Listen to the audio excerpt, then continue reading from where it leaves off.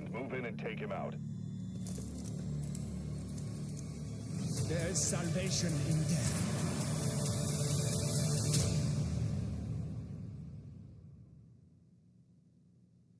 Bring the bounty and I'll bring the body. That's my code. Enjoy your meal. Time to get to work.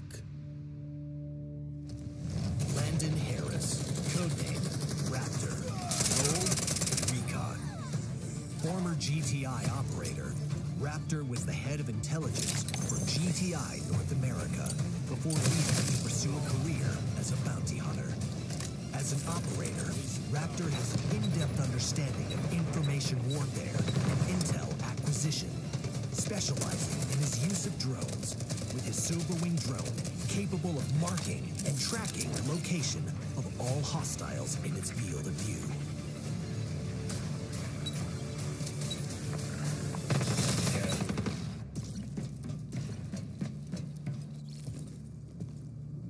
His equipment includes WingCam, a small camera drone that can autonomously lock onto and track enemy personnel, transmitting images to the user's combat terminal in real time. Its small size provides it with excellent stealth, making it particularly suitable for surveillance missions, missions indoors, or urban environments. Enemy mark!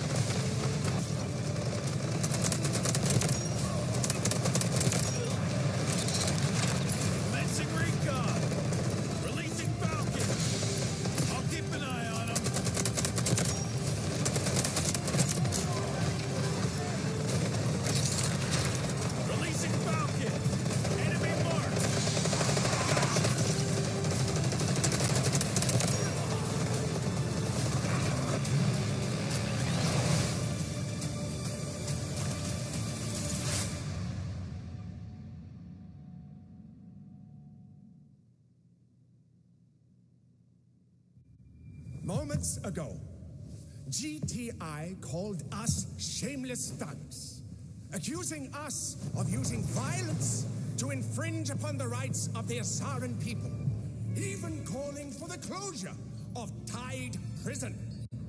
Well then, GTI, let me ask you this. When Havoc was healing the sick with Relink, who bombed the new Tower of Babel? When Havoc built Zero Dam to end drought in Asara, who broke the dam? When Havoc revived Asara's economy by building a space program, who brought down the Spire, shattered Skynet, and unleashed wildfires upon this land? Tell me, GTI, do these actions not constitute violence? Are these not the actions of shameless thugs? Should the people of Asara not be outraged? Asara cannot lose Tide Prison. The world cannot survive without unyielding order. The guilty must stand trial. Cross is rallying his prison guards for a full purge of the Raven's faction. Infiltrate their ranks and eliminate the Raven. Stay sharp. Don't compromise yourselves. Awaiting orders, sir.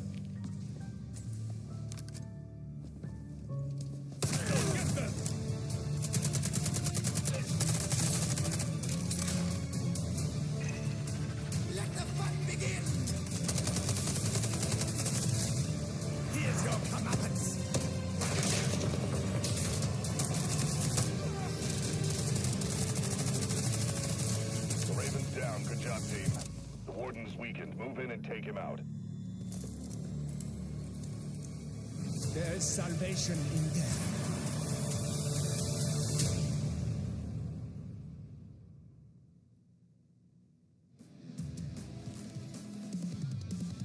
You're gonna have to fight regardless. 60 MG in a decent spot. Articuno picks up 2, equal and nowhere, both down and out. Oh my god. It's AKA. They've made it. You've done it. Congratulations, gentlemen. You're going to be representing North America in China. I'm 60MG. My team is AKA, and we are from the North American region. Our team name is AKA. The origin of our team name is also known as. It was just a very quick representation of our names. I would say none of us are very happy with playing slow. So playing slow is definitely a new pace for us as an entire group. So that's something we're working on. So we're definitely a fast group. We like to play quick. On this mantle brick, no one's making a move for it. Mangu's late. You're too late, ladies and gentlemen. Yeah, so I would definitely say Jan is going to be our IGL. He's definitely the loudest voice in the group over us. He definitely makes the final decision on shot calls. We all are very vocal, though. We're all talking. Sometimes our communications can get pretty foggy, but I would definitely say Jan is our IGL. We have Articuno, who is definitely the mediator when things get heated or whenever we're arguing, we can't make a decision, things like that. He's definitely keeping everyone level-headed. And then there's me. I would definitely say I'm the loudest voice, even though Jan's voice is definitely the final say, but I would definitely say I talk a lot. I want to shout out Grim. Grimmy, they got third in North America. Shout out Grim. He's a great player. He streams, make YouTube content. He's a GOAT. He's one of our friends. Or he is coming as a sub for Inc. So he will be there. So we're excited to see him. But he's a great player. He had that crazy 1v3 clutch during the regional finals. My name is Articuno. I'm from Team AKA. We're from North America region. My role would definitely be information-based. I'm a Luna main normally. So when it comes to getting information, that's definitely my forte. But don't get it twisted, I could definitely shoot as well. In comparison to any other team, in terms of the people specifically in Group A, so our group, maybe this is really a bad way to look at it, but there's only a few teams I'm really worried about in terms of the China's regional team and an EU. Not really worried about Japan or Korea and even Pan-Pacific, unfortunately. In terms of our competitors, our close competitors, or the other NA team, I'm also not worried about them. They play at a very different pace than we do, practically the opposite. I look forward to potentially running into them as well. My name is January. I'm representing North America on Team AKA. My best operator, I think I'm the most skilled at, would probably be Luna as well, but my favorite is probably a Lulu right now because it's satisfying landing like a really good molly and just, full killing somebody with just one need. I have two really good teammates that can shoot, so I don't really have to shoot. I can focus on other things. Delta is different from other esports because of the nature of the game. It's an extraction shooter trying to be competitive, and I like what they've done with the rule set, with the mantle breaks, and factoring loot value that makes it an extraction shooter. It's just a little twist on the rules that make it more fun to watch and to play. One of the things that I hope for Delta to grow in is player retention. I'd like to see more people from NA come back to the game, more people go into the game, and then see the scene actually develop. Right now, it's very fresh and very new, so it'll take time, but I'm excited for Delta Force to grow. I'm excited. I'm just there to have fun. I think we're all ready to have fun. It's been looming over us for a minute. We're definitely really excited to just be there and play. I think we play this game every day, so we're all really dialed. We're really ready. So yeah, I would definitely say we're just really excited. Although we are the youngest team, I can speak as a group. We're not necessarily worried or nervous. It's actually a more thrilling experience. We're actually very excited about going and having the opportunity to compete on land in an entirely different country. It's just something that we look forward to rather than kind of nervous about. I'm excited to represent NA, and I hope all the people that wish us well and want to see us do well, we can live up to their expectations. I don't feel any kind of pressure or looming anxiety because of this, but I hope I can do well for the fans, and I appreciate all their support.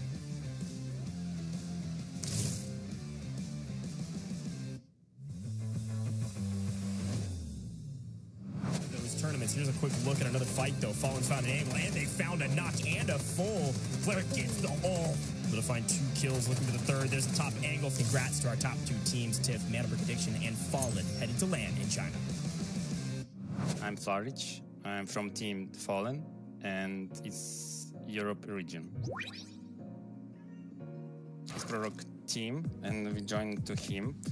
But as you know, his situation, he can't leave his country, and our team name just stay. Before, when we had Prorok in team, probably he calls every our moves. But right now, it's probably on my way to choose when we will go and what will we moves will do.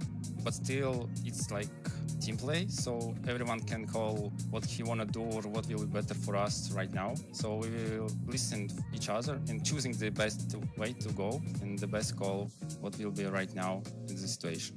For us, it's just confidence. Unbelievable. We've got more fights happening right now. Siniva grappling people in, trying to beat people down, but Fallen wins the gunfight. We didn't care about any team, so we will just play our game. It's it's hard to prepare to another teams because the game saw a lot of random moments that's going on. It's better aim to your moves and what you will do in the game right now, but not to look and watching how another teams are playing. But the strongest team won. Probably it's interesting to play against Chinese teams because it's like Delta Force is homeland for Chinese. Probably it will be interesting how they're playing and what they do in the semifinals. Yeah. My name is Sirius Bishka. I'm playing for Team Fallen. Based on my game style, I'm more like support guy. For me, I can say that I have always been a competitive person since childhood. I never like to lose. They know this team is weak. They don't know how weak necessarily. I think they saw at least one down. Like I started my competitive with CS. After I left CS, I discovered myself at Delta Force. I think my most memorable moment is the first tournament ever, Season 0, I think it was, when the game just came and they announced the first tournament and we made into finals and took third place. Yeah, mine is the semifinals of the qualifications in China. It was unforgettable and very cool. I was very happy for my mates, for Flourish and for Proro, and this is so cool for us. I'm HR, I play in Team Fallen. I think I'm a support guy, but I have more kills in the game. God. I play Magic, but everyone does the same amount. Everyone is important in this game. Choice to play as a Magic is a team decision. We like this role. I will say for myself, I'm not a fan of playing as a Magic because I have good aim and I need to shoot shots all the time. But I train it and did everything I called. I have always killed a lot and will continue to kill. The best things I can do is kill. It's simple, play a huge amount of games, practice every day, play scrims every day. At the moment we play every day for maybe 12 hours and we'll continue to do the same. Play, sleep and again. And about the chemistry, I guess when we will fly to China and we will meet each other together in the real life, we will try to make some good chemistry. We will have some dinners together or watching movie, watching some demos from another teams. We will just speaking with each other as lot as we can. So I guess chemistry will come more and more better. Probably its main goal is to win the tournament because in other places will be not good at all. We are flying to China only to win, and we will prepare as we can. We will do our best probably. Okay, it's hard to prepare because, as I said before, it's more random situations in the game is happening, but still, only first place will be good for us, nothing more. I think the main goal is a victory on tournament. Yeah, we need a victory, that's all. My guys are the best, and I believe in them, and we can win, I think.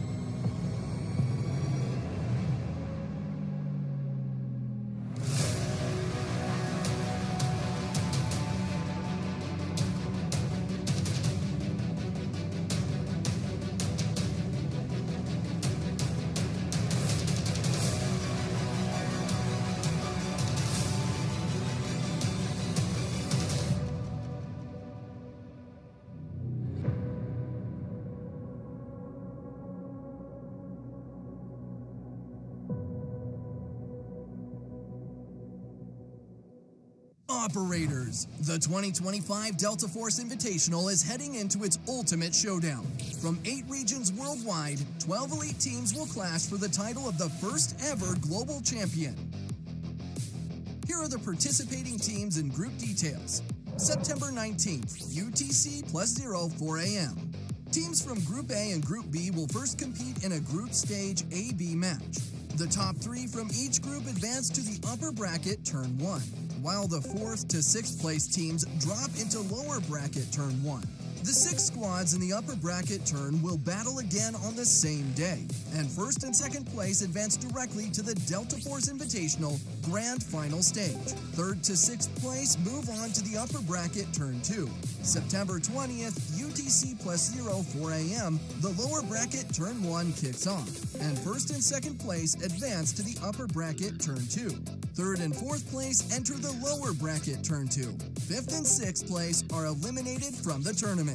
In the upper bracket turn 2, the first and second place advance to the grand finals on September 21st, while third to sixth place drop into the lower bracket turn 2.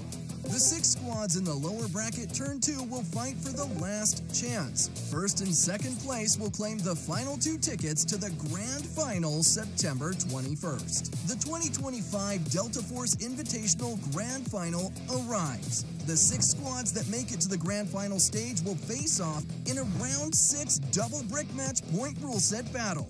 The winner will lift the World Championship trophy, claiming their place in history. This tournament will use the double brick match point rule set from start to finish and updated to the Season Breaks tournament version. 6 squads will face off over 6 rounds to fight for Mandel bricks. The tournament will be played on 3 tournament-specific maps: Zero Dam, Brackish, and Space City. The first and third rounds will feature airdrops, while other rounds will have Mandel bricks spawn on the map. Over the 6 rounds, the first squad to decode 1 brick enters match point, while decoding a second brick wins the entire match. If no squad manages to decode 2 Mandel bricks within the 6 rounds, the ranking will be based on the number of bricks decoded. In the event of a tie, the squad's total assets will determine their final ranking. The tournament version of the game introduces some unique Mandel brick mechanics. If a Mandel brick is picked up but not placed at a decoding station in time, or if it's moved somewhere unreachable by operators, it will respawn back at its original location. Once the decoding starts, other squads can steal and redecode the Mandel brick multiple times. Each time a new squad redecodes the brick, the timer resets, but the total decoding time is shortened. This speeds up the pace and makes the combat even more intense. Before the match, every player will receive a starting supply of 1 million technique alloys, along with a 3x3 ultimate safe box and a 12-slot card holder. After each round, every player will also get a technique alloy supply. Players can earn extra technique alloys by eliminating an enemy operator, successfully decoding a Mandel brick, or copying it.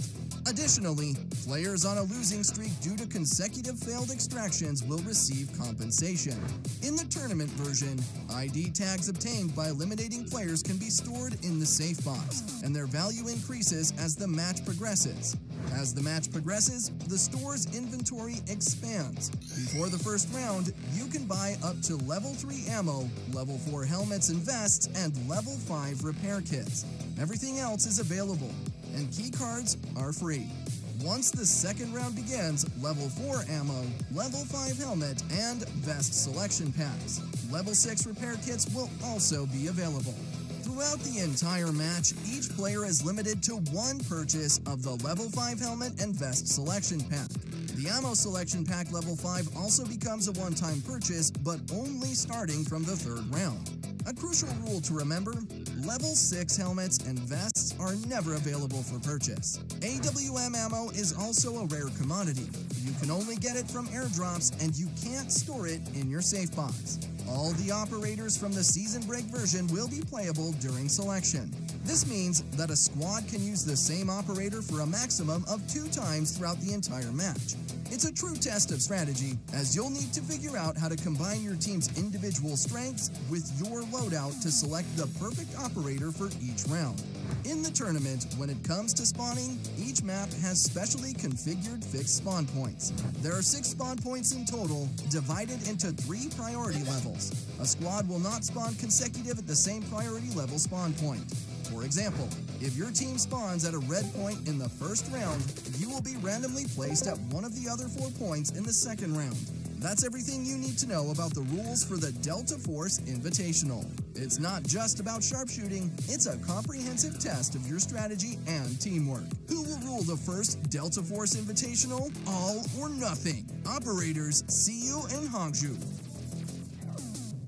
or good afternoon, or maybe it's good morning, depending on where you are in the world. Welcome into the 2025 Delta Force Invitational. It's group stages. I'm Goj. I'm going to be hosting here in Hangzhou. I'm so excited to be in China on land with you. Taylor, Reflections, Noble. How you feeling today, man? Phenomenal. The stage is looking great. The players are getting geared up. Delta Force is in full swing. We're talking $500,000, so much on the line. And of course, everybody wants to become a champion here. Of course, it's up to them to decide who it's going to be. Yeah, we're really excited about this competition. If the folks at home, if you haven't watched all of the lead-up stages to today, I want to remind you that, yes, all of our players are on land, but they had to earn their spot here. We had regional qualifiers for all of our different regions. We've got a ton of teams playing, a bunch of regions from all over the world competing together to figure out who's the best team in Delta Force right now in operations. This is the sweatiest, the biggest, and the best competition in operations history. That's right. So many locations. That's the important thing, right? And the fact is, again, just as he said, every spot was earned at this point in time. No spots were given, which means the teams have worked incredibly hard to reach that very stage.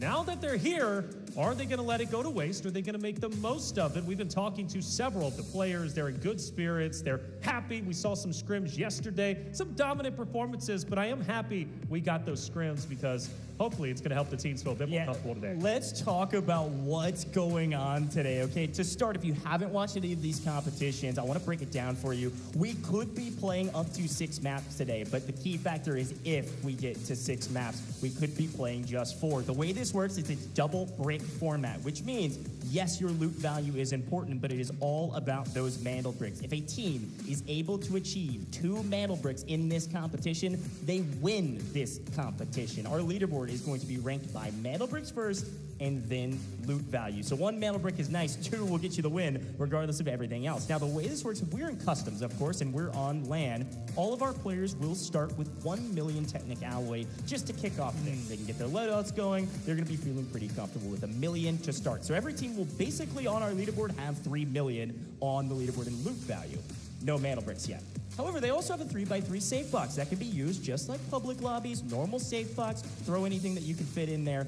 Try to take it out of the map. If you can extract it, if you can't, you at least get what's in your safe box. And then, of course, we've got our card holder. Everybody can get a key card. It's a single Technic Alloy to get that. And we've got some other rules with money going and exchanging hands based on kills. Now, to start, you have limitations on what you can buy. Within the first match, right before we start it, you can only buy level 3 and below ammo. So it limits what we can start with. Level 4 and below helmet and armor. Level 5 and below repair kits. Everything else is up for grabs as normal. And then as we progress through the stages of this competition, of course, more things will open up. But the key factor is there is no level 6 helmet available for purchase at all. And AWM ammo is only attainable from airdrops. We'll talk a little bit more about that here in a second, but you're going to be able to get an AWM and its ammo only from those airdrops. Now, we've got some limitations on ammo selection packs as well. We'll continue to break all that down as we get into it. The players are going to have a chance to earn Technic Alloy as we go.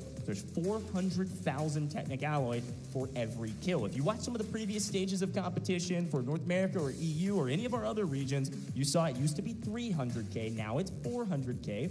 And ID tags, these operator nameplates on your screen right now, ID tags also have value, and they scale in value as we go through the competition.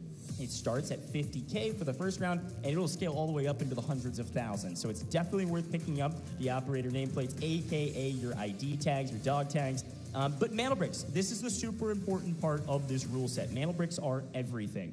One thing about the mantle bricks that is super interesting is there are very specific decoding stations across the map. All the players have a rule book. It's all broken down for them. They know exactly where to go. These decoding stations, you got to put the mantle brick in there. There's a timer, and we'll continue to break that down. However, anytime a mantle brick is stolen at a decoding station, this is super important. That timer will reset, but it will decrease. So if it's stolen multiple times in a row, all of a sudden, we might have a timer of only 2 minutes on their next decode. And of course, you got to get that before it it is gone. The other thing to remember, something we saw a lot in our regional finals, is that if there's not enough time to decode it, versus our game clock, obviously we've got a problem. You will not earn it. Now, another fun rule about this competition is that we can only, as a team, can only pick an operator a maximum of 2 times. Taylor, that is not per player, that is per team. Only 2 times. If you see Stinger 2 times from one team today in this first match, best of 6, they can only get it for 2 times. If you see it twice, you're not going to see it again.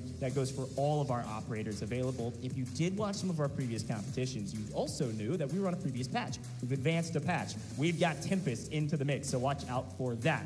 Now, Taylor, talk to me about the schedule. We talked about the rules. We got a lot going on this bracket. Yes, we definitely do. I know it's a lot to take in. We'll be walking you through each and every day what's taking place. We'll be starting off with Group Stage A and Group Stage B, Match 1 and Match 2. The top 3 from each respective group will move forward to the upper bracket. You'll be seeing all 3 of those taking place today. It's going to be a long one, but a good one.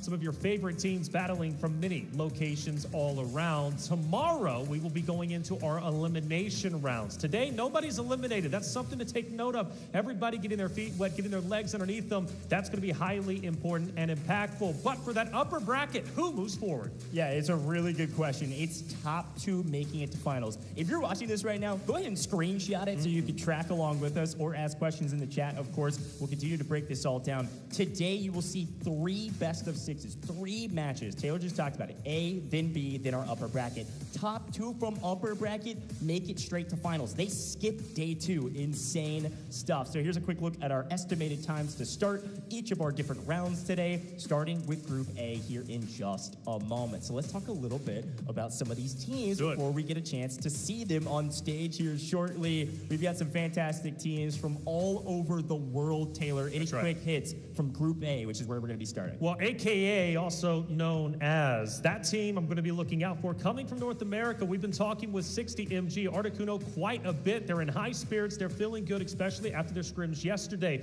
But the top dog to watch out for, of course, has to be coming from the location of China. We're talking Q9 in Group Stage A and Group Stage B, though, ESG.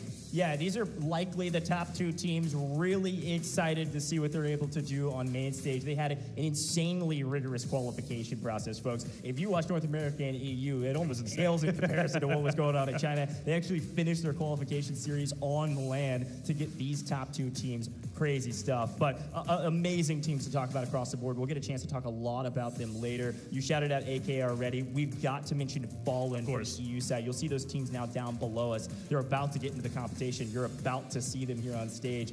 Fallen is a team that's been winning a lot of scrims, especially from the Western side, EU NA scrims that have been going on. Fallen's a team that most of the other competition's been watching and saying, hey, that's one of the top teams going into today. Now, it's LAN and it's also Delta Force. Anything can happen, but I think on paper, they may be one of the front runners outside of those China mainlands. I would have to say so. Fallen looks good. HR is just a wonderful player. Like you said, they have that team chemistry. They have the experience when it comes to Delta Force competitive. And also, yesterday's scrims that we were able to watch, Fallen ended up placing 2nd place in their respective group, just behind the Q9 he dominated. So Fallen is looking like the number 2 team to move out of this group and then go into the upper bracket. Of course, though, they're going to have some competition. Gold Silver, also another roster coming out from the APAC location.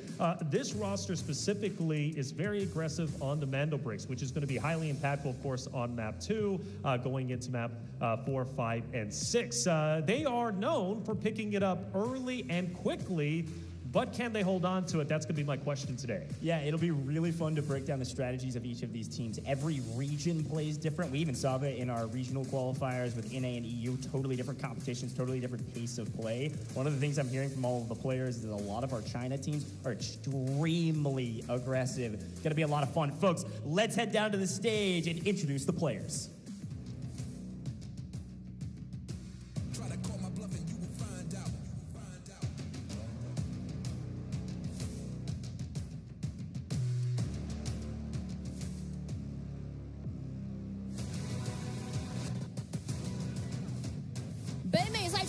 AKA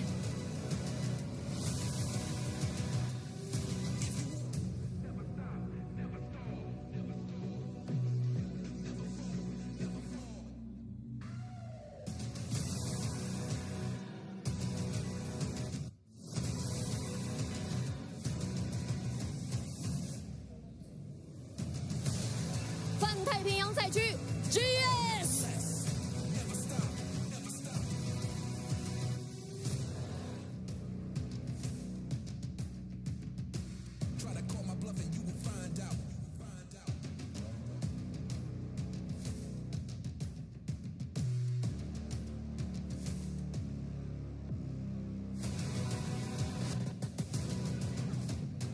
欧洲赛区 FN。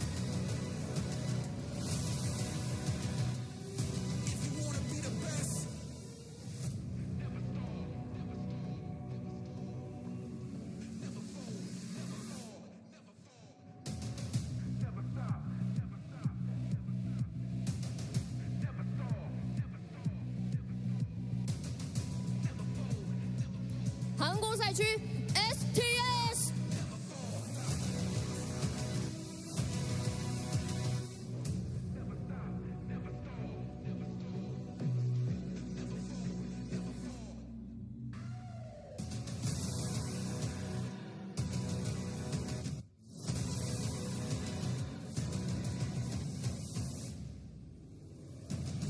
日本赛区 FL。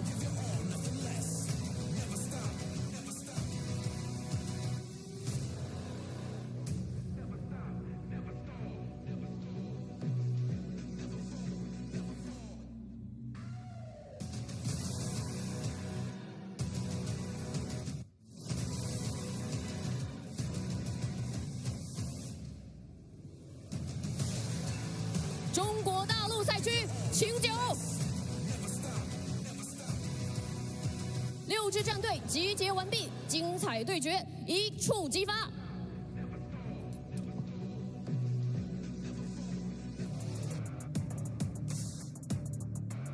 All right, we've got some players on stuff across the board. Got a chance to see all of our players here playing in Group A, Taylor. What do you think of that? Love it.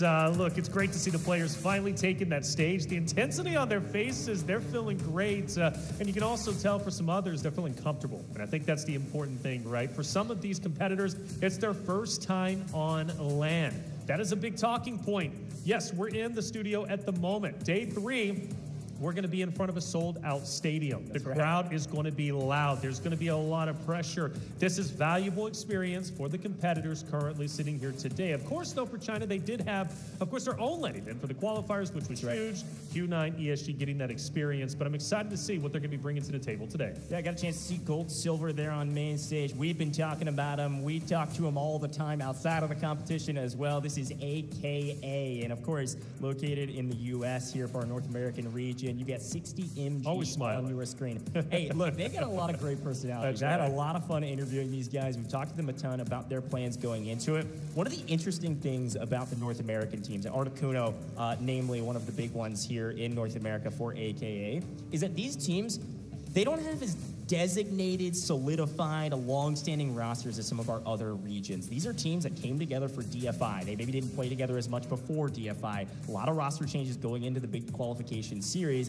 and it kind of all just worked out. So this trio in particular, Jan, namely being one of the best players in the game across the board, you've got to watch out for this roster, absolutely. But the big question in my mind is how much in the lab have they been? How much have they been working to get to a point where they can compete with some of the best teams out there? Soft to strong, another roster that's looking to take the world by storm. Location coming out from Korea. Younger roster, given, of course, the age range on the very stage. E-Hit's going to be one that I'm watching out for, man. His name is great. Love it. He's going to be hitting the competition right in the mouth. And, of course, for this roster during the scrims yesterday that we had a chance to watch, they weren't doing too bad. In fact, they could very well be a front runner for this group. Yeah, and I think, again, we can talk about the play styles of the different regions, and that's something that's really important to watch out for in our very first round. Some of these regions play extremely slow, play for loot. However, a team like Fallen is a team to watch out for to play aggressive and, frankly, match the aggression of a team like Q9. This roster, extremely talented, longer-standing, at least duo for this team. Now, they actually technically qualified for the finals with a different third, and Uzbishka came in as the substitute because one of their players couldn't make it out to land. It's actually worked out really well for him. Uzbishka's been really talented. All the scrims, he's looked really well. Scrims yesterday, he looked really good. He was actually clutching up in a solo trio moment that we saw. You got to watch out for this Fallen roster. Absolutely. absolutely an EU team that is to be reckoned with. They got second yesterday in the group stages. I can't imagine they're not a top 3 team making upper bracket today. And they're fun to watch. Flowridge is going to be one of our older competitors at 29, but then you look at HR, and I believe he's, 19, right? So you've got a wide range, but this is the team to watch out for. Coming from the location of China, we're talking Q9. They were just behind ESG throughout their qualification to get to this very stage, but they are looking like the number 2 seed overall when it comes to the rest of the rosters. They were dominant in the scrims yesterday, and when I say dominant, I truly mean dominant. Yeah, let me be very clear. We don't have to break down all the stats of scrims because they are just scrims. However, they did win in 4, That's right. And they won with the most loot value by like a mile.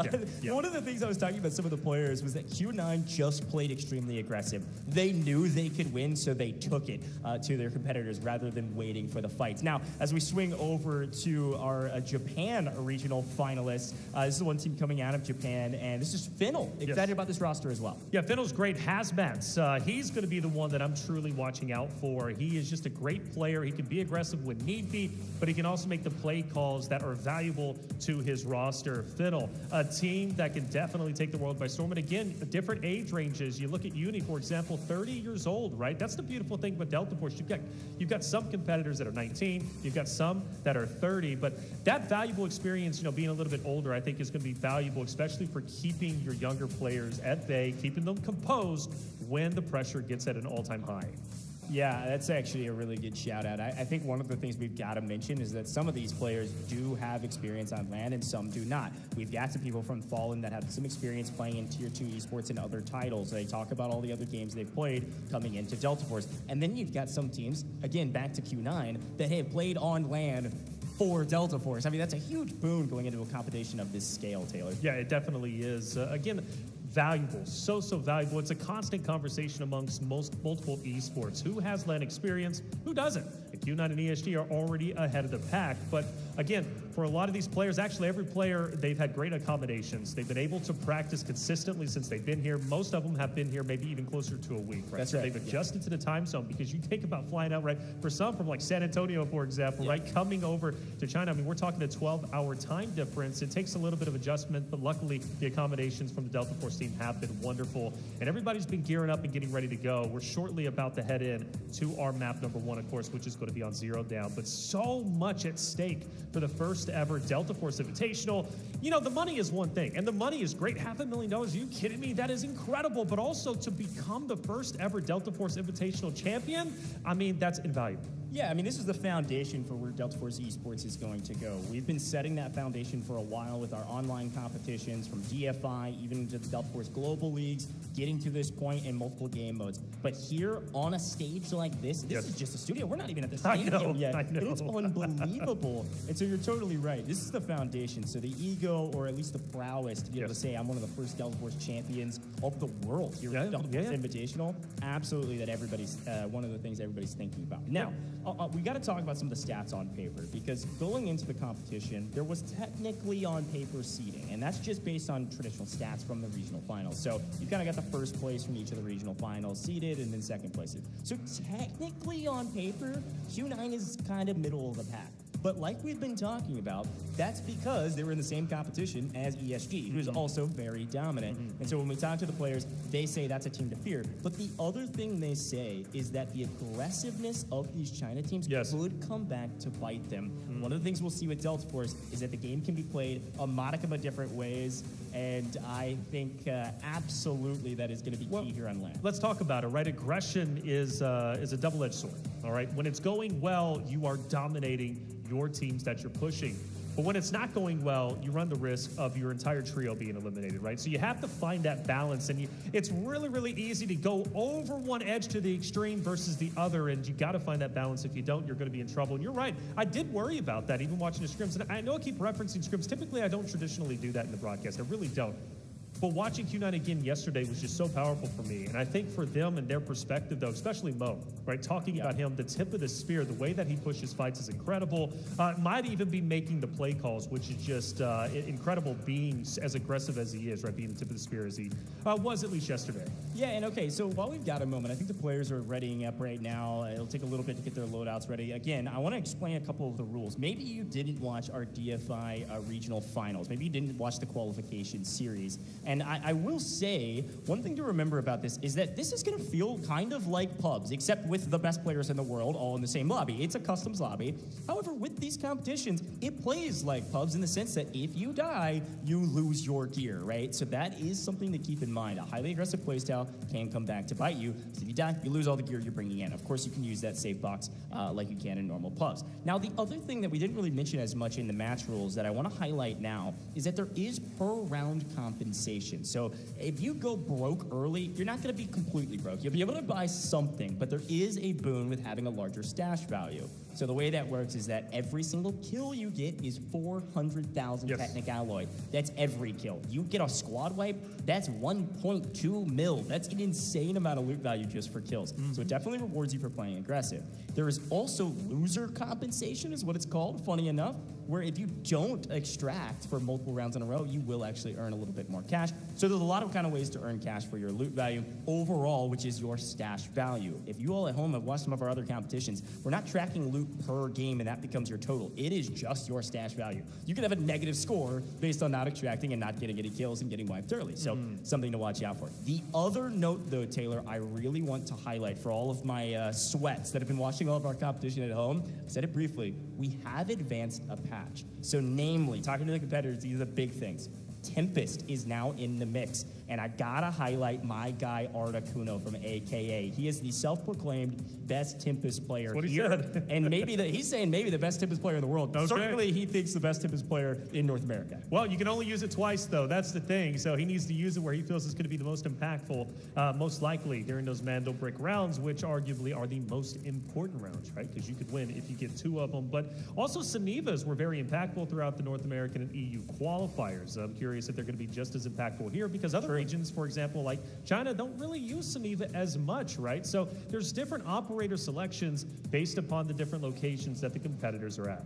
Yeah, and speaking of operators too, new patch means Aluru got his buff. Aluru is absolutely going to be one of the biggest operator choices today. I think most of the teams will be using him in some of those crucial rounds. It is fun to talk about the different operator comps because again, we said this at the top of the show, you can only use each operator twice as a team. And so obviously you got to pay attention to when are you going to use Luna to get that extra info? When are you going to use Stingers? Most people will use Stingers when they're maybe losing a couple rounds in a row. They save some money on some heals, and also you need a lot of smokes for maps like Space City, which we will get to later in the rounds. Let's talk about that map rotation because we're about to get into it. We are starting with Zero Dam. Now for round 1 and round 3, there is not a Mandel Brick on the map.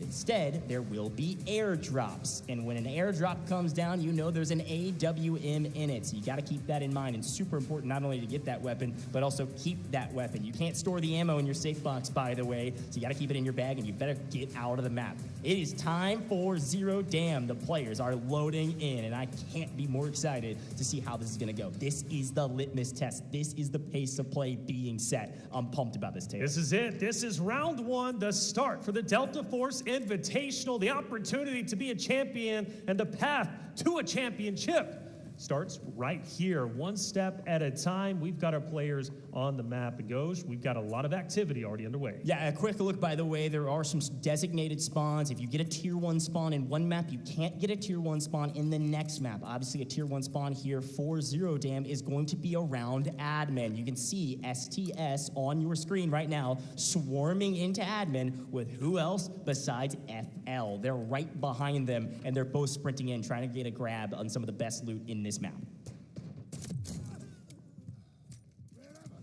So far, so good. Nice and simple. Watch out for those two teams in admin. Everybody else kind of looting up their positions and then moving on their merry way. Now, traditionally, Taylor, what we've seen, obviously, if you can take down Saeed, that's nice. Hopefully find some nice loot. We'll take what we can find. A little PKM with some gold ammo, not bad.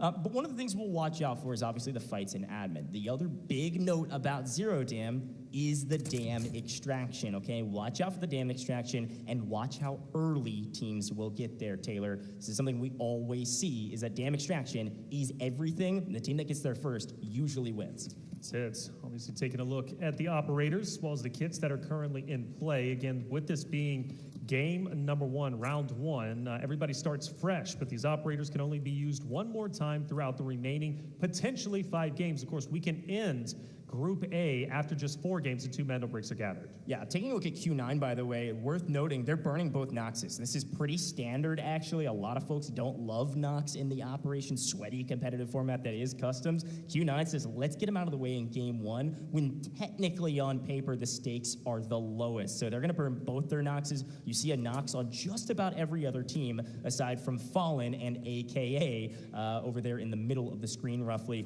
Take a look at some of the weapons, mostly standard across the board. We see a couple P90s, we see a couple AUGs, a couple different nice sizable weapons. This is pretty standard, but nothing else to really write home about. I think the big one is to pay attention to those operators, especially for round 1. These are the operators that theoretically they're kind of quote unquote burning, where you can absolutely set yourself up for success in map 1, definitely a map that has the lowest stakes. So STS, been looking at them quite a bit. Obviously Q9, which we're not going to have too much competition at the moment over at Substation, but we do still have to pay attention to admin, which is going to be up in the northern side.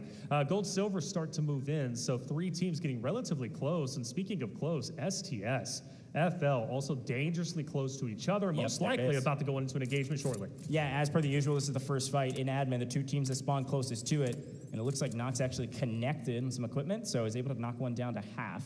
Nice advantage here, at least to slow the pace of play. Obviously, they've known each other are here. It's just a matter of when to take this engagement.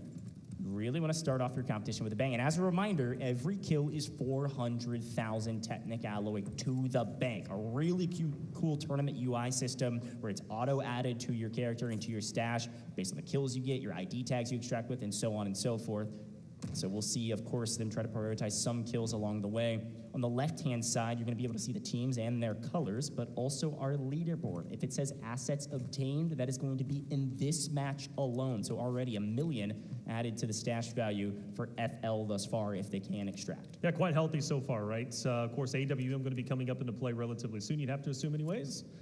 That's going to be one we'll keep our eyes out for. During the scrims yesterday, Q9 was highly aggressive on the airdrops. I expect them to be just the same here as they rotate towards the south, potentially getting closer towards FN, who's going to be just up to their north. But at least as of now, everything is calm so far. I do like the fact that STS, excuse me, and FL did back away from each other. I was expecting them just to headbutt fully. There's no reason to be overly aggressive this early in the tournament. Yeah, they found some angles here, but you're totally right. They absolutely backed off. I'm actually paying attention to AKA. You saw them zipping down from the northeastern side, rather, of the map. They should be engaging here on the backside of this admin fight. Now, of course, we do have GS. They are going to do the wall breaker mission right now, so they're deep into the back of this spawn of the Zero Dam extraction.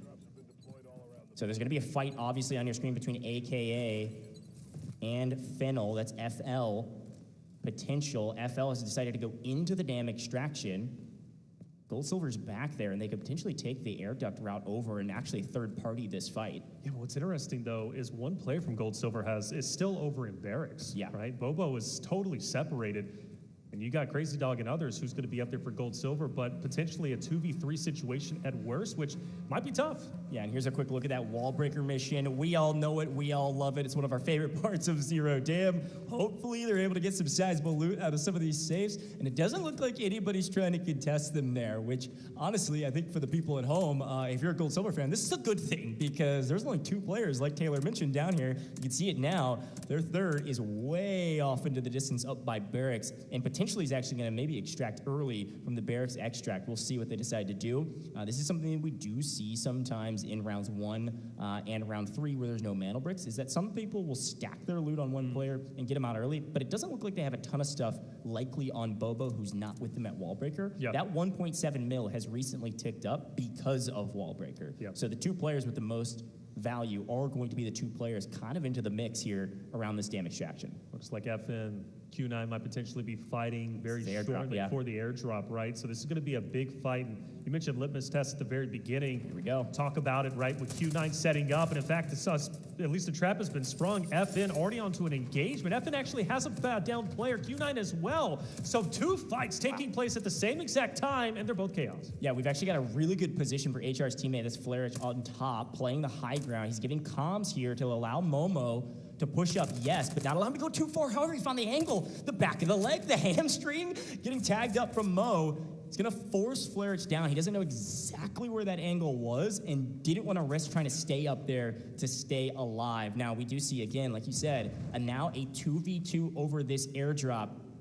The 2 players of Q9 slightly split, but because they pushed Flarich back, they're able to recombine and be able to play this trade. This is a true 2v2, both trading blows. And again, Taylor, super important, these are on paper our top 2 teams in this group, and the top 2 teams have exchanged blows and are fighting for this airdrop. Q9 already relatively healthy when it comes to assets gained, but obviously you want to take this airdrop. Fennel, they're towards the bottom. This could be an incredibly valuable fight, especially to take down the number 2 seed right coming out of China.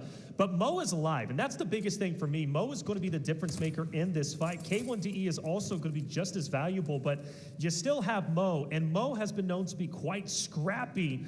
And with FN still losing a player down, I just don't know. I don't know how this fight's going to end up unfolding. I will say Fallen and Q9, both of them lost their players where the opposition is holding. So neither of these players on yellow timers are going to get picked up anytime soon. You actually see K1 looting. I think that's Uzbishka who went down early. And I think Flarich is saying, we got to go aggressive here. This is one isolated. We're able to smoke up across, and he actually is able to get the trade. They're going to push for this. A 2v1.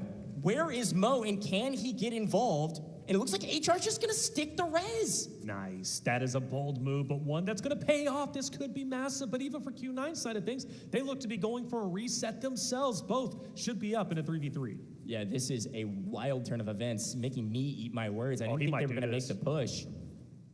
And they were throwing the revive down. And you knew Q9 maybe were going to answer the call. We all know that once you start to revive, it is very, very loud. While this is going on, we're going to stay here. This is the only real fight happening. On the other side, there are now 4 teams playing around the dam extraction, and it looks like there is another airdrop coming in right now in the next 30 seconds that's going to be around AKA. They have the best position, and frankly, the only position on that airdrop, just as an FYI. But this is the fight we care about, and Mo is playing extremely patient as they do pick up Uzbishka. The question is, what does he have left on his body? Yeah, Mo's in such a powerful spot. Fallen want to get out of here, but just don't know if they're going to be able to do so. You see, of course, the picture-in-picture. Nice shots. Mo almost getting the down, but can't get it. He got it down with a triple blaster off screen and almost gets a double there. If he was able to get a double knock, I think Mo sprints at this and just 1v3's Fallen. We told you this is the guy to watch out for. And now that he's got an advantage, he's calling his teammate back into the equation. He's calling his teammate to get involved and come help me with this. We can win this fight. Now off screen, you're seeing Articuno picking up the AWM ammo. As I explained a moment ago, they picked up the other airdrop. There are 2 on this map. And this is still the fight for the first one, and it looks like FN, they were able to grab the revive, and they're able to back out of this one. Yeah, they have to. They got to give it up. Yeah, Mo was in such a great spot. He did a wonderful job holding FN at bay, and I mean, that's just going to be pretty typical, I think, overall. But the fact that FN gets out with all 3 is still very powerful. Now they live to fight another day. Yeah, it looks like AKA picked up the AWM and have gone on the offensive. They've got 2 members of GS in their sights, and they're able to take down one, no problem. Going to go for the trade here for the second. This should be nice and easy to clean up. As a reminder, Bobo was way over in barracks. He couldn't get over here in time. They're hunting him in the smoke. He's got an iota of health, and now he is gone. All of a sudden, AKA have a huge advantage. AWM in hand and a team wipe. Also off screen is this fight right here. STS get annihilated by Fennel camping this damn extraction. I told you there's going to be some fights over here, and it's just getting started. I can only imagine AKA is going to come in to this fight once they get their teammates ready to go and they get all the loot they need. Yeah, one of the things we talked about with AKA specifically, before the tournament even started is the aggression of the lobby, but they have been known to be aggressive themselves. themselves. They're coming in fully confident, and that's been expressed in the fights that we've witnessed just a little bit earlier. AKA, gotta say, incredibly impressed with their performance as a whole, and I would love to see them push this fight. You mentioned a litmus test. This is exactly what it is. This is the time to hold your ground on map 1. Yeah, we can see, obviously, Fallen has backed out of the fight with Q9. They swung all the way up into admin, and they're actually going to play for this dam extraction as well. So we know STS lost 2 out of 3 of their players, and those bodies are on the dam extraction. FL, Finnel, sitting on the dam extraction with, it looks like, all 3 alive and getting kitted back up. AKA on the outside of the dam extraction, and now Fallen trying to come play for the outside. They're going to engage first with AKA. The key factor here is you got to pay attention to that dam extract timer. Top left of your screen, next to the mini-map, we've got a minute 20 remaining on that. If Fallen and AKA fight early, we could see Q9 potentially third party. We could also see, of course, the team that's sitting on the point potentially play for that fight, which is going to be Finnel. They're going to play defensive, but somebody's going to come swinging in as Q9 wipes the remaining of gold, silver. GS is out of the lobby. Bobo unfortunately had no chance. He was by himself, and here's the first move. It's actually going to be from Fallen. Okay, so Fallen starts to get a little bit active. Up top ahead, of course, is going to be STS. You got Q9 as well as AK also getting close. Hazmat, the player to watch. Great shots down range. Can't get the full finish, but goes in. They are trained blows, like you said. Hazmat is the guy to make the moves, but unrelenting as Fallen as they continue to push up, and Hazmat will fall. Fallen is unstoppable. Can they find the last remaining player? Nobody's got to reload. If he had a little bit more ammo, he could have gotten the double. Somehow, some way, Fallen is alive with 1 player on the point. Off screen, AKA backed up from the extraction, and now they're fighting Q9, and it's an utter bloodbath on the other side. You thought we were out of the action? Not even close. Q9 on the offensive, AKA very close, but it doesn't look like UR is going to go down. And now Mo on the offensive, trying to find the last remaining player of AKA. They might have started close, they might have started fast, but they are not ending well. Mo disengages just in a nick of time. Jan's going to be up ahead. He takes a lot of damage. Mo can't engage, at least at the moment. He's a little bit too weak. This is where Guar is going to be powerful. January full prone around the corner, but you got to get your off angle. He's going to manage to do exactly that. AKA had a stellar entry round, but Q9 is looking to end it all. Quick note, by the way, Jan is the last remaining player, of course, for AKA on your screen. It's worth mentioning, look at Fallen. They only sent 1 player out of the dam extraction. Be curious to see what that final remaining player is doing, likely stacking up loot from those boxes. There's a ton of bodies in that dam extraction, also getting the revive on their last remaining player. You can see in the top right-hand corner of your screen, Flair's decided to stay, and he's going to get the revive on HR. And now they could play as a duo, potentially either to play spoiler or just stuff those safe boxes. Even if they don't get to an extraction point, they've got a great game on their hands. Here we go, Q9 pushing the equation. Q9 gonna win the gunfight. There's no questions asked. They've got the numbers, and they get the wipe. AKA started strong, but unfortunately, they get cut down, and with them goes the AWM. That's right, and it goes into Q9's hand, which is just gonna be powerful indeed, especially given the fact we've got a Mando Brick round coming up on Brockish just a little bit right in the future. Q9 just as dominant in scrims as they are today. 4.4 million assets already obtained. We're running out of time, but for FN, maybe a chance to get a little bit more loot, but if I'm them, I'm staying far away from Q9 as I can. Yeah, I mean, it's a double-sided coin. They've got 1 player out, likely with a sizable amount of loot. Flair stayed to get the res on HR. They only have kind of 1 option right now, which is likely to either push the fight that they want to push or try to get out of the map. The problem is you are running out of daylight to get to an extraction point. Didn't really mention this before. If you haven't watched these competitions, yes, it's similar to pubs, but the timers are shorter. In Zero Dam, the shortest, only 16-minute map, and we only have a minute and a half to try to get to one of the last remaining extraction points on the map. And you can see that these 2 players are trying to figure out where the heck are they going to go, and can they find anything else that's worth their time? I don't know. I mean, Q9, they dipped already. They're going to be all the way past Substation towards the south. FN, I mean, relatively, I mean, still doable, right, to catch up in just a minute and 15, but they're going to have to book it, and I don't think they're going to at least cross paths at the moment. A huge game number 1 coming out from Q9, but I got to say, I'm impressed from a multitude of things, right? AK, for example, I think they had some great fights. Even though they finished towards the bottom, their aggression was matched with success up until they matched up against Q9, but everybody ended up falling to them outside of the last 2 remaining players of FN, right? Gold, silver, though, a lot of questions I have, at least personally, for them. Splitting up is a little bit interesting, right? Leaving Bobo by himself, of course, maybe to get out with a little bit of loot himself. They're going to be in 4th place, just outside the bubble of top 3, which is the goal. But splitting up, I don't think that's going to be a successful strat moving forward. Yeah, I didn't know what exactly. I think they were just trying to send 2 down into wall breaker and hope that potentially, if they did get pushed, they wouldn't get full wipe. They get somebody out, but you're right, Bobo gets cut down as well, so they don't get anybody out. Whereas Q9, they get everything they want. They get their cake, they get the cherry on top, and they get some extra whipped cream too, because, I mean, good grief. They get the wipes they want. They are able to pick up AWM, I assume, from AKA after they wipe them, and they all get out as well. Now, we do see that Flerich is going to be able to get out on the damn crest here on the far right-hand side of the map, up in the north side. He's going to get out, and I think it's HR that's going to run down to the south side of the map and see, hey, is there anybody else over here? Is there anything else I can throw in my safe box? The answer is no. A huge win on paper for Q9. Massive. A dominant team. We expected it. We knew they'd likely be near the top after the first game, and they absolutely proved that all the scrims, they weren't a fluke. They're here to play. That's right, and they went through the blender too. Like, they didn't just get an easy win. They had to face opposition. One of the things about Q9, again, holding teams back, pushing teams up. They kind of did a little bit of everything. They're a mixed bag that does everything well. Yeah, and I really was impressed with the team fight, obviously. I was actually pretty impressed with Fallen. I mean, they played it really well to be able to smoke and run and go get the revive on their teammate, have all 3 up. The actual mistake was trying to chow Mo in a way that didn't work at all. He had a great head peek on those boxes, and because of that, they couldn't get any damage on him.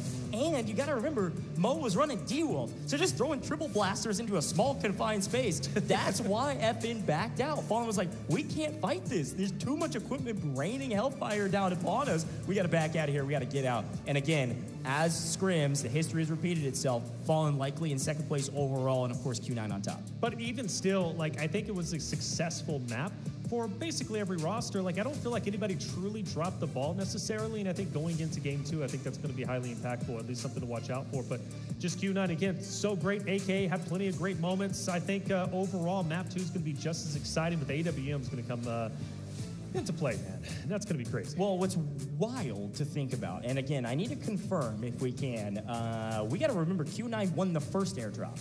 So I don't know if what they got out of that. We didn't exactly see all of the loot because there was so much fighting going on. Q9 gets the first airdrop. They win it over Fallen. Then AKA gets the second airdrop where the AWM is, and then Q9 goes and kills them as well. So essentially, on paper, they got both of the airdrops. I mean, that's what they got. That's right. Now, of course, there are some things that you maybe could throw in your safe box, but you can't put AWM ammo in your safe box in this competition. So that ammo's on the ground and likely in the pockets of Q9. Absolutely dominated. They got everything they wanted from that map and great kills. Now, talking about some of the other teams, you said there wasn't a team that really dropped the ball. The only one in my mind that maybe would be in the category of dropping the ball was Gold Silver. Oh, that's they really didn't get any kills. They had a great wall break. I mean, they did the wall breaker mission, which is cool, and they got okay loot. We saw that total scale up. But once they got full wipe, it didn't look like they had a ton of super valuable stuff in their safe boxes. I think we dropped somewhere around like 4,500,000, if you will, 450K or so on that leaderboard, which is really not very much at all. I mean, that's a single kill. So, unfortunately, I think that wallbreaker mission didn't really pay off for them. It jumped them up a little bit, but they weren't able to get out with anything besides what was in their safe box. And because of that, coming out pretty poor going into round 2. Yeah, and that's, again, Bobo by himself. Yeah. I just don't agree with that play call. Really don't. Maybe they're trying things out. After all, it is an airdrop round. It's not a Mando Brick round. Arguably, the Mando Brick rounds are going to be more impactful, albeit, though, Technic Alloy is still going to be critical, right? Q9 yesterday in the scrims, they finished it off in 4, which means it came down to where your standings were in your assets, right? So you're, of course, Technic Alloy. You want to be top 3. We were talking with 60MG Articuno from AKA a little bit earlier, as known as, excuse me, and they were saying for themselves, right, like, hey, all we have to do is beat number 4. That's the goal, right? We don't need to get first place. We just need to be top 4 to go to upper bracket. Yeah, that's totally true. I mean, you got to remember this is a bubble game, right? We're just playing for the bubble. We're playing for the top 3 position. We're trying to make upper bracket. Once we get to upper bracket, obviously the stakes raise up, and you got to be top 2, which is very difficult. But in this format, Taylor, you bring up a really good point. Loot value is insanely important. Like, we talk about the traditional, when we get to the finals, it's all mana bricks all day. We got to be paying attention to mana bricks. But right now, being top 3, it's likely going to come down to your stash value, not your Mantle Bricks. Of course, Mantle Bricks will set you on top, and then everybody else is ranked accordingly. If there's 2 teams with Mantle Bricks, it comes down to loot value. Absolutely can happen. There's only 4 Mantle Brick rounds, so when you start doing the math, you're like, oh, we need to make sure we get our stash value up. Unfortunately, not a lot of people extracted on that map, which means not a lot of people have a ton of loot value. That's right. I do want to go back to that airdrop fight between Q9 and FN, specifically Florich, who was playing incredibly well. I thought there was a moment where he maybe could have made a bit more of an impact, especially when he was behind the stone barrier and then you had the car in front, right? He was shooting the ankles, I believe, of Mo, if I'm not mistaken, just behind him. I felt in that fight specifically, he could have been more impactful, but I want to highlight more specifically the teamwork from FN to be able to get their teammates back into the engagement, get all 3 up. Yeah. I thought that was incredibly valuable, and it showed great chemistry and good teamwork. You just can't stop Q9, especially Mo, holding back all 3 at the same time. He just had just a beautiful off angle, like a good head glitch. Yeah. It was going to be tough to push out Mo. But I really do think Florich played that fight very, very well. He didn't overexpose himself, although I do feel he could have done a little bit more. Yeah, unfortunately, actually, it was where Uzbishka died. I don't know if that was a miscom or it's just the way the map was positioned. Well, Q9 too also had a player in Right, the problem was Uzbishka was in that little tiny cubby, and all it takes is a couple triple blaster shots, and they can't do anything about it. So they went for the res, and they realized, we got to get the heck out of here, and they back up. Now, we got to carry that train forward, though, because, again, Fallen is one of the best teams. Let's take a look back on some of the highlights, and this is the fight you were talking about. But watch what happens with Fallen once they finally get it. This is the triple blaster moment. He's not only able to tag one up for almost all of his health, but the triple blaster re-knocks Uzbishka. Here's the thing. Fallen also was able to re-rack all the way up onto the north side of the map and get a player out and win the damn extraction. Like, we can't discount that. That's right. Obviously, here's a quick look at AKA's kills. They're not walking out with nothing. Yes, they get full wipe, but they do pick up a full team wipe or almost a full team wipe on GS. And here's the crazy fight on the damage extraction. Obviously, a huge moment for Fennel to pick up several kills and almost a team wipe as well, 2/3 of the team. But because they were weak going into this fight, all of a sudden, FN said, hey, we were in a crazy fight before, we can do it again. And I think Fennel wins that, and he just had a couple more bullets in the mag, man. Yeah, dude, by the way Fennel pushed that fight was impressive, because Hazmat was holding down his ground, right? Hazmat was picking up plenty of eliminations, but how Fallen pushed up and took Hazmat off the head glitch was beautiful.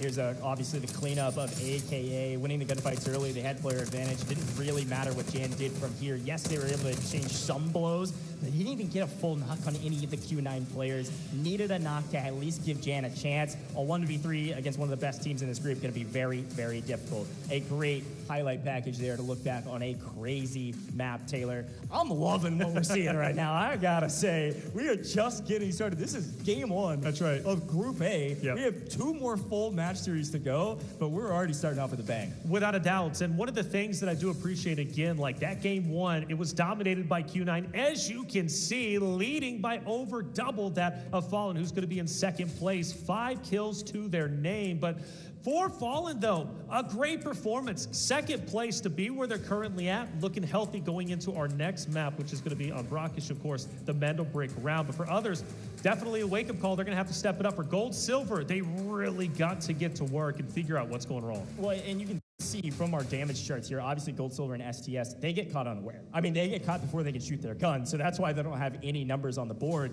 And you can actually see Q9, of course, the top team in terms of total damage. They took the most fights. AKA right behind. They were exchanging blows with a ton of people. They were able to pick up several kills like we saw on the leaderboard. Absolutely going to help them, but the best team, absolutely, in map 1 is going to be Q9. They had 5 operators killed in total, 4.42. I mean, you all know this. Anytime you're playing operations and you wipe a bunch of teams and you also all get out of the map, huge boon for the leaderboard. This is setting them up for success to go into this next map feeling really good. And let's take a look at the MVP. Statistics don't lie. Uzbishka was in the mix. Was able to pick up a couple kills, some assists, some decent damage, I suppose, and maybe a decent round, Katie. This is an interesting one. Yes, it is. I wasn't expecting that. I was expecting someone from Q9, right? But Uzbishka takes it away. A talented player in his own right, highly impactful, and a large reason why Fallen is currently in second place. very healthy currently within the top three. Zbyszko, you highlight him all the time for good reason. Yeah, and again, you got to remember, Zbyszko's technically a sub for LAN. I mean, he's played with these players before. They do have some pre-built chemistry,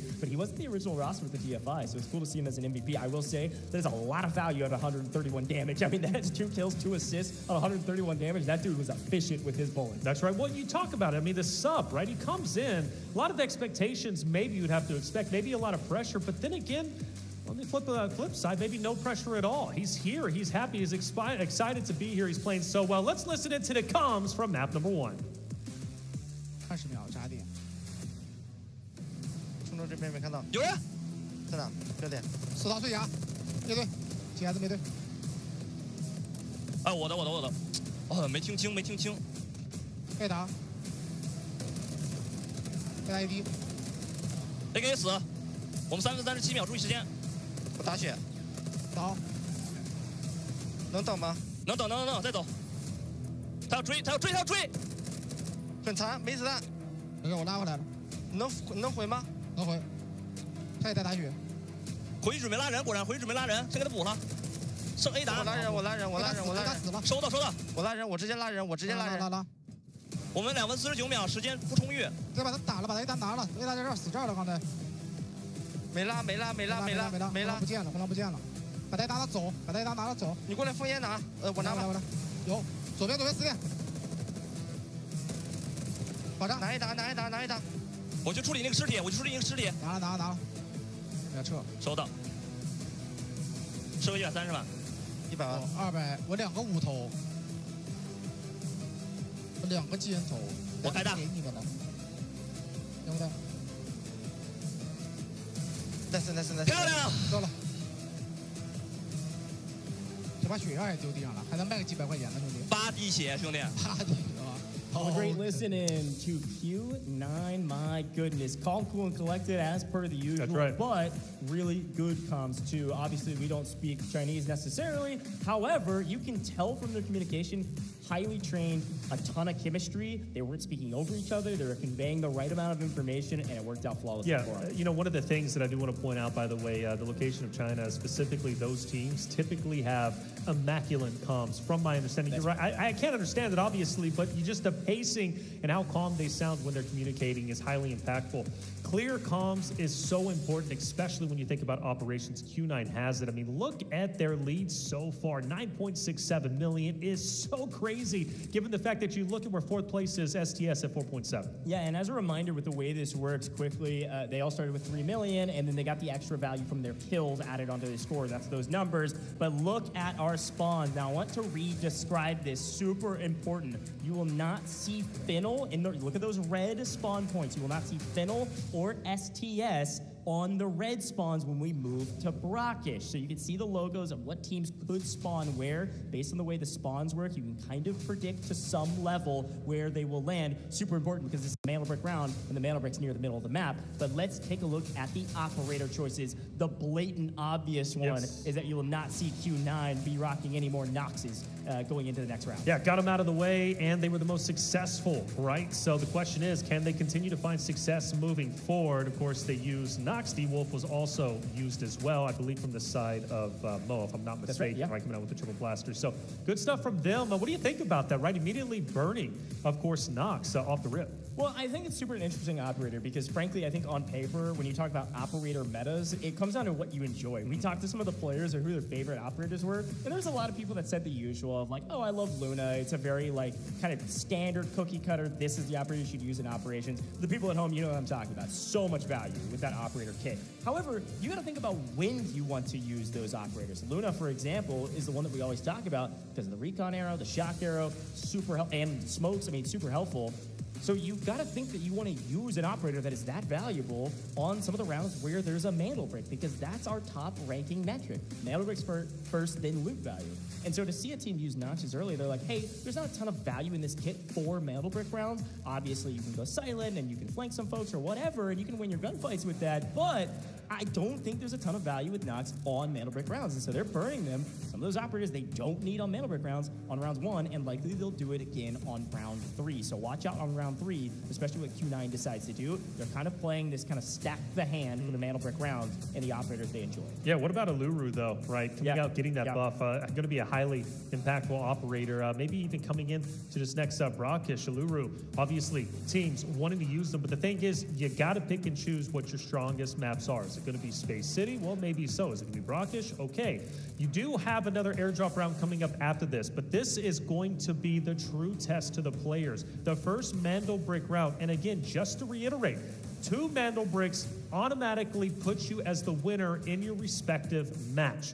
During the scrims yesterday, it was Q9. They got it in 4. You go back to previous qualifiers, right? You can look at other rosters who's been able to get it in 4. I'm honestly not feeling that today. You're not feeling it? I'm not.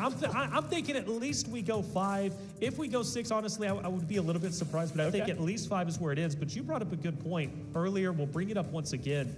Just securing a Mandelbrick, even if you don't get 2, is so important because there's only 4 Mandelbrick rounds.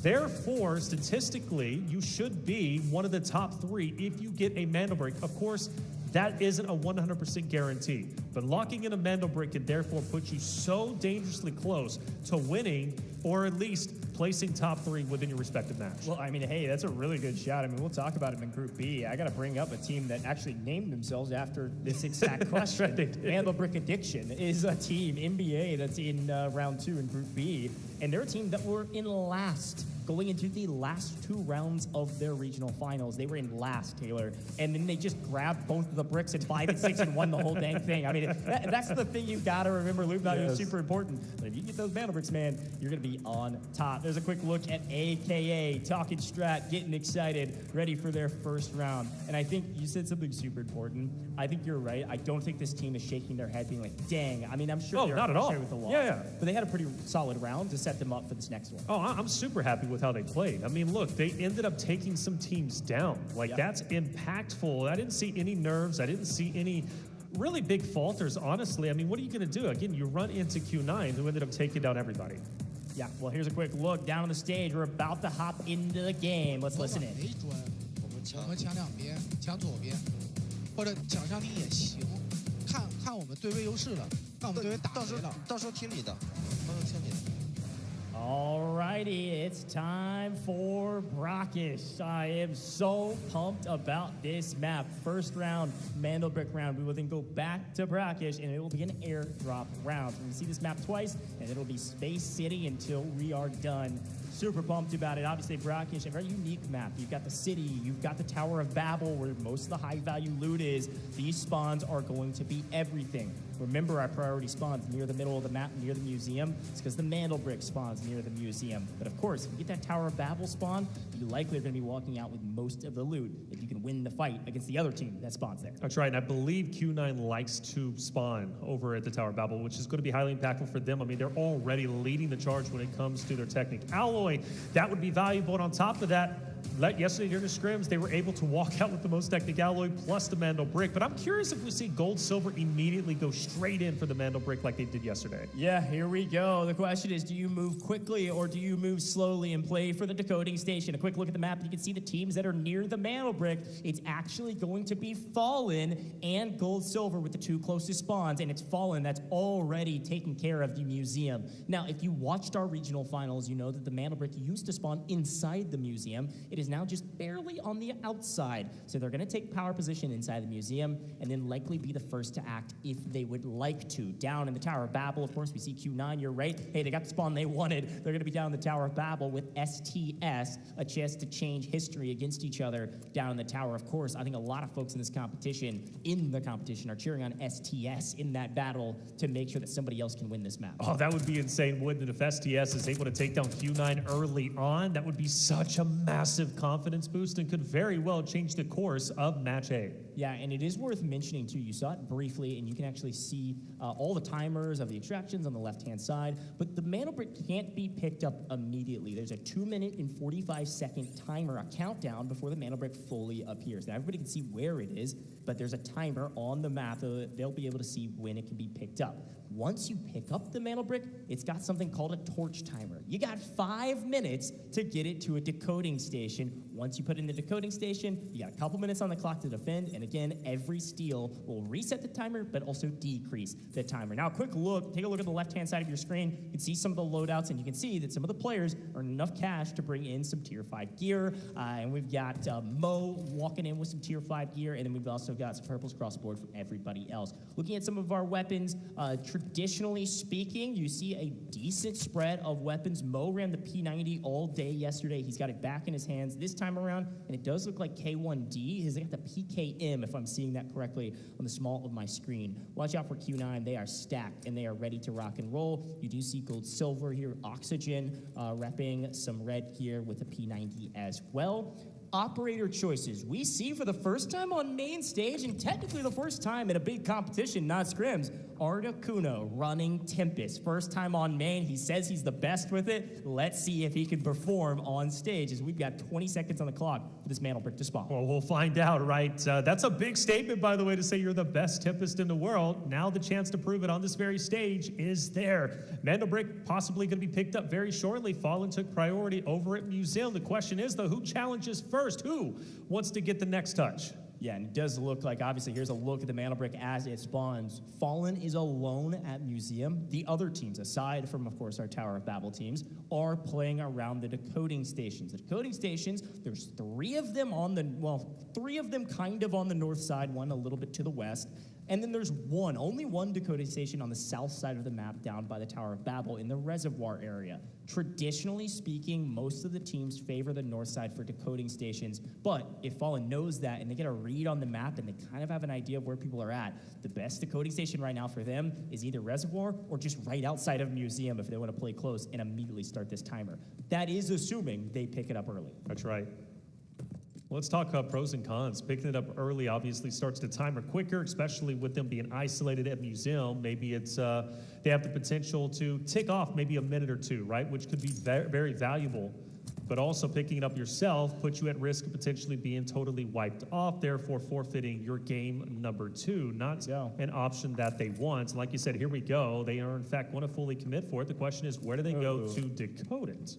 It doesn't even look like they're going to pick it up yet. They're playing nice and slow. Now, of course, we have all the information. We know that there's nobody really in the area for the most part. The closest team is Gold Silver moving down from Asara Camp on the eastern side of the map. Now, we can see, look at Jan off screen. Jan's actually now on screen. Jan just picked up 1.4 mil. Am I reading that correctly? Okay, Jan, nice find, my friend. Yeah, when do you, kind of pick and choose when you want to extract and get out of here as opposed to playing for the Mandelbrot? It really depends on what you can fit in your safe box, frankly. I mean, obviously, if you're able to fit the full battery into your safe box, you're feeling good. We see a stopwatch there from Mo, so several people picking up some nice loot. That's 214K, not too bad. So yeah, it depends on what you fit in your safe box. Traditionally speaking, I mean, the tank, I think, that you can pick up, model tank, fills up your entire safe box. It's a 3x3 item. So like, if you pick up that, you're like, okay, my safe box is full. If I find anything else, we're going to stack it on another player. But usually, if you're going to stack somebody and send them out, it's not traditionally happening on Mandelbrick rounds. Like, you need players on the map unless you find crazy loot, and you can just send 2 rogue to do whatever they want.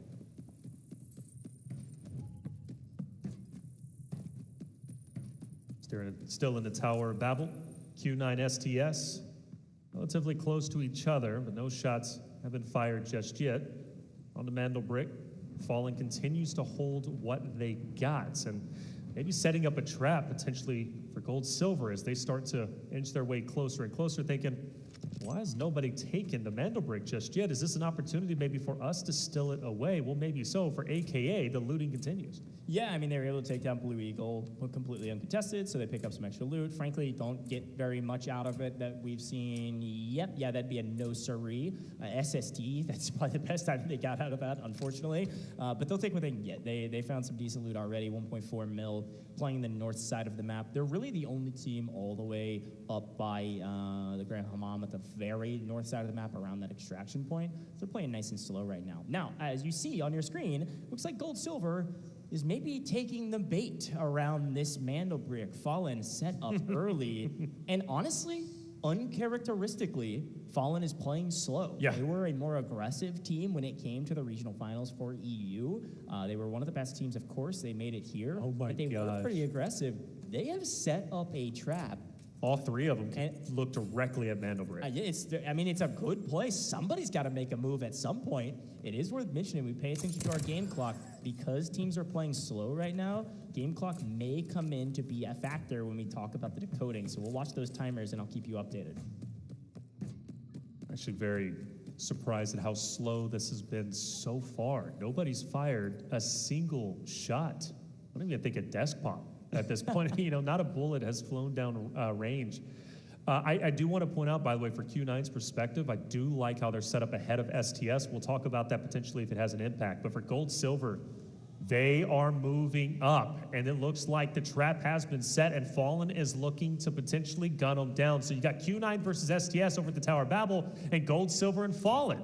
Both fights might be breaking out very shortly. Yeah, this is classic LAN behavior. I don't think it's nerves. I think it's tactical mind. They're saying, look, somebody's going to make a move. This is a game of chicken on one of the grandest stages here in Delta Force. And I think Gold Silver knows it. There's no How could you not? No way. There's nobody over at the Mandelbrick right now playing chicken. They're just trying to get some information on where this team's at, which building are they set up in. Yep. And they know this map extremely well. They know which positions, which windows you can look down at the Mandelbrick. And because of that, I think they're going to swing around the west side of the map and potentially get an eye on somebody in a window before they make a move for the Mandelbrick. I think this is the play.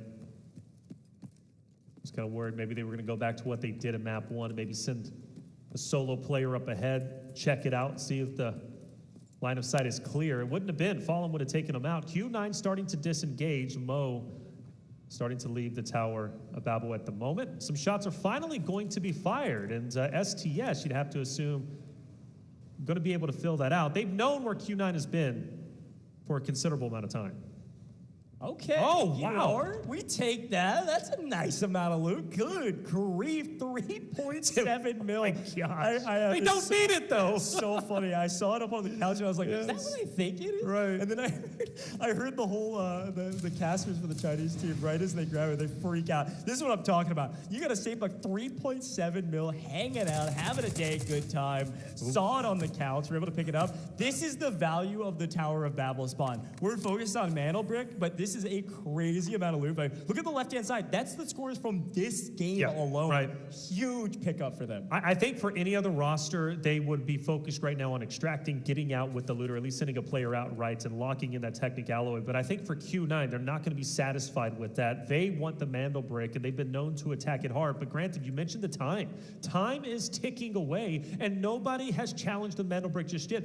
How long can Fallen continue to stay where they are currently at? Because now the longer they stay, the less technic alloy they're going to be able to get out with. So this trap that they've been setting might very well be putting them at a disadvantage once this match ends. Look, it's a game of chicken, and everybody's a chicken. I mean, nobody's going for it. Fallon's just sitting there waiting. Somebody's got to make a move, right? And I think everybody else is saying, no, somebody will make a move, right? And without that, it is going to be a long waiting game for Fallen. There is no one in the middle of the map right now. They are entirely alone. And actually, the first fight to truly break out, aside from the potential fight in the Tower of Babel, is going to now be on your screen. It's going to be Fennel, who's been guarding this decoding station for a while, and they get spotted out by Gold Silver. This will likely be our first engagement. And Fallen, finally, they said, okay, no longer can we be scared to pick this thing up. Fallen, pick up the Mandelbrick, and they head to the south side. It looks like FN, Mandelbrick in hand, sprinting away while the fight on your screen is around a decoding station that Fallen has no interest in.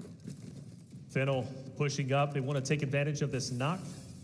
Hazmat, of course, going to be the tip of the spear. He typically is such a talented player, very aggressive when he needs to be. You do notice, though, there might be potentially a flank. I think Fennel's going to be sending one around. Gold Silver needs to be aware of this. Oh, nice hit. A little burn there. Gonna land, and unfortunately, Hazmat swings up the right-hand side and gets another knock. It's gonna be a 1v3. This is spelling disaster for Gold Silver. And as a reminder, they were the team technically in last after map 1, really struggling Zero Dam after running Wall Breaker mission, and now in complete trouble.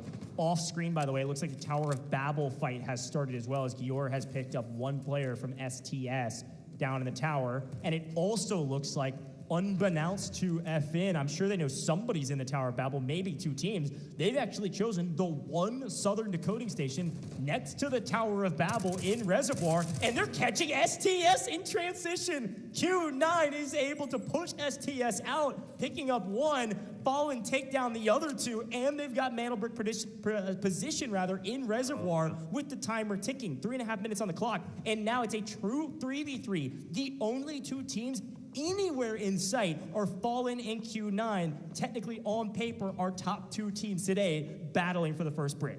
I love where K1DE is currently at. If Mo gets taken down and we see Fallen maybe potentially get overly aggressive, K1DE is going to be able to capitalize off of it. HR, though, is going to be deadly, especially if Mo gets a little bit over aggressive. The question is, how far do you want to continue to push this issue? How much and how badly do you want the Mandelbrick for yourself? And time is of the essence. You barely have enough to get in, get the touch, and then get the fully decode for yourself. This is the fight to watch out for, and it could be so valuable for the side of FN if they're able to win. Whoever gets to this Mandelbrick will be the top of the leaderboard, regardless of loot value. Q9 have a massive game going on the back of that 3.7 mil item. They've got a lot of other items in their safe boxes, likely bags even maybe filled with a couple of golds. But this fight is everything. Loot value is one thing. Mandelbricks are the most important part of this competition. Again, you just got to be top 3. Yeah. But to win group stages is a great ego boost going into upper brackets, a trading of blows. And for the first time in a while, Fallen actually has the upper hand. As a reminder, yes, they're guarding the decoding station, Q9. The onus of responsibility is entirely on your shoulders to make the first move. Fallen never have to move. They don't want to, but we got a Route Man, and Route Man's about to get paid, or is he gonna— There he is! Mo goes for 1! Oh, almost gets a second, but he gets traded out. It's gonna be a 3v2, but he gets 2! Yep. Q1, K1DE over here! K1DE are there for the trade. Perfectly executed. A perfect trap and a perfect kill. Team wipe on Fallen, and they're able to steal the brick from the decoding station. Q9 in the best position on the map by a country mile. Yeah, it was Mo who opened up that engagement, and I was asking myself, when he dropped, where's his teammate at? K1DE was right behind, and Mo's down the remaining player of Fallen to take the Mandelbrick for themselves. The rich get richer. Not only did they have the most Technic alloy already by a mile, now they're going to have the first Mandelbrick potentially, and nobody is around to challenge them because we still have a stagnant fight taking place in the Northwest. Yeah, I mean, this Mandelbrick is going to go to the side of Q9 most definitely. Now, we'll pay attention to the timers, of course. They're getting fully kitted back up. They're getting all of their loot ready to go. They're getting fully healed, looting up bodies, and then they will go steal it. Technically, Fallen is decoding it right now, but Q9's making sure they are prepared to steal. They don't technically know where everybody else is. They kind of are assuming likely that there's going to be a team somewhat close making a play for this Mandelbrick. They're wrong if that's what they're assuming. There is nobody in the area. Here's a look in the picture on the right-hand corner of your screen as they go for the steal. This will reset the timer to 3.5 minutes, 30 seconds shorter than the original 4-minute timer, and it will keep decreasing but keep resetting. If teams eventually come down here, we'll watch out for that timer and pay attention to the game clock as well. But I want to draw your eyes to the left-hand corner of your screen. Yes, there's a fight going on. You've got to look. AKA only has 2 players, and well, unfortunately, one of those 2 has been cut down from a flank from GS, the only remaining player from GS. And I believe Fiddle might be making an attempt to challenge Q9 for the Mandelbrick. They have rotated down south. Meanwhile, you've got GS, who still has 1 player up, and then, of course, AKA, who are trying to recover.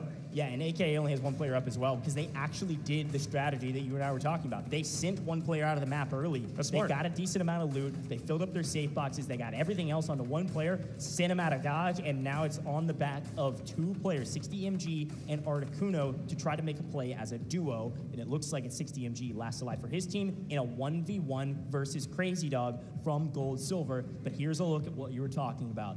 FL, Finnell, they want a piece of this Mandelbrick, and there's plenty of time on the clock. But Crazy Dog set up a trap, and it's a free kill. He connects on the shots, and he's able to take down 60 MG. Absolutely no information in the hand of AKA. They get cut down, but they do get out with one player, which is going to make sure they've got points on the leaderboard. All right, so now we focus our attention over to Q9 versus Fennel, who is rotated down south. Mo has extended out, still looting up, maybe thinking everything is free and clear, but maybe unbeknownst to him, running straight into the trio of Fennel, who's just up ahead. But this is going to be valuable. If Mo can hold Fennel off for just even 30, 45 seconds, right, even if he ends up falling, that's going to basically free up the opportunity for Q9 to lock in the remaining seconds for the Mandel break. It is worth mentioning, too, Mo is back on D-Wolf. D-Wolf is going to be off the table for this team. Mo tending towards the assault operators. We know he's entry, man. We know he's entry fragger. It's worked out perfectly for him. He's going to be out of one assault operator. I can only assume Mo's going to be playing Fire in the next couple.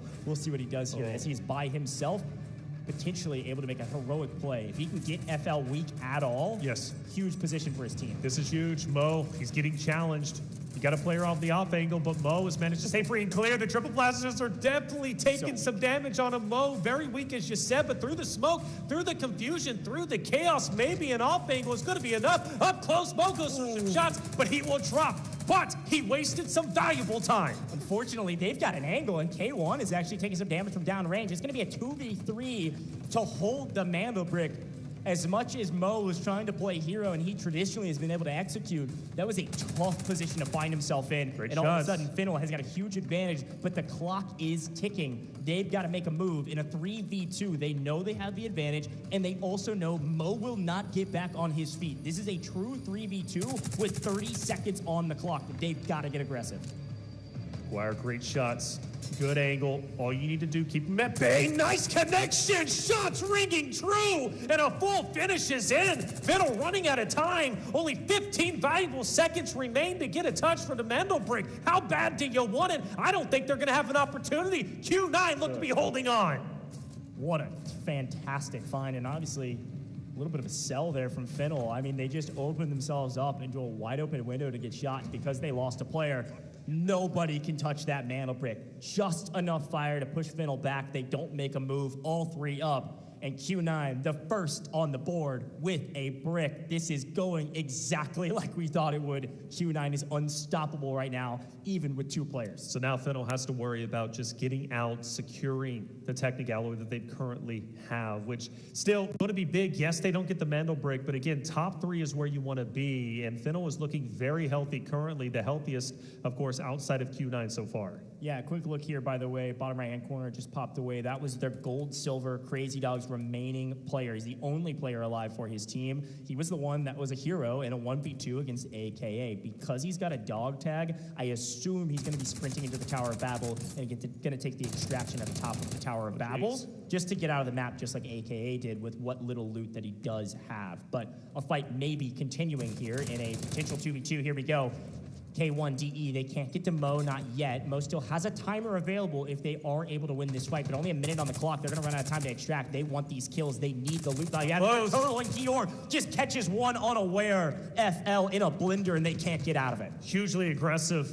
Hard to pinpoint where Q9 is going at all times. Guar, beautiful elimination, but like you said, behind Guar will end up falling. K1DE, the last one for Q9 remaining. He's getting pushed. He's going to get stunned, and he's going to get finished off. Well, the blender apparently shoots them out to the top. They hop out of the blender. They win the gunfight. Gior was able to pick up one perfectly, but didn't hear the footsteps from behind him. And all of a sudden, Q9 are out of this map. They did get the Mandel break. It still counts. They're in first no matter what. However, still a nice wipe for Fennel. This is going to put them really far up the leaderboard with the amount of kills they were able to pick up and the amount of loot they were likely able to stash in their safe boxes. Again, we know that those ID tags are worth a sizable amount of value. You're oftentimes going to see those ID tags in the safe boxes. That's exactly what's happening. The last couple seconds, and here we go. Q9 is fully dead, and Fennel, they don't get out of the map, but they get some nice Technic Alloy from that wipe. Yes, they definitely do. AKA as well. What an exciting Mandelbrick round, our first one of the day. Plenty of more to get through, and no surprise, Q9 gets it, but the biggest surprise is Fiddle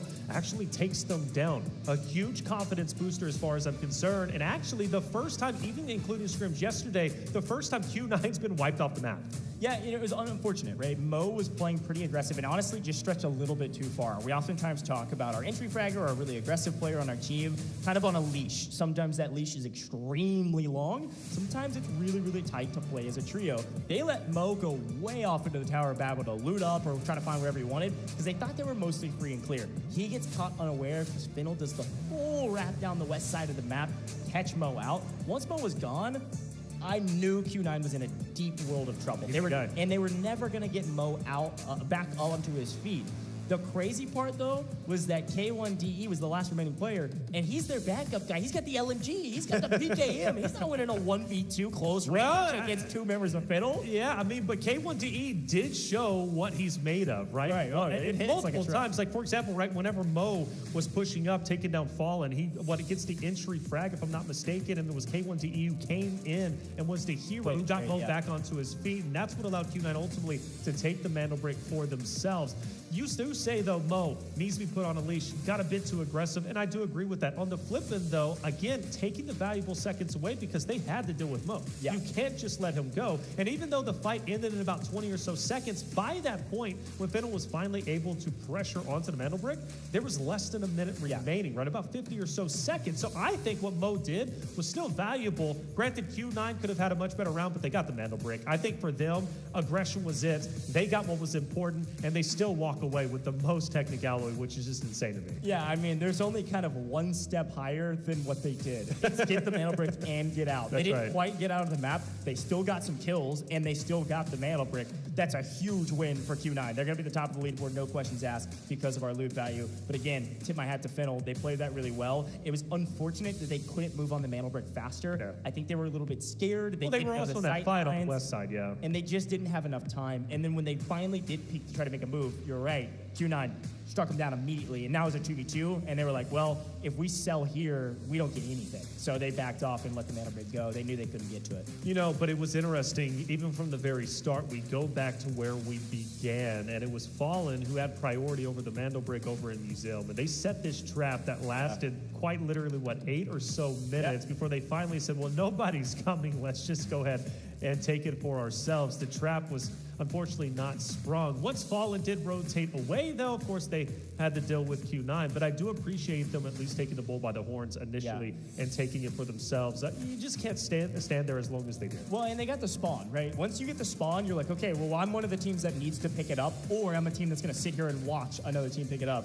They sat and watched, and no one picked it up, and here's the look at it. They swung for it right when it's spawned. They checked it, nobody here, and we're just going to sit up in a building and wait for 8 minutes, which I think is the right play. Obviously, a huge pickup from Gior there. 3.7 mil, I believe it was, added to the safe box regardless, so that's out of the map, a big map for them. But this is the moment, right? Fallen was able to grab the Mandelbrick finally because they waited so long. They swing up, they get the wipe, but then Q9 punishes them back. It was a perfect flank led by Mo with the trades of the teammate. Mo starts it, the teammates follow in suit. Perfect timing to win the fight. And here's a look at the other side of the map where Crazy Dog, he was getting a little crazy, all right? He was the last remaining player for the team. That's right. He picks up a 1v2 on AKA, who was split, couldn't try to figure out where he was.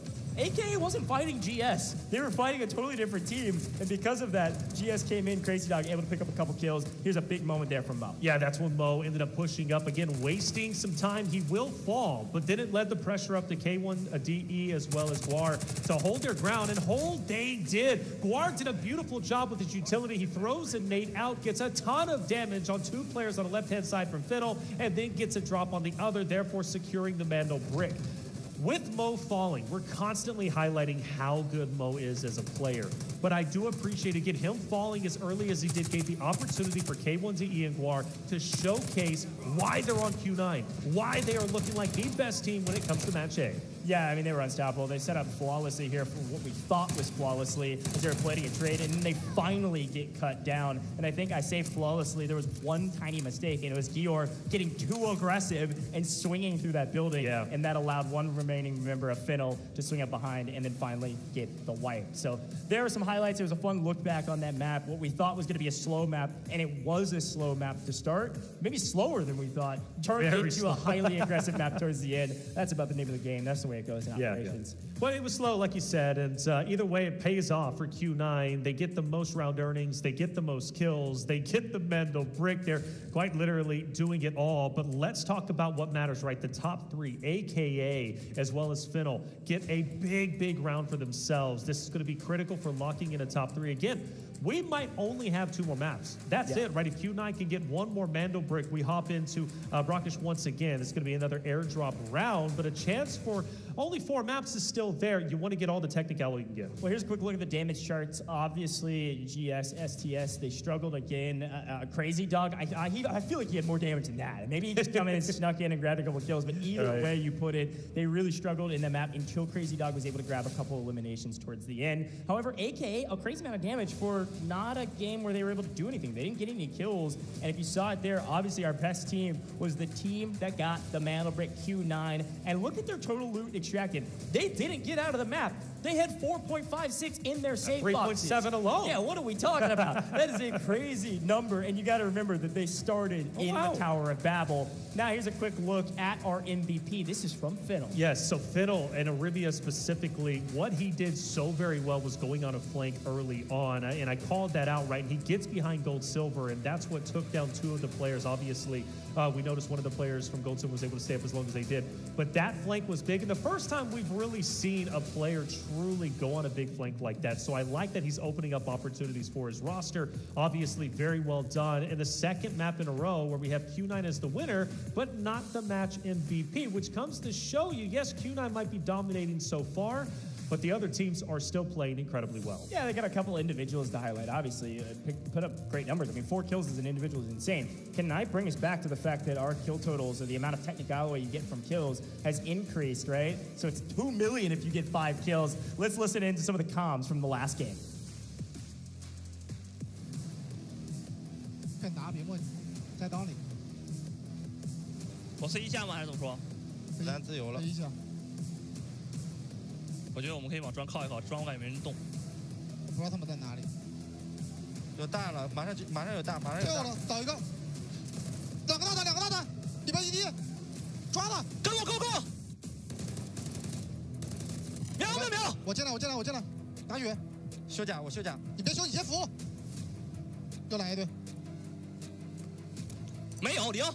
右边。我看着这，我知道这，等我，再走。右边是鸡，没有。开门。进我爆点好吗 ？OK。我拔砖了。拔。顶大，别对枪，别应对。没大。站满，张队长，倒了。倒，好枪。全站满，砖是我们的。强附，来强附砖，强附，来强附。你付，我付了，我不付了。OK。好伤，打架吧，砖有了。不死就行，先保活，不让他杀人。5套，别接 K 的，我门口还有一个。我知道，你自己玩。别，没听见吗？我没听见。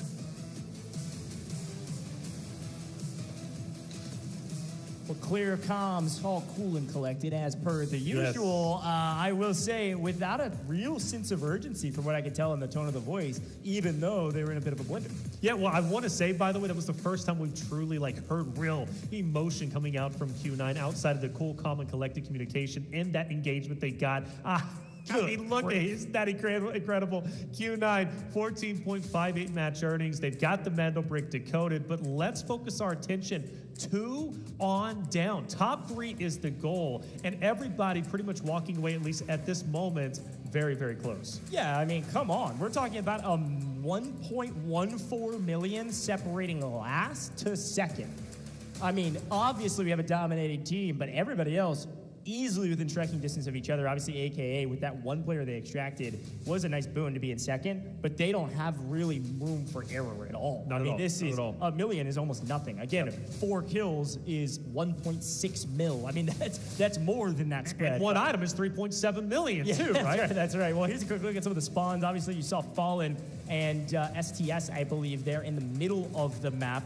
Sorry, not STS. That's going to be Gold Silver, GS, there in the middle of the map with priority spawns. So you will not see them with priority spawns going into round 3. But remember, this is not a Mandelbrick round in round 3, so the middle might not be the best spot. It's probably going to be the Tower of Babel. We're looking for loot. Well, for the first time, we'll have to see Mo pick a different operator. He's no longer going to have that D-Wolf with the triple blaster, which has been so valuable for himself. But I think Q9 has already got their, at least their values worth, right, when it comes to Mo's D-Wolf. Obviously, Nox is now gone too. For the others, though, we do have Aluru, who is also out of the way for the Fiddle side. They no longer get to use Aluru, who has been a big talking point since the recent buff.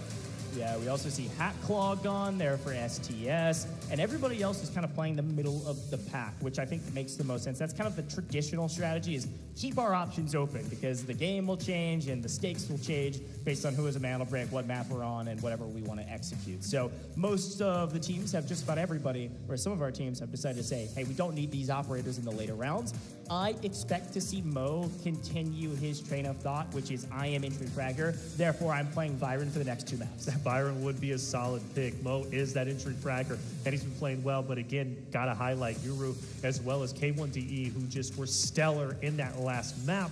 Look, the rich get richer. Q9 has yet to falter, but again, 2 on down to 6 is so close to the point now everything matters. Everything matters, folks. It's time for the game.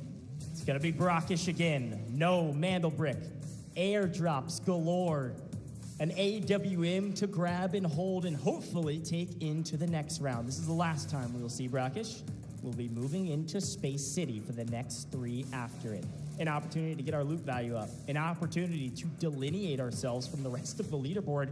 There is a team in first by a mile. Everybody else right next to each other. 60 MG. 60 MG says, I'm exactly I love where I'm really exactly where I want to be right now. That's right. He's so happy to be here. Again, look, just to highlight like how cool this entire event is. I mean, you have some, I mean, even for ourselves, first time in China, it's been absolutely wonderful walking around, experiencing the culture, experiencing the food, right? But also for the players themselves. I mean, what a dream it is to play a game, right? To play Delta Force as a competitor. And now you're on the biggest stage Delta Force has to offer at the moment. And of course, to get even bigger once we go into the stadium, a packed out, totally sold out stadium. Like, it's a dream come true. Where esports was when I started back, I don't know, when dinosaurs were roaming the earth, right? So we're talking the 1800s. No, You're talking about it. I'm joking. Look, at least 12, 13 years ago, this is only something I could dream of. You know, it's great as a talent perspective, but even for the players, like, esports is in a great spot. Loving what I'm seeing for the Delta Force Invitational and the positivity, really, from everybody, from the staff, as well as from the players. Yeah, the players are excited, but I can only imagine Q9's the most excited. Got a smile on her face as we're looting well, up. why not? Rock and roll. Again, I'm not trying to count my, we've been talking a lot about chickens today. I'm not trying to count my eggs before they hatch or whatever the phrase is. Because, that's not it. But Q9 is kind of in a position where they likely already made top 3. Again, it's not 100% assured, but with double-digit total value already and a Mandelbrick already, they're probably a top 3 team already, and everybody else is fighting for one of those positions to make it to upper bracket. Top 3 go to upper bracket. We will see Group A now. We'll do Group B again. It's going to be the exact same with 6 different teams, and then we will take the top 3 teams from both of those to go to the upper bracket. Q9's likely already one of those. The question is, who else is going to join them? So I'm looking at AKA. I'm looking at Finnell, who have had glimpses and moments of greatness to say, hey, what else can you bring to the table? How are you going to change your strategy going into the kind of second, third, potentially second, third of this tournament? Now, in scrims, we only did 4 games because Q9 is able to grab both Mandelbricks. We could be halfway right now, Taylor. We could definitely be. I think we are. Again, I don't think 4. I really don't. I think 5, though. I think 5 is where it ends, but I don't know. I say that with the way Q9 is playing, how comfortable they look. We'll definitely see. Gold, silver on your screen. Let's talk about them. This is a roster that has shown glimpses that they can be incredible. But right now, or at least as of recently, I've seen more silver than gold, right? This team needs to step it up, and they have a real chance to break into the top 3 based off of this next game with the Technic Alloy being as close as it currently is in the score. And they are showing glimpses of hope. Again, going on that big flank was massive from my perspective. Arivia doing that was great. Granted, Fennel has been on fire themselves. They showed the most promise. Taking down Q9, even though it was towards the very end, showed great promise. Again, I want to reiterate, that is the first time we have seen Q9 get fully eliminated. Other than that, they've been eliminating everybody else. So that is a big move coming out from Fennel, and I think a massive, massive confidence booster. Now, STS as well, another team that has kind of got the short end of the stick. They're not too far behind from breaking into top 3. Naturally, nobody is. But they're a team that has been opposite of Q9. You go back to Tower of Babel fights just a little bit earlier. They were the first team to try and challenge Q9. It didn't work out, right? You even go back into game number 1. STS had to break away from the team of FL. When they did that, then they run into another opponent, of course, and then they end up getting taken out. The point is, for STS, they really are on the struggle bus so far from what I'm seeing. But again, when you look at the overall score line, everybody is okay, but still, I'm picking. You got to pick and choose. Well, let's take a look at our players as they drop into the game.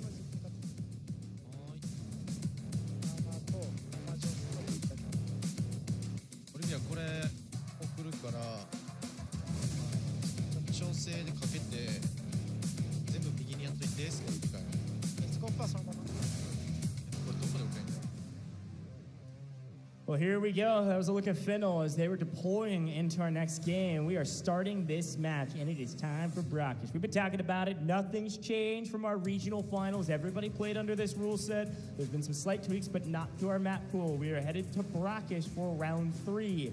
Every map until we finish after this will be Space City.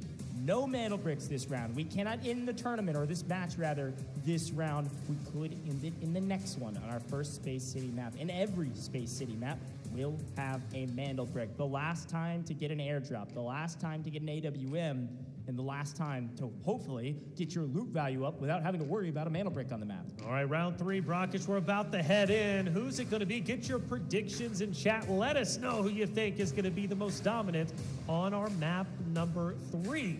Will it be Q9 once again? Did Fennel show you enough in the last game, wiping down Q9 in the last minutes, that maybe, I don't know, you feel like the ball is back in their court?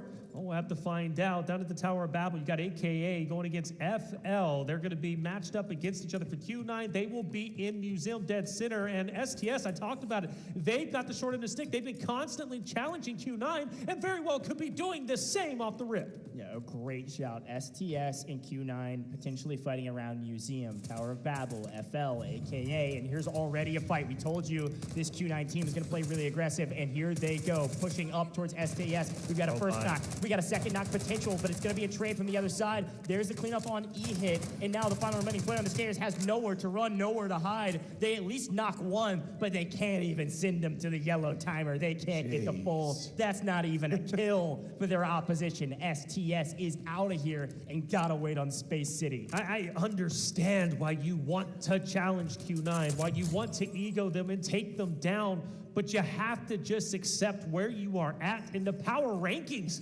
Why are you challenging this early on? You go out with the big goose egg, you get no assets obtained, and with the scoreline being as close as it is for top 3, it just wasn't worth it. You're telling me you spawn in the middle of the map, you don't run to the middle of Museum? Honestly, you're probably right. You don't know Q9's on the other side. You both sprint in. Once you see them, Taylor's saying run the heck away. Get away! I mean, hey, I agree with him now. Here's a quick look, though. HR has picked up a bust there in the Tower of Babel. That's going to be fallen down the Tower of Babel, potentially fighting.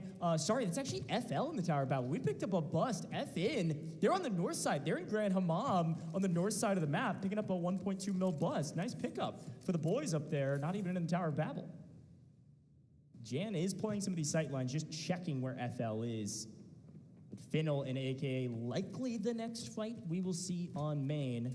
Now, while we've got a moment, Taylor, it is worth bringing up the spawns.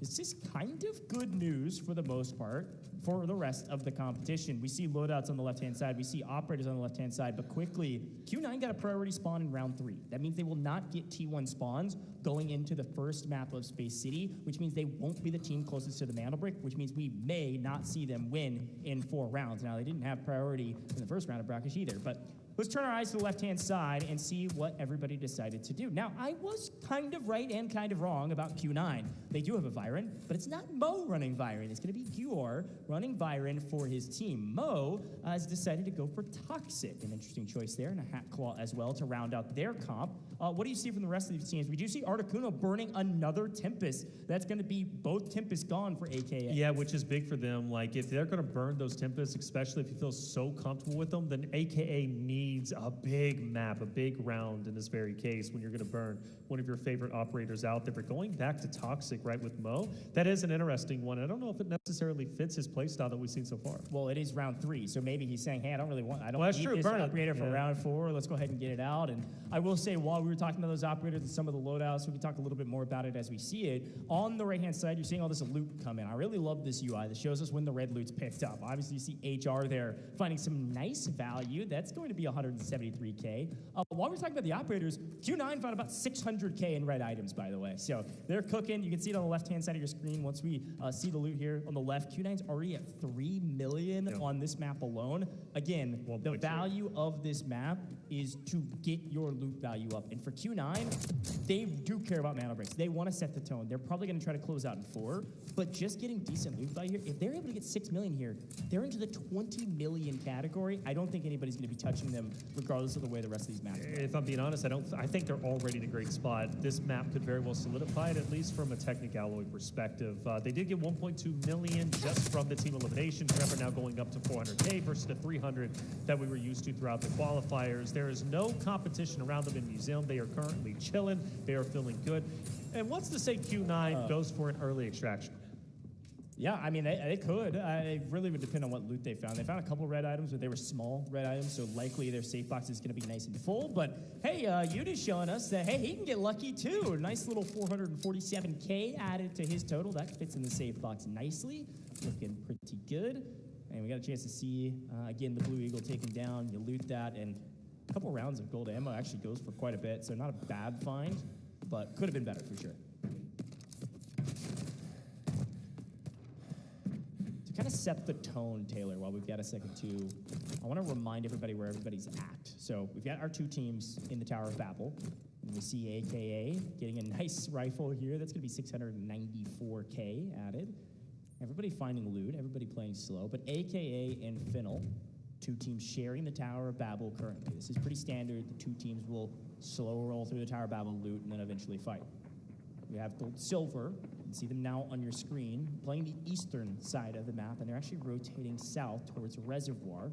Maybe gonna make a play to hold a couple of the teams coming out of the Tower of Babel. We'll see. Q9, of course, started near Museum. They won their fight against STS, and they're staying at Museum, holding their position, waiting.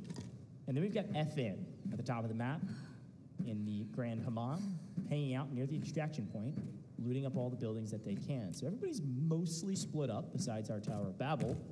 And right now, it's just a waiting game. Who makes the first mistake? Who sees the first angle? And of course, who gets the best loot?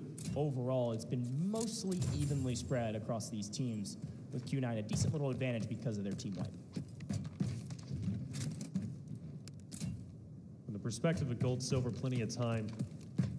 A team that, in my opinion, desperately needs a good performance here just to gain some confidence. I feel they've been losing out on some of their fights, albeit nice. Crazy Dog, though, has shown great promise, especially in that last game, picking up a couple of solos for himself. Yeah, look at that. Oxygen found some really nice expensive coffee grounds there. It's 370K or so. But Bishka finds another bust. That's going to be a nice 1.2 mil for him. FN finding some nice value up in the Grand Hammam. Now, I will say, let me backtrack a little bit. I think they found the bust earlier, if I'm not mistaken. They might have just been exchanging hands and collaborating loot. If you see that bust pop up again, it's not because they found a third one. It's because they're passing it back and forth, making sure the bags fit perfectly. We always talk about it. It's inventory Tetris, so pay attention to that. Now, we are seeing on our map feed, you'll see FN now on your screen moving towards the airdrop. There's about 60 seconds on this airdrop landing. This could be our first fight. We thought it might be Tower of Babel, but it looks like FN's moving towards the airdrop, and Q9 also playing around the museum will be in a position to chow this airdrop if they want to. We'll see what they decide to do. Yeah, I think they're going to be the first ones to headbutt, but it is interesting from Gold Silver. You saw them going south, but now they're starting to go back up north, and if they start to head west, here we go. Very well could third party this fight that is inevitably going to go down between Fallen and Q9, getting dangerously close to each other. Now, Fallen has ended up losing every fight that they've got into against Q9, albeit they have fought very, very well, but Q9 has had their number ever since. Now, for Q9's perspective, they won the last airdrop that they were in, and they also got the loot before, right? You go back to round number 2. This could be the second time Q9 could find some valuable weapons, including the AWM, which could be huge going into what could be the final Mandelbrot round. Airdrop is on the ground. Yeah, and obviously Q9 playing patient here. They've got a nice high ground position. They have seen each other, and they have exchanged some blows. The Flares actually finds an angle, able to drop one. Not going to be able to get the full, but this gives them a bit of breathing room. I know there's a bunch of people in chat. I haven't opened it yet. I'll open it here in a second. Talking about PKM. I've gotten roasted in the past saying PKM's not my favorite LMG, but it hits like a freaking truck, and it's got to be one of the best out there. HR, while this is all going down, is finding crazy loot. What's going on here? We got a gold bar, and we're picking up the statue there for like 700 plus K. In the middle of a fight? That's me for real, man. I'm a loot goblin. I'm looting mid-fight. I can't confirm. Can't confirm, man. I'm like, focus on the enemies, bro. But hey, look, there's some boxes I gotta open. I did mention gold silver, by the way. They still are making their way around. And notice Fallen is going directly up to them to the north. They've given up this fight on the airdrop, potentially conceding it to Q9. Fallen has a lot to lose. 3.8 million technicality. Like, they're in a great spot. And with the technicality being as close as it is, well, you definitely want to get out with your spoils of war. But here it is. Fallen, gold, silver, eventually match up against each other. And both of them are aiming down sights. They are acutely aware that one is in front of the other. For gold, silver, this could be one of the biggest fights of their tournament so far. Certainly an important one. The airdrop came down, and FN has fully backed off of it. And like you mentioned, they're looking at gold silver on their flank. A smart move, and they have an angle. Flares, again, the entry fragger for his team finds the angle and is able to execute on it. That's one down. Two down. Pick for a nanosecond, and Flares will cut you down. This man is shooting straight today on land. And that is a full wipe on the back of Flares with a little help from HR. And all of a sudden, GS, gold, silver, out of this lobby with only about 900K in their safe boxes. Yeah, man, that is big. Flare's really shown what he's made of. Fallen looking so strong. 4 million already as it is, and now they are free and clear to get out if they so decide, which I think they should, or at least send a couple of players out, secure what you got, maybe leave a straggler to fight. I think leaving the Q9 fight, honestly, that was the way to go about it. You have to respect where you're at on the standings. Q9 really isn't the team you need to fight, right? It's the gold, silver teams. It's, of course, the Fiddle teams. It's the rosters that are trying to desperately catch up to the top 3 position. And with, of course, as I continually say, the technicality being as close as it was in the standings, I think this is a massive, massive round for the team of Fallen, and they're doing exactly what they need to do to find success in the top 3 run. A really good shout. FN looking really strong right now. Loot value. This is where the teams can really start to delineate themselves on the leaderboard. Top 3 make it to upper bracket. And there was, again, only 1.2 or so million separating 6th, last place in this group, and 2nd going into this map. As much as we highlight and emphasize the Mandelbrot rounds, this map is nearly as important when we're playing for top 3. Loot value will absolutely come into play. Articuno on your screen, AKA a little bit of a quiet game thus far. They looted Tower of Babel, they didn't fight FL, and they got out. They found everything they wanted, and now they're playing around this airdrop. There's a second one landing actually very close. You can see it just briefly. Look at your mini-map there. The one that does not have it fully filled in the middle has not landed yet. That's got a timer of about 10 seconds. That will land here shortly. The one that is fully filled in has been there for a while. You can see Hazmat there for FL. They're looting the remainder of Tower of Babel, able to find a nice gold bar. Everybody finding some decent reds. I saw chat talking about it. Yes, this is brackish hard, just so you're aware. There's quite a bit of reds in the map right now. Everybody feeling nice about their loot that they have. Safe box is running out of room, which means that's good loot in the backpack. As Q9 completes a mission, everybody else is trying to figure out what they want to do. FN, I think, Taylor, from what I can see, maybe just trying to leave the map. 7.5 minutes. They should. They got a nice wipe, and there it is. AWM on main. It is Q9, obviously able to pick up the airdrop, able to pick up the AWM. Got some Lapua ammo. And I think the thing we always talk about with the AWM, yes, extremely valuable. Yes, you can get some kills on this map with it, and that's some nice value. But how much more valuable is a one-shot sniper on a Mandelbrick round to hold sight lines? We talk about Flerich getting people down in a blink of an eye when they peek a corner. Give me K1 with the AWM. Come on. That's right. And honestly, for Q9, I mean, just the rich continue to get richer. They get both airdrops. They are just on fire. Now, the question is, will AKA be able to do something in this moment? They very well could. AKA is relatively close, and they haven't been shy about taking engagements, taking fights, and they have been playing very, very well. The positivity is just wonderful, especially whenever they get on camera, right? All smiles, they're feeling good, but Q9 isn't a team to back away from a fight. Knowing AKA is going to be this close, I think it might be going down soon. But the question is, will Mo be the entry fragger once again? Because we've been known, or he's been known, I should say, to get a little bit too over-aggressive as a solo, push away from his team drop, putting K1DE and Guar maybe in a little bit of a difficult situation, which they handle quite well. But they will have a little bit of distance. Q9 will still get away. Fallen still on the map themselves. They managed to at least get a couple more bits and pieces of loot. Now, I do want to question, though, for FL, man, like, still staying down there over in the Tower of Babel. They haven't got active at all. Well, they haven't gotten active, but again, it is about loot value. Tower of Babel, a high-value area, the highest value area of the map.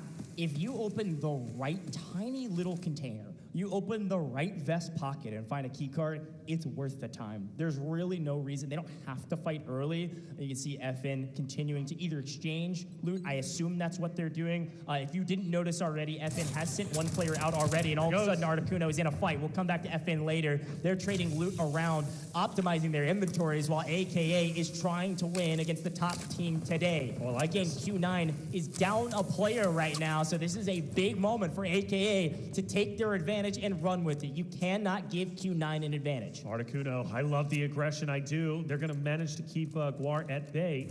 They want to make sure that nobody is able to get him back into the fight. He's out in no man's land. I just don't see K1DE or Mo able to get him unless this fight is fully concluded. AKA, lock it in. Big moment for them. We've already seen Q9 fall once in a previous map. Will this be the second time? Well, AKA is relentless. They continue to push up. Jan now, the tip of the spear, backing away, avoiding a little bit of damage, but still just fine. Things slow down for the moment. Yeah, this is the moment where the teammates are saying, don't scam, don't scam, don't scam. Because that's exactly what you're about to do. If you over-peak this position, if you try to take a hero 1v1 play, it's not worth it. You've got an advantage, and K1DE has a perfect angle on Jan. Jan's got to know it, and he's able to peek, get the info, and then back off. Here comes AK. They push the equation, perfectly executed. They try to trade it out. Mo's going absolutely massive. Mo is him. Mo is everything. He is inevitable, and he wins the gunfight. AKA with the advantage. Mo with the skill. That was good, dude. Mo is that guy, dude. Inevitable is the way to put it. Unbelievable. I thought Mo wasn't going to be able to get the job done, but he does. And AKA lose a big fight that surely they were destined to win. AKA fall down the standings, and Q9 refuses to budge despite them already being at the top of the food chain. They remain hungry, and they remain in the championship seat. Mo's going to make me lose my voice in the first round of group stages. Good grief. That dude is unbelievable. A perfect trade, and you actually, we could break down that play for a while. I'm sure we'll see it in our highlight package, but we got to highlight a couple more things that are happening on the map. Again, loot value, insanely important, and these teams recognize that. Q9, all three alive, and it does look like we may see an engagement here, actually, from K1DE. He's got a team of Finnel up ahead of him. He's got to do it by himself. He's going to do it to AWM, potentially. Peek for just too long of a moment. Unfortunately, the first team is actually a Sneva operator. He doesn't care. This man's running a PKM AWM, sprinting at his opponents. One goes down. Where's the second? Finds the angle. PKM hits like a truck, and Finnel on their heels because of one player, and now he's finally getting some backup. That's right, K1DE, he's been highly aggressive. Regardless of the PKM, this man pushes it like it's an SMG, but takes a lot of damage. Repeats. The over-aggression takes him down, and once again, it comes down to Mo. Hazmat. We highlighted this player for Fennel as the top fragger for his team in the qualification series. Gior, Hazmat, they can see each other through the window, but they can't shoot at each other. Or at least I assume he's seen him. I think he has. Right. Right? You have to assume, yeah. There's the potential knockdown from it. Byron. They're setting the trap in a 2v1. Hazmat takes one down, looks for the trade. Can't quite connect. Mo's in trouble. Has to reload, and Hazmat as well. It's a 3-on-1. Mo has the angle. Nice. Mo wins the fight. Mo is inevitable. Q9 will not falter. And here come two members of Fallen to try to clean up the behemoth at the top of the leaderboard. Unbelievable. He does it against AKA. He does it again against Hazmat and crew. Mo refuses to back away, and potentially the last remaining fight about to go down. It's Fallen. He's pushing up, and Fallen has a chance to make a takeout. But he could not. Flourish has been on fire. This man has been playing out of his mind. Continues to do so, and Q9 will fall. Fallen will be the last remaining men on the map, and they have had such a phenomenal game at 4.5, now 4.6 assets obtained, and they have time to get out. Perfect game coming from them to separate them from the pack, the ones who want to desperately claw their way into top 3. Ooh, all right, we can catch our breath now. Fallen, the only team remaining on the battlefield with about 60 seconds left. Now, Taylor, perfectly broken down. This is huge loot value for these guys. Obviously, they got to get to an extraction point if they want to try to get out. Right now, it's about optimizing the safe box. However, Q9 did something that was undeniably one of the best moments so far of this tournament, and we're just getting started. We're on Game 3 of Group Stages A. This is what you're in for, folks. You better tune in for all of these games. This is how it's going to be. But the unfortunate thing for Q9 is that they couldn't do it 3 times in a row. Unfortunate, you say, like they made a mistake. Fallen comes in, finally plays cleanup. They pick up Mo first, able to win the fight there and get the kills. They're going to try to get out via the doctor's helipad. I believe they've got enough time here to do it. Should be a 10-second timer if they don't get killed by AI. And it looks like they may, but there's too many soldiers in the area. That would be. But I don't think they're going to actually get out. They're just kind of stack these save boxes. The doctor extraction had been pulled. They've got the helipad up there, but right now they're just trying to get whatever loot that they can find. Now, of course, as this round ends, you can see on the left-hand side of your screen the assets obtained. What's not in that category, what's not in that map, is the amount of value from the kills. Yes. Q9 picked up multiple millions in kills. They're absolutely still going to be the top of the leaderboard. However, Fallen, you got to be feeling good about that one. Have to be. You just got to be top 3, and they are absolutely in that category going into our next Mantle Brick round. Yeah, definitely so. And it could have easily have been AKA when they were getting into the fight against Q9. If Mo doesn't clutch up, AKA are in the spot that Fallen is currently in, right? That's how close these rounds have been. And potentially the the match-ending match A in our next rounds, right? We're going back into a Mantle Break, but just to recap, by the way, again, for Q9's sake, we highlight Mo. Mo, as you've been saying, is inevitable. He is truly that guy that you can count on when you need it most. But let's not discredit K1DE, right? Yeah, of course. Team. Oh my gosh, the team is just wonderful. The way that they play is so concise. I'm sure we'll be hearing some team comments a little bit later. They're not even going to be pumped up. They're just going to, it's business as usual. But this is such a tremendous round, such a tremendous game from the team of Fallen. They walk away outside of Q9 as the biggest winners by far in map number 3. Yeah, and I think that's the thing that we've got to remind everybody at home, and we're going to keep reminding everybody at home. It is a top 3 situation. Q9's done enough. We've been saying that for a while. We've got to turn our eyes to the bubble. We've got to turn our eyes to what does our leaderboard look like after 3 going into another Mantle Brick round. Loot value is going to be everything for the teams that don't get a brick, and a team that is able to get a brick in round 4 will likely book a ticket to the upper bracket. And so it almost doesn't matter. It really does, because we'll need the loot value, but it almost doesn't matter. You could be GS. You could be a team that keeps getting wiped. If you get a Mantle Brick in this round, you're a top 3 team, you're making upper bracket. That's it. But, you know, you do have to start thinking, how do you want to play this next map? How do you want to go into the first Space City? The first Mantle Brick since we witnessed it in round number 2. Are you happy with where you're currently at in the standings with your Technic Alloy? Are you not? If you're not, do you want to try and challenge, let's say, Q9 from getting a second Mandel break? You cannot afford to allow this to end in just 4 maps. If you do, you're losing out. You don't get to go to upper bracket. You don't have a free pass or potentially a pass anyways to going into grand finals, right? You're going to have to play tomorrow's competition. So now you have to weigh the pros and cons. But do you also want to take the risk?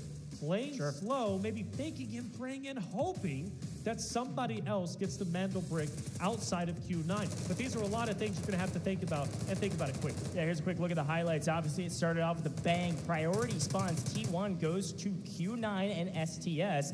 And Q9 get the better of them immediately. We talk about this team and the aggressiveness that they play with, and it worked out flawlessly for them early. And then it was the battle over these airdrops. And Fallen excited about some of their loot that they find. That's HR, the young gun for that team. But Flarich is the, well, frankly, great gun for this team. Good grief, this dude has been shooting straight all day today.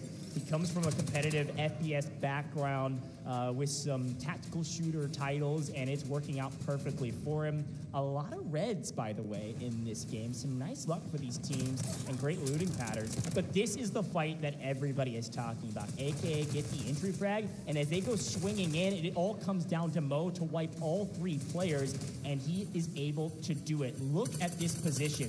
One dive rolls through. Down goes Arno. That's Tempest rolling through. He gets one insanely weak enough for him to back up. He gets the trade, and then he wins the fight over the top.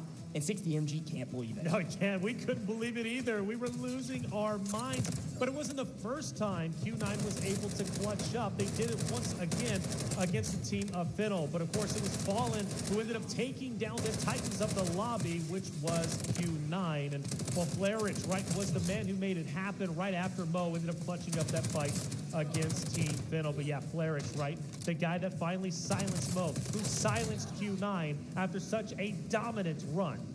Yeah, big pickups, a great highlight package there. And of course, Fallen picking up some. You got to tip your hat to Hazmat as well, making big plays. Again, every kill is 400K, so he actually prioritized getting the full on the knocked player from Q9 to make sure they get the loot value for their leaderboard. They know it's really close on the leaderboard. Every kill counts. It could come down to 1 kill. We've seen regional finals come down to less than 100K. Every kill is 400K. You gotta get the kill. Have to. He picks up the full and then gets fulled himself. And that's not the first time, by the way, Hazmat has had a star-studded play. You go back to map 2 on the head glitch, he was able to do exactly that. So well done for the team of Fallen. They walk away with the most round earnings, but they don't get the most eliminations. Of course, that was Q9, who are very comfortably in first place. So again, we need to focus on Fallen, walking away with 4.3. You've got Finnell, who also get 3.13. Arguably, these 2 teams should be in 2nd and 3rd respectively. Yeah, and again, let's pay attention to the right-hand side of that. While we switch over to our damage, it is also telling the story of the kills. Every kill, 400K. 8 kills times 400K is 3.2 million. Q9 low on the match leaderboard, but at the end of it, the total that they got from that game, based on this damage, based on their kills, was insane. Q9 leading the damage category with over 1.5, but the best team in that map, the last team remaining, was Team Fallen. Of course, Flarich leading the charge for that team, but the young gun of HR with the sub, use Bishka. Yes. I love this squad, man. 5 kills, 4.33 mil, a great map for him. And Yubishka already a match MVP, right, coming from match number 2. He stole that away from Q9 despite them winning match 2 themselves. The first time we see a different winner, right? The first time we see a new best team. Fallen coming from the EU side of things with such a historic run throughout the qualifiers, and now we will get Mo, and rightly so. I've been waiting for him, honestly, to pop up as the match MVP. Finally, we get it. Yeah, 5 kills, 2 assists, almost 1,000 damage. This guy was cooking. We all saw it. We don't need to break it down for you. We saw it in the highlight package, and we saw him win over and over and over again. And finally, they lose to Fallen because, well, Mo had his back turned, and they caught him before he could turn his gun around. A scary player on the map from the best team today thus far. But the best team in this map was Fallen. They are trying to catch Q9. And if they're able to get a brick, it's still a race for that first place position. That's it. Albeit, again, paying attention to top 3. That's it. And by the way, Mo, match MVP, but also playing toxic. We pointed that out. Yeah, He's true. not necessarily fitting his play style. he has shown that he can burn through operators that aren't necessarily desirable or fitting his playstyle and still dominate in the true fashion Mo is known for. I like that. I mean, he clearly has a great understanding of mastery of all the operators. He doesn't necessarily need an operator that even fits his strengths, right? From his playstyle for him to be successful. I mean, clearly, at the moment anyways, looking like a top runner for potentially even tournament MVP. Yeah, but definitely possible. We got a long way to go. But you know I get carried away. That's what I'm known for. That is classic Taylor. And again, I want to remind everybody about this match schedule. Just in this match in Group A, we have finished 3 games. We could play only one more. If Q9 get this mantle break in round 4, this first match, Group A, is done. They win. They've got 2 mantle breaks. It's a double brick format. However, we could play up to 6. We will then take a little break, and then we'll do all of Group B the exact same format. We're going to be here all night if you're folks in the West, or all day if you're over here in the East, and we're having a dang good time, but we won't be done after Group B. We are then going to the upper bracket. We'll see the top 3 teams from this group and the top 3 teams from Group B battling it out for the top 2 position to make it straight to finals and skip day 2 entirely, Taylor. Which is big. Yeah, which is big, yeah. Hey, comms, though, are always flowing. Let's hear what the comms were like in match 3. Go on the 3? Да. Just, нормально. Дай лучше мне бюст. У меня столько.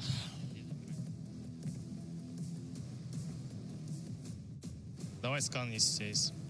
3 типа тут. Где? Одного нокнул. Один сверху наверху разбил. Доиграть вот этого ложка справа. Дал смокарку. Лаз справа, какой смокар? Он тут на мне.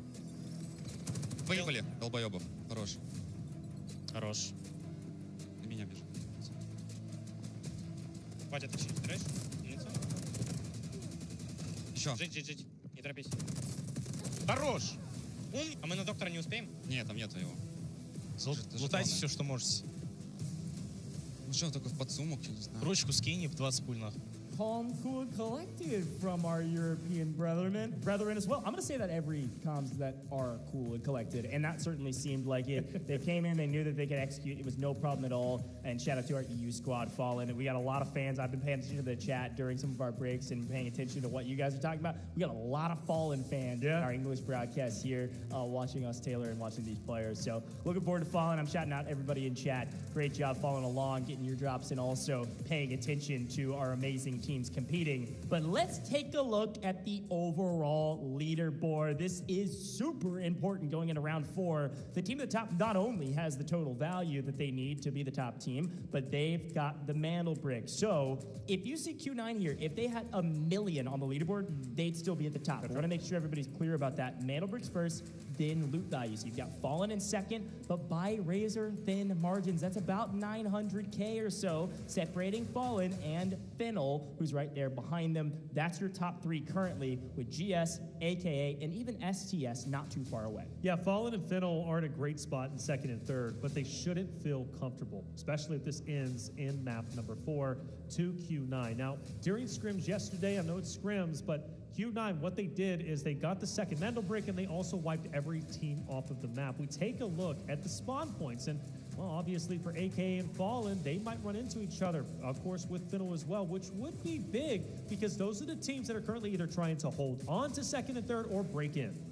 Yeah, and this is a super important factor is these spawns because, again, let's look at the T1 spawns. These are the red spawns. That's going to be STS and Q9 that spawned in T1 in the last map. So going into Space City, you will not see their logos in the 2 red spawns, which are priority positions to play for the mantle brick. The mantle brick is going to spawn in the dead center of the map. And so those 2 teams have the perfect path to the position, or those 2 spots do. And of course, there's 4 other teams that could spawn there, but you won't see Q9 in prio position, which is big news for everybody on this map. And they also won't have the AWM either because they got taken down. Even though they had it in their possession, they won both airdrops in the previous map. Fallen was able to silence them. Clearly, Nox has been prioritized through and through, right? I mean, basically by everybody outside of AKA. Nox will be fully off. D-Wolf as well. The question is, though, Aluru not being used as much as maybe we were expecting, but maybe they're waiting for Space City.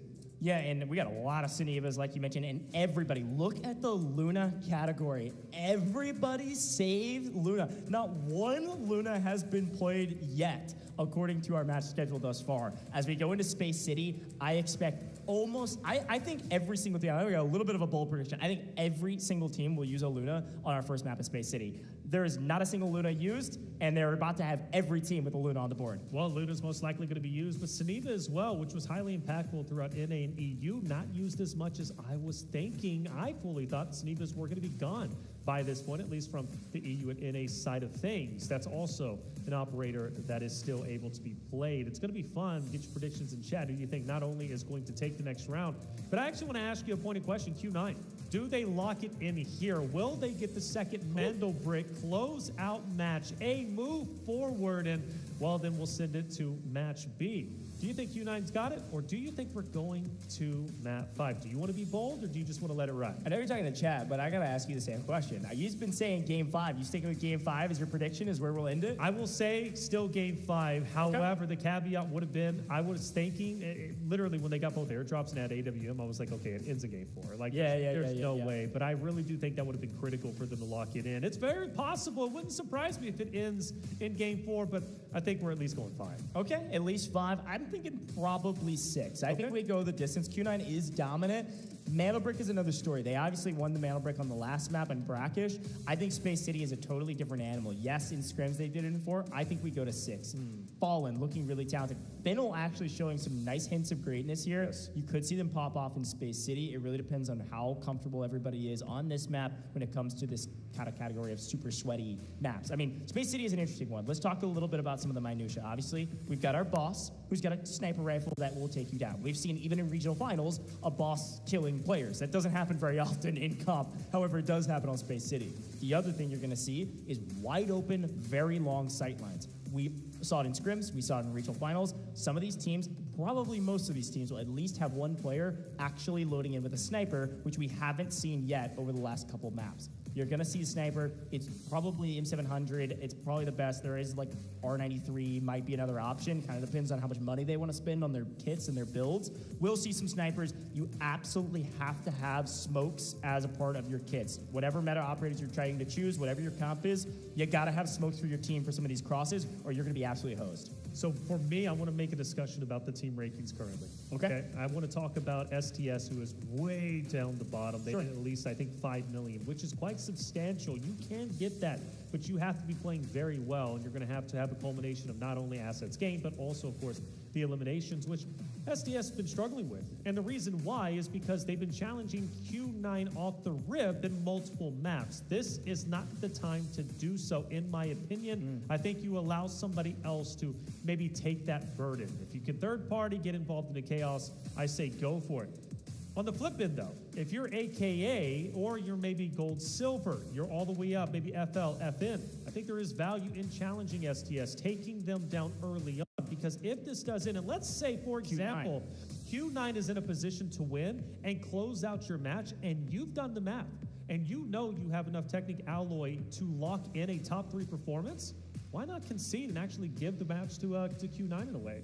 That is an absolutely valid point, and it's something I'm really glad you brought it up, because you're 100% right. This is the thing about this format and this really cool UI that we have with customs, is that when a team that's on match point, a team that already has a brick, picks up the mantle brick and starts to decode, it will alert the entire lobby, not technically that team name, it'll say match point team is decoding the brick. It'll tell everybody. Everybody knows that the only match point team is Q9. So if Q9 starts the brick, everybody knows that's who it is, right? And I think that's a key factor, because you're totally right. If you're a team, you find really good loot on this map, you don't have to take the brick. You could allow Q9 to close it out. There is some risk associated with it. There is. It is a hard strategy to play for, but it is technically a strategy we could see, sure. And understand, the competitive spirit is a thing. You want to challenge Q9. You don't want to just concede and just move forward in upper bracket, right, by just giving it up. But you also have to think about longevity when it comes to the tournament. But hey, let's go ahead and get the next game started.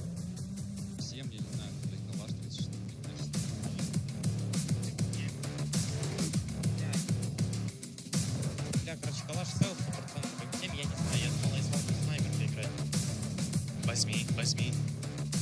Свал ебет.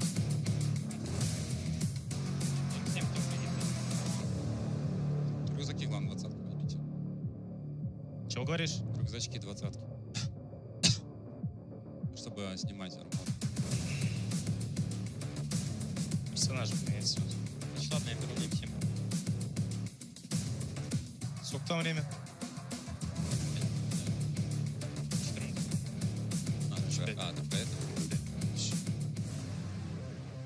Alrighty, well, a nice little listen in there with Fallen, some of our teams preparing for this round as the game is getting started. It is time to head to Space City. Now let's talk about these rules here, Taylor.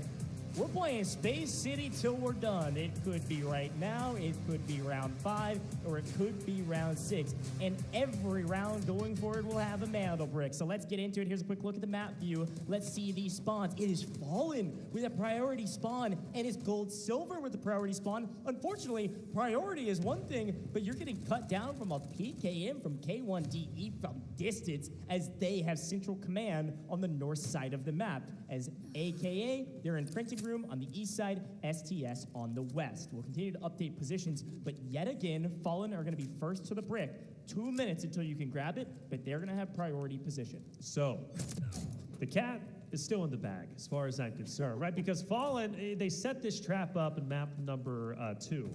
And whenever they did set it up on Brockish just a little bit earlier, Gold Silver was a team that might have challenged, and they tried to, but they just felt something was a little bit off. They rotated away. So technically, nobody really knows Fallen is a roster that likes to camp the Mandelbrick, okay? And this could be incredibly valuable, especially if you think about Gold Silver started moving once again. Now, I guess history repeats itself. Fallen, Gold Silver, almost met up against each other in Museum, right, going over to Brackish, but this time around, they might meet up in the middle. And for Gold Silver's perspective, I think they got to be the underdogs in this fight. I mean, look, they've been losing quite a bit of their engagements. Now they're going against Fallen, who's coming off hot off a win. And you got Florich, who's been on fire, or Flarich, excuse me. I don't know. It's going to be a tough one, but it's inevitable. They've got to go for this engagement. Well, take a look at this left-hand side of your screen. I was not quite right. We do see plenty of Lunas, almost a Luna on every team, but 2 teams elected to not play with a Luna at all. Q9, one of those, and AKA also not using a Luna this round.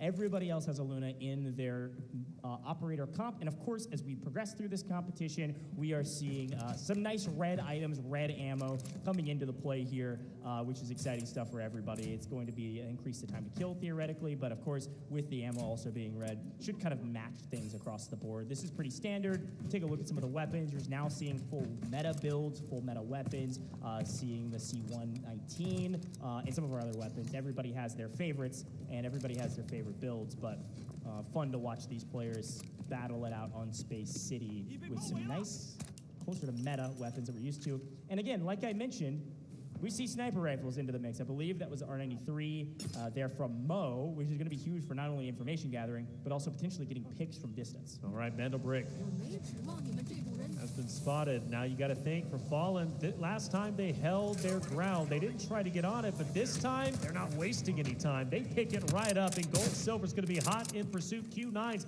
also going to fire a couple of warning shots from a distance. This is big. Fallen has all the wind in their sails, the full confidence. You take down Q9 in the previous map, you got Flarich who's popping up, and now you have the Mandelbrick for yourself. This could very well secure Fallen within the top 3 very comfortably. See, it does look like our security director, Des Moines, has been taken out. But here we go, Mandelbrick being planted. Now, I will say, for those that have been watching a lot of regional finals out there, this is the classic decoding station. This is where some of the most viral clips from these competitions have been found.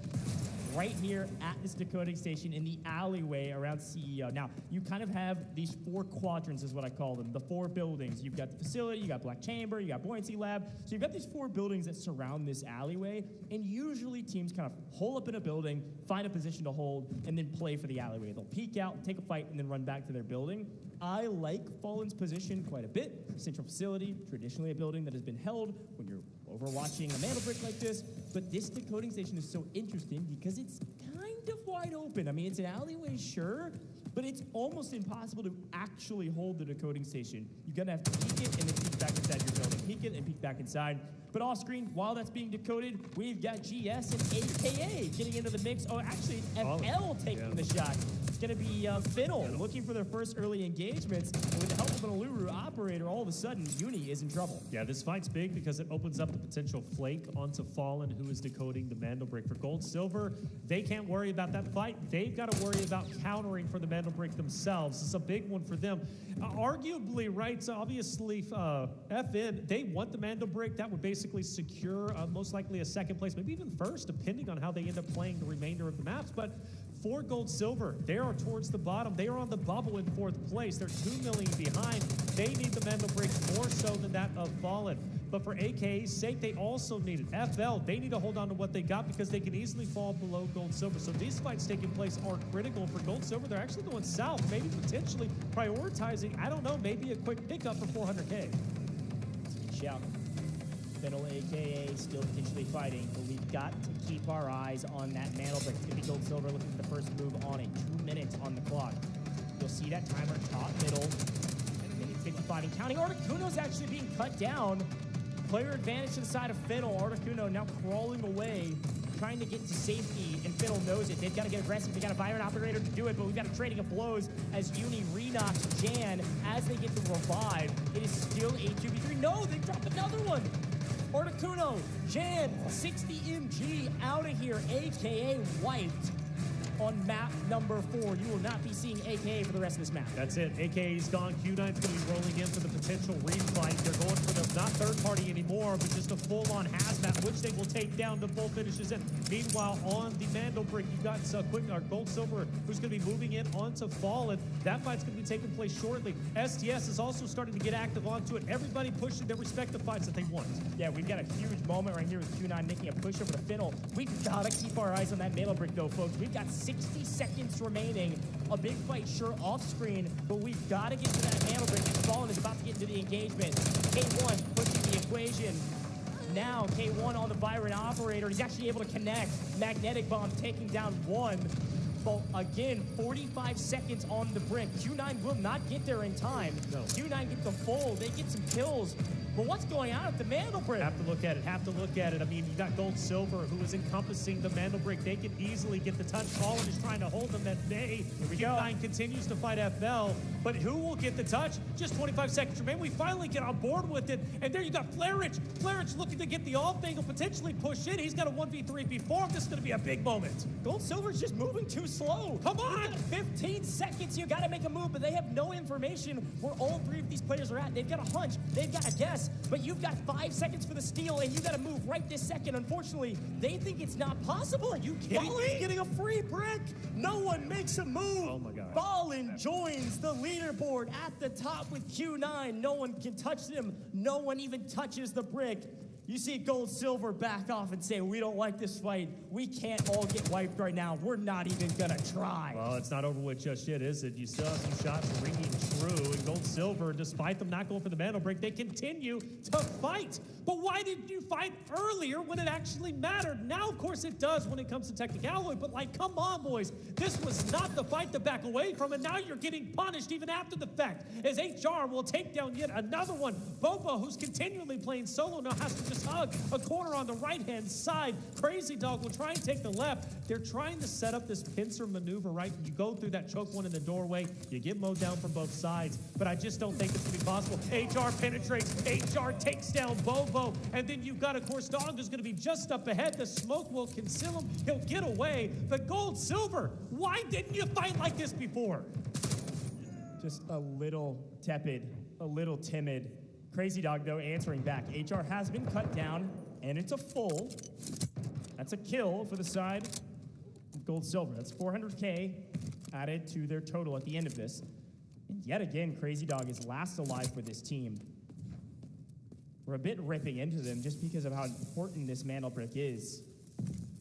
We thought they could maybe make a play for the steal, but Fallen had set up flawlessly, and without the help of the other teams, Taylor, we wanted them to basically just suicide for it, to try to steal the decode and reset it, but frankly for them, it was all about staying alive.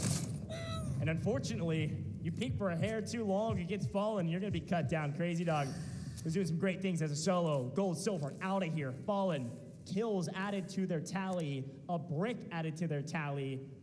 There's absolutely a clear top 2 in Group A. The reason why I'm so disappointed in Gold Silver for not pushing the Mando brick is you have to understand, right? Gold Silver is in 4th place going into this map in the standings. They're about 2 million behind that of Finnell, 11.59 million. And you have Fallen, who's already in 2nd place, but not too far behind. It's realistic to catch up to them. That's a team that you should be challenging. That is a team that is fighting for the exact position you're currently in, right? To be in top 3. There is no reason not to fully commit and go for the fight. And what's weird to me is Gold Silver then tries to engage right after that.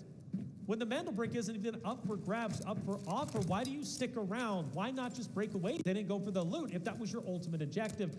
They rotated in to challenge the Mando brick, and then they didn't even fully commit to it. And I feel that's a big, big mistake in my opinion. Gold Silver's been a team that's been quickly falling behind, and unfortunately it's one of those moments where they fall even further behind. But it is what it is. And even for STS, I can be critical on them. Like, why didn't they fully go in for the challenge, maybe into the chaos? STS is a team that's been on the struggle bus. They're in last place. They quite literally have nothing to lose if they go for it. Yeah, and I think the thing you got to remember too is like, hey, we're playing for top 3. So now with 2 teams with a brick apiece, we get spot. Yeah, we went 2 more rounds with Mando bricks. Could see 4 different teams get the 4 different bricks. It doesn't happen very often, frankly. So if you've got a Mando brick, you're making it to upper bracket 9 times out of 10, maybe 99 times out of 100. Fallen's got to be feeling really good right now, winning that engagement and also winning the brick. But STS have maybe laid a trap of their own on the low side. They know that Fallen's going to rotate out of here now that they've gotten the brick, and they know they might not be very timid about it either. They might just run out into the open and wait a minute. I think HR, look at that, he could have backed up, and I think it was a shock arrow coming out maybe from the opposition. They kind of gave away their position. If they would have played a little bit more patient, maybe heard the STS player actually running away as well. And now with the area over the top, unfortunate. I mean, obviously, the shock arrow sticks HR there. Maybe it's an open frag. But I think if they just wait a hair longer, STS actually might get a wipe. I don't think Fallen was going to slow down. I don't think they were. I think they were full speed ahead. I mean, kind of all gas, no brakes, really, aren't they? I mean, they're a team that is just quickly on the come up and could very well dethrone Q9 in 1st place, not necessarily in this map, but maybe in future Space Cities, which ultimately we're going to end up at least getting 1 more, right? We could potentially be getting 2. For STS, it's a big moment. You've got your competition who's currently in 3rd place. They're gone. They're fully out of there, right? That was FL. That was Fiddle. Now you have a chance to potentially break into top 3, albeit without a Mando break, but still top 3 nonetheless. So for STS, this could be a tremendous game. I do want you guys to take note. Mo from Q9, by the way, has split from his team. I assume they're going to be going down the launch area, maybe going for the extraction. For Mo, he's going as a solo to either scout out the areas and potentially go for some quick picks. I don't think he's going to be taking on full teams in a 1v3, but Mo is a guy that, I don't know, he can do a little bit of everything. I've become quite a big fan of him. And he hit, for example, is starting to push up from STS. This fight between them and Fallen, most likely not going to conclude anytime soon. 3 teams left on the map. Really only 1 team that desperately needs a good one. STS has got to get something out of this map.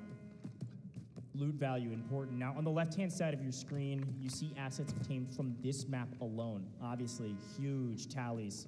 5.5, 5.4. But now, look at the transition on the left. Total assets. This is our overall leaderboard, just there for a blink of an eye. But Q9's well over 20 million, 25 million to be exact. Whereas I believe FN was pushing 20 mil. Everybody else far and away. There is still a fight happening for the 3rd place position currently. That's right. And STS free and clear to maybe go and elevate themselves up to top 3. Again, they're the team to watch. They don't necessarily need to take this fight against Fallen. I thought they were going to do it, but it's okay that they do, in fact, back away. At this point, if they can just get out with any more loots, right, I mean, that's going to be hugely beneficial for them. I mean, they're just a hair away from catching up to that of FL. And if they can do so, they'll break into top 3, live to fight yet another day. For Mo, though, catching maybe an STS member off guard. Shots are fired. Mo gets one down. The straggler looking like a one-man army. The rest of his team still over in the launch area. Mo, though, a thorn in the side of any roster that he comes across. He took down one from STS. Who knows? Maybe he'll challenge the entirety of Fallen. Who's going to be up ahead? Yeah, big take, of course. Every kill 400K, and I think it's worth briefly mentioning, too, as much as we are saying it's assured that they're in the upper bracket, these teams want to be a top team. Fallen and Q9 are now fighting against each other as total loot value, so every kill is going to be super helpful. Any loot that they can find super helpful. And now both of these teams are saying, hey, if we can get some kills, great, but we're trying to get out of this map. What you guys don't see is that on our map feed, 2 members of Q9, you mentioned it, Mo's by himself hunting the map. Yeah. But Gior and K1D, they're down at the rocket extract. They're hanging out way down on the south side of the map, looking to get out of the map. Yep. While Mo's just on the hunt to find anybody he can get his hands on. He's like a rabid dog just running around getting kills. I mean, this is crazy. Hunting down the rabbits of the map, I guess. I don't know what he's doing. I'm a fan of it. Looking for anything. That's right. Fallen's going to go for an extraction themselves. They want to get out. Can't blame them. They've had such a successful game number 4 on Space City, our first one of the day. Not only getting the Mandel brick, but actually getting a ton of assets for themselves, which puts them up in the standings, especially if we get to a tiebreaker, which I don't think we will, but we might. You never know, right? But it's always a possibility. For Mo, he has slowed down a little bit. STS, though, is still a little bit worried, and, well, naturally, they've lost one player. Mo picked up an additional 400K, and he's still on the hunt. Actually, there is time for him to run into STS. He's in hot pursuit. Yeah, and you're seeing on your screen right now, obviously, Fallen. They are going for the no backpack extract. See what they could get out of the map with. Stacking up that chest rig. Potentially getting out of the map here. This is the loot optimization pathway we traditionally find. Well, Mo, unfortunately, on the hunt, laughs and maybe says a few words as Chan finally finds an angle here. STS getting something on the board right now. Picking up a kill on Mo. They don't know where the rest of his team is. They know who it is. And they're going to back up after getting that kill and check all of their corners to make sure they don't get flanked by the rest of Mo's team. Unbeknownst to them, Q9, the other 2 members, as a reminder, way down there at the rocket extract right now. Yep. They've been down there for the longest time as well. Just left Mo to his own devices. So for STS, a bit of a win, a bit of a victory. They'll be happy to take that again. Getting relatively close to breaking into top 3. It's still doable depending on the remaining loot that they end up finding. But I think Q9 has so much respect in the lobby that when they see Mo and they take Mo down, they are expecting maybe the remaining 2 members to come in and fight, which begs the question, can STS, or will they fully commit to getting out? And I think they will. 2 minutes and a half. Everybody looking for their way out. FN doing some inventory management. Here's a quick look, instant replay, by the way, of Chan finding Mo on an off angle. Nice pickup there from Chan and STS. We take those every day of the week. Could go look at Fallen. Now, of course, we do see that Fallen, they stacked one of their players with everything they could get their hands on to get out via the no backpack extract and workshop. And now a potential 2v2 about to be had in STS. I don't think they know it. Fallen, I think, has found an angle. Chan in trouble. No, he actually answers back on HR. There's the trade. Uzbishka down. HR by himself. We have a trading of blows between these 2 duos, but it does find their way to FN getting the wipe. STS, they might have found 1 kill, but they've been punished for it. That is a full wipe on a team that desperately needed points. Yeah, you know what's tough about that is their loot drops dramatically. Yeah. I mean, we're talking almost 2 million. They desperately needed that to catch up into top 3, and now they're even further behind, which makes them more desperate going in to the last, potentially last 2 remaining matches, which, again, it could only be, just map 5. Q9's out. They managed to extract. They are gone. A successful game from their perspective in terms of getting assets, the Technic Alloy. For Fallen, though, again, the biggest winners as they get the Mandel brick, the last remaining team on the map, and potentially going to get out for themselves, like you said, the no backpack. So for good stuff, right, from the team of Fallen, they put themselves in a comfortable spot from scrims yesterday into today's competition. Highly consistent. This is the team to watch out for going into the upper bracket. I don't see how they don't make it. Yeah, you do see 2 members of Q9 Look, these guys are playing near perfectly. I mean, to be able to do what they've been doing and still get out via the rocket extract without being challenged, very well done from them. They're going to protect a lot of that loot category. They know FN's going to be hot on their heels. They know they finally have competition in the mantle brick category, and so they're assuredly putting some more points on the board with this one. And of course, we see our players optimize inventories as we close out this map. With only a couple players left on the map, not much else you can do besides throw a couple ID tags into your safe box and get out with whatever you can. Of course, they're not going to get actually out of the map, but that safe box will be some nice value add to their overall score total, or at least protecting some of the value they brought in. Next map's going to be nutty. Next map's going to be crazy. You've got two teams who have been highly consistent, both with Mandel bricks. Chance to close out. Fallen in Q9. Just so well played. Is Bishka a large reason for that? He's been the match MVP already once. Maybe he can make it once again. A highly successful game number 4 coming out from the side of EU, of course, Fallen, getting the Mandel brick. They did so in sensational fashion. You got to question Gold Silver, though. Why did they not even attempt to go for the challenge? Something we harped on for had to have been 10 minutes.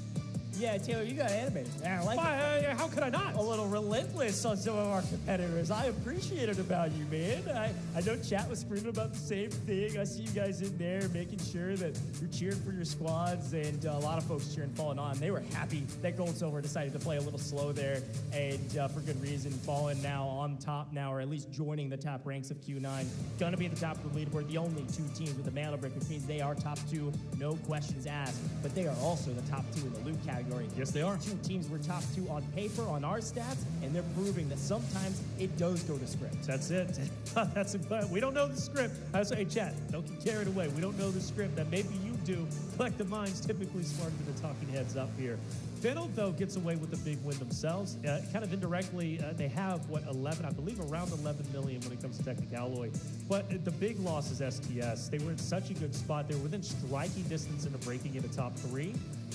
But unbeknownst to them, there was a team waiting for them, right? Yeah. It was Fallen, who ends up taking them down to 2v2, goes to the way of Fallen, which was definitely not the way STS needed that to go. Because of that effort from Fallen, STS loses at least 2 million Technicalloy, which puts them even further back. They now, I believe, it needs about 5 or 6 million maybe to catch up to that of top 3. I mean, that is a large sum of money given the fact that you think about it. You've got 2 teams, 2 of the best teams in the lobby, now with the Mandel brick respectively. That's going to put a lot of pressure on STS. But let's not forget AKA as well, right? Gold Silver, who are also in the exact same boat, I think, basically neck and neck at around 6 or so million when it comes to Technicalloy. So they're all in the same boat. They've got to get active, and they only have 2 maps potentially to do it. Yeah, a nice breakdown. It's going to be really fun to see how these last 2 maps go. Again, Space City, Mandel brick rounds.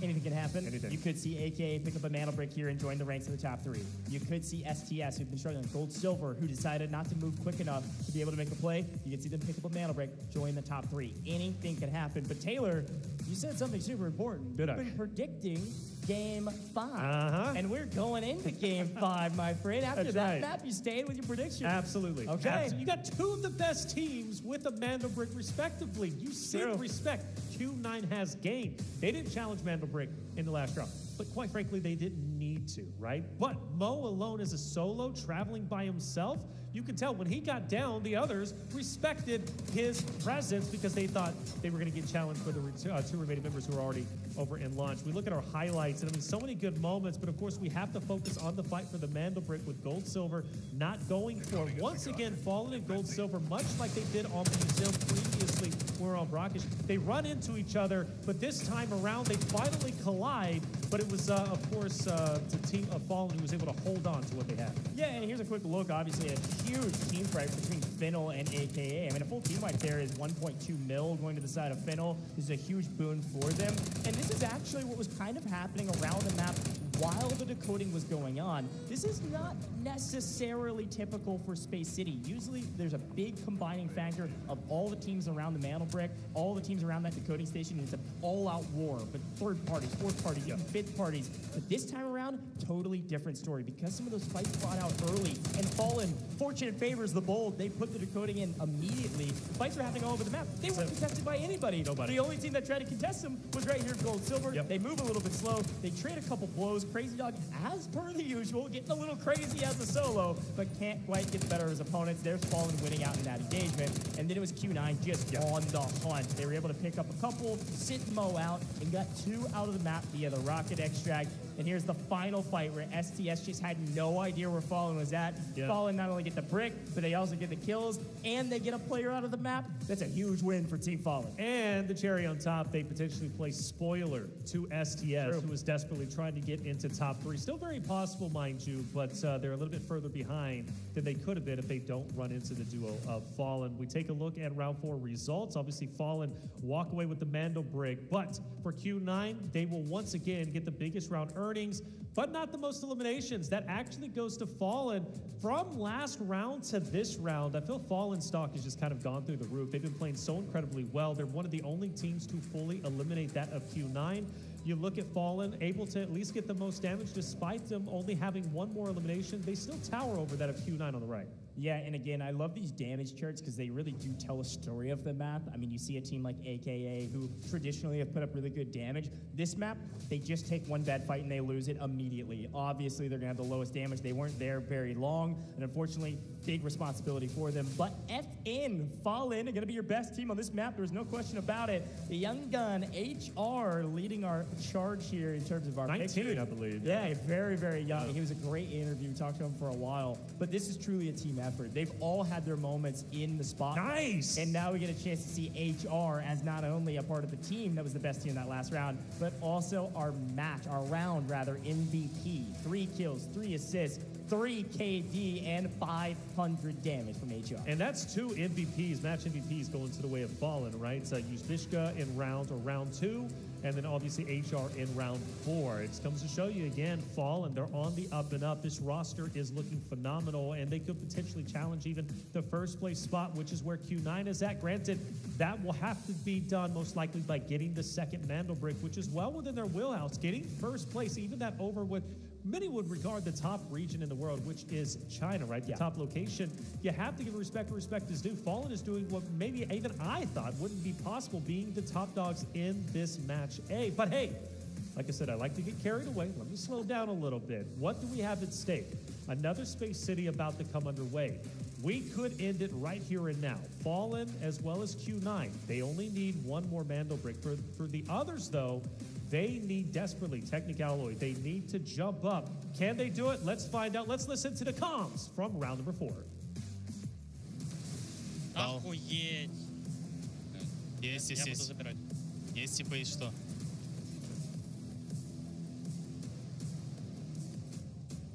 Собрал. Отдавай еще. Я на рампе. Молик. Выходи сейчас будет. Отдавай, Молик. 10. Ждем. До конца. Один жить. Витя, жить. Нету. Наши. Вовнутрь. Они внутри. Есть справа уже.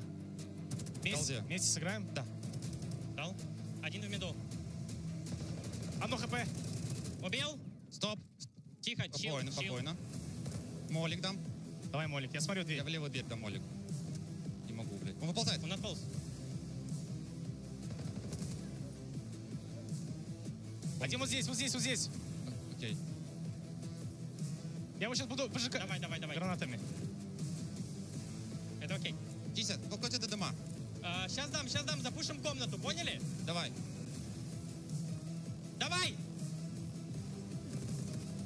Хорошо. Стоять. Чил. Я вышел, Алёш. Давай на мост, наверное, поднимемся. Давай. Типа у меня. Еще один. Хорош. Все, поднимай, лутаем жетоны и нахуй.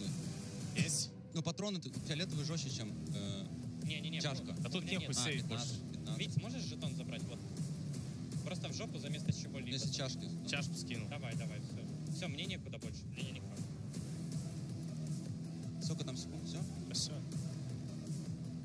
Fallen, the champions of Europe and the champions of that last round, hailing from Latvia, Russia, and Finland. This is a fantastic roster, and as per the usual, the comms sounded great. Now, I got to give a shout out. I was taking a look at chat when we were listening into some of those comms. Big shout out to Pro Rock, who's a part of this roster, who couldn't make it out here, and Uzbishka came in as the sub. I see you watching. A lot of fans for him, and for good reason. Take a look at our overall rankings throughout the course of this competition. Q9 dominating at the top, a 10.41 million lead over Fallen is insane, by the way. However, they are two teams with the mana break, so they're going to be the top two no matter what, and it just so happens that everybody else falls in sequential order based on our loot value. That's it, man. A long road to travel for GS, AK, and STS, who now go into the second Space City of the day. Now, the question is, will it end here? Will we get another map? Well, obviously, it's going to be based off of who really wants it the most. For Fallen as well as Q9, they have the lead. Yeah, let's take a look at our spawns. Obviously, we saw T1 spawns go to Fallen, and that is gold, silver in the red. You will not see them in the red spawns going into the next round. So you're seeing some of the teams that could be there. This is good news. The problem, the one little piece of bad news, and we talk about operators, is Q9 could get a prio spawn. Q9 could play for a brick in this round and keep your prediction true. Talk to me about some of these operators. Well, I want to say Fallen and AK, by the way, you pointed out, were the only team without a Luna. Do they go in with the Luna this time around, and do they find more success? For Fallen, they're perfectly fine. They didn't need a Luna, obviously. For AK, it could be incredibly valuable for them to have this time around. Well, quick look at the operators. Obviously, some Nox is gone. Obviously, some Shepard's gone. Almost every single Hacklaw gone. I mean, we talk about recon operators. There's huge boon in the Luna, of course, but Hacklaw also has a lot of value, especially for some of these indoor fights, being able to track down your opponents. The data knife is insane. We've seen some crazy highlights, of course. So all of the Hacklaw is gone, except for one team potentially able to use Hacklaw in what is maybe, not necessarily, but maybe our last map of the day. That's right. Maybe, right? The question is, will it be? I think so. I really do. I mean, you have two of the best teams who are currently with one Mandel brick apiece. But they don't necessarily need to go for it. But they can end it here, and I think they do want to do that. They want to play spoiler. Fallen already proved that, taking out STS, knocking them back about 2 million technic alloy. They did that right at the last second, where STS most likely felt that they were safe. After all, they took down Mo. They didn't get challenged by Q9. They saw that they extracted. Okay, cool. We're free and clear. Well, not the case. Fallen ended up taking them down. It's going to be an exciting time for sure. Chat, get your predictions in. Let us know what you're thinking, because time is running short. Yeah, and I got to say, too, I mean, while we got a second, everybody's sweating, because you're right, it could be the last game. With this new patch, we're not seeing a lot of people running Saniva. If I'm a team like AKA, STS, Gold Silver, a team that desperately needs a mana brick to make sure they're a top 3 team, maybe loot value isn't going their way, I wonder if you do get your spawn, you do get your cryo spawn, what if you grab that brick and you head indoors rather than outdoors, and you load in with Saniva with that plan? Because if you think back to our regional finals, and we saw it in almost every region, when you put that mana brick, the decoding station that's indoors in the hallway, that is, we say an alleyway is the mana brick kind of decoding station we just saw. The hallway is crazy. It is super CQB, and Saniva is a difference maker in that position. Not a lot of Sanivas have been played. We'll see if anybody decides to go for that strategy. It is time for Space City, a maximum of 2 more maps, but Taylor says this is going to be the last one. Are you correct, Taylor? We will see. Like he has said, chat, let us know what you think. Is it going to go to 5? Is it going to go to 6? All I know is going to be a dang good time. Let's jump into Space City and see where the teams are at. Cryo Spawns, AKA, and STS. Going to be first to the break, but Gold Silver moving aggressively out of command building. Incredibly aggressive, and I think Gold Silver's already fired some shots over into the side of AKA, who takes a little bit of damage, and they're going to go for the full flank. But watch out, Gold Silver. Be careful here. You're only focused on AKA, but you also have FL, the team that you're desperately trying to catch up to, who might flank you. This is so funny about this is Taylor was telling them to sprint at their opponents, and now he's telling them to be careful. They are getting aggressive, and Jan goes down. A difference maker for AKA. They had prio spawn. They're getting killed before they can barely even move out of the spawn, as Gold Silver listened to our call and got insanely aggressive off rip. Finnel not pushing him for the 3rd yet, but Jan in deep trouble as he is full out, and AKA is pushing up towards the brick. They said, we'll come back for you, Jan. We can't take this fight right now. Not at all. AKA man, they got to recover. They need a big game. They are at the very bottom. This could very well be it. We take a look at our operators. What do we see? Yeah, I mean, obviously we're seeing AKA. They've already burned their Tempest. They're using Aluru now when they need it most. This is going to be a huge boon for them, or it would have been. That's Jan running Aluru, so they don't have Aluru anymore. All they have is Stinger and Luna. Anybody that plays pubs knows that's the classic combo, but in sweaty competitions like this, it's going to be super helpful for smoke and runs. It's going to be super helpful for information gathering, sure, and keeping each other up. But without Aluru, they don't have what they need to hold down this brick position. On the other side, we see another Tempest there from E-Hit on STS.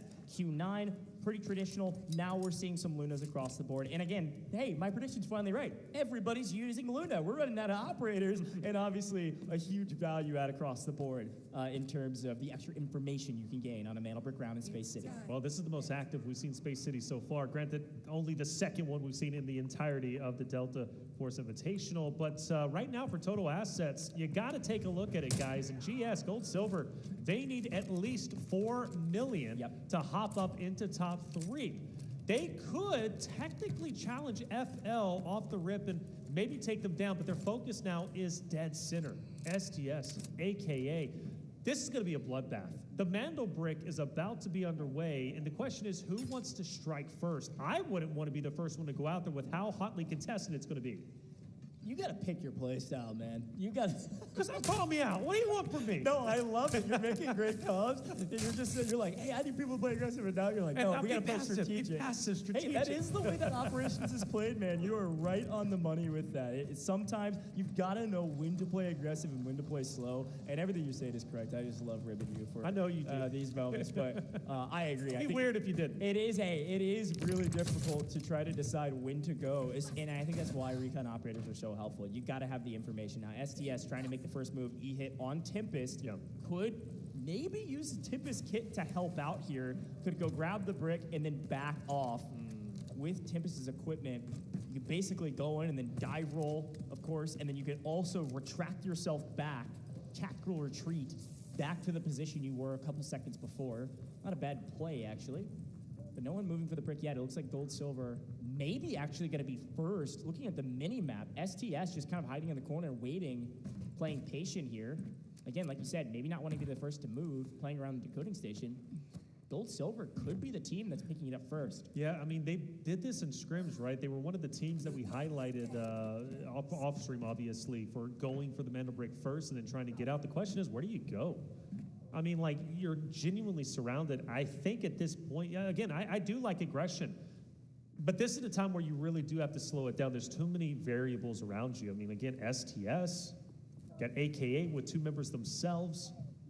I think if you touch that Mandelbrick, you're going to be cooked. And let's not forget, Fallen isn't too far away either. Like, Fallen can also get active. And I like the way Fallen and Q9 are both playing this. Like, they don't have any worries in the world. They're already smooth sailing straight into the upper bracket, most likely, unless something absolutely crazy happens over this map and the next. But Fallen does want to move in, and Fallen does want to try and potentially get active onto this fight. Let's not forget, they're already in second place. I mean, any elimination they get is going to be 400K going to them, and it's going to put them in a much healthier spot to locking in the upper bracket run. That's a good shout. Now, I will mention something. We don't see this often. AKA has elected to let Jan full die. And I say let, I mean, they were likely knew that that body was going to be near irrecoverable. It was wide out in the open. There was not much they could do about it. And so Jan is full out. AKA, with potentially the last map, a chance to make upper bracket, are going to be playing with 2. This team is known to be one that can battle back against adversity. They went through the blender in the regional finals for North America, but they did come out on top. And we're a team that were able to make it here today, obviously, but not without trouble. And a chance to do it again, this time with 2. Jan has been a hero in the past, but Articuno, 60MG, they're all individually insanely talented. And I wonder what their comms are like right now, what they're feeling. They have a decent position on the map right now around the brick, but still no one is pushing for the center of the map, not yet. Fallen, though, is maybe tempting fate. They do start to move in themselves. That's a good shout. I mean, you have 4 out of the 6 teams all surrounding the Mandelbrick currently. The only ones who aren't at the moment is going to be Finnel, as well as Q9 up ahead. And yeah, like you said, here we go. I mean, I'm shocked it is going to be Fallen. Granted, I mean, they have the lowest risk. If they go for it and they get wiped, they're still in a great spot. So they can afford to do this. Yeah, and this is what Fallen does best, man. They play for the brick, and they don't get the prio spawn, but because everybody else is playing slow, this is the value of Stinger in the late game, too. Being able to throw that drone, that smoke all the way down the line. You're protecting both sides of the brick. Grab it and run. They're able to get it, and they are running for the hills right now, trying to figure out where they go from here. Now, I will say this is a pretty interesting point. I'm not going to call their strategy yet because it's not 100% certain. But what I think they're doing is something we have seen in the regional qualifiers. You got to remember, 4 brick rounds. Top 3 make it to upper bracket. If no one gets the mantle brick this turn, nobody is able to decode it, then they assuredly make upper bracket because they're one of the teams with a brick. Right. And so I'm wondering if they're just trying to stall with this torch timer for no one to get the break. Now, based on their position on the map, we're seeing on the map feed, I don't think they're doing that. I think they're just trying to route to frankly, a decoding station we don't oftentimes see in competitive. Instead of dormitory, I think they're going up to the north side of Passage. This is a weird one. I've seen it once in our Western Regional Finals. It is wide out in the open, less of an alley or a hallway, and more of an open space that's going to be tough to hold. Especially given the fact that Q9 is going to be up there waiting and they're already taking priority. I don't know if it's a sixth sense. Maybe they got additional information that we don't know about, but they are setting up perfectly to cut off the team of Fallen. Now, the thing is, though, both of these teams can win and close it out in 5, which now puts the pressure even higher for AKA, STS, Gold, Silver, who are all in this deadlock position, dead center of this, the current map, especially for Gold, Silver. Like, they are in dire straits. But this is going to be an interesting one with FN versus Q9. They have now spotted. Actually, I do wonder if FN has actually information that Q9 is there, because Q9 is rotating around. Q9 is about to put FN in a pincer position. This could be bad for this FN roster. Yeah, here we go. We'll see what information has been had. Here comes the Allure Rocket. They've got info now. I think K1D is thinking he might be able to scan out a view. I mean, there's a lot of boons with Allure. One of the things with this kit is his personal missile that he can shoot out. Obviously, a big recon availability, but hey, as much as I was talking about a strategy where, hey, if nobody gets the brick, we're good to go, Fallen says, what if we just win, coach? How about you shut up, and I'm going to start decoding, and we're going to go for the win. Obviously spotted at this point. Here goes Q9. First to the tally. Everybody else knows that it's either Fallen or Q9 on the decoding station. What they don't know is that it's both of them. But this could be valuable. Like, let's say they do, STS, any of the teams right outside of the top 3, or even FL, for example, if they want to get active, they played it relatively slow, albeit they do start to move up towards central, up top left, and might even take the fight over towards FN. That could be big for them, but this is a valuable opportunity as far as I'm concerned to maybe third-party this engagement between FN and Q9. But in the meantime, though, again, like map 4 could very well end, or map 5, excuse me, could end right here and now, because you got both of the top level rosters who are encompassing the current Mandel brick, and nobody else from the center of the fight, right? When they were surrounding the Mandel brick where it originally was, nobody's moved. Yeah, well, I mean, they know that everybody's holding sight lines there. We've got plenty of time on the clock. They don't have to yet. But an interesting point, and I'm glad you called him out and we're able to see him on screen. You're right. Fennel is coming through Central Command on the north side. We see Fallen. They've planted the brick. Timer ticking, and they've elected to hold on the north side of this decoding station, up where basically you exit from Central Command. You guys all know what I'm talking about. The eastern exit of Central Command, hugging the northern side of this map. Here's the trap that Fallen has set. They're out in the sands, holding these rocks. The decoding station's on the other side of that wall, by the truck. There are definitely some headies in there. There's definitely some holes that you can put in there, but you're pretty open for a pinch. And so they've elected to play the northern side. It kind of slams up on these rocks. HR playing the most northern, and they know basically the main positions they need to hold. Obviously, look down. They know there's a team over in printing, which is going to be Q9, and then they got to have eyes on that Central Command exit. And technically, the building is blocking, but for any team to come into the mix, you're going to have an angle. What everybody needs right now, of course, listening to Fallen about what they're saying. Нет, наоборот, пускай будет. Смоки кинут, я даю ревил. Да.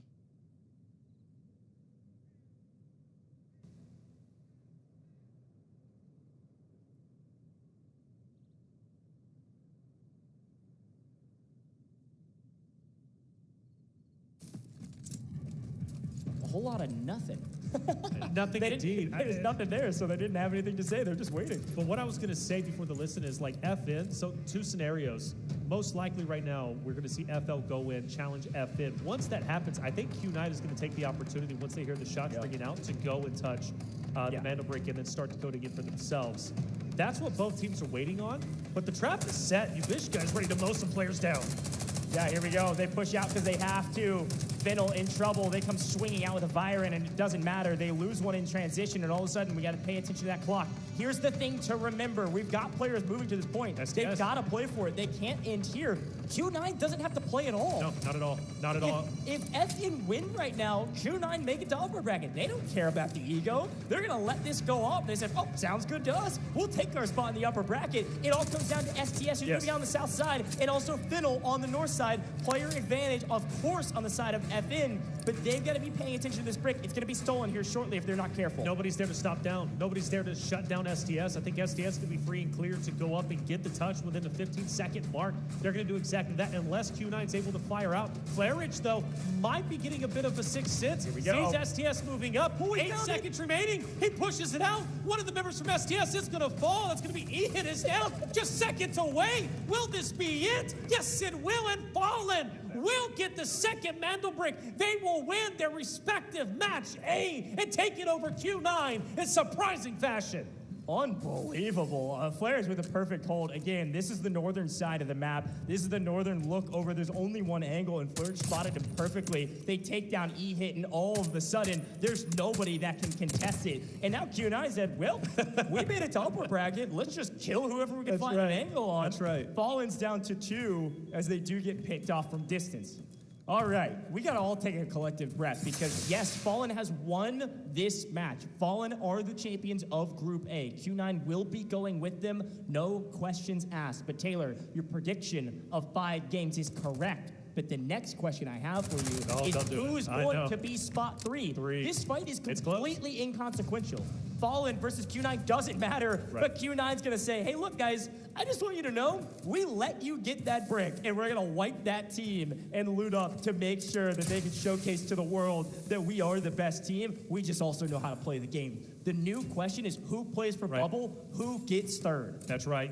Great point. You got Fiddle. Fiddle, who's currently trying to hold on to what they got, but Gold Silver, out of nowhere, has managed to jump up, I believe. Yes, they will, in fact, be in third place, as you can see, but just barely. They cannot be happy with where they're currently at. And exactly that, because look, you've got FL who manages to jump up. So Gold Silver's going to be desperately trying to loot as much as they possibly can. FL is going to be doing exactly that. The next 5 minutes are going to be so critical for STS. STS getting active themselves. I don't know. Can they jump up the top 3? Maybe. It's super important. This is not important for Q9, but it's massive for STS. Q9 gets to pick and choose the battles that they want to take. Who do they want to spoil? What team do they not want to see in the upper bracket? And maybe it's STS. STS finding 400K for a kill, but they're just getting started in this fight. That is now a 2v2. This is incredibly important for STS. It is completely inconsequential for Q9. That's it.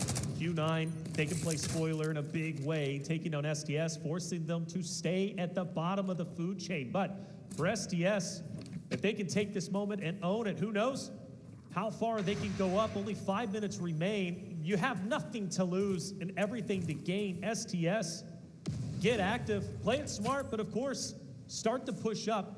Take the bull by the horn, baby. You need this. Yeah, hey, while this 2v2 is going on, it's probably a fight that will take a little while. Off screen, what you're not seeing is that Gold Silver is what I like to call kind of hedging their bets. They're basically saying, hey, there was 4.5 minutes on the clock. We're focused on extracting. The other teams that are close to our kill total or our total value, the other teams close to third, I don't think are going to get out of the map. We're prio getting out of the map. They've already sent one out of the map. The other 2 members of Gold Silver, while this fight's taking place, are all the way down at the rocket extract, just hanging out. They want to get out of the map. We'll continue to keep our eyes on this fight while off screen, AKA and FL are about to engage each other around that extraction point that has about 60 seconds outside of Test Workshop around that bridge. Oh my gosh, this could be massive. AKA lost a player very early on. We pointed that out. They've got to go at it as a duo, but this could be the fight to determine the top 3 run. If FL loses this engagement, if it does end up popping off, they are done and dusted. They most likely drop down. Gold, silver will move up. But then again, it opens up the opportunity for AKA themselves to also push up into top 3. A lot of variables still at play. We still have 3 minutes and 40 seconds remaining. Yeah, we've got to move to the AKA fight. This is insanely important, and namely because it's on a 20-second timer for that extraction point. Here's a look at it. This is the fight that will determine who gets third most likely. If one of these teams is able to wipe the others and get out, they will likely jump to third. And I guess that kind of, that gray duck off in the distance is gold silver with their plan of just extracting. STS and Q9 fighting on screen, but a fight over the extraction here shortly. Here comes the move. We see a member of both members, all four get out. On screen a fight, but 2 members of FL, 2 members of AKA, they all sprint for the extraction. They don't kill each other, and they all get out. And gold silver on the rocket extract is gonna get out while this fight's going down. E-hit has been res. STS now knows they need to kill Q9. They need this loot value, and they need the 400K per kill. They have to win this team fight, and they technically have an advantage. K1DE loves to stand his ground. He loves to do it. Mo is going to be gone. E-hit takes him out. K1DE looking to play the ultimate spoiler. STS wins this fight. They jump up in the top 3. K1DE, all 3 members ahead, but he falls. STS wins the fight that was needed. STS get 1.2 mil, wiping Q9. A huge value add. The scoreboard on the left-hand side is not final. We do not see necessarily GS taking third. We don't see necessarily STS taking fourth. FL and AKA get out with 2 members apiece. If STS does not get out of this map, they could fall out of the top 3. And that leaderboard on the left-hand side does not calculate kills. It does not calculate the round compensations. There's still a lot of map to be done. But FL and AKA said, I think we had enough loot. We got to get out of this map. That is all that matters. While STS took the aggressive stance and said, let us get the kills and stash our safe boxes. They're tied. Like you said, kills, they haven't counted yet, but they are tied at the moment. GS is all going to get out as well. I think this is a great strategy from Gold Silver. They're going to get all 3 players out of the map. The only team that will do that. There they go. Gold Silver has made it out of the map. Representing APAC, coming from Taiwan. I am so curious to know how this leaderboard will shake up. We can almost ignore it on the left-hand side now. It is anybody's game, and like I said, it's going to be razor-thin margins. And who knows, over the next 60 seconds, STS stacking these safe boxes could also be the difference maker. This is true operations. We see all the kit in the caboodle. But think about STS's run. If they do secure top 3 goes, in the fashion that they did it, from the bottom all the way to the top 3, to go to upper bracket in that fashion would be such a heck of a way to start our Delta Force Invitational, and a chance is here, a chance to do it. You look at AKA, you look at FL, they've already fallen down. Now the question is, would it be gold, silver? Will it be STS? That's the question on everybody's mind. To go from the bottom to the top would be tremendous. We've already had Q9 dethroned. FN takes the win in the respective match with 2 Mandel bricks. How many more upsets? How many more surprises can we really get? Woo, a lot of math behind the scenes. It's all done via the in-game UI. Man, I love this tournament server. This is so dang cool. But folks, that is it for Group A. That is it for Space City. Our games are done, and our teams either wiped, didn't get out, or fully extracted. It is anybody's game for a round in a position 3 on the leaderboard. Anybody's game for the 3rd slot to the upper bracket, but it is all fallen, and all Q9 in the Mandel brick category fallen. Able to get the 2nd brick. Q9 said, yeah, thank you very much. Thanks for doing that. We will take our spot and then wipe you. Fallen in Q9 with the top teams going into Group A, and the top 2 teams leaving Group A. Unbelievable job from both of these 2 trios. Phenomenal work in all of the categories when it comes to operations. Yes, we watched her yesterday. I was expecting to come in today with Q9 dominating. We ended 4. Maybe it's done and dusted. No. Today brought everything. And it's only the start. We still have our next match to get into, match B. We still have the upper bracket. But the question on everybody's mind, STS, did they do enough to go from 6th place going into the final map of Match A, which was Map 5, Space City? Did they do enough to go up to top 3? I don't know. The map has to be tallied, and I do not envy the position of the tournament admins at this moment. Well, the best part is that the admins just sit back and let the tournament server do the work. It does all of that for them. So they're going to double check everything for sure, which is the work I definitely don't envy. But I am loving what I'm seeing, folks. What a way to start things off, right? And I think when we look at the tournament series as a whole, going back to the qualifications, all of the regional finals to get to this stage, it's always been this razor-thin margin. Whether it's the top 2 teams or the razor-thin margins for the 3rd place team, whatever it is, it's been insanely close. And I have a prediction of my own, which I think that the margin between 3rd and 4th is going to be less than a kill. It's going to be less than 400K. And that is an insane thing to think about, is that you go straight to the upper bracket based on one single kill that you got in map 1. That's insane, isn't it? It comes to show you every single map, every single round matters. You need those eliminations. You need to loot everything you possibly can, because you don't know when those razor-thin margins pop up, when you're going to either be at the bottom or the top of those margins. Well done, though, to all the teams. Such a good job from everybody. Even those who maybe didn't move forward into the upper bracket, they still got valuable experience on land. Like, for example, AKA, right? I think they're going to come back even stronger. They were keeping the positivity. I'm sure we're going to be hearing from them relatively shortly. They're not absolutely out of it. That is the other thing, too. Like, I think they were a little bit low on the leaderboard. I don't know if they got a bunch of kills, but they're not completely technically out of the mathematical conversation. They got 2 players out of the map. STS did not. STS is going to lose loot value based on what they were in their bag, in their chest rig, their guns, everything. They did have nice safe boxes, so it might balance out. But I think AK is going to go up a little bit, STS is going to go up a little bit, go down a little bit, and then up a little bit from kills. Again, I don't know who's not going to upper bracket. I do know who is. Fallen, Q9, top 2 teams, no questions asked. Yes. Frankly, it wasn't even close. Well, how big, I mean, of an upset do we realistically think it is that Fallen gets 1st place over the dominant region, the dominant location, right, being China? I think that's massive. Like, Fallen coming in, we know they were a storied roster. You were saying that they were the fan favorite out there in our chat. Right? I mean, rightly so. I want Fallen to perform well. What do we got here? Here we go. Oh, what do we got here? This is the match results. Okay. Well, match results, I believe this is our total. Folks, this is it. Match results is our entire match series. Q9 had a total of 30.37 million. And the strategy, I will double confirm this is correct, but the strategy of gold silver to all 3 extract was the difference maker. Gold silver has taken 3rd place position. Gold silver is going to the upper bracket. No way! I was so critical of them too, right? I was saying look at more silver than gold. I digress. More gold than silver. Now, well done. They break it to top 3, and they do it when it matters most, right at the tail end of our map number 5.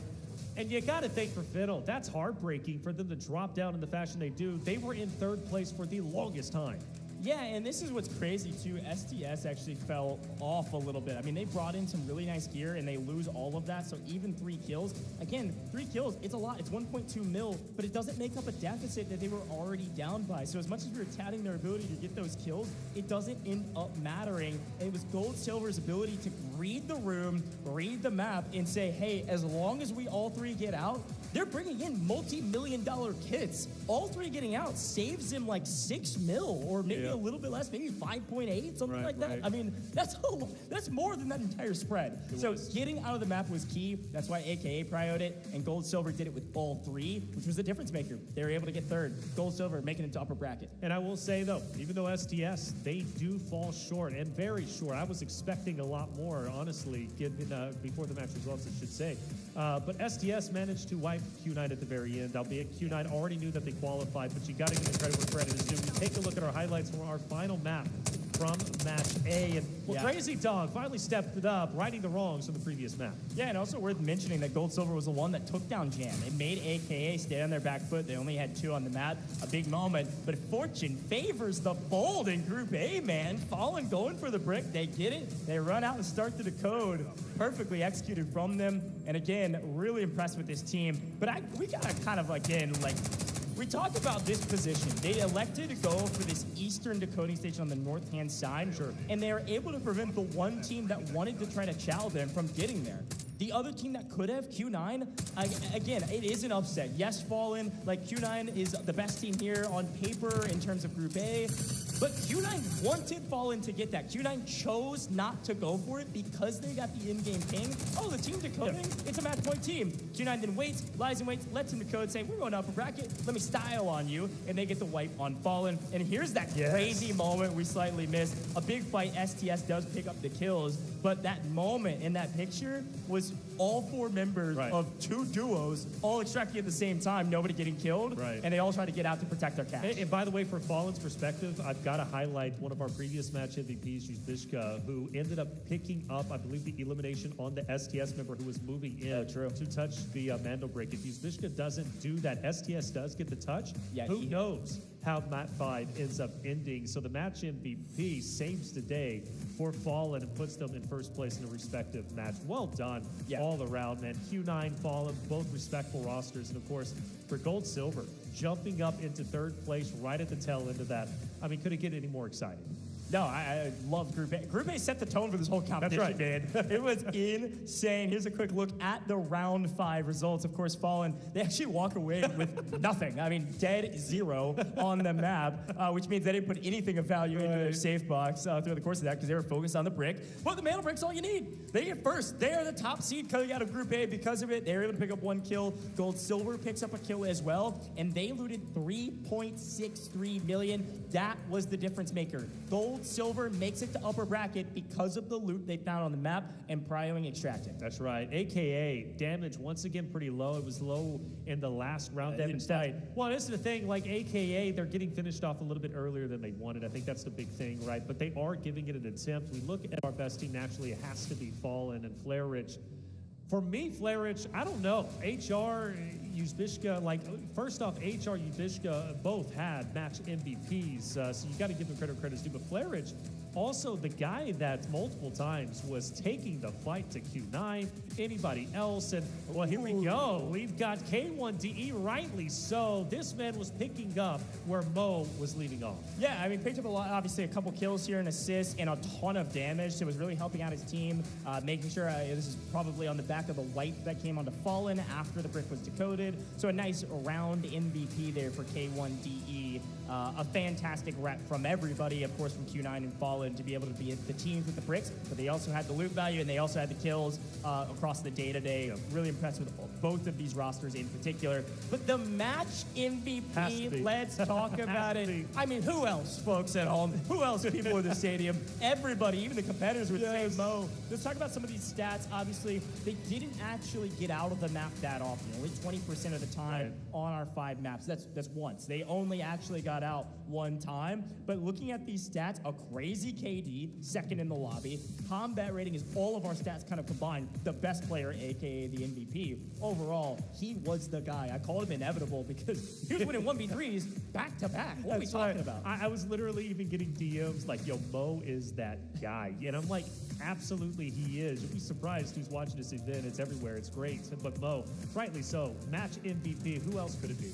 Yeah, no, 100%. I was expecting the same, and he proved that he's one of the best players here. Also, to be able to do that as an entry man, as a fragger, who's basically saying, hey, I'm going to go in and sacrifice my life and hopefully trade 1.5 out so that we have an advantage. Let's listen back on the comms from the last map of Group A. Вот стоит. Он лево, отлично. Лево дымит, справа. Лево дымит. Витя, подойди к нам, а ты автобус. Я даю? Давай. Давай. Ревил даю. С рампы отсюда дали ревил. Игру до конца доигрываем. Сколько время? Говорите, один, все. ГГ? Да, игру до конца доигрываем. Я сосиску смотрел, парень. Сосиска смотрел. Они вот здесь, Меня сзади с печатки будут. Я без башки. Надо сосиску убить. Подожди, не, сидим нормально. Печатки ебут, да? Да.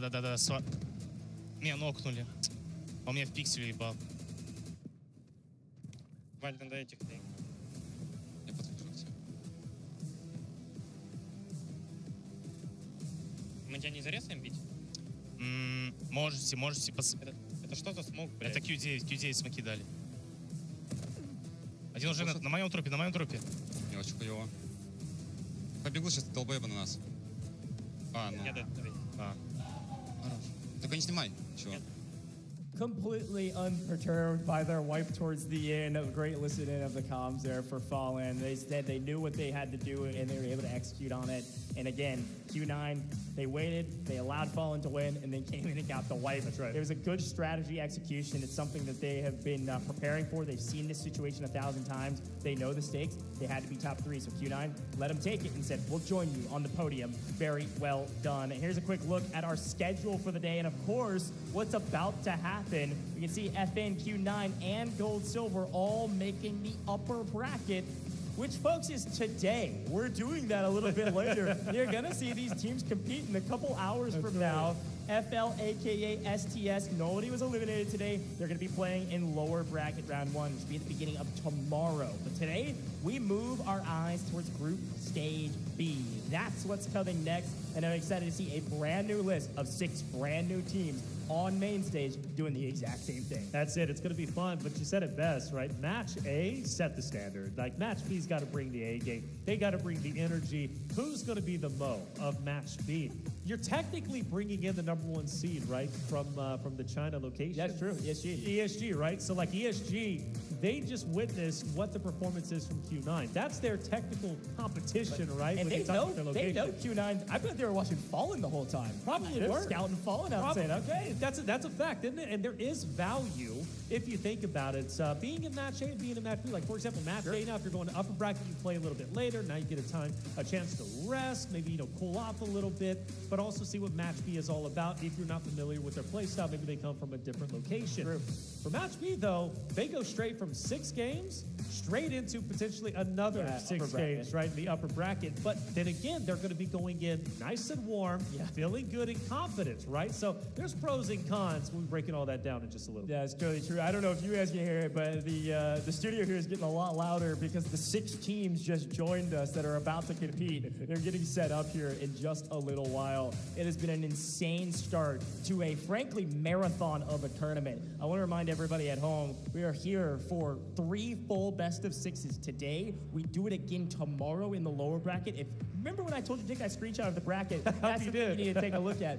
3 full best of 6 tomorrow, and then we move to the stadium. Fans roaring, sold out stadium. It's going to be insane, and that's just for the final. That's going to be 1 best of 6. So we're playing a total of 3, 6, 7 total best of 6s through the course of 3 days. It's a marathon, and we are just getting started. Having so much fun here in China. I love how we started this thing off. Yes. And again, we talked about the pace of play. We talked about the nerves. We talked about the stress. LAN is the best, man. The energy here is electric already, and it's just for the players that have competed. Yeah, I've had a blast. I really have, and I hope you guys at home are also having a blast. Things are so fun. Let's send it to our stage for our first interview of the day. 好的，欢迎来到赛后采访环节，我是贝佳啊。首先，我们恭喜 Jason 拿到了下一轮的晋级名额，先请各位跟大家打个招呼吧。我是 GS 的疯狗，欢迎，我是 GS 的阿杰，欢迎，我是 GS 的 Bobo。欢迎3位啊！想问一下，来到线下打比赛，感觉目前的这个氛围怎么样？会不会有一点紧张啊？太紧张了，全身都在发抖。全身都在发抖。就比较热血一点，就跟比较多高手都聚在这边。是，波波觉得嘞？有一点小紧张。还是有点小紧张的。哎，其实我发现，在之前好像提交的名单当中啊，还有另外一位选手啊。那今天这个首发是固定的吗？还是说之后可能会有轮换呢？今天是固定的，所以第3把一样会是给 Bobo 上。然后如果真的不幸掉到明天的话，就会让游斯来作为我们的坚强的后盾。哎，所以说游斯是你们的一个秘密武器吗？对。哦。关键时刻出手。关键时刻出手啊！那想问一下，在这2套阵容当中，会不会有一些战术上面的不一样呢？其实大概都差不多，因为他们2个本身的位置、性质跟会玩的角色其实都差不多。都还差不多。对，但基本上打起来都一样。OK， 那今天比赛整体打下来的话，觉得哪一局是最刺激的呢？最后一局吧。最后一局。真的差一点，可能就没晋级了。想问一下，在最后这个30名争夺的时候，你们队内的交流是什么样的？就很紧张。很紧张。就求神拜佛。就前程拜3拜。对，没错。看能不能让我们就挺进去。当时话最多的是哪位选手？是 Crazy Dog 吗？还是说是波波？还是阿杰？差不多吧。差不多。对。OK 啊。那我听说好像队内有一位选手还有其他的一份工作是，可以知道？就上班嘛。上班族。对啊，上班族。可以简单透露一下吗？就科技业。科技业。这在 GTI 这里也没问题啊，对不对？就是上完班之后再上班，在3秒钟行动上班。不错不错，那今天打下来的话也是打到下一轮嘛，想问一下对后面的也就第3场的比赛会做什么样的准备呢？等下就是回休息室激烈讨论。激烈讨论。OK， 阿杰呢？就好好针对今天的问题，赶快做出改变。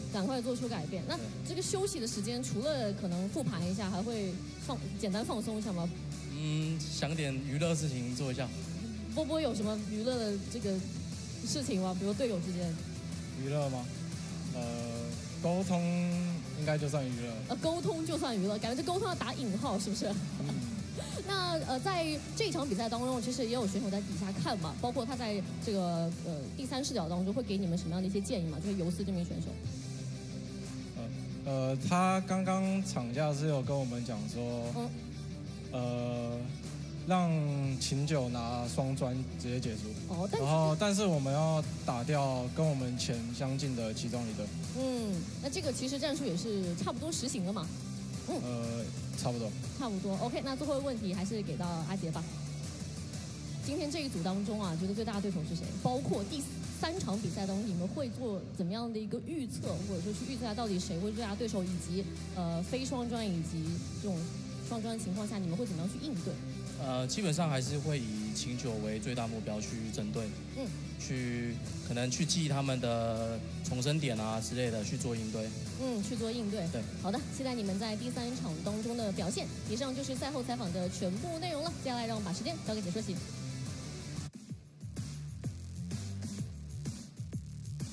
Thank you so much, Lucia. A great interview with Gold, Silver, and we don't speak language on screen, but that was, I could just see it in their face of just relief, frankly. I mean, that's what it was, right? That's Gold, Silver. That was a team that got 3rd, and barely so, too. And it was the decision to extract that changed that last game to get them top 3 and to get them to the upper bracket. They don't have to battle through all of the lower bracket tomorrow. They may end up there, we'll see, but they got to work a little bit, make sure that they can succeed in the next round. But they got there, and now it's just time to hit the lab while they've got a break. That's it. Yeah, like I said, you get a break. There's pros and cons to both matches. Match A, they're done. They get time to chill out, decompress, think about what went right, what went wrong, and also watch their competition. That's going to be coming up a little bit later once we know our top 3 moving out from match B into the upper bracket. So good stuff from Gold Silver. Again, very critical on the way that they played, but in the end, they got the job done. That's what matters most. And it comes to show you, despite them tumbling a little bit,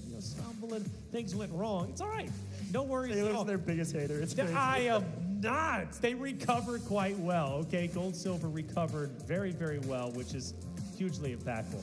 They're showing compassion. They're showing aggression. They're showing a little bit of everything. Yeah, and it is worth mentioning, too, this is classic operations, right? Every playstyle can net you a victory, or at least the victory inside of our metrics of success, which is top 3. Gold Silver had a more passive playstyle. They played very slow. They were focusing on loot. They didn't get overly aggressive. We were critical, not necessarily a bad way, but critical of their playstyle a little bit when it came to some of the Mantle Brick rounds. But it worked for them, and that's all that matters. Right. You play your game to make sure you can succeed in a tournament of this caliber. Nobody's going to remember the slow playstyle. They're going to remember the highlight level play, sure, but also the placement on the leaderboard and how much money you're bringing home. Right. And these guys have a better chance to do that being in the upper bracket. So big congratulations to Gold Silver, who did take 3rd place in that last round. Prioritizing extracting in the last map. I can't say it enough. And that is the difference maker and the reason they're in the upper bracket. Absolutely. They did what they needed to do, and that's all that matters. Gold, Silver, well done. But it wasn't just them, was it? It was also Fallen. Yeah, sure. It was Q9, who had an epic battle right through and through, both of them able to get Mantle Bricks respectively. But it was Fallen who managed to get 2 and ended it after just 5 games. A tremendous finish. Match A, again, brought everything you would expect from our first ever Delta Force Invitational, right? So now going into Match B, well, it's only going to get better. And of course, a fresh set of new predictions for all of you out there in the chat. I like my predictions. Yeah, no, hey, They're following along. Don't worry. I'm seeing the chat below. I like it. Well, before we get to it, though, I know we've got a couple more interviews to get to. And again, I want to turn our eyes back to Q9. They were insanely dominant. Yes, they did not get first. They get second overall because of Fallen, who played fantastic. But Q9, difference maker. Match MVP was Mo. I'm really excited to hear from them because they are one of the top teams on paper. We knew ESG and Q9 were some of the best competition. They've been playing Delta Force the longest. They've been playing as a team the longest as well. And it absolutely showed in Group A. Q9's chemistry was over the top. They had hero level plays. They had their match MVP Mo, but it was the team chemistry that really put them far and beyond everybody else.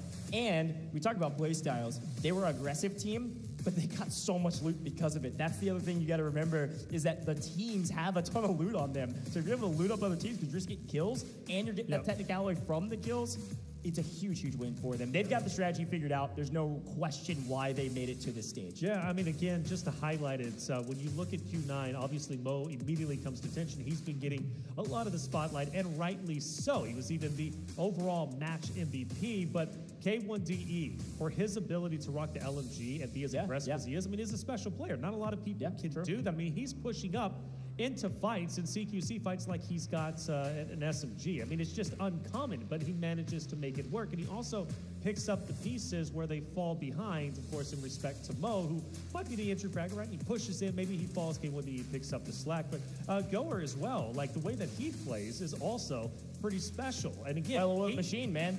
Again, everybody's doing their job. That's what makes Q9 so strong.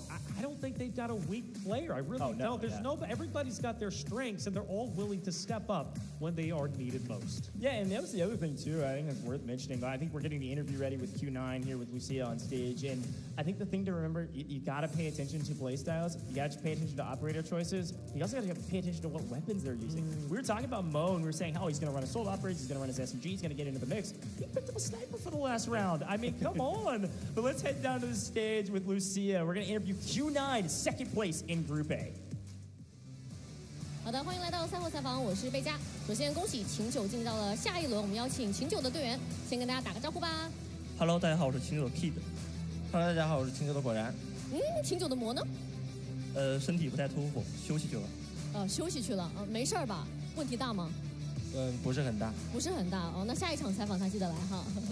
好，那想问一下，有没有想过今天这场比赛会是一个双专结束啊？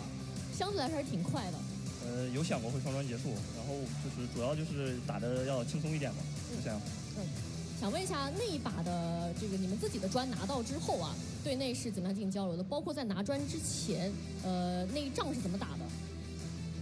就拿道具清嘛，因为他们在对面拿专的队伍在一个小房间里，我们就是拿道具清嘛，然后清的一个差不多，我们就可以进去打了。就结束了。对的。这一专拿下来还是比较 OK 的。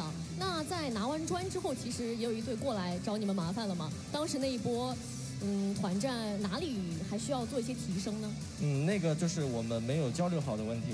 对，然后我们交流晚上的场次，我们交流再更好一点就 OK 了。OK， 想问一下，果然就是队内当中你们俩话谁会比较多一点？他吧。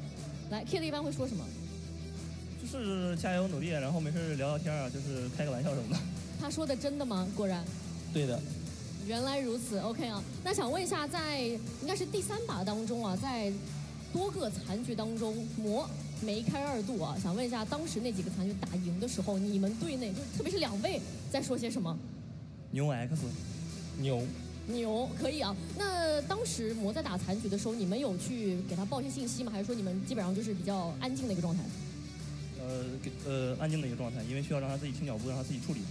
让魔自己去处理这个残局就可以了。处理到现在已经开始休息了哈，不容易啊。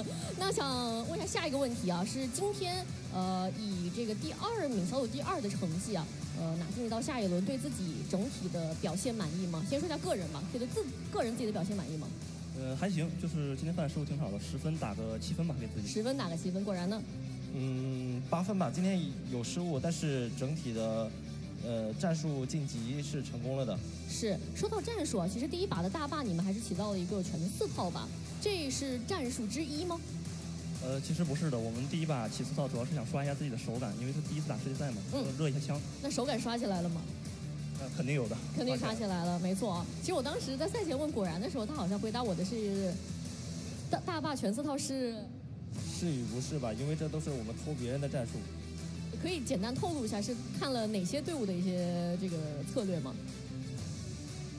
中国队的所有队伍。中国大陆赛区的所有队伍也是可以看到训练赛打比较多嘛，所以之间的交手都是有互相的一个学习的。OK， 好，那最后一个问题啊，是马上就会打第3场的一个比赛嘛，中间会有一个小小的休息时间啊，整个队伍会怎么样去做准备呢？其实就是看一看其他队伍的比赛，然后自己再休息一下，然后准备好下面的。休息一下。那果然呢，会不会吃点东西啊，补充一下体力啊？会的，会的，因为真的很饿。真的很饿，可以的。好的，那这场比赛也是辛苦了，感谢秦九接受我的采访。接下来让我把时间交给解说席。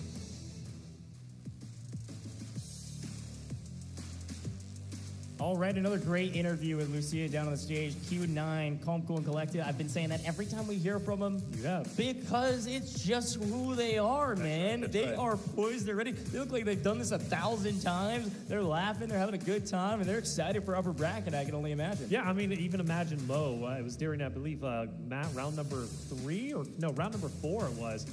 Just going off on his own and literally challenging anybody that he saw. And he was laughing the whole way about it. I mean, they're super comfortable.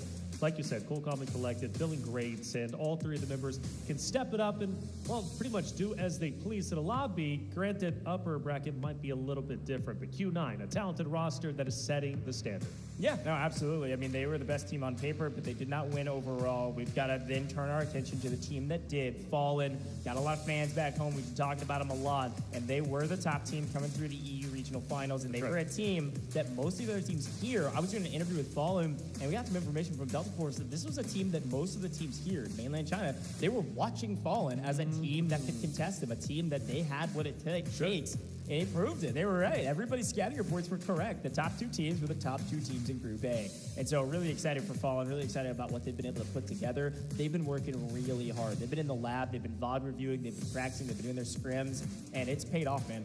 Well, let's talk about what makes them special. Flairage, first and foremost, we start there. Much like Mo, right? I mean, he is the guy that can make high impactful plays. We've witnessed it many times, actually even against Mo, I believe in rounds number 3 it was, taking down the Q9 roster that took down quite literally everyone, albeit to Mo's backside. Mo was turned around, but hey, either way, he got it. But Flairage, you take those, right? And Flairage can be put in difficult situations and still make it out alive. You got to respect that. HR, a young gun, okay? We're talking, 19 years old, as you've been saying. I mean, that's young to be on that very stage. He has a flourishing, hopefully a flourishing esports career ahead of him, right? Especially when it comes to Delta Force. He's been playing out of his mind. And, of course, then you go to, of course, the last one, Ubishka, who is the match MVP at one point. So this roster just makes sense of why they've had so much success, because much like that of the Q9 roster that we've been highlighting, each of these 3 players, right, from Team Fallen, they can step up and take the place of one another, and that's a beautiful thing. Well, I think the best part about this competition, too, is that everybody's here to make a name for themselves, right? A lot of these players do have some competitive background, whether it's Tier 2 esports and other games, or maybe just competitive doing scrims and playing really competitively in pubs. Like, some do have competitive backgrounds, but for a team like this, a team like Fallen, who at best have played Tier 2 esports in other games, this is a chance to prove to the world that, hey, we are legit and we are really good at this game and we are a competitive team at this game. Again, I want to remind everybody and give a shout out to Pro Rock, who's been playing with this squad for a while. That was the player that originally played with this duo of Flairage and HR to make it to the stage. Couldn't make it out here via his government competition, things that were going on, and so he had to bring in Uzbishka. But Uzbishka is able to perform. Like, it's not that these individuals are all personally skilled. They've got a great team together as well. And to be able to bring a sub in for a competition of this scale and win Group A is a big, big feat. So I'm proud of these guys. I'm really excited for them. And really looking forward to seeing what they can do when the competition continues to step up into upper bracket. Yeah, and they're just an intelligent team. They play very, very well. You know, they have ego at times. I think you have to as a competitor. You've got to have an ego to push forward. But they can also pump the brakes when needed. Prime example, that last Mando break they were able to get. They just kind of stayed over in the sands. They stayed put. They didn't get too overly aggressive. They made the right plays when it was needed. Going back to the substitute, though, Yuvishka, like the fact that he is a sub, he comes in last minute. Now he's competing with this roster, and he's playing as well as he is. You can tell he's giving great respect to who he did replace. Yeah, and he doesn't want to let this opportunity go to waste, even if he leads to other rosters in the future, right? This man, Yuvishka, is on fire. Yeah. Again, he was one of the round MVPs. Who knows how far this roster can go. Yuvishka, well done. As a sub now, as one of the main players, playing very well. You got to give him respect. Respect is due. Yeah, and again, all these players, all these teams did have interviews. I helped conduct some of those, and they've got a lot of their story out on social media. If you're following Delta Force Game, of course, go check it out. They also posted it on the Delta Force Game official esports account over there on all the social medias. Definitely go check out all of those interviews that we've already done. But we've got another interview on stage. Let's head down to Lucia and see who she's talking about.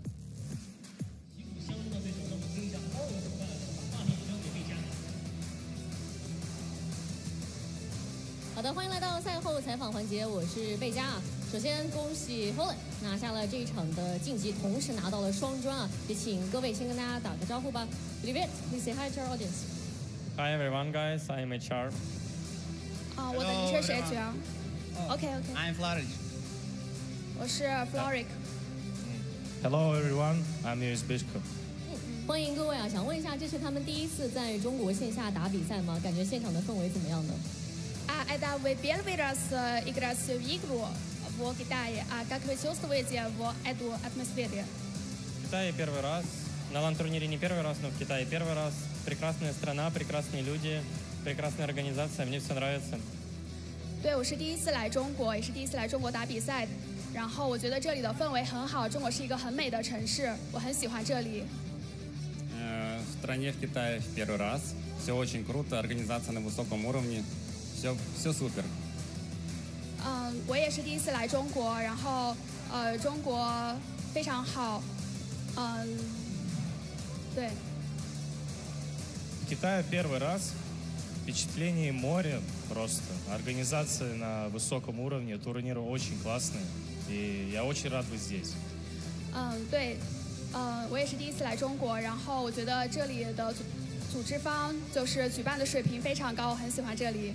非常感谢3位啊！那第一个问题想问一下，在之前的他们的赛前采访当中有提到，他们可能在之前打比赛的时候基本上都是线上的小伙伴，那现在来到线下，感觉整个队伍的化学反应怎么样了呢Раньше вы играли в игру онлайн, сейчас вы уже оффлайн общались. Как вы чувствуете, у вас между собой возникла какая-то химия?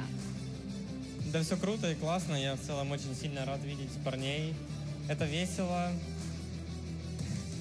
Химия присутствует, все окей. 我们之间是有化学反应的，然后线下见面非常棒。Но из-за того, что много общались в онлайне, поэтому и в жизни тоже в целом просто общаться. 我们一直在线上交流，所以我们之间就是一直都会存在一些化学反应，对。Ну, как Фларич и сказал, мы в онлайне очень много общались, и не составило труда в офлайне подружиться, и у нас общение идет очень даже хорошо. 我们之前在线上一直在交流，所以现在线下见面也是彼此之间交流的很多，就是像之前一样，变成真正的线下的面对面见面了。那下一个问题想问一下 HR。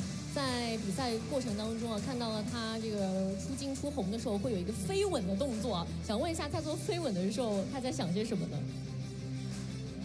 ？Хотите задавать вопрос, HR? В матч у вас есть движение, вы ценуете экрану, да? Вы в матче ценовали, да? Что вы думали в тот момент, когда вы ценовали? Да я просто это делаю в поддержку зрителям, поддержку своим тиммейтам. Это делается в поддержку и с любовью. 我是出于就是对他们支持的感谢和对他们的爱，然后做出这个动作的。可以方便他再对着镜头来一下吗？Вам удобно не сейчас ценую камеру? Сейчас ценую, да. 好，非常感谢。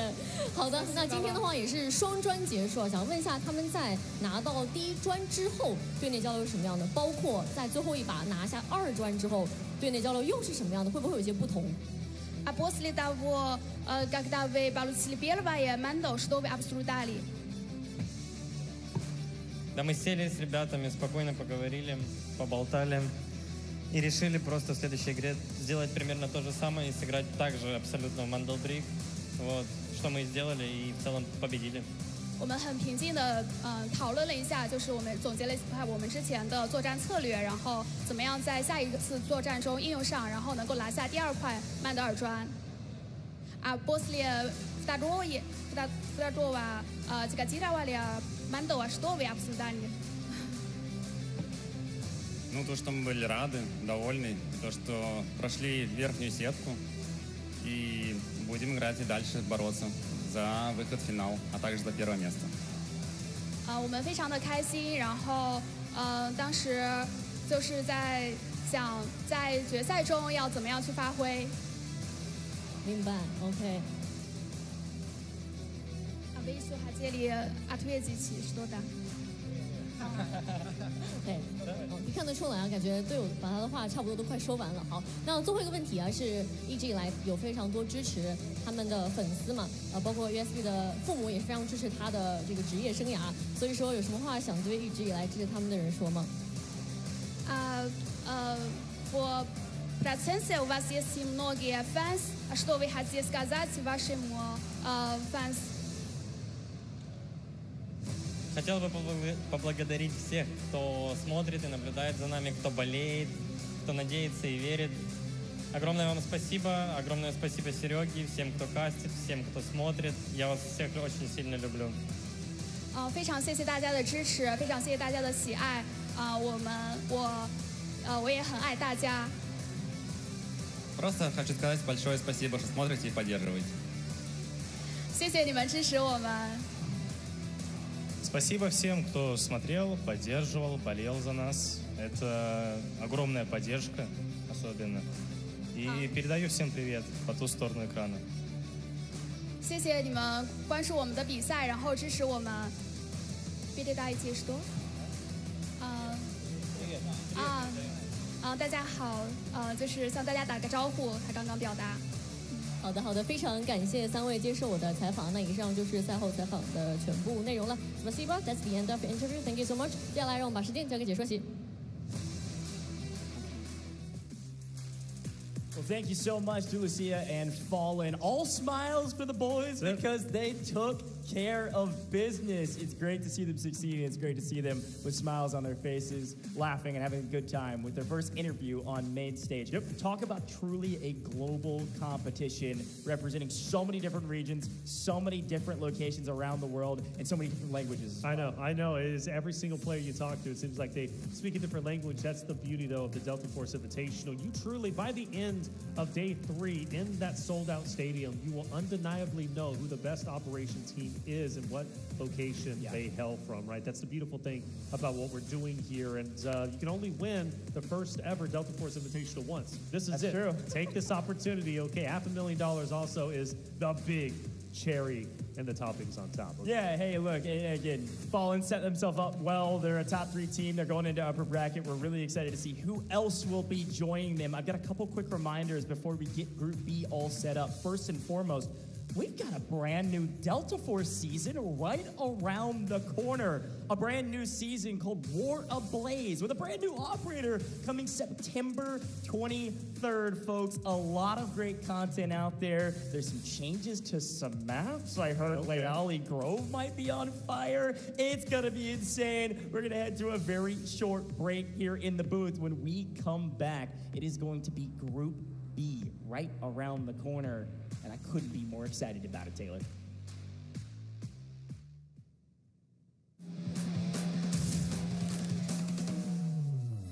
Will they be able to steal it back? Because this time is just... The table. Breeze comes around the backside. White by Saniva. This spells bad news because get over here. Stop. It's Inc. Congratulations, gentlemen. You're going to be representing North America in China. Well, I'm Killzall. I'm from the Team Inc., and I'm from North America.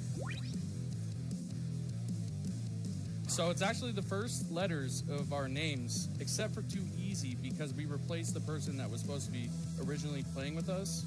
His name started with N, so infant, N, and then kills all, so we just did ink. We didn't want to make it complicated. And then we subbed out easy. Didn't really change it after that. We just thought it rolled off the tongue. We're a collective blend of aggression, decisive precision, and we're incredibly resilient. We have the ability to adapt in situations in-game. So our chemistry has incredibly gotten better.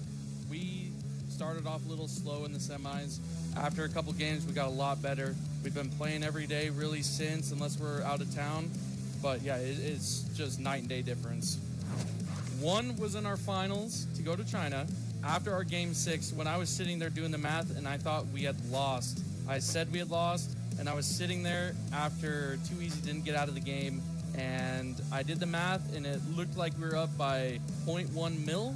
So I kind of exploded. I stood up. I couldn't sit down. I was so happy. But I didn't rest easy until we seen the official scores. Too Easy, Ink, and A. My current role in the game is flex, support, entry.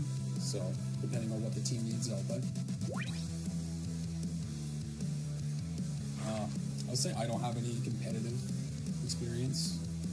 I was a welder before I started playing Delta Force, and then I caught like a lung disease, so I can no longer do that. I started competing in Delta Force because I'm always looking for good fights.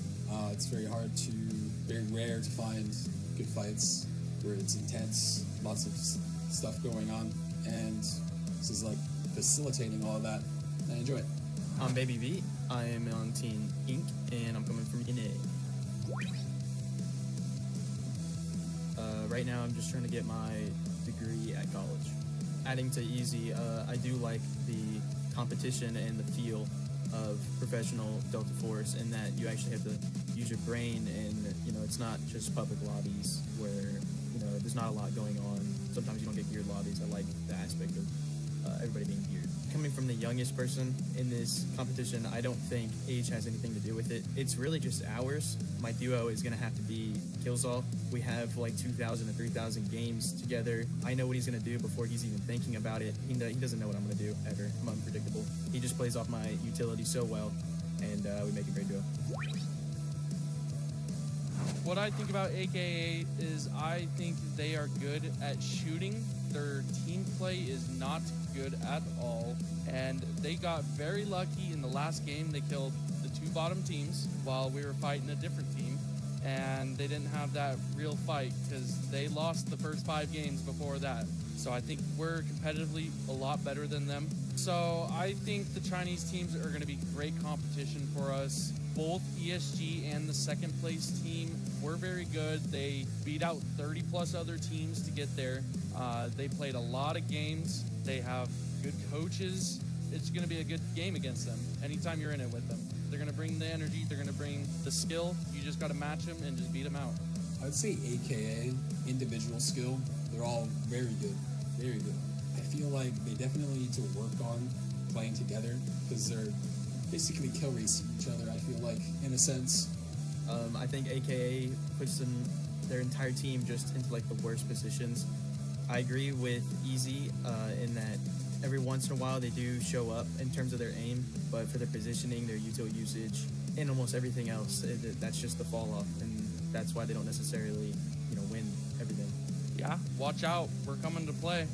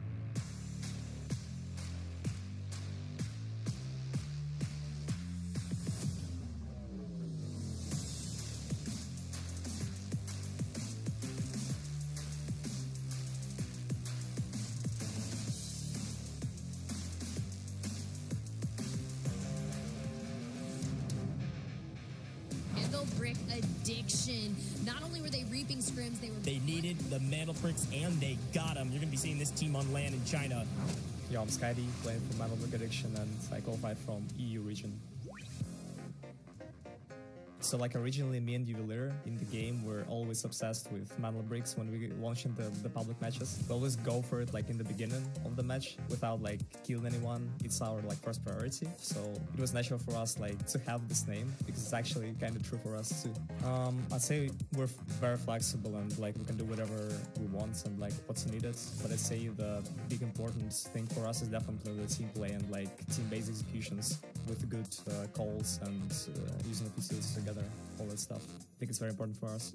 Well, usually it's me during like intense moments, but I really like the idea of like everyone trying to call, everyone trying to find the solution, see the options and like discuss with the team. I think it's the best for like everyone. Well, honestly, like about captain, it's not really important for us who's the captain. We don't see it like as a strict role or something. I'm probably the captain because I usually call more. I'd say like I influence the maybe play style more, but I don't think we have like any certain figure in our team who's like higher than others, you know, we don't need it. Hello to everyone, my name is Andrei, my in-game nickname is Bullda. My job title is data engineer. I have always enjoyed tactical shooters, but Delta Force is actually my first extraction shooter.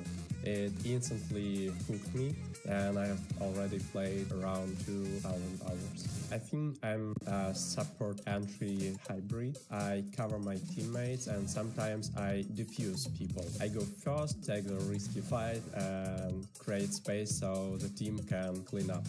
The first thing that comes to my mind is when I met the prison boss first time. He destroyed me instantly. I didn't even realize what happened. Hey, my name is Yuli. I still work as web developer, and before Delta Force I never tried to compete in any game, it was just playing for fun with my friends. I think I play support role because I play operators with monks and try to stay last person alive, but in real games it not always work like this. The most memorable moment I think definitely my patch at the last game of the 5-year finals. It was like the time has stopped in the last 10 seconds when I killed 3 guys and was lying and waiting them on the brick to decode. When we managed to pull off the double brick and secure the second decode, my first thought was simply, we actually did it, and yeah, we were laughing. It felt unreal for a few seconds. I remember thinking about how much pressure there was, but at the same time feeling proud of how the team stayed calm and worked together. That moment gave us a lot of confidence going forward. In that last game, there was a chaos going on around like on last seconds around the mantle break on centrifuge, and I tried to make a move to support like Juveler on last seconds, but then he knocked someone, and I tried to come back to the safe position to like not wipe and create a space for like last seconds. But then I get knocked, and basically someone killed me from I didn't even understand like where. And at that moment, to be honest, I thought it's over. But then my cam switched from my body to spectator mode to Juveler, and I see him standing next to the mantle because he won a fight 1 versus 2 with like 1 HP, and there was maybe 15 or 10 seconds left, and he was just standing in that little gap between the mantle and the wall. For me, it's about experience. Competing in Delta Force is exciting. It brings adrenaline and it makes every game feel more meaningful. Well, I think like Fallen is a pretty strong team because even though they play with the South, they're going to play with the South, but they have pretty good fundamentals, like good skills, individual skills, and if they'll create some good plans during the game, I think they have a good chance to be on top. There's not really much to say, but I really hope we're going to have some good fights, good matches without like Battle of Rats somewhere in the edge of the map, you know?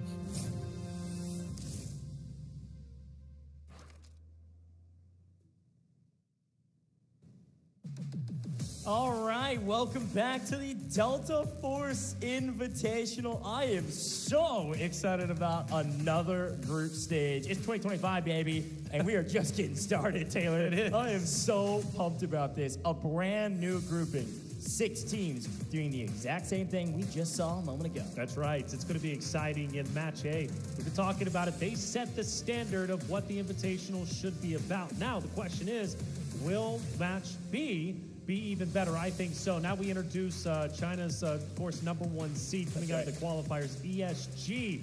Q9, the second seed from China, put up such a tremendous fight, already having what I consider could be the tournament MVP in Mo. Now, the question is for ESG, are they looking to take that title? Well, absolutely. That's what makes them the #1 seed. But they've got a goal at hand. They need to, if they can, there's going to be a lot of great competitors. I know I'm getting carried away with the ESG conversation, but ESG saw Q9. They saw it end in map 5. They want to end it themselves in map 4. Sure, yeah. I mean, here's the thing, too. Like, when you think about inter-regional rivalries, that's something super important. I got to remind everybody at home how this all works, though. Maybe you're just tuning in to watch your favorite team from Group B. We're doing the exact same thing we just watched, but if you missed it, it's all about the Mandel bricks.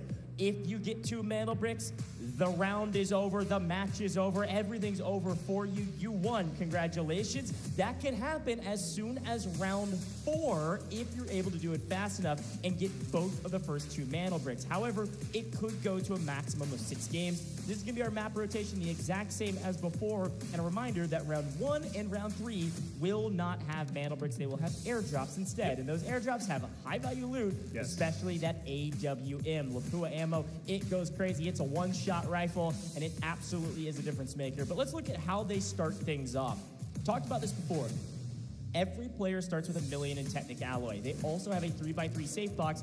Extremely important if you don't get out of the map. Whatever you keep in the safe box, you technically get to keep outside of the game. And then you also have a 12-slot card holder to get all the key cards that you would like before we get started. There's really no area of the maps that are going to be off limits for you.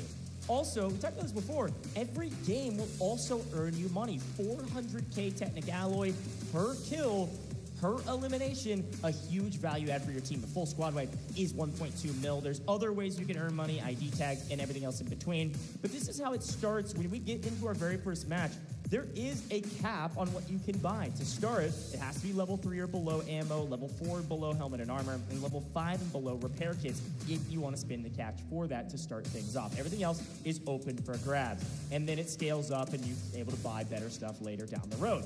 But again, when we talk about the Mandel brick, there's a couple things you've got to remember about it. You can't grab it for the first 2 minutes and 45 seconds once we spawn into a game.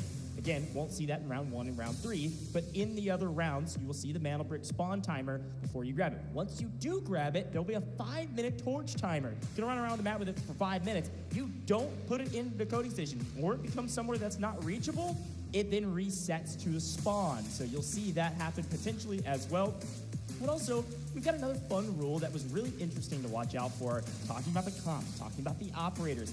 Each operator can only be used a maximum of 2 times per team, not individual. You see Stinger used twice. Maybe a team uses Stinger, both Stingers in the first round on Zero Dam. You won't see it from that team for the rest of the entire tournament. It's certainly possible. We saw it from Q9 with Nox in the very first round in Group A. And there also are fixed spawns. We talked about the spawns a lot. T1, T2, T3. There's basically 3 tiers. You can't get Tier 1 back-to-back rounds. So if you see a team get that red Tier 1 spawn in round 1, they can't get it in round 2. And that is a super important fact to watch out for because it will determine who has the best spawns for the Mandel brick or maybe some of those high-value loot areas. But let's talk about the matches today. Of course, Taylor, we just saw Group A. Talk to me about what we're about to see for the rest of the day. Well, I already talked about ESG, right? ESG is phenomenal. They want to move forward to the upper bracket to play for the already qualified, of course, Fallen, Q9, as well as Gold, Silver. But you do have to consider the other other locations. Inc., for example, representing North America. I'm Special Gamer, coming out from the MENA region. Legit Brazil from LATAM. Mandel Brick Addiction, who qualified in a wonderful fashion, which we'll be talking about coming from EU. And then, of course, Moongrab Gang from APAC. Talented rosters who made it here through qualification. No spot was given. Everything was earned. The question is, who wants to earn their spot into the upper bracket to play for one of those 2 coveted spots to move forward directly into the finals? Yeah, it's super fun to talk about the teams in Group B, and I'm really excited to highlight some of them. I think, for example, Legit Brazil, a.k.a. our one team from LATAM, here on main stage, able to show what LATAM's all about. We saw it from our One Japan team in the first round. We got a brand new region into the mix with Group B. It's going to be really fun to watch this team, how they play, what's their play style. We talked about it at the very end of the last Group A. Every region, every team has a different play style, but all of them are viable. So here's all 6 of the teams and and where they come from on your screen and their amazing logos. It's really fun to see. Also, all of them are in jerseys. We haven't even mentioned that. Every team was given a kit with their logo on it, and many of them, if they weren't an official organization, created their own and were able to design their own. That's awesome. Super cool stuff here from Delta Force. Yeah. But I'm pumped about all 6 of these teams. Why we have a second, let's talk about the front runners. You've already hyped up ESG. Of course. Everybody at home knows it, whether it's the English broadcast, if you've never heard of this team, they are the best team. They are, on paper, #1 seed in this entire tournament. You thought Q9 was good, you thought Fallen was good. ESG is technically better. ESG beat Q9 in the China mainland regional qualifiers to get to this stage. Right. And frankly, it was by a sizable margin. ESG is the team to beat. However, as always, we say this with Delta Force, every team can do it on main stage. It's just a matter of executing when it matters most. Every team's good. This team is great, but they've got to execute against good competition. Maybe some of the best competition they've come up against. We'll see. Well, we'll definitely see indeed. But let's talk Mandelbrick addiction from the side of EU. Now, Fallen already set the standard, right, when it comes to EU as a whole. You got to appreciate what they're doing, but it's time to get our game started. Let's send it to the stage.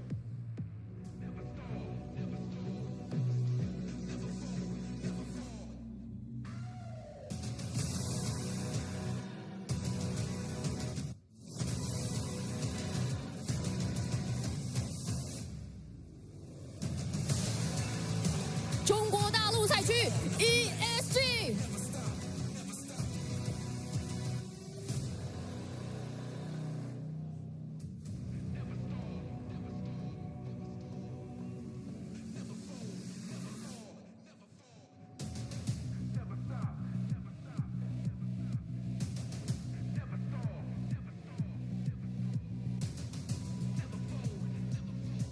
欧洲赛区 NBA。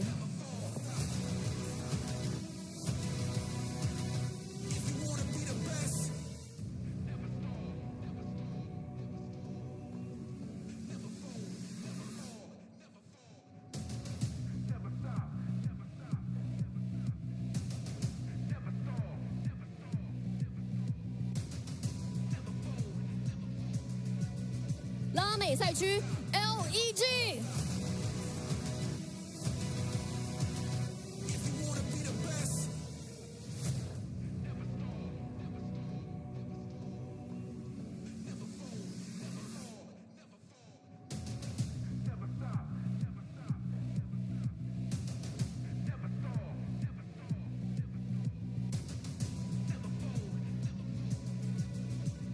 泛太平洋赛区 NG。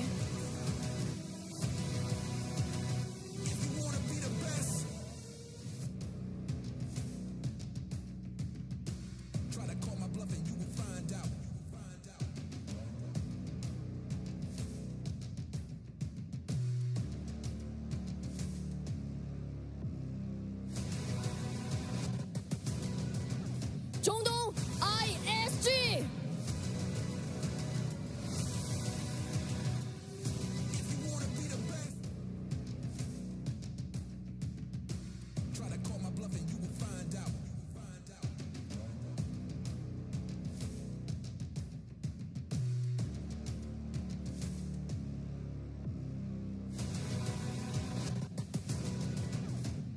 北美赛区 INK。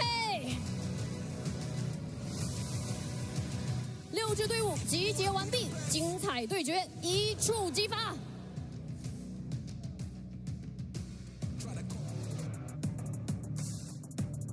All right, some heat intros, man. We got some finger guns, we got some salutes, we all kinds of stuff. I'm getting hyped, man. I'm so pumped about this. Have to be right, Mandelbrick addicts. Their route to, of course, this location, this land was not easy. The way that they did it, right? Doing it towards the very end, stealing those Mandelbricks. That's a big name, by the way, to take into a tournament of this caliber. Mandelbrick addiction is? Yes. Yeah. Well, they're naming their playstyle after, or their team after their playstyle, man. That's right. exactly right. If you guys didn't watch the competition, I've said this a couple times, they were like in last place. And then they just go back-to-back, double brick, and then they go, whoa, okay, we won, nice, cool, and we're going to head to the finals. So absolutely a team to watch. They're going to be playing for those mantle bricks. I will be really curious to see how they're able to compete against teams like this on your screen. We've got some fantastic rosters out there, but on paper, not always the case. It did happen on paper in Group A, but on paper, this is the team to beat. ESG, unstoppable during the China regional finals to get to this position, and now they got to do it again on land against global competition. That's right. Well, you know, one thing that's guaranteed, since they do come from, you know, the China location, the fact is ESG is going to be an aggressive roster. They're not going to be scared to push forward and take on teams, which means if you're opposite of them, let's go back in time, right? Q9 versus STS, ESG is looking to take you down. Of course, though, we have Moongrab who's going to be coming out. Moongrab Gang, who is also another phenomenal team coming from our APAC region. Yeah, Moongrab, APAC. I think these players are all from Thailand, which is exciting for them, for their location. But MG, absolutely a roster to watch out for. I think they're a bit of underdogs in this competition. I think there's no question about that. But they had a chance to prove something on main.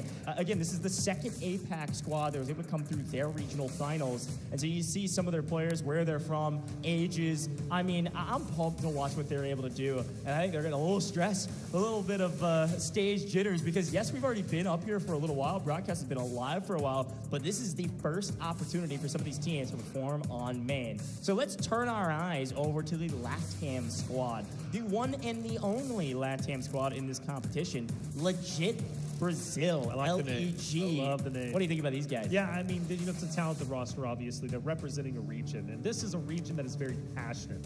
We're talking passion is in their veins, and I hope they get loud in chat. I really do, because LATAM across multiple esports typically in the chat brings the energy, brings the support. I'm expecting no less here. I mean, think about it. You come in as, well, clearly the underdogs in terms of location's sake. The only LATAM team. Your name is legit Brazil, and you don't perform well? What are you doing?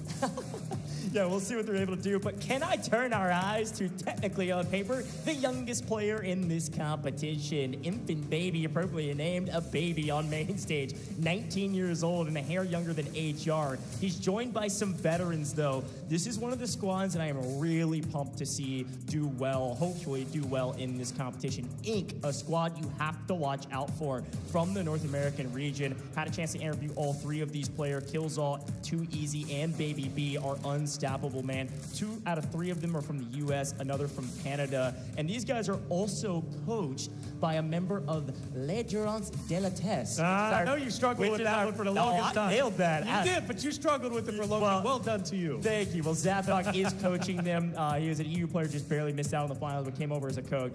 And talented player in his own right. But coaching these guys, excited to see what Inc. can do as we turn our eyes to the only other team we haven't highlighted yet. Special Gamer, another really cool name coming out from the MENA region. Alex Wada as well as Mojo. It's going to be a lot of fun to see what they bring to the table. Obviously, the MENA region has already proven to be very, very special in multiple esports. In this case, obviously, they're looking to do exactly the same. I believe the only team represents the MENA region. So just like Legit Brazil, of course, from the LATAM region, and Special Gamer from the MENA region, a lot of pride on their shoulders, right, to represent their region for the first ever Delta Force Invitational. Yeah, that's a giant region to have one team that has a chance to represent that region. I mean, that's a big responsibility for this trio. So excited to see what they're able to do on main stage against, frankly, some of the best teams in this competition. You can say that about everybody because they all earned their spot here. Right. But it's going to be really fun to see how Group B differs from Group A, if anything. I mean, we talk about the pace of play, we talk about strategy, we talk about high risk, high reward. I use this term often for somebody that grabs the mammal brick early. Does fortune favor the bold?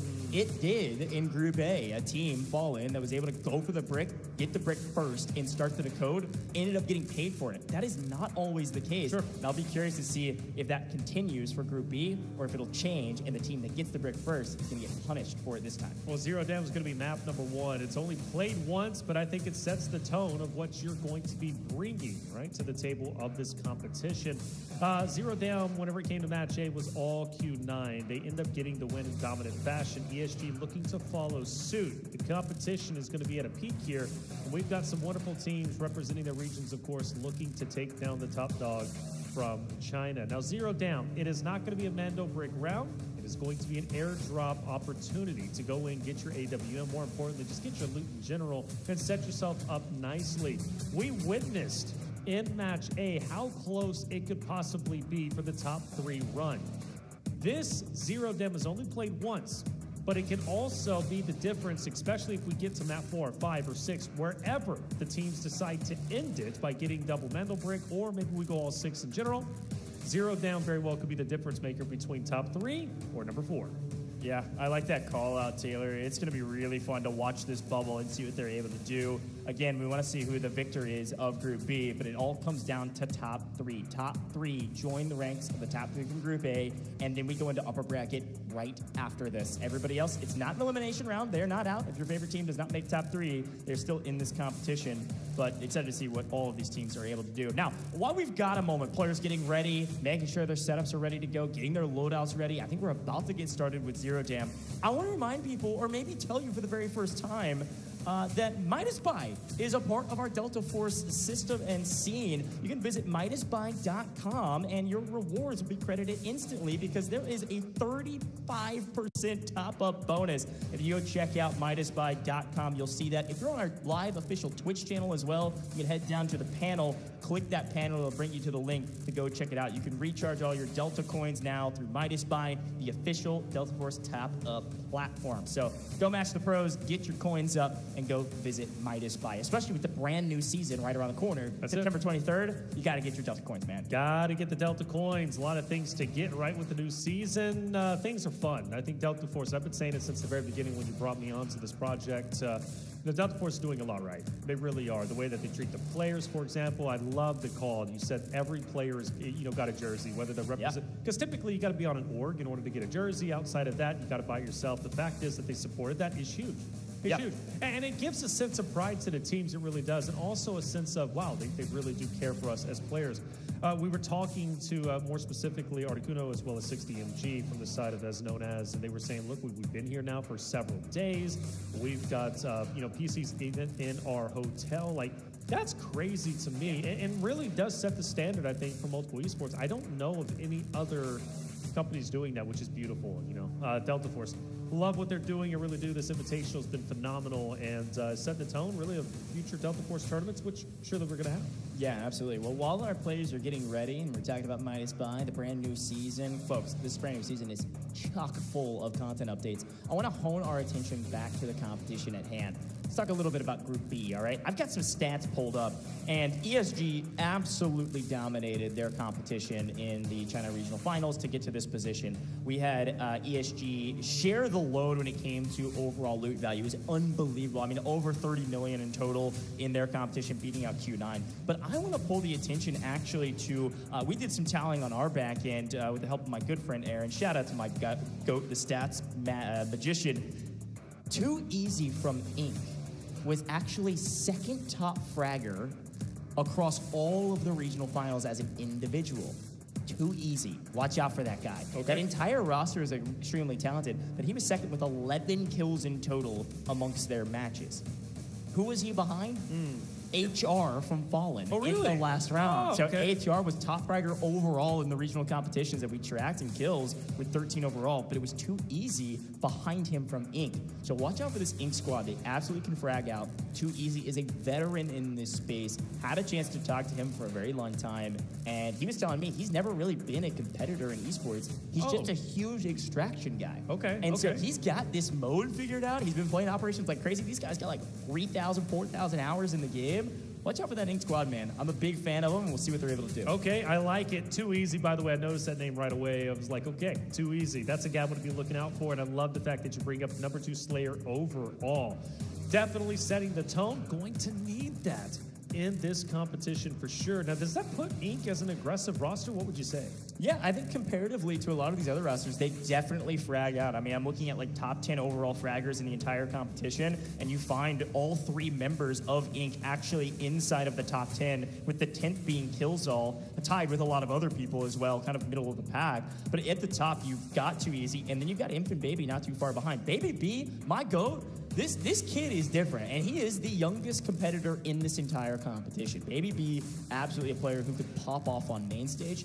The big question, as always, we get to talk about this is land jitters. I don't think he's had any experience in any other esports. It's kind of his first foray into competitive scene. And so while everybody else is all smiles, I'll be curious to see how kind of calm, cool, collected, as I say that over and over again, you have to be on a stage like this. Yeah, I mean, it's not easy to get on a stage for the first time in front of everybody, but I do like the format of this tournament, the fact that we are obviously in a stage. You do have somewhat of an audience here. But if you make it to that main stage, it's going to hit different. But I think it's a lot different right playing here, getting an understanding of how the LAN environment works, getting an understanding of your overall, competitive format. The map rotation, though, is going to be the same as it was for match A. 0 down is where we start. And then you also have round 3, it's going to be Rockish. Now, granted, those two are going to be airdrop rounds. 0 dem is an airdrop round. It is an opportunity to get your loot. It's an opportunity to get your AWM, and also an opportunity to set the pace of what you could be expecting on that very stage. Well, here we go, folks. The players are loading in. It is time for some 0 dam, and we are just getting started with Group B. A time to set the tone, set the pace. How fast are we going to be flying around this map? There's no mantle brick, but there's still a lot at stake. A lot of loot value you can add to your total starting right now. Take the lead while you can. Yes. Push aggressively, take the fights.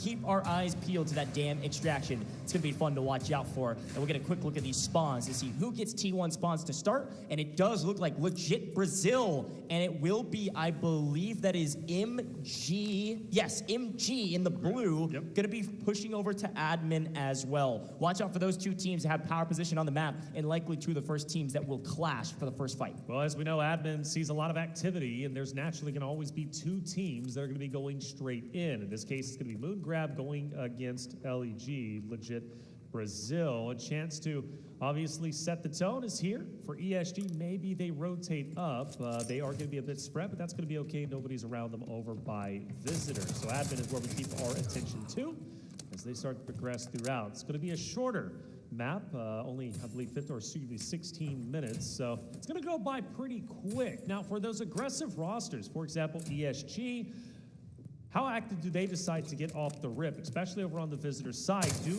they decide to go up towards admin? There is an opportunity potentially for them to drop down and maybe challenge that up TSG, which is very much a possibility, or ISG, excuse me, on Special Gamer, who's going to be just off to their left. Yeah, and again, let me kind of set the scene. If you didn't get a chance to screenshot that map, see where everybody spawned at, we got two teams in admin. Taylor talked about it. MG, that's Moongrab, and legit Brazil, LEG in the yellow. That's blue and yellow, both in admin, playing around this dam extraction, and of course the admin building itself. On the other side, you see them now, Mantle Brick Addiction, over here in barracks, looting up by themselves. They know that after they contest it very quickly, they're going to get anything that they can find. Ink is down in cement plant, and then you've got ESG, like you mentioned, way over there in Visitor Center, probably going to skate around the eastern side of the map up to the north side, and maybe chow admin, ISG over in substation into the south. Quick look on the left-hand side of your screen. You can now see operator choices to start things off. A little bit of a different story than Group A. Only one Nox being used, and it's from the side of ISG. And any other big hits from you, obviously we could see a couple Viren operators already being burned. That's 3 of them to be exact across the board here. And honestly, 2 Senevas already, which is maybe even more than all of the maps combined from Group A. 2 Senevas for our very first round. Actually, I think we... Oh, 3? Yeah, 3. 3, yeah. So NBA, ESG, LEG. Gonna be rocking Seneva, which, again, just comes to show you the differences in play style, the differences in strategy from one match to the next in Match B, which is going to be fun when you do combine the ultimate winners going into the upper bracket, seeing what strategy works, what obviously doesn't. We do notice ESG starts to work their way up towards the northern side of things, maybe potentially going into admin. Yeah, a quick look, by the way, left-hand side of your screen, a little pickup here. NBA, triple LMG meta? Okay, boys, I see what you're spitting out right now. They're looking for the long-range encounters in 0 dam. Gonna play some of these longer sight lines. Triple LMG is wild from Scatty Buldo and Yulvalier. It'll be fun to watch out what they are able to do, and frankly, how they take their fights with this in hand. Obviously, LMG's hit like a truck. PKM, the leader in that category in my mind, and many minds of the people at home. So we'll see how they take fights if they do. We're taking a look at all of our teams, but let's look at what ESG has found. As expected, they rotated up the eastern side of the map to the northeast and now have a high ground position. I think what they've spotted is one member of MG who's outside the dam extraction. Can I just say, nasty little as per the usual, the fight over the dam extraction is always going to be there. But the fact that MG has already moved, they've got 2 people already in the dam extract. We're barely 4 minutes into the game. They're already trying to leave, man. They got 1.1 mil, and they said, yeah, we're gonna get out of here. We're gonna make sure we extract. And they're at least protecting this position for anybody that wants to chow them this early. They pulled that lever immediately. Yeah, I honestly, I'm not against it. I mean, they're already at 1.1 million. It's not the most, but it's also not the least. You can walk out with a big goose egg potentially. So good stuff. If MG wants to do it, let's see if it ends up paying off. It could also be a talking point depending where MG ends up finishing on the standings once we finish match B. And you can maybe raise the question. You go back to of course, 0 down. Was it worth it for them to have an early extraction? Oh, they've weighed the pros and cons. If they decide to get out, obviously that's on them. But it's getting entirely contested up at the top, isn't it? You got ESG, LEG still around, MG also in the location. You do notice Inc. and ISG might be, kind of going towards each other eventually as well. We'll see if that ends up unfolding, but for now, though, there is a little bit of space. Yeah, and there's plenty of room here, but you're right, ISG and Inc. about to engage each other in theory. Obviously, Inc. underground, so maybe they'll just skate by each other, but you can kind of see it on the mini-map there. Those gray dots, that's going to be ISG. They could potentially fight. On the other side, there is 8 seconds, and we actually see off-screen the first knock and full. ESG maybe overstayed their welcome, and LEG has struck from distance and got the full? Yeah. How were they able to get the full with that angle? That's something we got to take a look at on the replays. And I do want to say MG does get 2 players out. They fully committed to it. They're going to leave 1 player behind to challenge the entirety of the lobby. But for ESG's sake, getting 1 player already knocked is tough given how much we hyped them up in the beginning. Yeah, super interesting strategies thus far. ESG forced to retreat. Oh, it looks like he maybe peaked and then actually fell off the rock as he was coming down. Maybe it was actually hitting the zip and got fried on the zip. We'll have to look back on that. But because of that, was able to get finished off no problem because there's basically no cover. Look at this angle that LEG hit. Latam, first blood, gentlemen. Well done. Latam region, across multiple esports, tends to be highly aggressive. That's what they're known for, at least in my mind. Airdrop is going to be down. And who has priority on the airdrop? Well, you got the solo player from MG who stayed behind. The other 2 are extracted, who's going to be in the vicinity. NBA is starting to move up themselves. Inc. even getting a little bit close, maybe looking to challenge out of admin and ultimately the airdrop. And of course, LEG with the knock on ESG. I think for them, they're not going to necessarily focus on the airdrop, but more so try to keep ESG at bay. Yeah, I mean, I like the strategy. I wish we could, I wish I could go energy players right now. I want to know what MG strat was. I mean, just game. They had 1.1 mil. It's like, frankly, you could probably fit 1.1 mil in safe boxes. Like, why are they having 2 people leave so early? Any of the strat heads in the chat, I know you're out there. Somebody tell me what's going on. I think they're just trying to protect their loot and prepare for a mana brick round, I guess. So they're going to leave 1 to play spoiler. Not a terrible play, but definitely a new one for what I've seen on main stage. So shout out to MG with some new strats. We'll see if it pays off for them. All right, the loot is being gathered. Things are looking decently well. Nice. This side of NBA, not too bad. And I'm surprised they don't get challenged off of this airdrop. 1.4. They're going to be up in first place now, even that over Inc. Yeah, Boldo on the side, NBA in the mix. And here's a replay. Oh, I love it. Shout out to production finding this angle. Are you kidding me? Nice shot. Yeah, it does look like he hit the zip, and because of that, gets punished for it. Great shots from LEG, and a great finish as well to pick up 1 kill on ESG. Now, of course, I think those ESG players are still trying to fight for the revive. I think they couldn't really get, it's pretty difficult to get that res, actually, if at all. I mean, you'd have to hit the zip and fall off the zip and try to drop down on the body, but I don't even know if that's possible. So because of that, they're just going to back off, and now that LEG has kind of given up camping that death, because I don't think they can actually even get the revive, they're going to play around admin here. 8 minutes on the clock is plenty. But that last remaining player of MG is just hiding in one of these shipping containers, just trying to play spoiler to somebody that enters into his crosshairs for a hair too long. NBA found that graphics card that's worth about 338K, if I remember correctly, somewhere around there.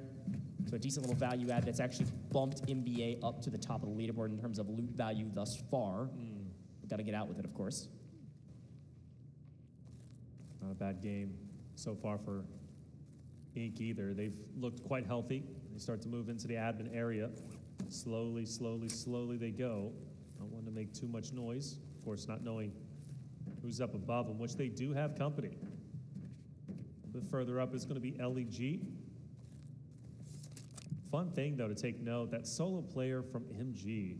Oh, they're chilling, man. He definitely is, but it's like he can also play spoiler, which could be incredibly fun, really.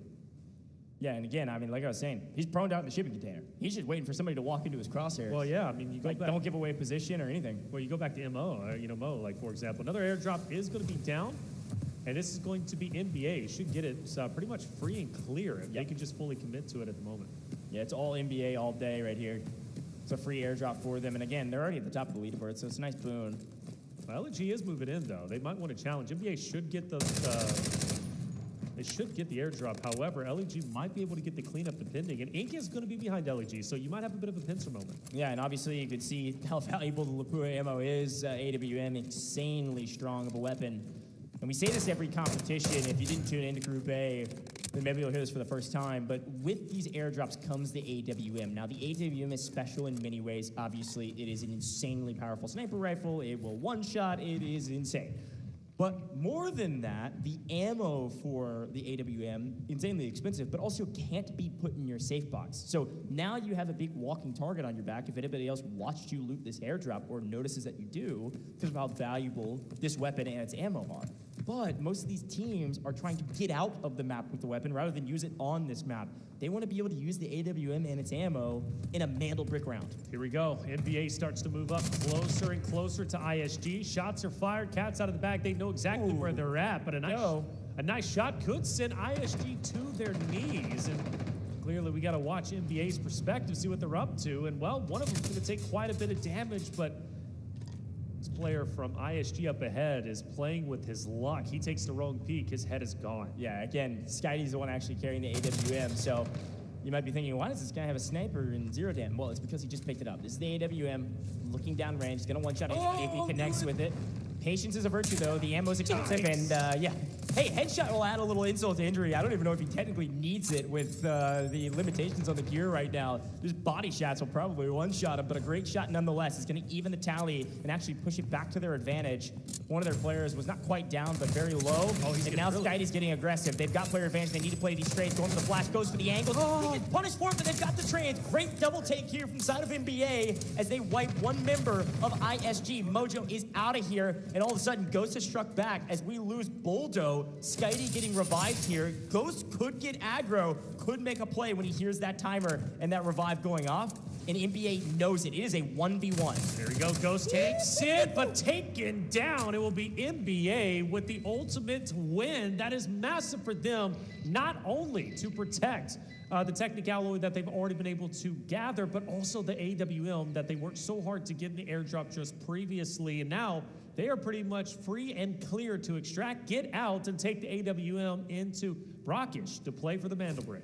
Yeah, I love the composure that we saw from Uvalier there. To win the 1v1, to know that as he was sticking the res, that the alarm bells are going off to his opponents. It's a 1v1. He's got advantage. Let me utilize that and win the fight. So a great take there from NBA. They're going to restabilize and be able to play, but we got to turn our eyes to the top of the map. We did have 2 members of MG get out via the dam extraction. The third stayed behind, and now the third is ready to leave again via the exact same extraction point. There's enough time for the dam extraction to go off for a second time. It's 1 minute and 30 remaining, and the last remaining member of MG is on the extraction as LEG and Inc. trade blows, and it's LEG again finding another blood. Inc. in a bit of trouble. But that's going to be okay. You've been hyping up Baby B. Rightly so, on your screen, a chance to maybe solidify his name to the audience. Nate's coming through, but nothing's going to be connected. LEG will manage to stand up, but only for just the time being. Still scary that ESG is in the vicinity. You also have, of course, the solo from MG, who's still in the area. Here he is.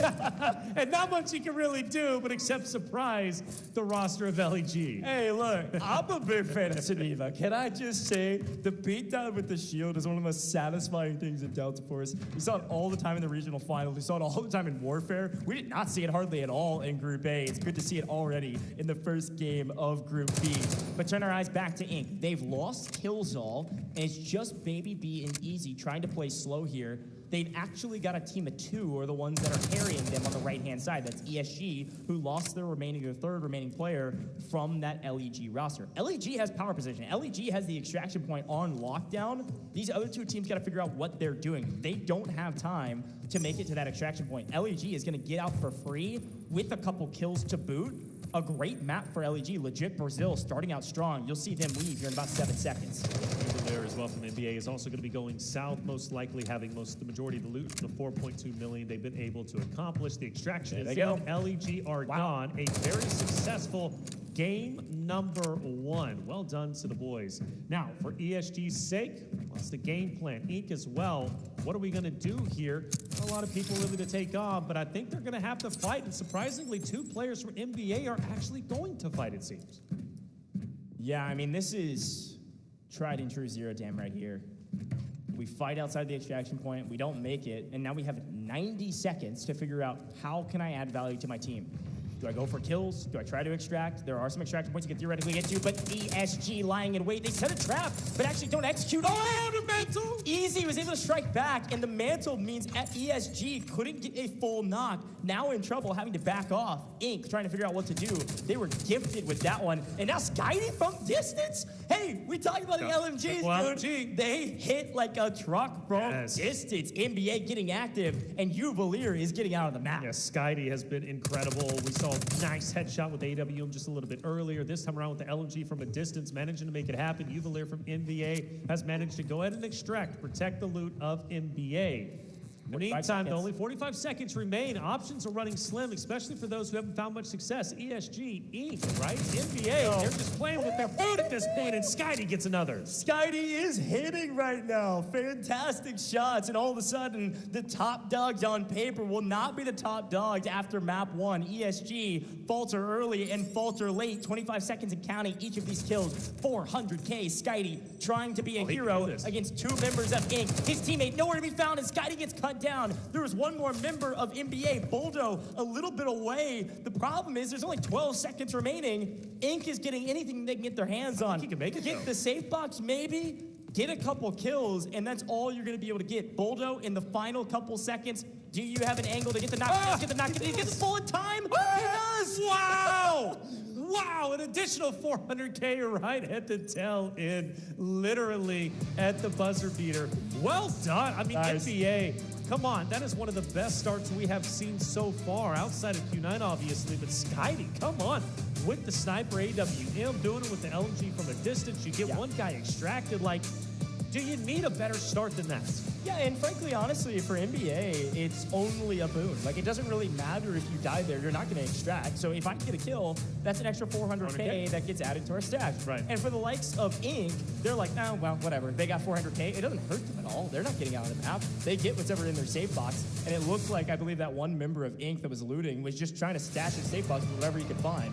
And so it'll be really fun to see the leaderboard after the end of this one. Oh, yeah. That did not go the way I thought it would go. Not at all. From the interesting strategy of MG to send 2 out within the first 4 minutes of the game, to ESG getting cut down early and then faltering late, that was a wild map. Yes, it definitely was. MG was definitely a big question mark. Question is, did it pay off? I would have to think maybe they're close to top 3, if not top 3, based off of that, because ESG dropped the ball. Let's face it. They came in with an early knock right whenever going across the zip. After that, they tried to recover, but they really couldn't get much started, which is quite surprising. Very early goings, though. It's only been one map, okay? So ESG could be just fine.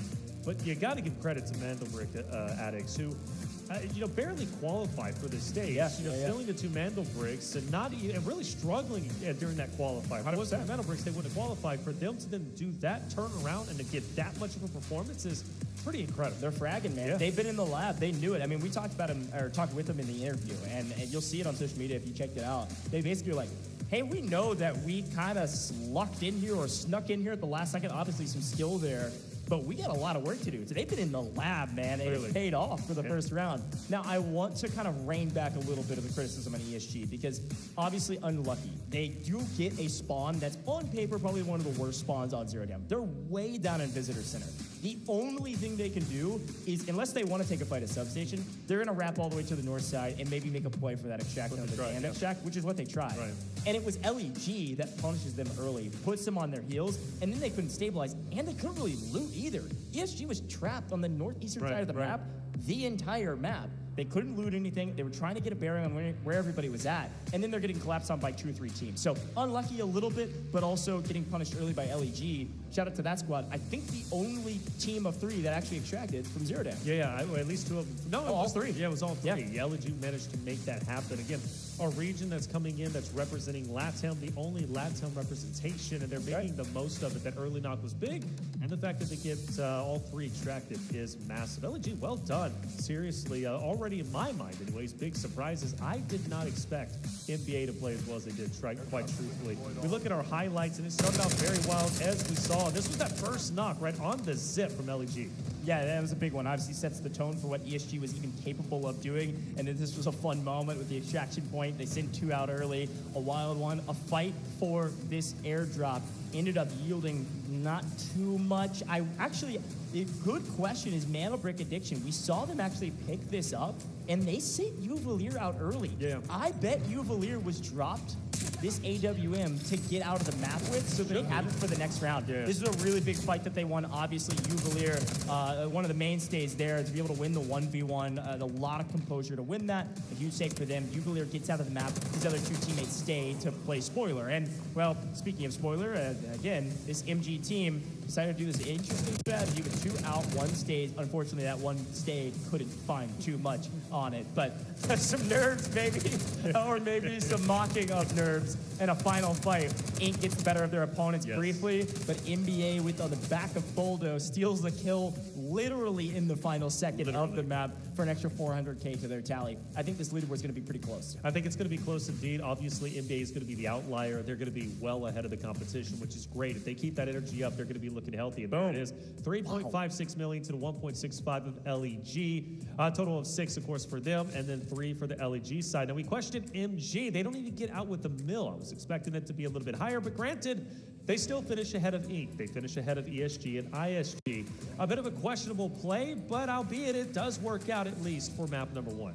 Yeah, I'm looking at the chat, and there's a lot of fans of Manobrick Addiction. Of course. They've got a lot of fans at home cheering them on and certainly excited about their map 1 victory. Here's a look at the damage charts, and especially on the back of that final kill in the final second, NBA tops the charts at over 1,000 damage across their team. Second, I believe, maybe a tie or very close, ISG and Ink. Both and LEG, all about the same, around 500 total damage. Yep. So a fun fight, a fun first map, very different from Group A. And if it's setting the tone, I don't know what the tone is. Yeah, right. C minor? I don't know a lot of music stuff. But here's a look at our best team. Manobrick Addiction, NBA on top, 6 kills and a total of 3.56 mil. And I think the AWM, this team is crushing it, man. Oh, well, yeah, absolutely. I mean, you got to really appreciate Skydie and the way that he played the AWM. Hitting that headshot was nasty, it was disgusting. Uvalier getting out when he needed to, perfect. And Boldo hitting the final shot. At NBA, of course, Skydie has to be the match MVP. Rightly so. I mean, he was popping heads. He was getting the damage done. 3.0 KD. He was doing it all. Skydie is that guy. Yeah, almost 500 damage, 3 kills, and an assist. This team was phenomenal, and Skydie obviously set the tone for that with the AWM, getting that headshot, opened up that fight. And frankly, if he wouldn't have done that, I think they ended up losing that fight. It came down to a 1v1. He opened it up. That is true. That is start. So that is a great point. I don't know. Big shout out to Skydie. Those guys have been in the lab. They've been working really hard, and it's paid off thus far. But we are just getting started, man. That was map 1. There wasn't a Manobrick. We're about to see one in the next map. I know, and you got to appreciate NBA at this point. Having that AWM is going to be massive. And I'm 99% certain they're going to have the AWM going into the Manobrick round, which is going to set themselves up very nicely. You look back to match A, 1 Mandelbrick, right? There was 2 or 3 obviously gathered. There are only 2 teams who had all 3 of those Mandelbricks, which means you get a Mandelbrick, most likely you are going into the upper bracket. A big opportunity for NBA. They cannot waste this opportunity. That ADM is going to be the difference maker. They need to utilize it to the fullest extent. Now, for the other teams, of course, they've got to step it up in a big way. Yeah, got to step it up. Really excited to see what they can do. Let's take a listen into the comms to wrap up that last map. Не заходи так глубоко, наверное. Я здесь угол тебя возьму, что ты залутал. Поешь. Не вижу пока. Вижу людей на стройке. Фулл пачка. Вышли с админки, по мне стреляют. А, стройка, блин, плохо. Лутай был, уходим назад вообще, фулл назад. У нас есть 3 места на лодке. Да, идем делать на быстро. Цемент, уходи. Скид, все, уходим, ювелир. Я и ухожу с той стороны. Я разбитый. Ты можешь на втором этаже? Нет, я хилюсь. Я иду к вам, буду смог кидать. Что мне распекать? Второй этаж? Вижу, дэшнулся влево, чел. Бомбочки закинули. Нок. Будем доигрывать. Хорошо. Слева, справа близко, чел. Я взял контракт. Порь у нас. Второй этаж. Какие хп? Хорошо. Да есть? Второй этаж остался. Я хилиться буду. Точнее, резать буду. Попал нихуя. На втором стоит Фиоля. Вайп. У меня упорит вторая тима. Успеешь подойти, разыграем? За стенкой. Объясни. Между контейнером, между мной и тобой. За стенкой, вот здесь. Заходи в контейнер был. В упоре мне слева.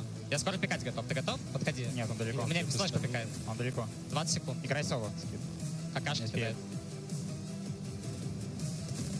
Прокосил сильно. Да. Меня лутает, наверное. Быстрее пикни. Ну что, стамина? Быстрее пикни. Да есть. Great comms from a great team. EU has been looking real good overall. Obviously following the top team from Group A. And then here in Group B, EU on top again, which is wild to say. Certainly not something that we expected. Here's a look at the overall rankings from Mandelbrick Addiction. EMBA 9.47 mil in total. A little bit less than 3 mil over the competitors of Legit Brazil in second place overall here, Taylor. Yeah, the goal is top 3, right? So NBA already about 5 million ahead of what would be the cutoff at MG, who's at 4.63 million. But just like Match A, it's going to be very, very close. We go into round 2, our first Mandelbrick round for Match B, going to be on Brackish. And of course, we have to take a look at our spawn points. Yeah, and this is a key factor. Again, we were talking about this at the top of the show. We talked about it right before this group. Look at those red spawn points. That's going to be your priority spawns. That's your T1 spawns. MG and Legit Brazil cannot spawn on the red spawns. Why are they tier 1? Because they're the closest to the Mandelbrick spawn. So the Mandelbrick will spawn just outside of Museum near the center of the map. So you can see the logos of where people can potentially deploy into. You're not going to see Legit Brazil, and you're not going to see MG around those T1 spawns. Let's look at our operators, though. This time around, a little different than Group A. No one fully burns an operator off this list. And we've got a nice modicum spread across the board. And frankly, like we were joking before, 3 Sanivas already used as I think more than all of Group A throughout the course of all 5 games. Yes, Saniva clearly being used very, very well when it comes to Match B. Hackclaw, too. Hackclaw was fully used by Game 5. And in this case, I think we're going to be seeing the same thing here. It's going to be a great show, obviously going into Match 2. It's going to be a big one for NBA. We keep talking about them. They cannot allow the AWM earning go to waste. This is the time to capitalize. Getting a Mandelbrick here makes their job in life a lot easier over the next remaining maps. Of course, it can end at 4, it can end at 6, just depends on how the teams are playing. But I do expect ESG to come back with a vengeance. Oh, yeah. Not that necessarily they played bad, but you're right. They got the short end of the stick, right? One of the worst spawns. The rotation was tough. They get mowed down off of the zip line. This time around, ESG, they're angry. Yeah. They're going to be aggressive. And that's a good shout, too. I mean, we talk about spawns. They could potentially get T1 spawns. They could potentially play for this brick immediately. It depends on their play style, which we have heard is very aggressive. Right. And obviously, they shoot straight, so we'll see what they're able to do on a brand new map. We are heading to Brackish, as per the usual. The map rotation, if you watch regional finals, it's all the same. If you watch Group A, it's all the same. And it'll be the same for the entire course of this competition for the rest of today, the rest of tomorrow, and the rest of finals in 2 days' time. So Brackish here for map number 2. Map number 3, also Brackish. That one will have another airdrop for us. But this round is our first Mandelbrick round. Pumped about it. Now, when we talk about Brackish, we talk about some of the high-value loot areas, okay? If you hear us repeating ourselves a little bit, it's because we just did this in Group A. But if you're tuning in just for some of the teams to cheer on your squad for Group B, let's talk about this map. Really interesting map, and frankly, on paper, in my mind, a lot of people agree, this is probably the best competitive map. It's very balanced for where you can spawn and what you can get from said spawn. So we look, obviously, at the Tower of Babel as our high-value loot zone. a lot of high-value loot there. I mean, we've seen crazy amount of reds on this map, most of them coming from the Tower of Babel. However, T1 spawns all around Museum. That is where the Mandel brick will spawn.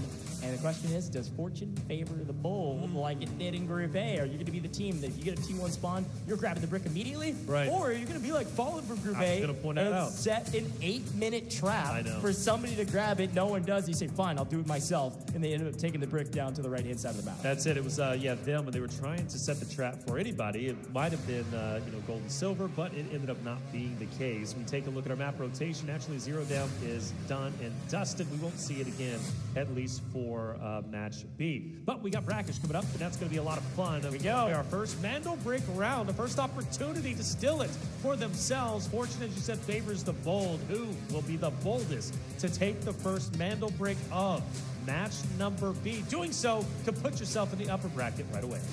Rockish, baby. That Tower of Babel stands tall. We'll see who gets to stand tall in this round. ESG, will they strike with a vengeance or will they be on their heels, man? I am so pumped to watch this game. And all of our players load in. Let's take a look at our priority spawns. Mandel Brick Addiction get a T1 spawn around camp. You see ISG also get a T1 spawn all around Museum. Both of those two teams sprinting for Museum to try to get a power position around this Mandel Brick. ESG way up in the northwestern side of the map, up in Cherrytown, where over on the right-hand side, you got LEG, Legit Brazil, around a Sara camp. And of course, that means it leaves the final two teams, MG and Inc., down in the Tower of Babel. Tower of Babel is always going to be a lot of fun to watch, but my attention goes to NBA, right, as well as ISG fighting for the initial early Mandel Brick, which will be coming up in just about 2 minutes.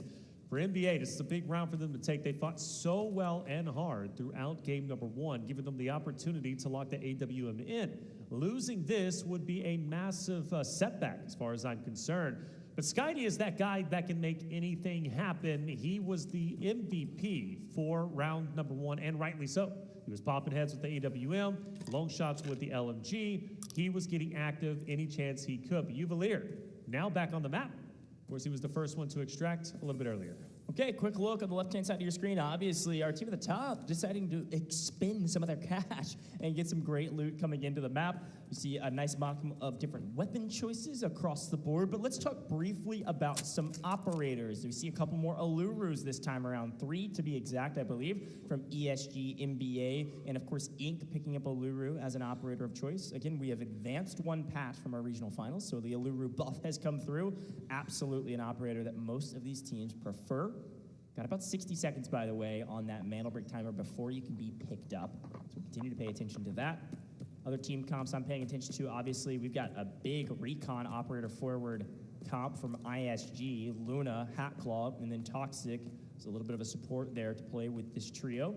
Watch out for that squad in this one.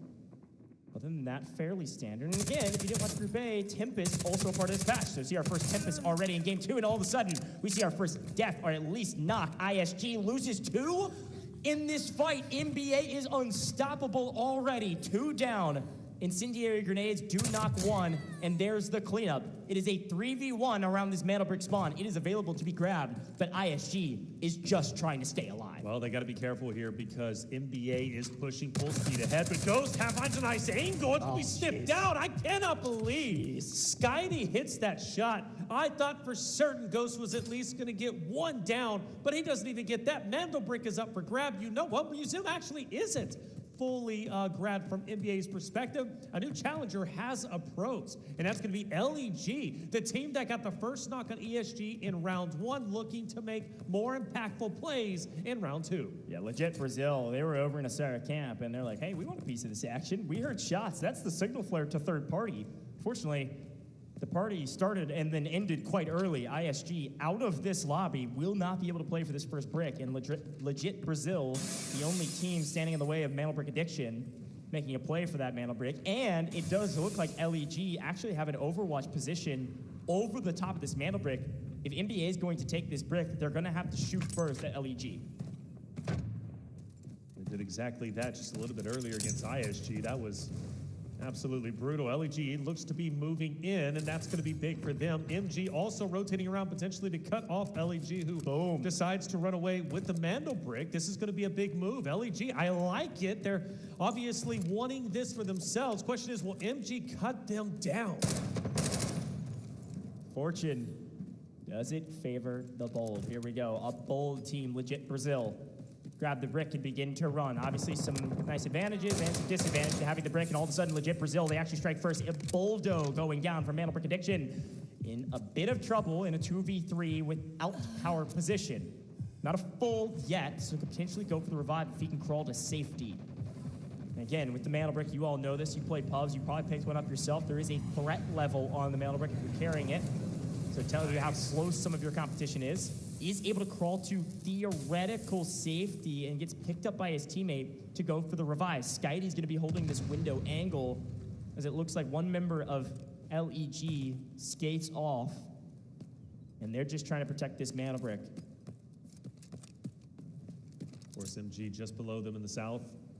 They rolled up, but they haven't decided to challenge just yet. Also a huge factor here. LEG, they started in camp. They started on a decoding station and they left. They know for almost certain fact, not 100% certain, but almost certain fact that the camp decoding station is going to be open. That is where they are headed if they can get there for free. Well, they're going to definitely try. Luckily, they've kept their distance away from MG. Update, by the way, on NBA, they have managed to get their third back into the fight, so they're going to be a full-fledged unit, an opportunity to re-challenge this LEG fight. LEG has made it to camp. Like you said, it's free and clear, and it absolutely is. They're going to manage to plop down the Mandel Brick and start working their way towards the potential first Mandel Brick grab. It's now being decoded. They've got to hold on for 4 minutes, but they know the competition is inbound. MG, NBA, most likely going to work their way up. If I had to guess, those are going to be the only two teams truly to challenge. I haven't noticed ESG move. Inc. also hasn't moved as well. Inc. is relatively far away. So before ESG or Inc. even get involved, most likely it's going to be MG trying their luck first. Yeah, and again, I mean, there's plenty of time. 3.5 minutes is a long time in Delta Force operations. But you're totally right. This is going to be the first fight. Just a matter of who takes the first shot. Both teams know that there's another team in the area. You saw them smoking and running, throwing the drones up from Toxic as well. Didn't connect, but absolutely had info. Legit Brazil already stunning some folks that didn't know about this team. Started out strong in Zero Dam. Now they've grabbed the first brick and starting the first decode. MG playing patient. There's really no rush with 3 minutes on this decoding. Not at all. And NBA, a lot of the same. I think NBA wants to make sure that they're not going to get third or fourth partied from behind by maybe a team like ESG or anybody else as they move through the market and up through the north side. Azure Town is probably their best position. You'll see them they were briefly on the mini-map there in pink. There they are on our screen right now. They're playing the north side of this decoding station. MG's playing the south side of this decoding station, and LEG, of course, protecting it means that LEG is going to get sandwiched. Yep. If they, on accident or maybe on purpose, sandwich this team at the same time, LEG is going to be up for the pickings, and it's one of these other two teams who's going to come out on top. You would think LEG might be in a little bit of trouble here.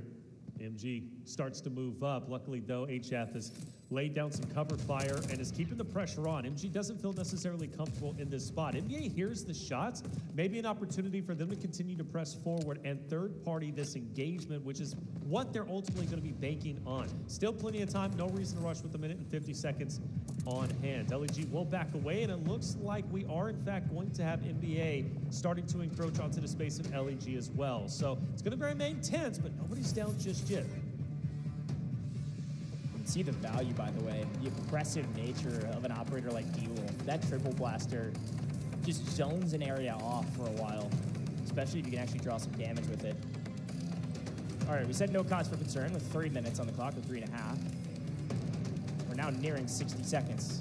Somebody's got to make a move, and everybody knows it. Everybody's got the timer, and all of a sudden, LEG actually strikes first. It was MG trying to go for the steal. An errant player, Onigiri, the first down.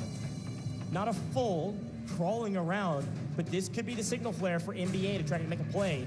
but I really like LEG's position. They're playing the low side of the stairs. It's going to be very difficult to rip them out, but they could smoke, they could run, and they could move as a full team of three. Skyly's going to play injury man. Skyly's going to maybe go for the steal. No, going to go for the play. He's getting shot from multiple angles. We got two teams shooting at the same time, but Skyly gets one and pulls one. LEG on their heels. LEG will not be able to protect it. NBA steals it and are able to get out with all three up. They just wanted to reset the timer. Perfect steal. Now they're going to back up, slow down.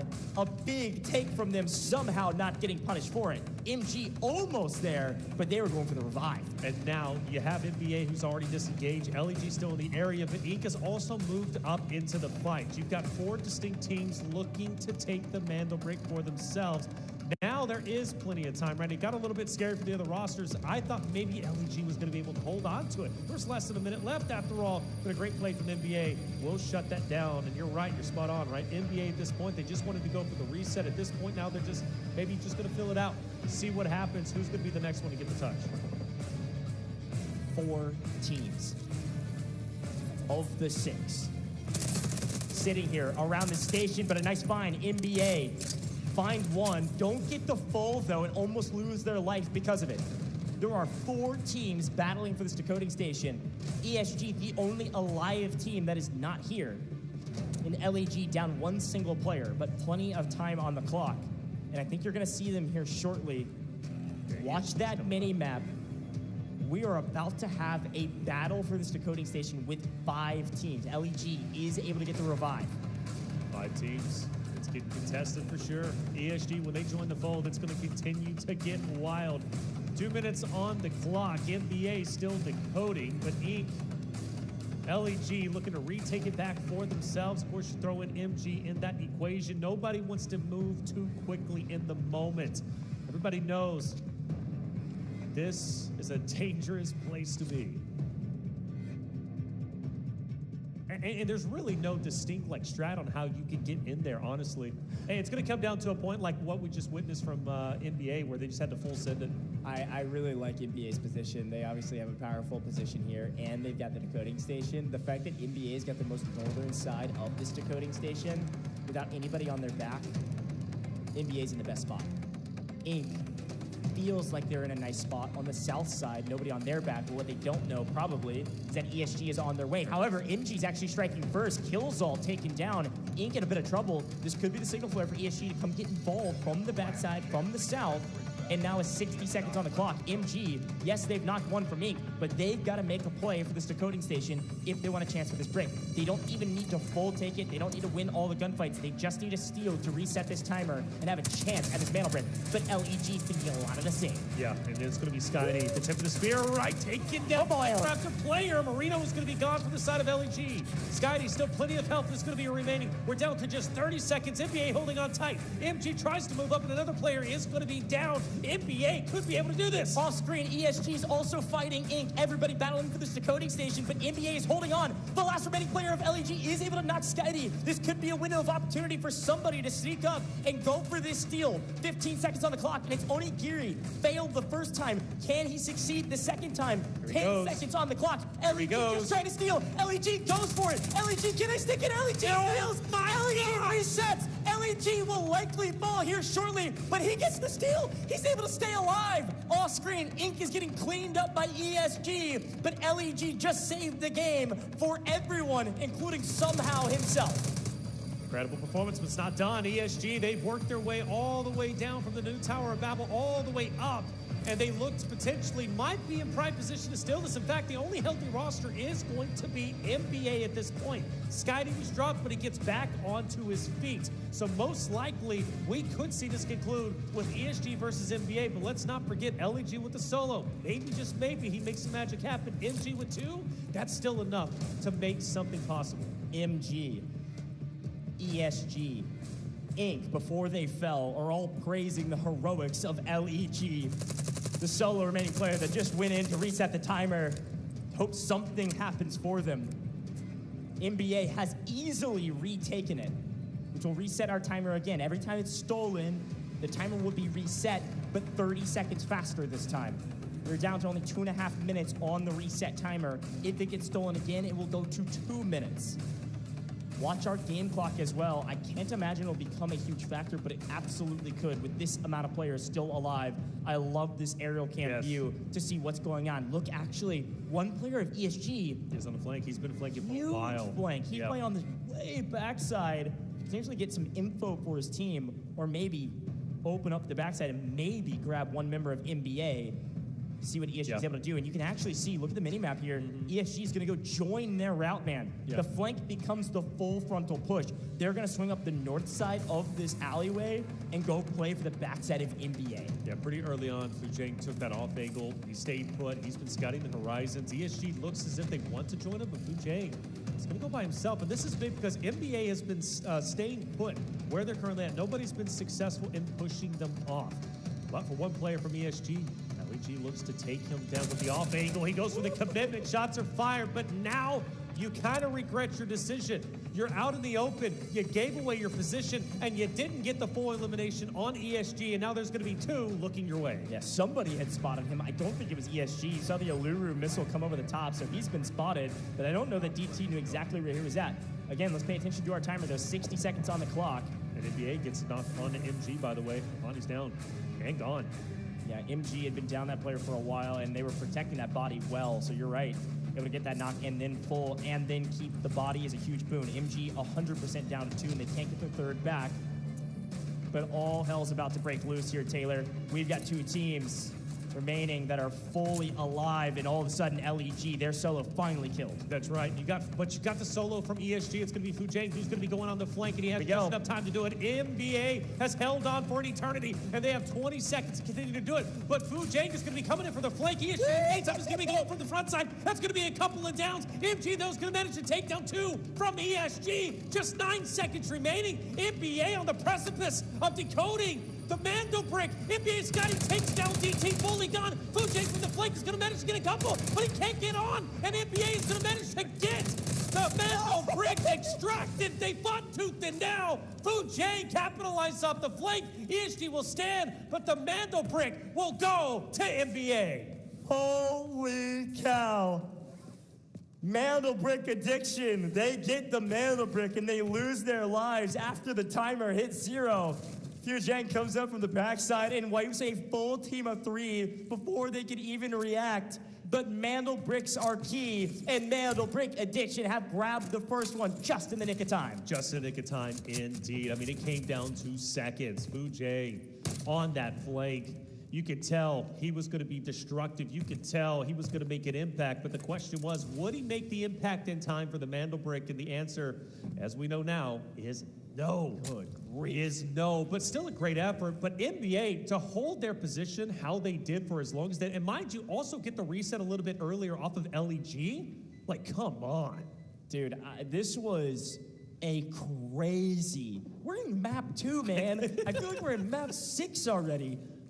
That took years off my life. A 5-team fight for the decoding station. It changes hands 10 times. And again, I always say this, Mando brick addiction, they struggled in the regional finals. Now, but they have something that others don't. They are so good at playing these positions, understanding who's on the map, and playing for this decoding station. What was so impressive about this team was they were able to play the north side. They recognized the north side was free immediately, and they held the north side the entire time. ESG picked up on it finally. It was just a hair too late, and they had to go through that one spoiler player that was LEG, the last remaining player of legit Brazil. If that legit Brazil player is not there, ESG had a free route to kill all of NBA. That was wild. That is wild indeed.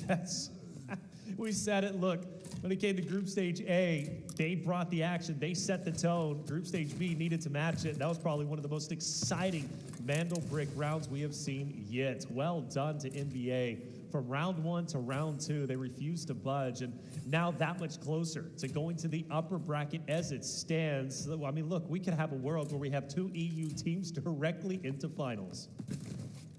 Crazy stuff thus far. You're right. Mando brick addiction, they're trying to earn their spot to upper bracket, and getting a Mando brick has put them in a really strong position to be able to do that. It's not often that a team can get a Mando brick and not be a top 3 team. It is technically possible because we have 4 Mando brick rounds, but it is highly unlikely. Mando brick addiction's got to be feeling fantastic right now. while this map wraps up, can we pay attention to the left-hand side of our screen? Obviously, ESG, they come in, they clean up. They have this, again, not a great spawn for them. They're way up in Cherrytown, can't really get involved in the action. They then wrap all the way around the south side of the map. They wrap all the way through Tower of Babel. They go over to Reservoir, and they will come all the way down. I mean, they literally ram the whole map. It has been a lot. And they're able to be the last team standing as well. Right, so right. They're at 5.1 mil right now. If they can get out of the map, or a couple of them can get out of the map, huge boon for them. And they picked up a ton of kills. In terms of loot value, you should see ESG probably leap to the top, is what I'm guessing. Of course, underneath, Mana Brick Addiction, who just got that Mana Brick. So it does look like we saw a little picture there. We've got one player sprinting for the North Extract. We've got one player sprinting for, I believe, the Tower of Babel Extract, since they have the ID tags. And then our third player, DT, maybe is going to just stack up everything in their safe box to make sure they can get as much as they can. There we do. We do see one player of the north side of the map get out via the extraction point on the north side of Grand Hammam. So a great shout to Liu Yin, who was able to get out of the map. And then here's the extraction in the Tower of Babel as well, with an ID tag, I assume, as Fujiang, who was the hero of this team, was able to get out of here with a couple ID tags. See you later, out of the map. And DT's just trying to stack that safe box for the last 10 seconds. I mean, still a very successful round from ESG. You got to give them credit where credit is due. Well done. And I mean, in the end, 834,000. DT finds a 834,000 item in the last 10 seconds? Last 5. What are we cooking? Talking about some nice RNG and a great find for that team. ESG going to leapfrog up near the top of the leaderboard, but it is all Mana Brick Addiction.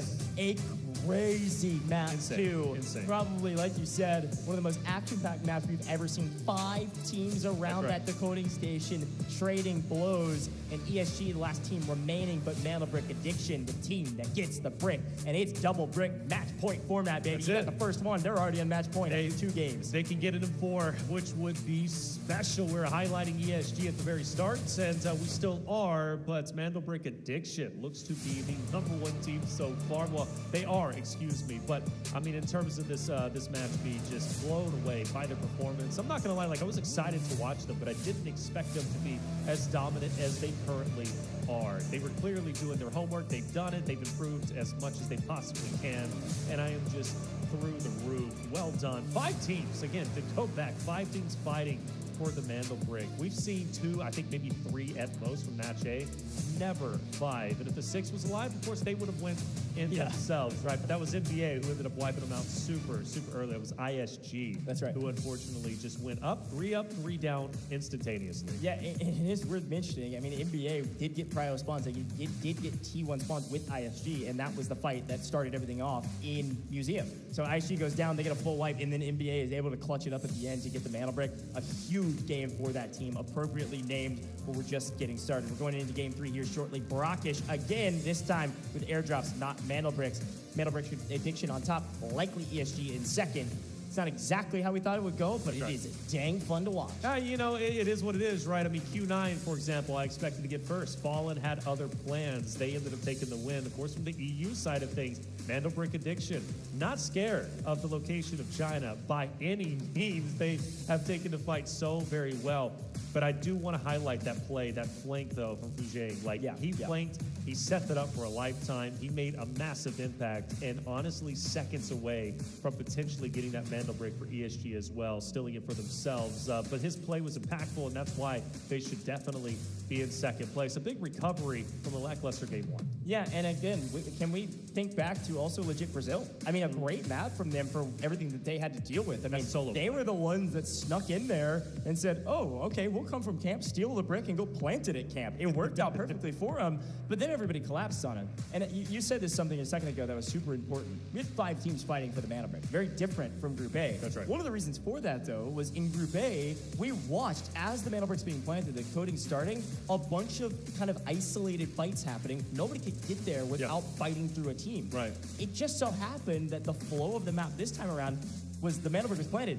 nobody fought. And everybody also, safely, yes. they got some info via whether it's Alluru missiles or Luna arrows or Hatclaw or whoever, got some info where teams are at, and they skated around them to try to collapse on the decoding station. Using a lot of hand signals here, but it was crazy. That's really what it felt like, the big congestion. That's what it was. Going into that map. Here's a quick look back on some of the highlights here, Taylor. Of course, this is where it started, NBA wiping ISG. That's it. Gave them an opportunity to get their hands on it if they wanted it, but it was LEG who would have taken it for themselves. This shot, by the way, from Skydie onto Ghost was disgusting.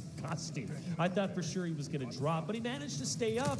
Skydie is that guy, like much like Mo, who can just make high impactful plays consistently, becoming a massive fan of what he brings to the table. But this was Skydie getting up, of course, with the Mando Brick. The decoding ended up starting, but then we noticed more and more teams getting active. At this point, it was 3, but the green dot started to move in, which was ESG, and before we knew it, there was 5 teams fighting for the Mando Brick. Yeah, and then it was just utter chaos. And again, somehow, legit Brazil, their last-remaining player snuck in there, stole, and got out, stayed alive. And again, it's actually a huge boon to NBA. Here's that moment. Got a couple kills there, and that final player tries to make a hero play here shortly. But some really fun, action-packed fights. And it was ESG that came wrapped all the way around the map and took down Ink. I really thought Ink was actually in a really good position if ESG wouldn't have made that full wrap.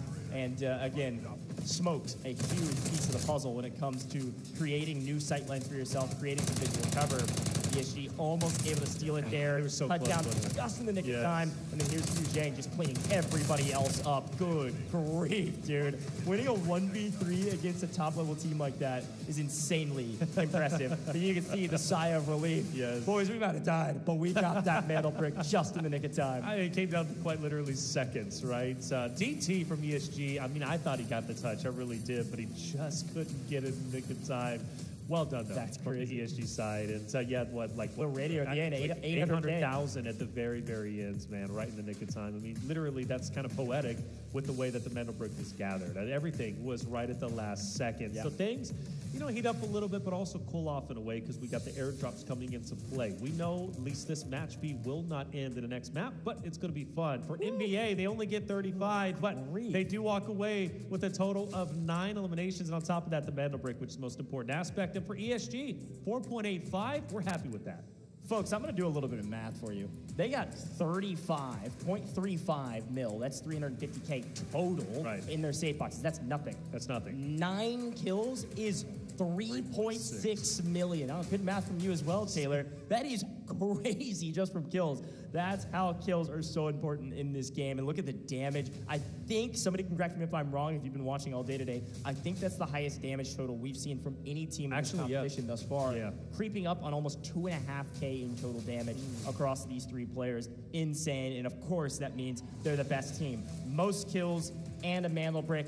Absolutely crushed it. Mandel Brick Addiction, a team to watch out for at every stage of this competition. Yeah, I mean, whether it's Buldo, Uvalier, or Skydie, these guys know exactly what they need to do at any point in time, and it's going to be Buldo as the MVP. So we already have 2 of the same winners, of course, being that of NBA and also 2 NBA MVPs, something Match A could not replicate, right? Remember, it was Q9 winning, but it was also another MVP, but this time around it's NBA dominated. 5.0 KD. 5.0 KD, but also 1,000 damage. I mean, we had 2.5K between the entire team. He had 1,000 himself. That is an insane stat. I know folks at home are stats magicians and strat magicians. I want to hear all of your predictions, of course, but also talk to me about this Mandel Brick Addiction squad, man. Talk about, they're in first, but also can I already give them most improved? This is a totally different team from regional finals. They have been in the lab, and it has worked. Yeah, to barely make it here and now be dominating your match, even against ESG, arguably the #1 seed in the tournament. Like, come on.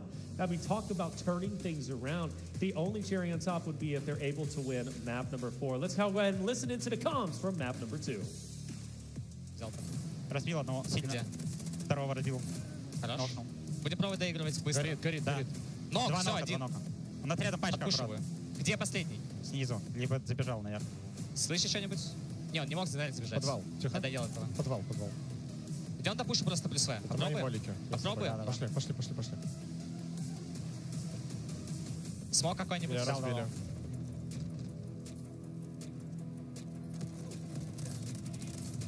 Меня разбили. Справа типы на арке 2.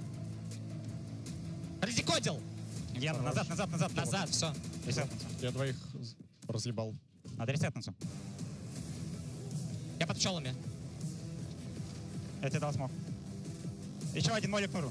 Еще один молик, ракета, что угодно. Сгорел. Он нокнулся. Хилю тебя. Смотрю. Я прожимаю ульту, играю на манду. Давай. В контейнере правом. Они украли. Возвращаюсь. У нас справа близко челы. Ремуюсь. Нормально все хорошо. Еще раз декодим. Мало людей осталось, надо просто... Да. Смог, дай. Даю. Иди кожу. Жить. Живу. Я прямо отсюда. Все хорошо у меня, все. Спине. Пуш, мандл, справа, ног. Дэшусь. Нет, на мандле. Все, 10 секунд жить. Просто жить. Сзади бегут. Понял. Жить. Я живу. Упорь у меня. Убил. Жить. Все, отлично. Упорь чел на мне. Молодцы. A sense of relief and no real frustration about getting wiped at the end because they got the mana break. Can I just say, on that replay too, obviously great comp. Yeah. But also, we kind of forgot, Skydie was playing Tempest. So if you saw, he played super aggressive up front and then used that ability to retrack a couple seconds and zip all the way back. I love that operator, man. Here's a quick look at the overall rankings. And of course, Mana Break Addiction on top with 9.46 mil in total match earnings across the board. That is their stash value as of current. And they are above ESG, who technically has a higher total because they got the Mana Break. That's it. They got the Mantle Break. Well done from the NBA side of things. ESG, though, highly successful. You focus your attention to Ink and LEG, who are pretty much deadlocked for the bubble race. 1 in 4th, 1 in 3rd. We look at our spawn points. We obviously witnessed ESG, who was over there in the Tower of Babel in the last game. This time around, maybe they'll get the priority spawn. Yeah, and here's the thing about priority spawns. We talked a little bit about this in Group A. T1 spawns for Brackish in round 3 where there's no mana brick really don't feel like T1 spawns. You really want that Tower of Babel spawn down on the south side of the map, so somebody like Mana Break Addiction could start rallying up a ton of loot if they do get that Tower of Babel spawn. But here's a quick look at our operators, and it does look like our first operator is completely off the board. LEG, legit Brazil, in 2 maps have burned both of their toxics. You will not be seeing another one of those, and it does look like Mana Break Addiction is the only team to use Tempest thus far and got a lot of value out of it. They definitely did, and clearly might be setting the tone. Everybody might be sleeping on Tempest, where Skydo obviously is dominating himself. Yeah, it is interesting that we only have Toxic gone. You go back to match A, I feel like in map 3, we already had maybe 2 or 3 operators that were fully out. Yeah, sure. Yeah, and well, that's just Q9. Yeah, and I think that's also just people figuring out, hey, we got to keep our options open. What operators do we like? And what operator comps do we like? We don't get a chance to talk a ton about this because there's so much going on. There's so much to talk about in every game. But some of these operators really gel well together. You need a recon operator, a support operator, an engineer, having a mix of all of the different abilities. You got to have an operator with smoke. You got to have an operator with a bunch of lethals, whether it's grenades, a triple blaster, whatever it takes. The Uluru guided missile, like all of those insanely valuable. You got to kind of check all the boxes if you want to have all the advantages with whatever the map throws at you. You don't know exactly where you're spawning in, but you do know the map and you do know how to fight together. So I know these teams have been in the lab to figure out what comps they like. They probably already pre-picked the order of their operators in every single map. Yeah. We didn't really mention this a ton too. All of these teams, or almost all of these teams, have coaches. And so the coaches have been helping a lot with that strategy as well. Well, we go into map number 3. It's going to be the same one that you just witnessed. It's going to be, of course, on Brackish, which is going to have 2 airdrops. Now, the thing about it is NBA has dominated not only the Mandel Break round, but also the airdrop round just earlier on zero down. They got both of the airdrops. They walked out with the AWM. Now, granted, AWM didn't have a big impact. I don't think they brought it into the game. Actually, that's huge. Yeah. Well, and it really did. We didn't actually technically see Uvalier get out with it. I assumed they gave him everything. So I want to try to get a word from either production or the admin team to figure out if they actually got out with the gun. That's bold to hold on to it if they did. Well, and that's if they did. That's what makes me feel like they maybe didn't actually trade it and maybe kept it on the map. I don't really know. But anyways, we'll get a read on that later and figure out if they decide to bring it in maybe for map 4 now that they have an advantage, or if they just get another one here in map 3. Right. You're right, though. Airdrops this time around, no mana brick, a super important point and something we have to pay attention to, not only because of the AWM. There's also just really good loot in there usually. It's usually AWM. It can also be gold armor and other things like that. It's also just a fighting point on the map. You're going to see some of our first engagements there as we're about to hop into the game. Hey, this is going to be big, specifically for the bubble team, which is going to be LEG, just a hair behind number 3 of Ink. You want to take a spot in top 3 early on.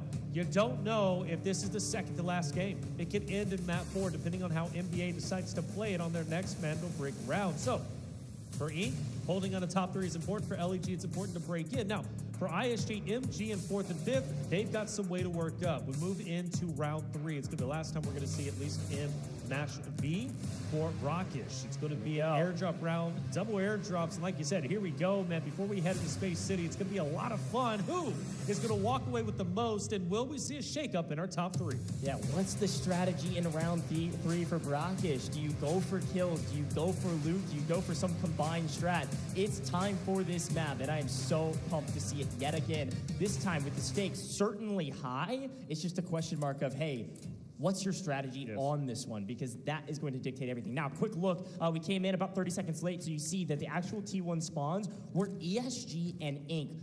Talk about an utter unlucky spawn choices thus far for ESG. They get a T1 spawn on a non-brick round. I know. You will not see ESG on a T1 spawn in the next map on Space City for the first time. They've got to fight tooth and nail. Yes, in second place, but they are getting a little bit unlucky with these spawns. You see the rest of those teams, obviously a quick shout. Legit Brazil, LEG, and NBA both got Tower of Babel. NBA is getting everything they want and more. And then MG's over in camp as Ink, instead of pushing for Museum and T1 spawn, they went up to towards Hotel on the northwestern side of the map. And just to highlight, by the way, as unfortunate as ESG spawns have been, the fact that they're still in second place shows how great they can be when they have to face against adversity and things are not going their way. They're still a very dominant team that must be respected. So I like it, I do. Again, you know, things not going their way, no worries. They're still in second place. It comes to show how strong they truly are. Quick look at the loadouts on the left-hand side, and of course the operator choices. Wow, every single team, by the way, using Hat Claw this round, and that also means that every single team, I think besides one, will have all of their Hat Claws off the table. We saw a quick look at that operator selection choice, that chart before this, and we had seen every team already use a Hat Claw. All the Hat Claws are going to be off the table besides one team. I'll have to get a quick read on which team still has one. We'll see that after this game. But that's the thing that sticks out to me most. ESG coming in with some nice high-value loot. They're bringing in some red gear to make sure they can have an advantage in some of the fights on this map. They're trying to separate themselves from the rest of the pack, and I think ESG is going to get pretty offensive. They're going to get pretty aggressive from Museum, the center part of the map. And I do believe for NBA using Seneva, this is going to be the second time they use them, which means they're not going to be able to use them for the next remaining maps. Interesting that they use Seneva not only here, obviously, on Brockish, but also for the earlier Zero Down. So clearly prioritizing Seneva whenever it comes down to the airdrop rounds. So well done coming out for Bulldog NBA. Can't wait to see what they do. They do get blessed once again. Now the question is, can they take LEG on, who have been on fire, and also MG might be rolling in too. Yeah, also worth mentioning, LMG meta, folks. We've got Mandel Brick Addiction running triple LMGs. We've got ESG, double LMGs, PKMs to be exact, and a P90 for the side of their entry fragger, Layun. So be fun to watch out for the heavy-hitting bullet hose that is the PKM. We know they're strong weapons, especially in customs, if you can catch your opponent unaware. A look at Ghost, ISG. They've been a bit in the blender the last couple maps. Opportunity to turn the tide of favor back in their hands. They could do it.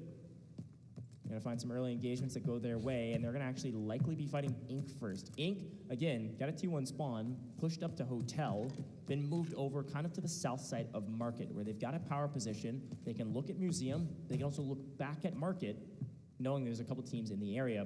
Well, it does look like off-screen, what you guys don't see, is MG rotated all the way down into the Tower of Babel. We've got 3 teams in the Tower of Babel, 3 teams in the center of the map, and the first shots are being fired between ISG and Ink, as expected. ISG, Ink, of course, 3 people, or 3 teams over in the Tower of Babel. Things are getting active, and to be expected being an airdrop round. But again, I want to highlight the bubble, LEG versus Ink.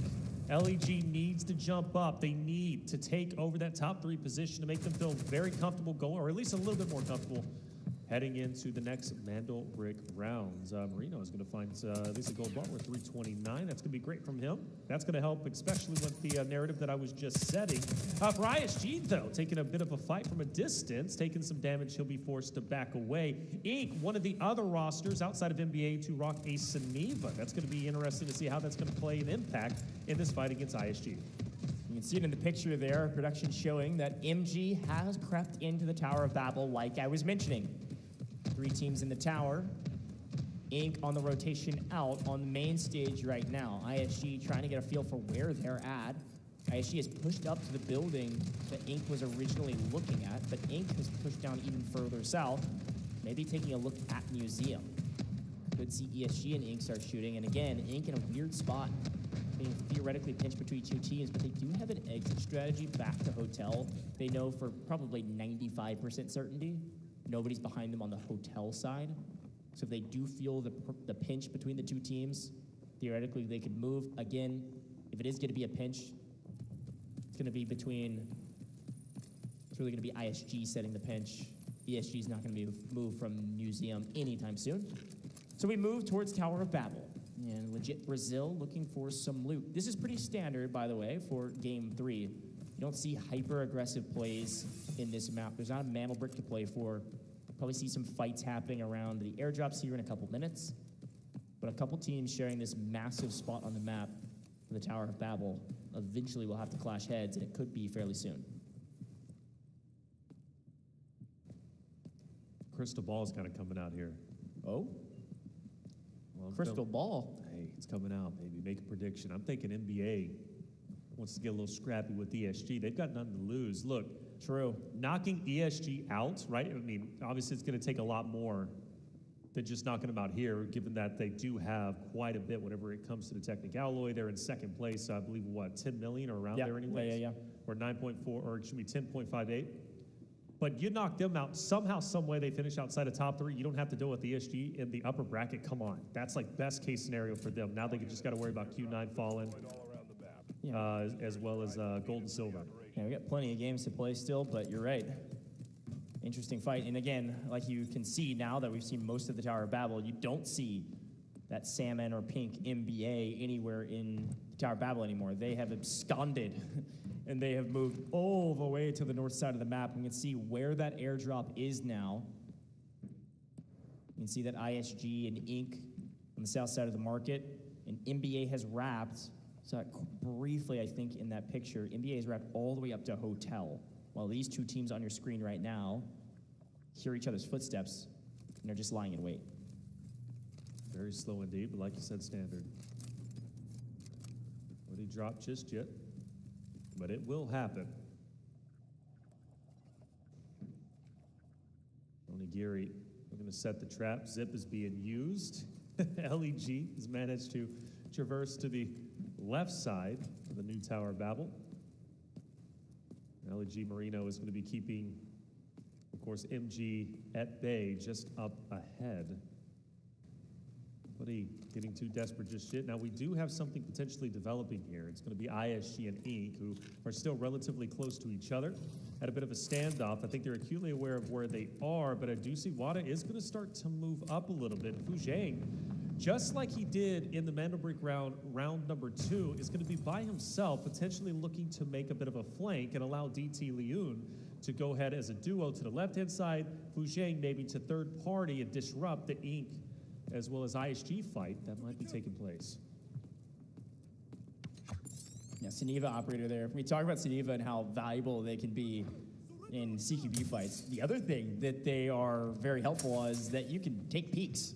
You can take your shield and peek windows and get some info without risk of likely dying. So it'll be fun to watch what Inc. does with that bit of information. But here's a look at Mandel Brick Addiction. Talk about a rotation.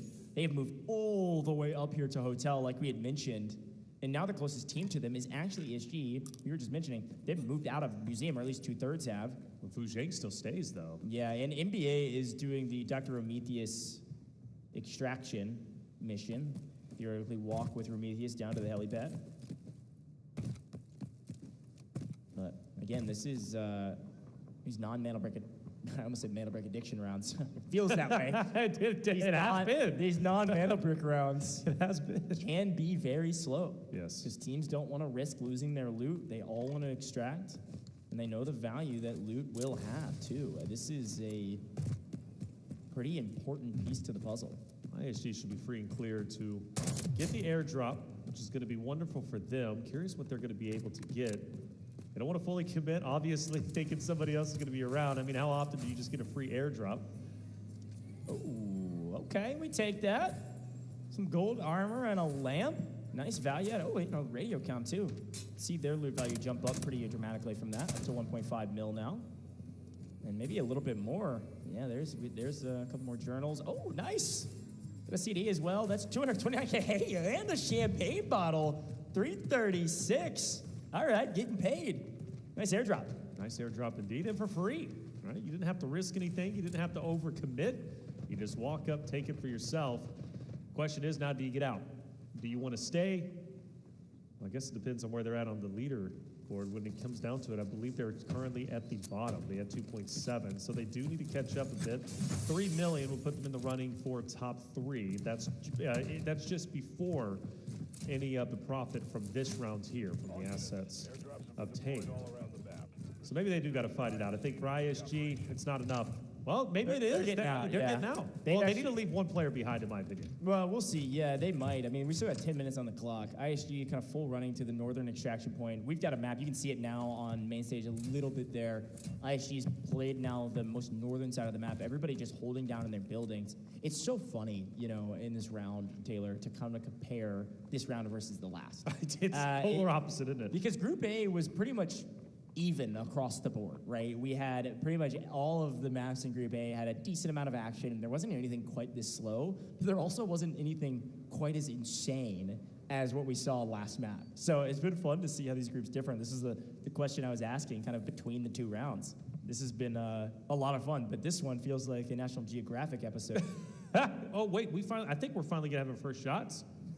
LEG, Envy. Now I can't get that out of my mind. It's like, do I cast it like National Geographic? I think I want to save the entire audience in chat on that. Onigiri, though, this is a beautiful off angle. Once LEG does get active, I think he's got a great line of sight onto HF, who has to stay down. Onigiri is going to take him out easily.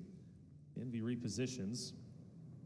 Question is, when do you take these shots? They are acutely aware of where they're at, but no one wants to fire just yet. Airdrop is going to be coming down, by the way, and that should be over towards ESG. But granted, NBA, you see Buldo scouting it out. Does NBA want to maybe challenge this, but you also have ISG just behind them? There's layers. Yeah, here's the first couple fights in the small picture there on your screen. You're right, Buldo getting the first look. Why doesn't he shoot it? He can connect. Oh. I mean, look at on main though. Look at MG. If Onigiri just positions, I know, slightly in the corner of that window. Yeah, that is insane. ESG is able to get the AWM. Here we go. Comes the Lapua ammo, but here's the first shot. Didn't know he was here. Look at Brazil. They were insanely patient. The trigger discipline from legit Brazil is something to commend, man. That was insane patience on the slowest of maps. And I can just say, I can hear their words in my brain. MG saying, those rats. They were sitting there for how long? Those rats. There's no way. So Onigiri had no idea. No, he had no clue. Yeah. He had no clue. No, I thought for certain he kept aiming at HF.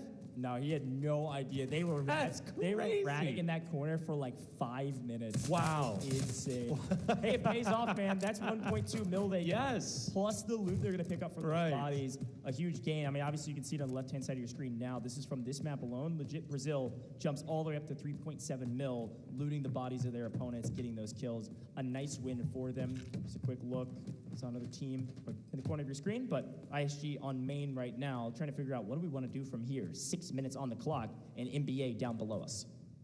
And correct me if I'm wrong, I do believe during that fight that we were, kind of watching, setting up for the longest time. I think ESG did get the drop, and if I'm not mistaken, they did get an AWM. Yeah, that's right. Yeah, I quick shouted that out before, but it's a great reminder because they could use it to play for this extraction point near the middle of the map. Reminder, it does look like you can see Ink trying to get out of the map, and Ink is going to leave. At least Baby B is, and I think it's just Baby B going to leave. A traditional strategy, especially from our North American regions, but most teams will do this.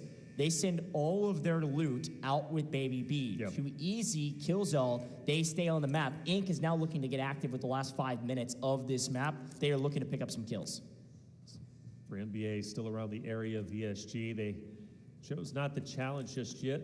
They've skirted just close on the outskirts of ISG. They've been next to ESG. Nothing's happened. Yeah, and NBA is taking that Dr. Prometheus helipad out. The Doctor's helipad, they're going to rotate all the way down the southwestern side of the map. You saw cut him off, though. Yeah, you can see him. Look at him. They're running Prometheus to his helipad right now. And LEG has spotted Prometheus, so he knows that there's a team out here trying to do this, and they could play for it. There's Boldo with Siniva trying to get some info for the team.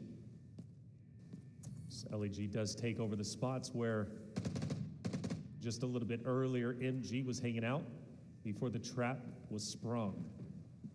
It's going to be a hard transition for NBA. Be made even more difficult if ESG does decide to get involved themselves. Fu Zhang, always interesting watching him on the minimap and seeing where he's at, where he decides to roam around. But for LEG, this could be a big moment for them. They've already had a great game, mind you, right? 3.9 million so far. Could profit even more depending on how this fight against NBA decides to go. Do you lead with the Siniva, though, if you're on the side of NBA? Lead in, maybe bait some shots, have an opportunity to get an early pick. Yeah, I mean, they were before, just getting some info, but legit Brazil, we know that they are extremely patient, so I'm sure they're going to wait it out here. They know that NBA is going to try to make a play for this helipad, so they know exactly where they're trying to go, which is a huge boon in this fight.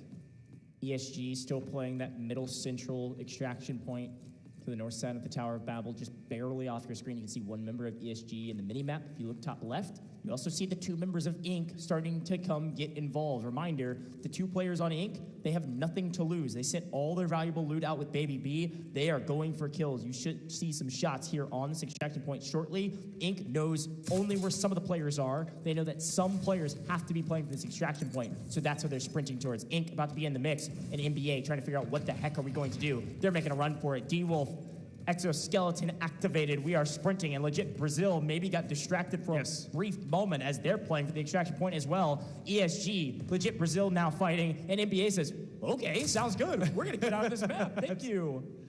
And they managed to do so, and now you got to think about the center zone. Things start to get interesting as DT will take down Wada. ISG loses one. Fu Zhang is also going to answer on the off angle. Tamizo is going to take down DT. Trades left and right. Fu Zhang comes in strong and takes down a couple of players on the side of LEG. LEG stayed up for the longest time, but eventually they will fall flat. ESG, a huge wipe, but job's not done. We've only got a couple seconds left on this extraction, 18 to be exact, and counting. And it's Ink coming to play spoiler. ISG trying to do what they can, but Killzall with the Siniva says, not today. That's another kill. Ink doing exactly what they wanted on this map. They're here to play spoiler, and they are picking up kills and transitions, but there are 4 seconds on this extraction. ESG's trying to get out. Can they get out without getting punished? Yes. Nice. All of ESG extract, and they do it with an AWM. DT gets a knock. He opens up the fight for his team. They clean up the fight. They pick him up, and they get out.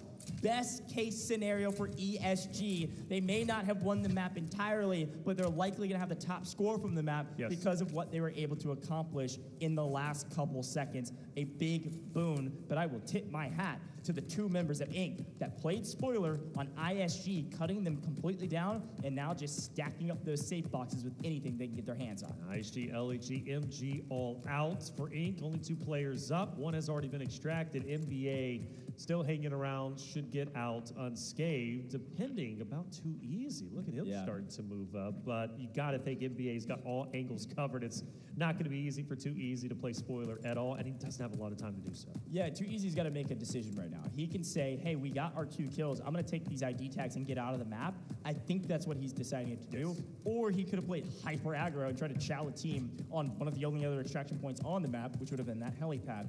You can pay attention. Look at the timer in the top left-hand corner. That extraction, 36 seconds in counting before they can get out, and 1:15. They did it just in the nick of time. That mission completed so they can get out of the map. NBA is going to be the only other team that likely all three get out of the map. Too Easy will get out with 2 ID tags. I'm not sure Killzall can follow. We'll see.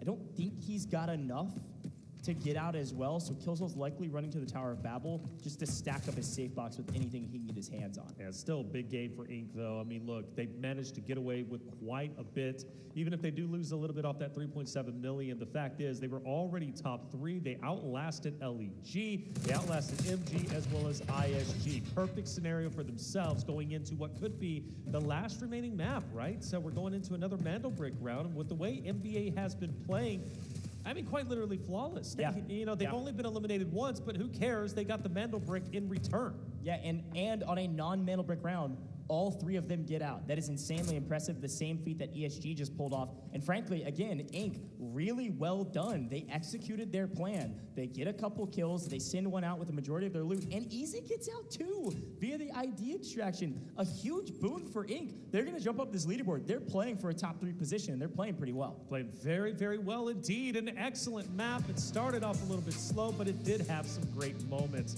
For example, MG, right? The trap was set and it was sprung. And when it was, those corner campers sometimes are frustrating, especially if you're the ones getting taken out by them. But for MG, well done indeed. You got to give Inc credit, again, getting out the way that they did. They were already top 3. They hold on to what they got. Then you look on the opposite side, and you've got Mandelbrick Addiction just playing flawlessly. They refuse to budge, even though they don't win this map. But they've already pretty much solidified their spot in the upper bracket. Yeah, it was a really interesting decision. Legit Brazil was stuck kind of between a rock and a hard place. They were holding Mandelbrick Addiction from being able to extract, which is obviously a great position to be in. The problem is, on their south side, ESG was on the extraction point. And Legit Brazil was like, well, we got to try to get out of the map, and ESG's breathing down our necks. We got to make a play for this. And unfortunately, Legit Brazil couldn't make a decision, and because of that, they were in a bit of trouble, and they get punished for it. A brutal map for them, but they did get 3 kills, which means 1.2 million. We take what we can get, and a big shout out to Legit Brazil. They've been playing pretty well as well, but the teams at the top are nearly infallible at this point. ESG gonna have the highest loot total, pretty much no questions asked. All 3 get out. Mandelbrick Addiction, they have the Mandelbrick, and all 3 get out. Inc keep 2 players on the map, and one of those players gets out and they get a couple kills. Yes. That's a ton of value for the team that's added in the final moments. Shout out to their coach, shout out to that team. They know what they're doing. Yeah, I think the biggest difference from match A to match B is, yeah, you have 2 dominant teams. That's going to be similar to match A, right? Whenever you had Q9 obviously dominating Fall and also keeping pace. Then, of course, Gold Silver in the end picking up. That was one of the biggest surprises. But when you look at match B, you don't really have a big battle for top 3 at the moment, right? At least that 3rd position, because Inc has solidified themselves in a very comfortable spot. Granted, obviously not guaranteed. We witnessed that in match B. But top 1, top 2, looking pretty solid at the moment. Top 3, pretty happy with where Inc is currently at, which means the bottom 3 teams are going to have to work extra hard now, especially when we could potentially have only 1 more map going into our next Mandelbrick. But let's talk about what's at stake here. A Mandelbrick. Who could win that? Who can shut out map or match B? Well, at this point in time, it's Mandelbrick Addiction because they already have one for themselves. But I'm going to be looking at ESG to be a very special roster going into this next map, and the reason why they now have the AWM. The AWM is going to be so valuable, and ESG for the first time, even though they won't have prio spawns, we've been talking about it, they will have priority when it comes to the overall weapons. Yeah, a great breakdown, Taylor. I appreciate it. Let's take a look at our highlights, and obviously some decent loot across the board. But frankly, I expected our highlights to start at like 8 minutes left in the game. It's turned into 12 minutes. The first 8 minutes were a nothing burger. I mean, everybody was chilling, seeing who made the first mistake. This was a nice moment here from our team on screen that was able to loot the first airdrop and get a nice value add on their loot. But there it is in the corner of that screen on the highlights. Yes, the first fight, which was a trap set for like 7 minutes. LEG, the most patient team out here. MG, frustrated about it, but we also saw ESG pick up that AWM.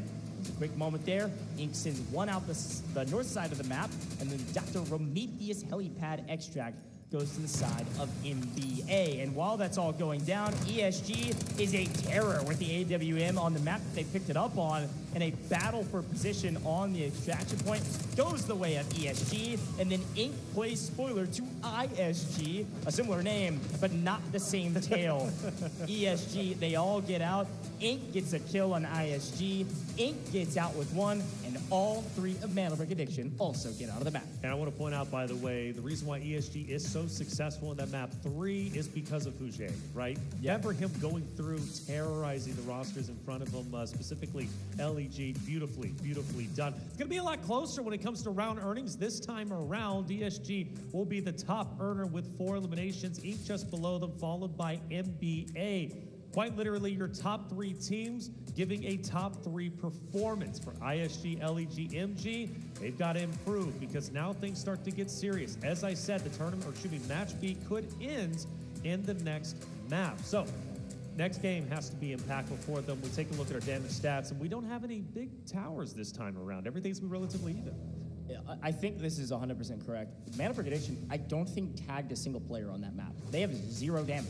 According to this graph? Actually, yeah, because they were just skirting by. Yeah, they were next to ISG. They were right next to ESG. They never fired a shot. Hey, it works for them. I mean, they didn't get a kill, but they get out of the map. They keep their loot. They're just padding the stats so that if somebody else gets a mana brick, they can make sure that they're the top team. Now, ESG, the best team on that map, absolutely. Top loot by a small margin, most kills by a decent margin. 4 total kills and 2.55 million. ESG, this is the team we were expecting.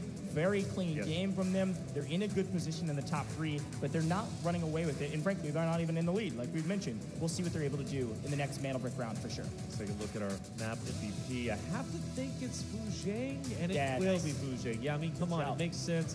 Again, he was a terror against LEG. He was mowing players down with the LMG and doing it in a beautiful fashion. 233 damage, 3.0 KD. Really instrumental in why ESG is so successful in getting out extracting with the AWM. Well done, Fujang.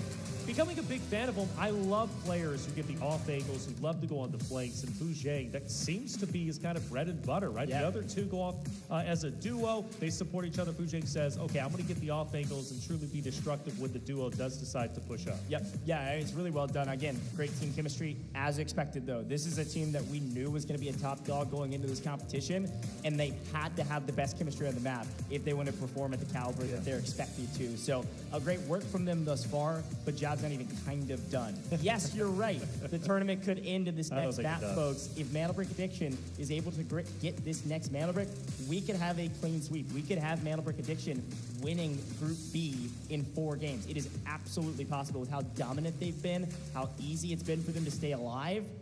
I think it's possible. I maybe would even say it's probable. Predicted.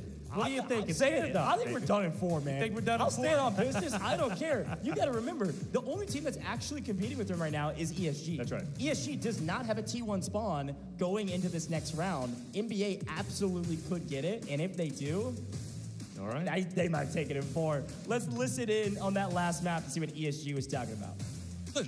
你对着他们，你懂吗？屁股给侧一点，继续。回得来吗？主要。这是盾法阵。我看看，找啥呀？啊，这边有。啊，我拿了。没人管你，没人管你。我在看。好。他们在打。他们在打。哎，有一队过来，有一队过来，这边。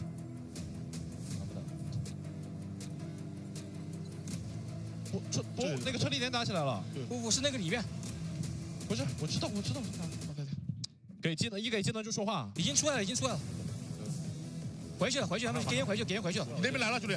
我后面吗？对2个。OK， 我赢一下。倒一个。马上。中间的死了吗？不，是那个博物馆的。OK， 来，准备跟我去中间。我到了。我身上有一大兄弟。救我，真的救我。多久？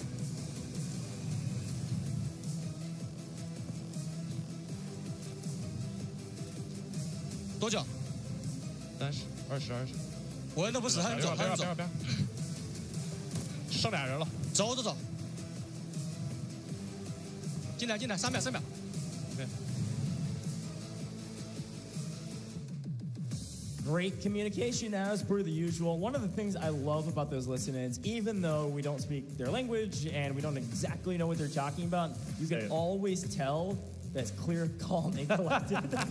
I almost said the exact same words. I got to change it up a little bit at the very least. Here's a look at our overall rankings. Great cause from that team. They've got a very clear IGL, great moves across the board, and you can see how much value they're gaining on the board because of their communication. 16.65 mil. They are in second place because of their earnings. But again, Mandel, Brick, Addiction, they have racked up some nice loot value, and they're in the lead because they have a Mandel Brick. Look at Ink, though. Really smart play from them. They jump up into the third, like you had mentioned, by actually a decent margin. If they can keep up this pace, Ink will be making it to upper bracket as well. Let's take a quick look at the spawns, though. Again, I was just mentioning this before. Ink and ESG were the teams that got T1 spawns in round 3. That means they will not get T1 spawns, those red spawns, in round 4. We are going to Space City, baby, and you need those tier 1 spawns, and unfortunately ESG is going to have to claw their way from a less optimal spawn and try to make a play to join the ranks at Mandel Brick Addiction on top with the Mandel Brick. I'm looking at NBA as a team that could get a T1 spawn, though. Look where their logo is. If they do, that's going to be scary for the competition. D-Wolf, clearly popular amongst everybody, along with Hackclaw, no surprise there. Both operators have been pretty universally used throughout Match A and Match B. As far as NBA goes, I pointed out earlier, both Sanivas have been used. Clearly a very comfortable operator that they're used to using. This it's worked very well. Now they're going to have to go without it, but granted, they got the job done. They got what they needed. Yeah, and again, this is what I was mentioning about Hackclaw. As per the usual, it is the most played operator on the map right now. A ton of value with that operator. The only team that can use Hackclaw is legit Brazil. Watch out for Hackclaw likely in this round is my guess. We've got a ton of Lunas left, which means everybody's going to be moving from Hackclaw to Luna for their recon operator. And every team has a Luru left as well. A lot of Luru is left on this board. And I want to point out, by the way, NBA is the only team to use Tempest. Yeah, that's right. They used Tempest, I believe, during their round 2 Mandel Break grab, if I'm not mistaken. And that was... could see another one in this round. Could see another one in this round, which, I don't know, could be the new meta. We're figuring things out whenever it comes to, obviously, the LAN experience. It's a brand new patch, man. And it's a brand new patch, and Tempest might be slept on. That's right. Well, and again, just for the people at home, you're like, wait, Tempest has been out for a while. That season's been long gone. We're about to enter a new season. Our tournament, just like most esports, our tournament processes and our patches, they advance a little bit more slowly. We want to make sure everything's right for the competitive scene. So Tempest was added after regional finals and all of the other DFI competitions before this one. So it's only been used in scrims within the last couple weeks. So most of the teams probably haven't been using Tempest because they're not as used to it, where a couple of teams have decided to adapt. Now, Articuno, I got to shout out my boy from NA. Articuno was saying he's one of the best Tempest players out there. Unfortunately, they didn't make upper bracket with it. Who knows? Maybe Mandel Brick Addiction could be the team that say, "Wait a minute, let Skitey show you how Tempest might be works." The best man. Tempest player out there in the world. Articuno, I love you. You're a great guy, wonderful smile, but Skitey, wonderful smile is crazy. Hey, he does, man. At 60 MG though, might be still in that title away from that guy. Was always smiling on stage. Big fan of both of them. But Skitey, definitely a talented Tempest player. There it is, NBA, right? The team that could very well in Match B. Based off this map alone, you're feeling it. I don't know if I am. You're not feeling it? I'm feeling 4 rounds? I really am sincerely feeling ESG in this moment. You're a big 5-round guy? I guess I am.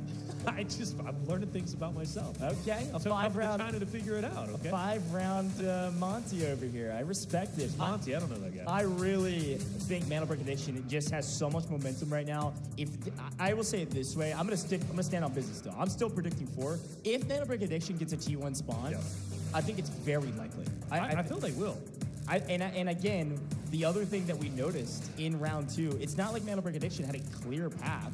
They didn't even pick up the brick first. But what they did do is win the Mandel Brick with 5 teams fighting over. 9 eliminations to that game. And it's going to feel very similar in Space City, especially if it's put in the alleyway that we saw the first Space City round where that brick went, between Central Command and all those buildings in the middle of the map around Foundry. Like, there is absolutely a chance that they can close this out, and I'm even kind of wagering it. I think there's a pretty good chance they could do it. They are looking like they are in final form right now, man. ISG on your screen, a team that is in 5th place, right? They are relatively far behind, actually really far behind. Let's not sugarcoat it. More than 5 million behind that of 8, who's currently in 3rd place. I said it, the difference, really big difference between match A and match B. We don't have as much of a battle for the number 3 spot. The closest one is going to be LEG, but even them are just under 3 million away from catching up to E and breaking into the top 3. So if I'm LEG, ISG, MG, honestly, I need to end this now. Well, I need to stop the mental break from being grabbed from the side of India. 100%. And I think the other side of the coin, it's the same song as Group A, just a little bit of a different tune, right? If you're ESG, you've got so much of a loot value lead, a stash value lead on this leaderboard. Yep. If you see that signal that MBA gets the brick, woo, dude, you might just let him have it. Let's head down to the stage. Tactical deployment. У инков было 10 лямов, потом стало 9-300, опять 10 лямов. Как это, что происходит?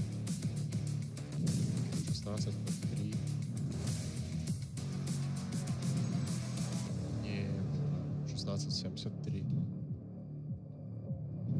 700 тысяч, что появляются, пропадают? Или это они коробки такие продают за 700к или что? Я, честно, пока не люблю. Противника поднять? Да кто там так бегал или что? Устал после туры.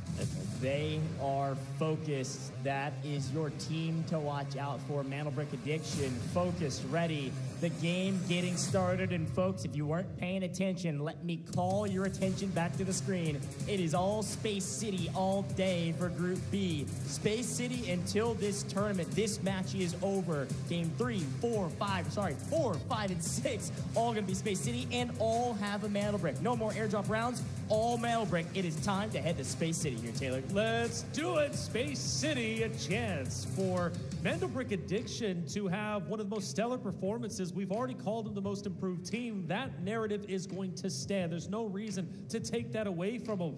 But can they pull off the hat trick? Go from barely making it through the qualifiers straight into map 4 and taking it. And I'm seeing you cheering. What do we got going on? Look, man, I'm cheering for great competition right now. And you can see Mantle Brick Addiction not only have a priority spawn, but what you guys don't see, or maybe actually you can see it, not on the map view, they're trading some ammo around. They're giving the AWM to Skydie. Mantle Brick Addiction not only got T1 spawn, but they brought the AWM into Space City. Mantle Brick Addiction are trying to close it out right here. They are not leaving anything up to chance. And off screen on the left-hand side of your screen, now on screen, ISG and ESG already in a fight, and ESG on their heels yet again. This is reminiscent to the beginning of Map 1 and Zero Dam, this time on the hands of our MENA team, this time on the hands of ISG. Oh, things are starting to get serious. I apologize. Set 2, that was just a cleanup for ESG. Still 2 players up and around, hopefully staying up. For ISG, though, they want to put the final nail in the coffin. They want to take them down, and I said it. ISG is a roster that needs to desperately claw their way up. They are down over 5 million whenever it comes to technicality to catching up to 3rd place, which is 8. Starting this off, taking down ESG would be tremendous. The mark is in. Mojo goes for the connection, but can't do it just yet. A big moment for ISG. Taylor, you mentioned it. A lot on the line, and they got a long way to go. Wiping ESG, the top loot value, the top stash value team. You know this gear they're bringing in is going to be extremely solid and extremely valuable. The kills will equal 1.2 mil, but the loot is everything. There's a trade. 2 down for ESG and a full, and no full. ESG is out of this map.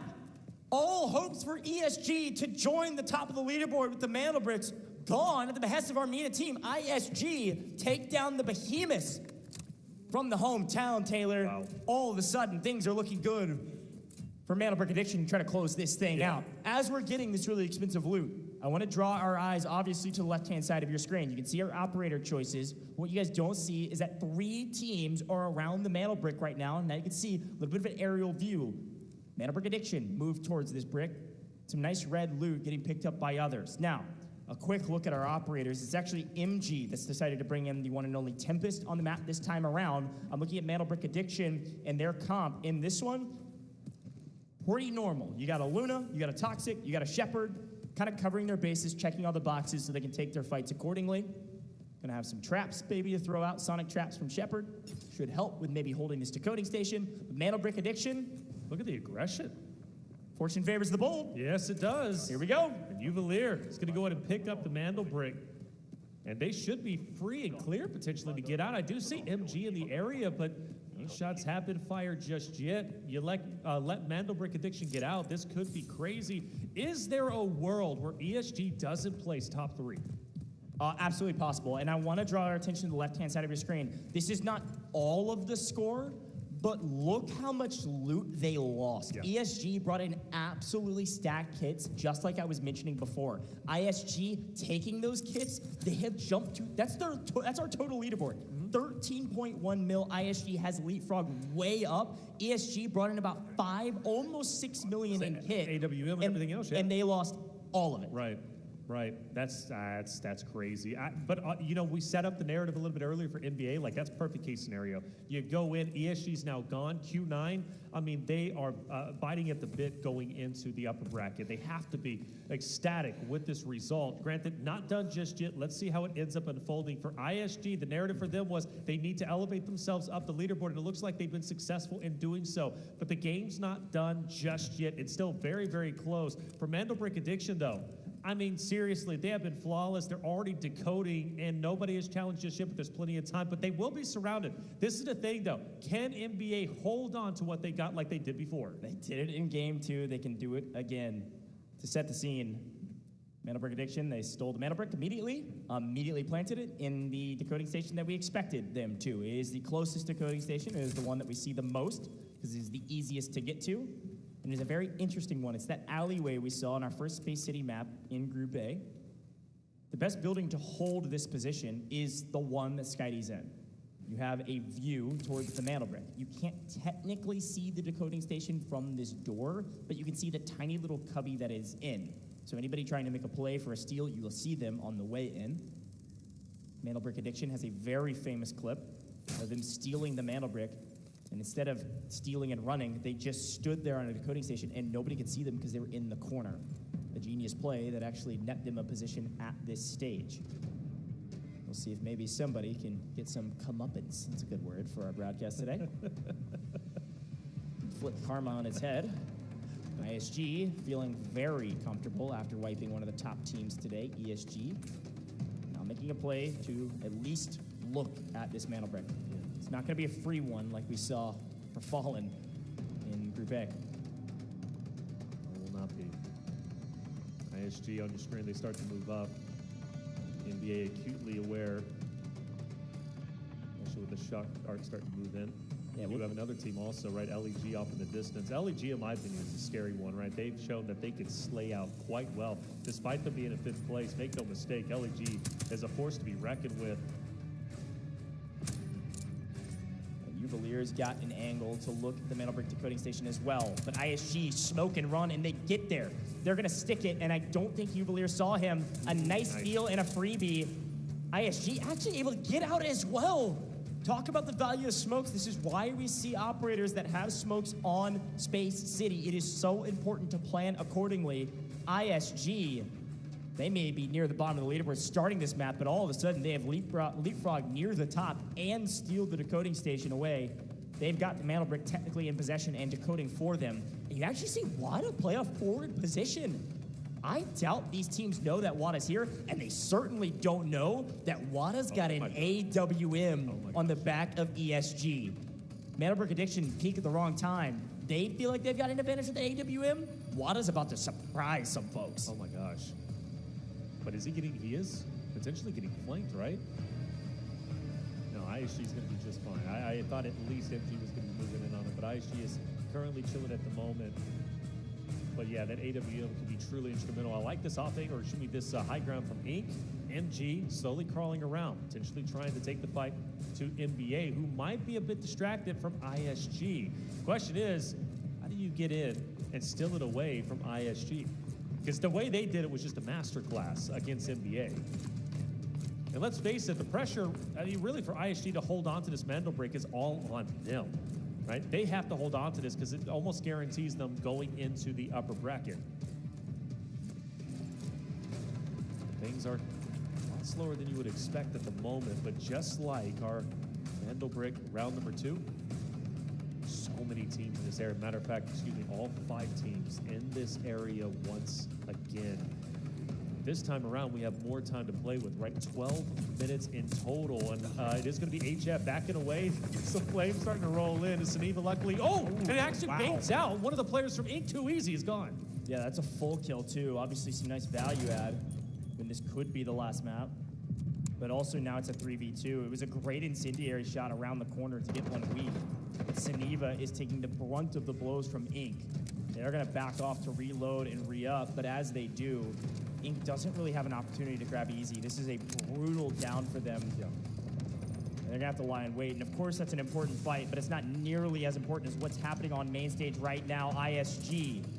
They actually make it to the decoding station. Juwelier, I think, has sniffed out this plan. He knows this strategy. He pulled it off the regional finals, and there they go. NBA, they sniffed it out. They said, you can't do what we did. We are Mandelbrick Addiction, and they wipe ESG almost entirely, and they take back the brick assuredly. Wow, 3 minutes now, back onto the clock and counting. Boom. NBA with the full clear on ISG, who made their way up the standings. They were in top 3, and just like that, NBA snatches it away from them. The Padawan does not beat the master in this instance. Replicating NBA in the regional finals, whether they did it on purpose or not, it does not pay off. Off screen, MG and Inc. in a bit of a blender trying to get to this position. There's still plenty of time on the clock because of the steal late. Still have 2.5 minutes or a little bit less now because of that MG. Ooh, Boldo with the bounce. Talk about some geometry, man. Gotta get a cleanup on Onigiri. I don't think he'll technically get netted the kill because that player was already knocked by a member of Inc. But even so, it does force MG back, and now they're the ones on their heels trying to figure out, can we even get Onigiri back? As a random grenade we weren't expecting hits him and takes him out. What you know about geometry, Goj? Oh, I know a lot about geometry, man. You couldn't tell me the difference in a rock and a ficus. Now you're trying to tell me you know about geometry? Come on. You're out of your mind. NBA. Right, NBA, the most improved team by far from the qualifiers into at least day 1 of the Delta Force Invitational, looking to close this out in just 4 maps. The opportunity is well within their grasp. They have all 3 players still alive. They've slayed everyone out. They have had a flawless performance, only losing out. Well, I say losing, they still extracted all 3 members, but they didn't get the highest score when it came to map 3. But they nearly won all 4 maps potentially if they're able to win this. Just 1 minute and 15 remaining. So, Goj, what are we looking at? Who is the closest to potentially getting another touch? That's a great question, frankly. I mean, there's a couple teams in the area. Obviously, we've got 2/3 of Inc. still alive. We've got 2/3 of MG still alive. Legit Brazil, frankly, should be the team of 3 that should make a play for this decoding station. They've got to somehow get here without being thwarted by anybody else. It does look like you can see them on your mini-map now. They're going to be skirting through the building to kind of the western side of the facility that NBA is in. They're going to maybe come around the flank. The problem is we're running out of daylight. Can I set the tone for what's happening right now? 30 seconds. I'm about to be a prophet. There's 30 seconds on the clock for Mandelbrick Addiction to win Group B. Not just get a Mandelbrick, they will win, and we will not play map 5 or 6 if no one goes for the Mandelbrick. 20 seconds. And no one's making a move for it. Everybody's gonna let this happen thinking they have a top 3 spot? Is that what's happening right now? 10 seconds. Legit Brazil saying, hey, we'll let them have it. We think we can all extract and potentially be top 3? Is that what's happening 3 right seconds. now? They're gonna let Mandelbrick Addiction take the win? Mandelbrick Addiction have won Group B. No one makes a move. They're all too scared, and they're protecting their loot. ESG is lying in wait, hoping some of these teams don't extract right now. ESG may be outside of the top 3 if Inc. and Legit Brazil can get out of this map. Everybody's saying we gotta get out, and Legit Brazil is gonna do it the hard way. They're gonna take down 1 member of MG and try to take down the second. We see Innick with an angle, take down 1. They are trading blows right now, and this is make or break for MG. They will not make it to upper bracket if Enix dies here. LEG, they got to hold on tight to what they got. Enix is moving in. Rocket connects. No, it doesn't. Skydie got a knock and a takedown with the AWM from distance. Legit Brazil was in position to potentially get out of the map and potentially be a top 3 team. They can still do it. And they got a revive on the knock from NBA, but NBA is not relenting. What a wild circumstance here in Group B. Oh, they're at 21.3.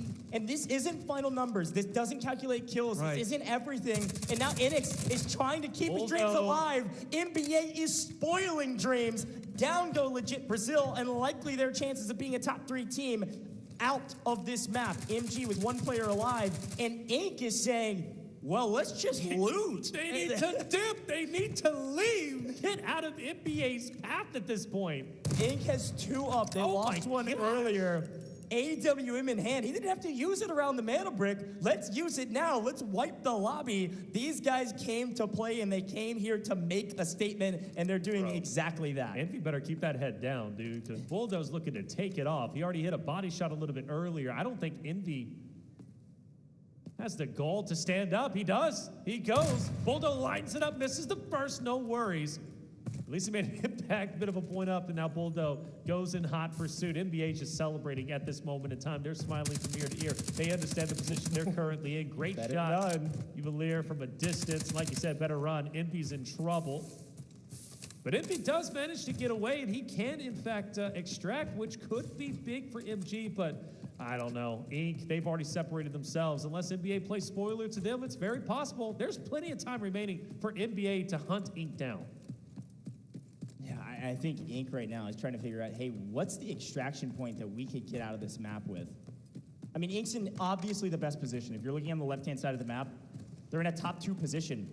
But if MG doesn't get out, they're out of the equation. Legit Brazil not getting out. ESG's probably in their chairs just cheering. ESG can still be a top 3 team. Now, Envy, I was calling him Enix before. That capital N got me all types of it up Blender.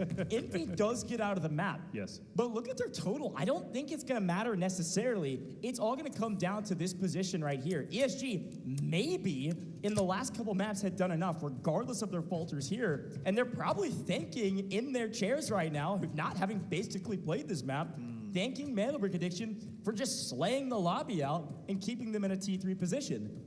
Inc. now wants to assuredly position themselves in the top 3. They know they have to get out of this map. If both members of Inc. die, if they both go out, there is a chance they could fall not only below ESG, they could maybe fall below Legit Brazil. And Mana Brick Addiction is on the hunt. Yes, they are. I'm astounded by the aggression. I really am. But I respect it. I do. NBA has taken the world, or at least this tournament, by storm. The way that they have played is just incredible. Again, I continue to say it. The most improved team from qualifiers to now, they look like a world championship roster.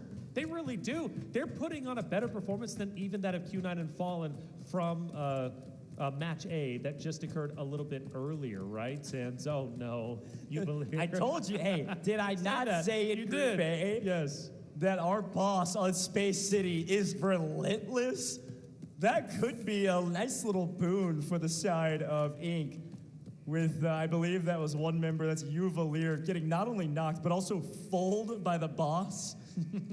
That is hilarious. After all of their success, the only people that can kill Mana Brick Addiction is the NPCs on the map. Are you kidding me?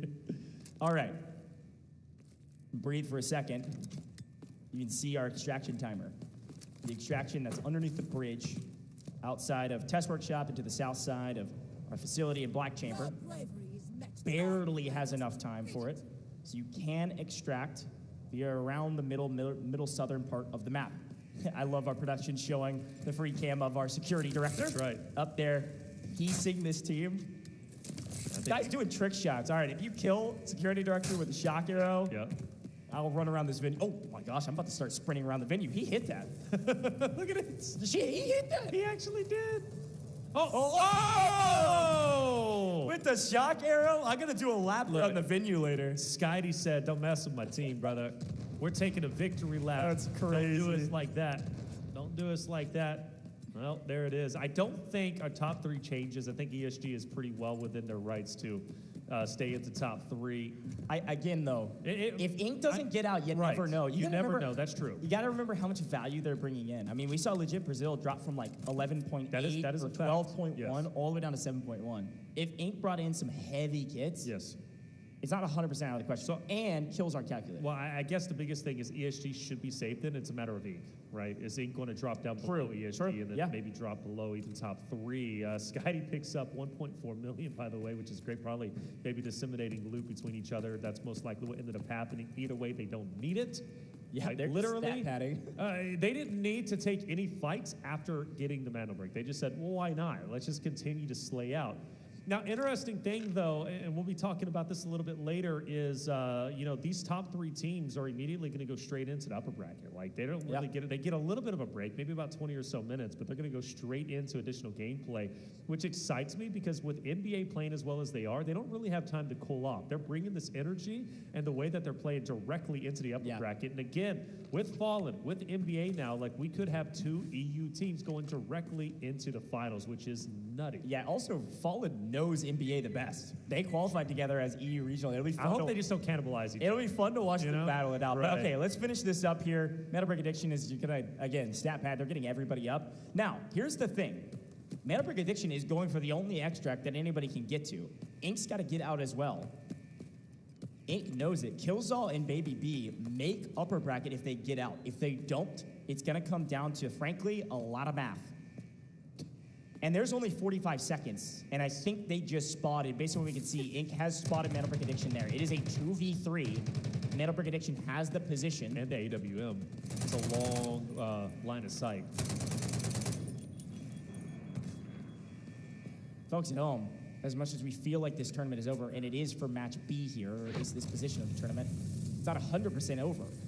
Ink doesn't get out here, which is not looking like they will. It'll come down to math. Oh, Killzall is actually able to pick one up with the Alluru guided rocket. That's a big boon for him. Killzall goes down, though, as they trade one out. It's going to be a 1v1, and Mana Break Addiction are able to drop the last remaining members of Ink. Holy cow, Mana Break Addiction were nearly perfect throughout this entire competition, and they don't relent even in the final moments when they've already won. They said nobody is making it out of this map. Not you, not now, not ever. Group B was a banger, but it was mostly a banger because of these guys on your screen. Unreal. It is. It's unbelievable. I'm blown away. I really am. I'm not going to lie, guys, and I'll be completely honest to everybody out there in the chat. I didn't expect a lot from Mana Break Addicts. I really didn't. I wanted to pump them up, and I want our EU boys, I want our NA boys to do very well. I do. Trust me. Those are the two reasons that I want to go the furthest. But with Mana Break, Addicts barely making it into this tournament, I expected them to come in and be a little bit flat. Maybe make a run for top three, okay. But the way they just played is an example of who they are and how much they've improved and how much homework they've done. I have no idea what changed. I really don't. We're going to get understanding a little bit, but they have truly been in the lab. I am blown away. I don't know. Who are we thinking is the match MVP? It's got to be probably Skydie. I think it's probably Skydie as well. Yeah. And again, I'm going to give them all the flowers. To do it in 4 against some really good competition, I don't care how much luck you get on your side, that's nearly impossible. What they did was insanely impressive. Really well done from these guys, and excited to hopefully talk to them a little bit later and hear another interview. But Mana Break Addiction, the best team. You can see them behind me. A beautiful display. Our studio is fantastic, and it's bright in here because Mana Break Addiction is lighting up this map, and they're lighting up this competition already. EU on top. Literally. Group A, Group B are only 2 groups. These are our 12 teams, and Europe is on top, folks. There's 2 teams from Europe. They get first in both groups. Q9 and them and ESG, they said they were researching one team that was Fallen. That was on their radar. Did they research NBA, though? Mana Break Addicts? I don't think so, to be honest. They probably just expected them to lay down and just, not perform very well, but clearly not the case. So impressive. Skydie set the example, truly. But you got to go back to match 2. I think that's really the standout. The way NBA held on to the Mandel brick, despite 4 other teams actively trying to take it from them, and at certain points actually taking it from them. NBA had to retake it. It was a lot of steals. And NBA even originally, when they took it over for themselves, they had to steal it originally. So the way they did that in match 2 showed that they can, obviously face adversity and win. They come out of that with the Mandel brick 9 eliminations, which I believe is the highest scoring elimination they've had so far. I told you to watch out for these guys. I mean, they're crazy, but they didn't prove it in the stats necessarily. So a big moment for them. Let's take a quick look at it. Here's our top 3. And our in-game leaderboard was correct. Mandel Brick Addiction make it out with the most loot by a mile. Both bricks, and they clean sweep Group B. Done in 4 in dominant style, but it is all about the top 3. ESG, I'm gonna be honest, a little bit of luck on their side. To get early wipe in round 4 and still get second does give us a little bit of signal of what they are capable of. They get second, and it's Inc. Although they did not make it out, they had done enough in previous rounds. And it came down to that play on Brockish, taking one out of the map. Those 2 guys route manning through, getting kills, getting one out. Easy extracting on Brockish is the reason Inc. is in 3rd and not in 4th behind Legit Brazil. Yeah, Legit Brazil, what a wonderful fight. Great moments, but they fall short, much like MG and ISG. And let's give some flowers to ISG. At one point, they were within top 3. They very well could have knocked down ESG, but unfortunately, they were wiped out a bit too soon by Mandel Brick Addicts, who really had no reason to even take any more fights, but they got greedy, and why not? That's what this competition is all about. Take them down, set the example. That's exactly what NBA did. Now, you did mention ESG, a little bit of lucky, and absolutely the case on map number 4. Yeah. But also, you think about the route, again, you mentioned it best, the spawns. They weren't blessed literally at all in any, even going from map 1, right? The worst spawn you could possibly get, going up top, you get mowed down on the zip. Basically, map 1 didn't even happen, essentially, for them. So they qualified top 3. Matter of fact, in second place, essentially in 2-3 maps. Yeah, let's take a quick look back on that dynamic map. Obviously, it was all about NBA, but it started right here. This was the signal flare that I mentioned. I said it was going to go in 4 if NBA gets the priority spawn. You called it. They did, and then ESG gets cut down early, which they did. ISG gets extremely aggressive. Cut down a top dog, a top team, top slayers, even ESG, really strong squad. They get cut down. ISG says, whoa, we got an AWM. Let's get up onto the brick. They do get to the brick. They steal the brick away from NBA. But this fight right here, this was the biggest mistake. And I love that you get a chance to see this. This truly felt like history repeating itself just to the opposite side of the coin.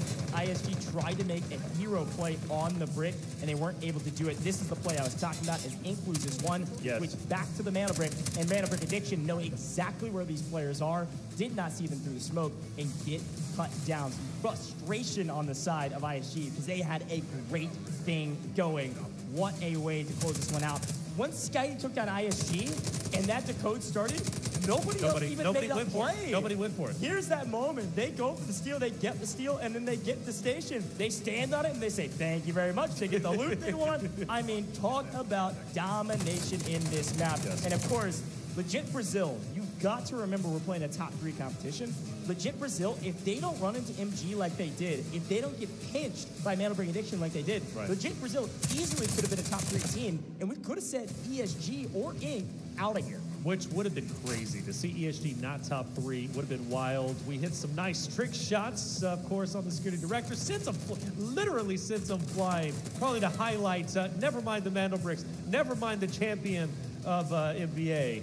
That was the play of the tournaments. Hey, check it out. NBA, well done, seriously. Just a stellar job, a massive improvement from the qualifiers to where you are now. Finished it in 4 games. The most dominant group so far, at least performance that we've seen. But now things start to get serious because the upper bracket, right, that is going to be just coming up next. That's today. That is today, literally right after this. We're talking like maybe 20, 30 minutes. They finish off with 6.77 million, but 7 eliminations.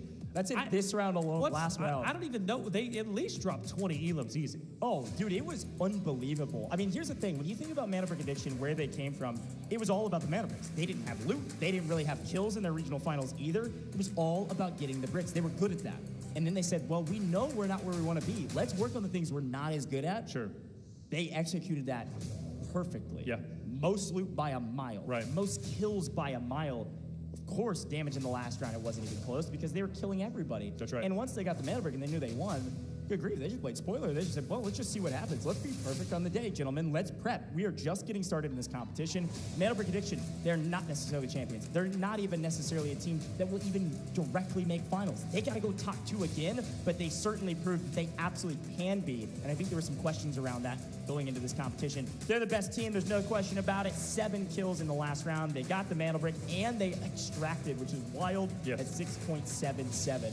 Utter domination. Utter domination indeed. And obviously the best team, naturally the best team whenever it comes to match B as a whole. The question is, though, who was the group, or should be round MVP? I think maybe it's got to be Scotty. I don't know. You can make an argument for Jubileer. You can make an argument for Buldo as well. Like, all three were shining. It was a team effort. It really was. And just like we were highlighting for Q9 or Fallen, it's like when one player drops the ball, the other one picks it right back up, gets the other teammate on his feet, and they go back full send into the competition. But just so well done.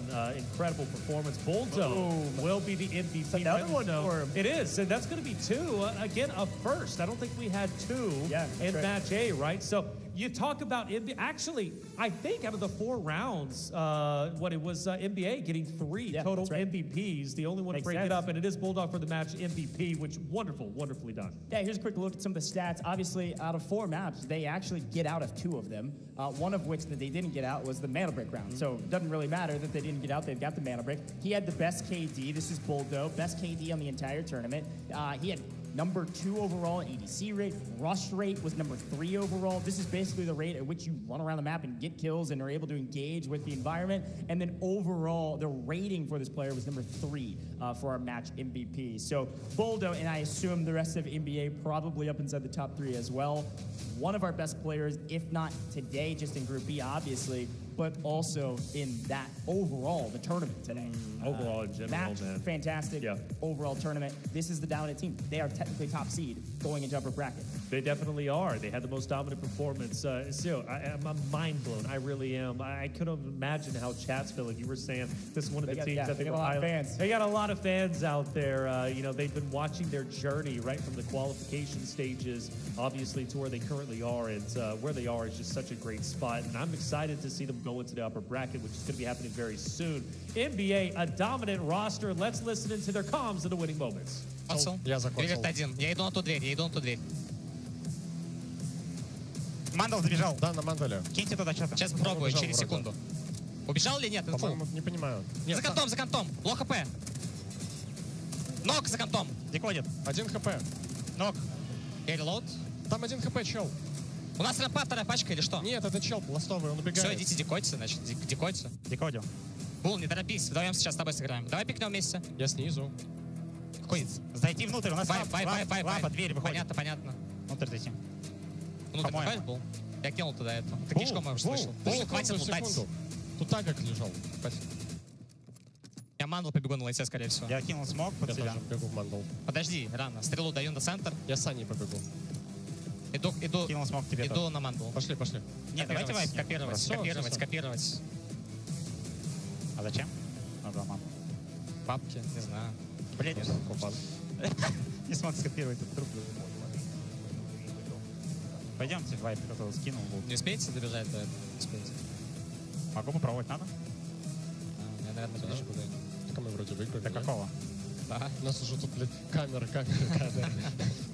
А нет, Плюс 200. Я живу. Просто выживите. Ой-ой-ой. Выживи. 5 секунд. Легенда. Вайп сюда. Сюда лут. Давайте. Кулачок был. We picked up on some of those comms for sure. Mandel. We've got to pay attention to the Mandel break. Worked out perfectly. They all ran to the Mandel break to close things out. And great comms as per the usual. But it was fun to listen in after they'd won the fights because it was all relaxed. And they're like, where is everybody at? Like, I mean, why is they challenging? That's what I was questioning. Is like, why is nobody else just trying to make a hero play? They know the tournament's over. the reason you got to be top 3, not the winner. When they felt like it was inevitable, they didn't want to risk it. If they die, they don't get top 3. That's why Legit Brazil tried to go run for the hills, and MG, Legit Brazil fought each other, and then NBA came in and cleaned them up. It was wild. Crazy Group B. Really excited for the upper bracket here shortly. Yeah. But Taylor, crazy to say that EU is on top. Of course, I counted my boys. I casted over these guys a ton. NBA, Fallen, both those teams fantastic. And an NA team making it to upper bracket with Inc. sneaking in there in the 3rd place position. I'm casting over them a ton. I'm cheering them on, of course, but I'm looking at the paper stats, man. I was not expecting this to be our list. Definitely some familiar faces. Yes. Definitely some teams we expected, but ESG, Q9, both our China teams make it straight to the upper bracket. And FN, Fallen, one of our top seeds. Right. And then, of course, our friends here with Mantle Trick Addiction. Now, Inc. has joined and Gold Silver has joined. So, Taylor, as we look at our schedule, I want to remind everybody at home, we are not done yet for the day, folks. We finished Group A, we finished Group B. Upper bracket right around the dang corner. We're about to do it in a couple minutes. Hey, we definitely are, and things are going to get wild. Super excited to see how it's going to end up unfolding. NBA with the most dominant performance of the day, but now things start to get serious. Do you want to go straight into the finals? Well, obviously, the goal is undeniably yes. For NBA, great job. ESG now joins the likes, of course, of Q9. You know it's going to get personal between them. Both of those rosters coming out from the China location. Things are looking good, Ghosh. I'm excited. Well, we've got a very special guest that has joined us in the booth. Scotty, you snuck up here, man. How are you feeling? Shake my hand, dude. You're royalty right now. How are you feeling? You guys put everything together perfectly. How does it feel to win and clean sweep your group? Honestly, it's just like we prepared a lot of stuff. We were kind of confident in everything. We just played our game. Like, there's nothing special, honestly. We did that like a lot of times on scrims, so. Nothing special is kind of wild to me, because one of the things we've been saying, Scotty, is like, you barely qualify in, right? You're still in the last 2 maps, right? And then you come in here and you absolutely dominate. And it really does, at least from our eyes, seems like a night and day difference from your performance online to on land. So you're saying no big deal, but I mean, seriously, was there a lot of research? What was the development from you guys to go from your online performance to what we just witnessed it ending in 4? The thing is, like, in this game, you always have random, like, things. They might happen all the time, so. Online, we had, unfortunately, like, first 3 or 4 maps even. It was kind of, we just, like, had unlucky games. We couldn't play our game, honestly. Here, it was just easier. The game was, like, pretty good for us. We didn't have any, like, problems on the second map. We didn't have anyone in Centrifuge. We could just, like, take the manual goal there. It was kind of easy for us, so. Honestly, only maybe on Brakesh, we actually played good. We created the plan. We tried to like hold it for a long time. It was kind of hard, but like we managed to do it. So that's pretty much it. It's a great breakdown. And I want to bring us back to Brakesh because it really did feel like in Space City that you guys were kind of just given whatever you wanted. I mean, you got the spawn, you got the brick, you put it where you wanted, and you didn't really get contested. ISG a little bit, you wiped them. But let's go to Brakesh. You have 5 teams battling for that spot. Obviously, we have a team get the brick there, and then you guys steal it. Talk to me about positioning. Was that a decision to play the north side because of information you had? Who made that call? I don't want to go like a lot of depth in this, but definitely we have like a lot of strategies and plans, especially with Tempest, traditional Tempest, where like we really like this operator. And this operator gives you ability to go from like any side of the map pretty much and just safely try at least one time to decode the manual, to copy, to retake it. It's very useful, it's very good. So in this case specifically, we just went from that side because we weren't like really early on because the team already ran to the camp. So we couldn't go from like different side. We went from like deep inside the city and we went from there. Yeah. Well, we just prepared and tried to use our ults. That's it. And last question I have for you, obviously, you're about to go into the upper brackets. I mean, it's grueling because you're literally going like straight into another bracket, potentially another 6 maps within like 20 minutes. So we'll let you go very shortly. But you've got some wonderful teams that you're going to be going against. Obviously, Fallen's going to be on the opposite side. How personal is it? How much do you want to take them down along with the others? I never look at it this way. I just want to have like good games. I don't care if I play against. I have nothing against anyone. I respect everyone. So like I want to play my game. I want to play good. That's it. And honestly, this game, again, doesn't mean much right now because we're not like qualified till the next stage. Yeah. It's the most important thing for us. So like we did our job right now. That's enough. Hey man, just the beginning. I'm proud of you guys. You absolutely crushed it. A clean sweep in groups. But you're right, upper bracket about to get started. We'll let you go. Any final words for the broadcast before we send you off? Thanks for everyone who's watching. Спасибо всем за просмотр. Спасибо, что болеете. Мы будем стараться дальше играть хорошо. Давайте, кулачки. All right, EU on top, but just getting started, my man. Thanks for joining us here. Well done, Folks, brother. we're going to head to a very short break. Mantle Brick Addiction not done for the day. The upper bracket right around the corner. Don't go anywhere.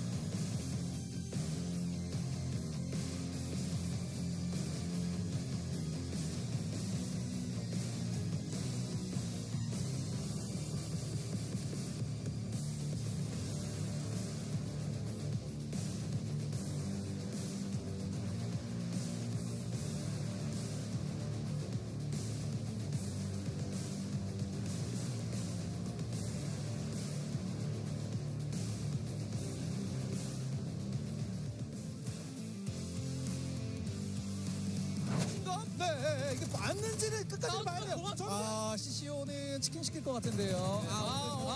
결국 한국 대표는 윤흥재강 화이팅! 안녕하세요. SPS 윤흥재강 팀의 팀장 곰댕 선수입니다. 현재 직장인으로 한 단어나 문장으로 팀 스타일 표현한다면 저희 팀 이름 그대로 윤흥재강.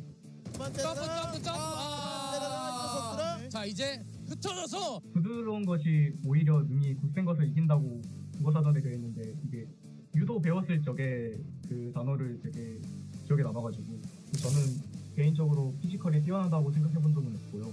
전략 위주로 플레이하고 있는 것 같습니다. 현준이 전략적이죠. 머리를 담당하고 있어요. 머리. 사람으로 치면 머리를 담당하고 있기 때문에. 현재는 대학 진학 중이고요. 델타 포스를 플레이하기 전에는 배그와 발로란트 같은 FPS 위주로 게임했습니다. 저는 1월달 말쯤 친구의 권유로 처음 시작하게 됐고요. 그때부터 열심히 해서 지금 7개월 정도 플레이를 했고 현재 플레이 타임은 800시간 조금 넘습니다. 일단 총소리랑 교전 소리로 인포를 취합해주고요. 또 교전 시에 오더나 일선으로 들어가는 돌격 포지션을 맡고 있습니다. 저는 솔직히 머리가 막 좋지 않아가지고 전략 위주는 전혀 아닌 것 같고 그냥 에임 기반으로 한 피지컬 위주 플레이를 주로 합니다.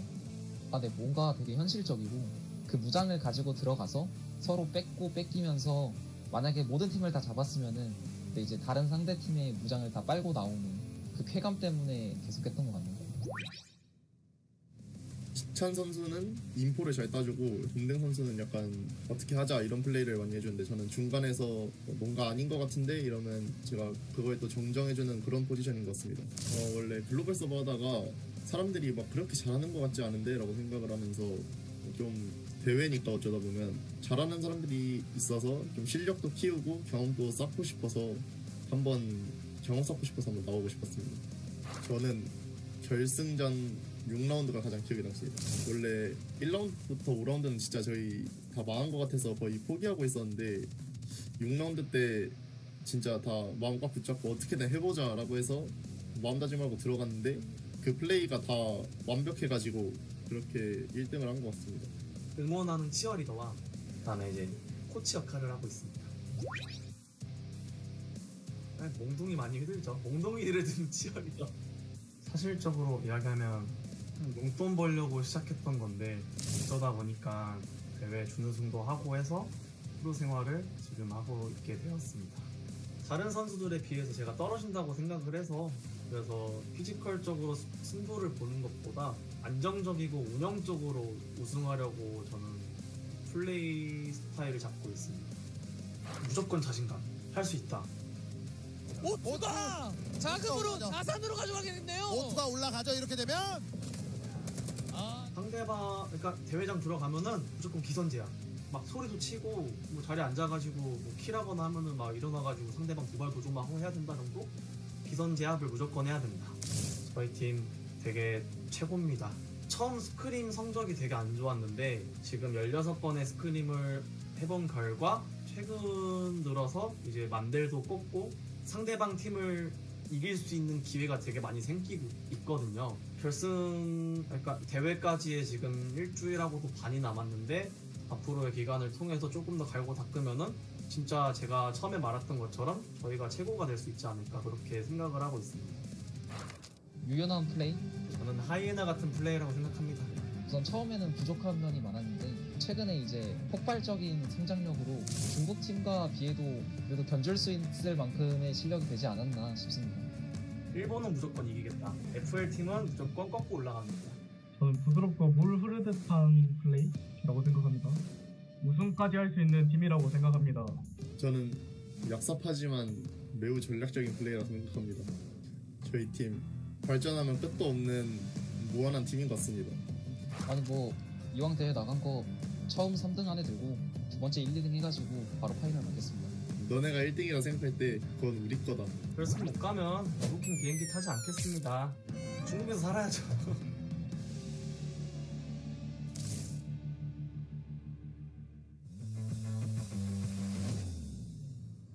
Those tournaments, tournaments. Here's a quick look at another fight, though. Fallen's found an angle, and they found a knock and a full. Fleric gets the all. Able to find 2 kills, looking for the third. There's the top angle. Congrats to our top 2 teams, Tiff, Mana Prediction, and Fallen, headed to land in China. I'm Flaric. I'm from Team Fallen, and it's Europe region. It's Prorok team, and we joined to him. But as you know, his situation, he can't leave his country, and our team name just stay. Before, when we had Prorok in team, probably he calls every our moves. But right now, it's probably on my way to choose when we will go and what will we moves will do. But still, it's like team play, so everyone can call what he wanna do or what will be better for us right now. So we will listen to each other and choosing the best way to go and the best call what will be right now in this situation. For us, it's just confidence. Unbelievable. We've got more fights happening right now. Siniva grappling people in, trying to beat people down, but Fallen wins the gunfight. We didn't care about any team, so we will just play our game. It's hard to prepare to another teams because the game so a lot of random moments that's going on. It's better aim to your moves and what you will do in the game right now, but not to look and watching how another teams are playing. But the strongest team won. Probably it's interesting to play against Chinese teams because it's like Delta Force is homeland for Chinese. Probably it will be interesting how they're playing and what will they do in the semifinals. Yeah.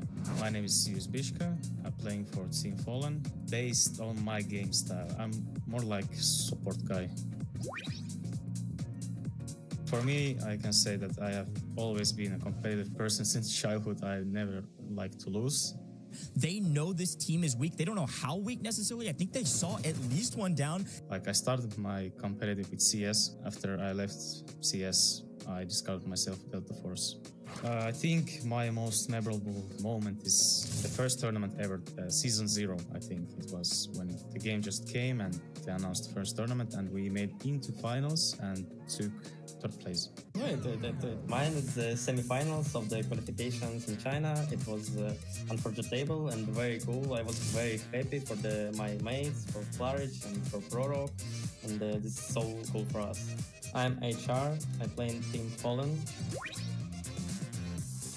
I think I'm a support guy, but I have more kills in the game. God. I play Magic, but everyone does the same amount. Everyone is important in this game. Choice to play as a Magic is a team decision. We like this role. I will say for myself, I'm not a fan of playing as a Magic because I have good aim and I need to shoot shots all time. But I train it and did everything I called. I have always killed it a lot and will continue to kill. The best things I can do is kill. It's simple, play a huge amount of games, practice every day, play scrims every day. At the moment we play every day for maybe 12 hours and we'll continue to do the same. Play, sleep and again. And about the chemistry, I guess when we will fly to China, we will meet each other together in the real life. We will try to make some good chemistry. We will have some dinners together or watching movie, watching some demos from another team. So we'll just speaking with each other as lot as we can. So I guess chemistry will come more and more better.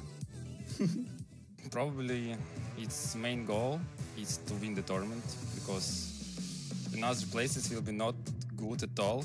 We are flying to China only to win, and we will prepare as we can. We will do our best probably. Okay, it's hard to prepare because, as I said before, it's more random situations in the games happening, but still, only first place will be good for us, nothing more. I think the main goal is a victory on tournament. Yeah, we need a victory, that's all. My guys are the best, and I believe in them, and we can win, I think.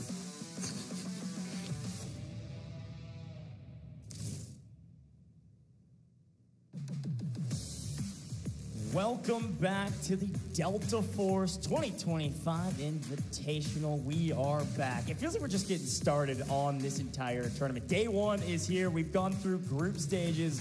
And Taylor, It is time for the upper bracket. Top 3 from Group A, top 3 from Group B, all coming together to compete against each other for the top 2 spots to make it straight to the finals. Straight to the finals is a big deal. Tomorrow is going to be just as grueling as day 1 was. Like Joe said, quite literally just getting started. Only 2 spots straight to finals. Who wants it? Who wants to avoid playing tomorrow? Who wants to sit back, explore maybe a little bit if this is the first time in China? Most importantly, watch the competition. Yeah. See some teams struggle, see some teams succeed, but more importantly, do your research and find out what you need to do to beat them. Look, we've already realized that Mana Brick Addiction, the team that just won, if you just missed it, EU is on top right now. Mana Brick Addiction, they win Group B, and Fallen from EU win Group A. But it's time for round 3 of the day. It's time for the upper bracket. If you've been watching all night, all day, all morning, whatever time zone you are in the world, it's all going to be the same for the 3rd round. But if you're maybe just waking up, welcome to the broadcast. We've been live for several hours, and it's the exact same map rotation as we go. And as a reminder, it is all about the Mandel bricks. If a team is able to get 2 Mandel bricks, they win, regardless of what map we're on. The earliest that will happen, we just saw an example of that in Group B, 4. We see a Mandel Brick round in round 2 and a Mandel Brick round in 4, 5, and 6. So if you have the same team get the Mandel Brick in round 2 and 4, we don't even play 5 and 6. We only see Space City once. We'll start with 0 dam and then move on our merry way. Same map rotation and the same rules to start. Obviously, as you can tell, all the players, they're starting with 1 million Technic Alloy. They've got their 3x3 safe box and they've got their card holder. And there is a fixed supply every round. If you're wondering how teams are not broke if they keep not being able to make it to the extraction point, it's because they do get some money back every round no matter what, just so we make sure that people are able to get some money and be able to still play. But of course, the big ticket is kills, folks. 400K per kill. If you have a full team of 3, that is 1.2 mil auto added to your inventory, auto added to your stash at the end of the game. Now, if you do decode a Mana Brick, by the way, it's also an extra 400K as well per player that is able to copy the codes, which is nice. And we do have loser compensation. That's a consecutive extraction miss there. You will get some extra money to make sure you're not total broke regardless of the round comp. But as a reminder of how the rules work per round, this is all baked into the tournament server. It's a really cool UI. Basically, the players can't purchase anything besides level 3 and below ammo, level 4 and below helmet and armor, and then level 5 and below repair kits. Those are the only limitations for the first round, albeit they're pretty significant. The rest of that is all wide open, and it scales up as we progress through the tournament, as we progress through the rounds. Now, Mana Bricks, super important. Couple timers to be aware of. ID tags have a lot of value, by the way, as well. We've seen those in safe boxes, makes a lot of sense.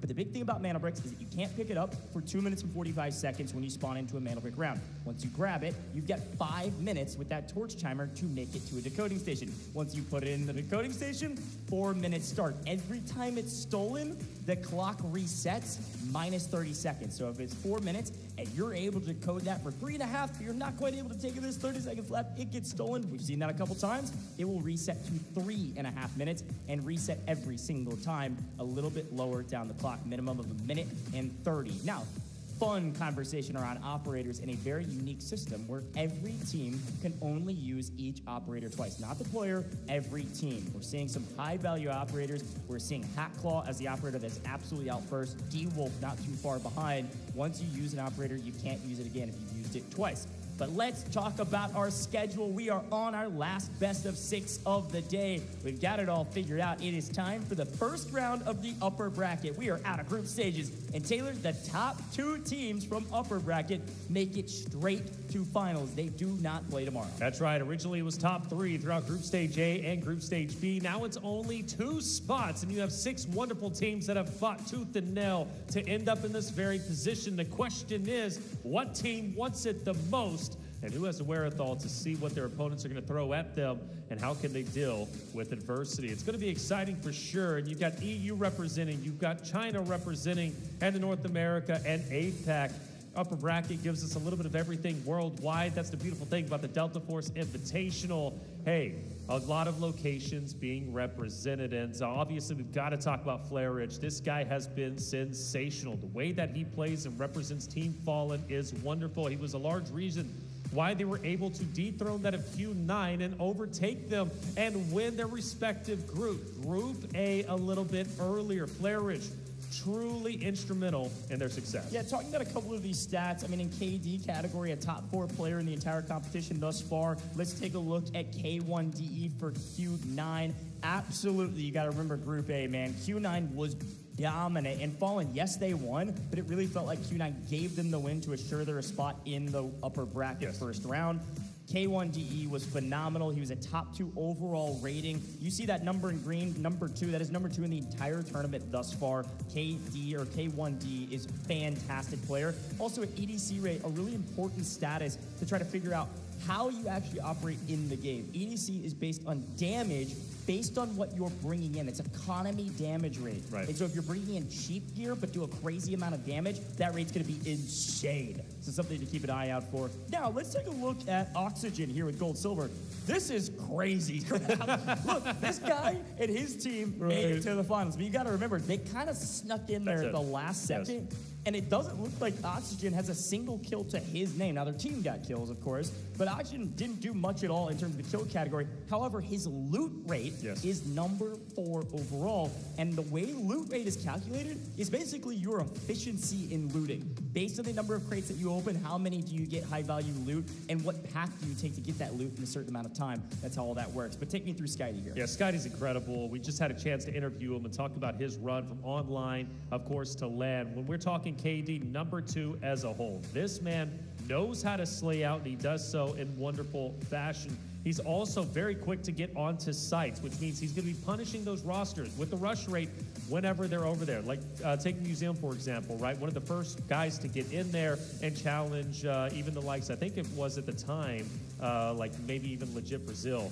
that they were going against quite often. Now, this guy, very, very big fan. From ESG side of things, it's going to be Fu Zhang. His stats are wonderful. He knows how to get evacuations. He knows how to slay up. But more importantly, what stats don't show you is he knows how to get those off angles. Traditionally from ESG, from what we noticed from Match B, he'll be the one to break away from his duo and then stay by himself. So it'll be DT Lu Yun who's going to be sticking together. Fu Zhang will be going and getting those off angles and opening up opportunities for that duo to then come in and capitalize.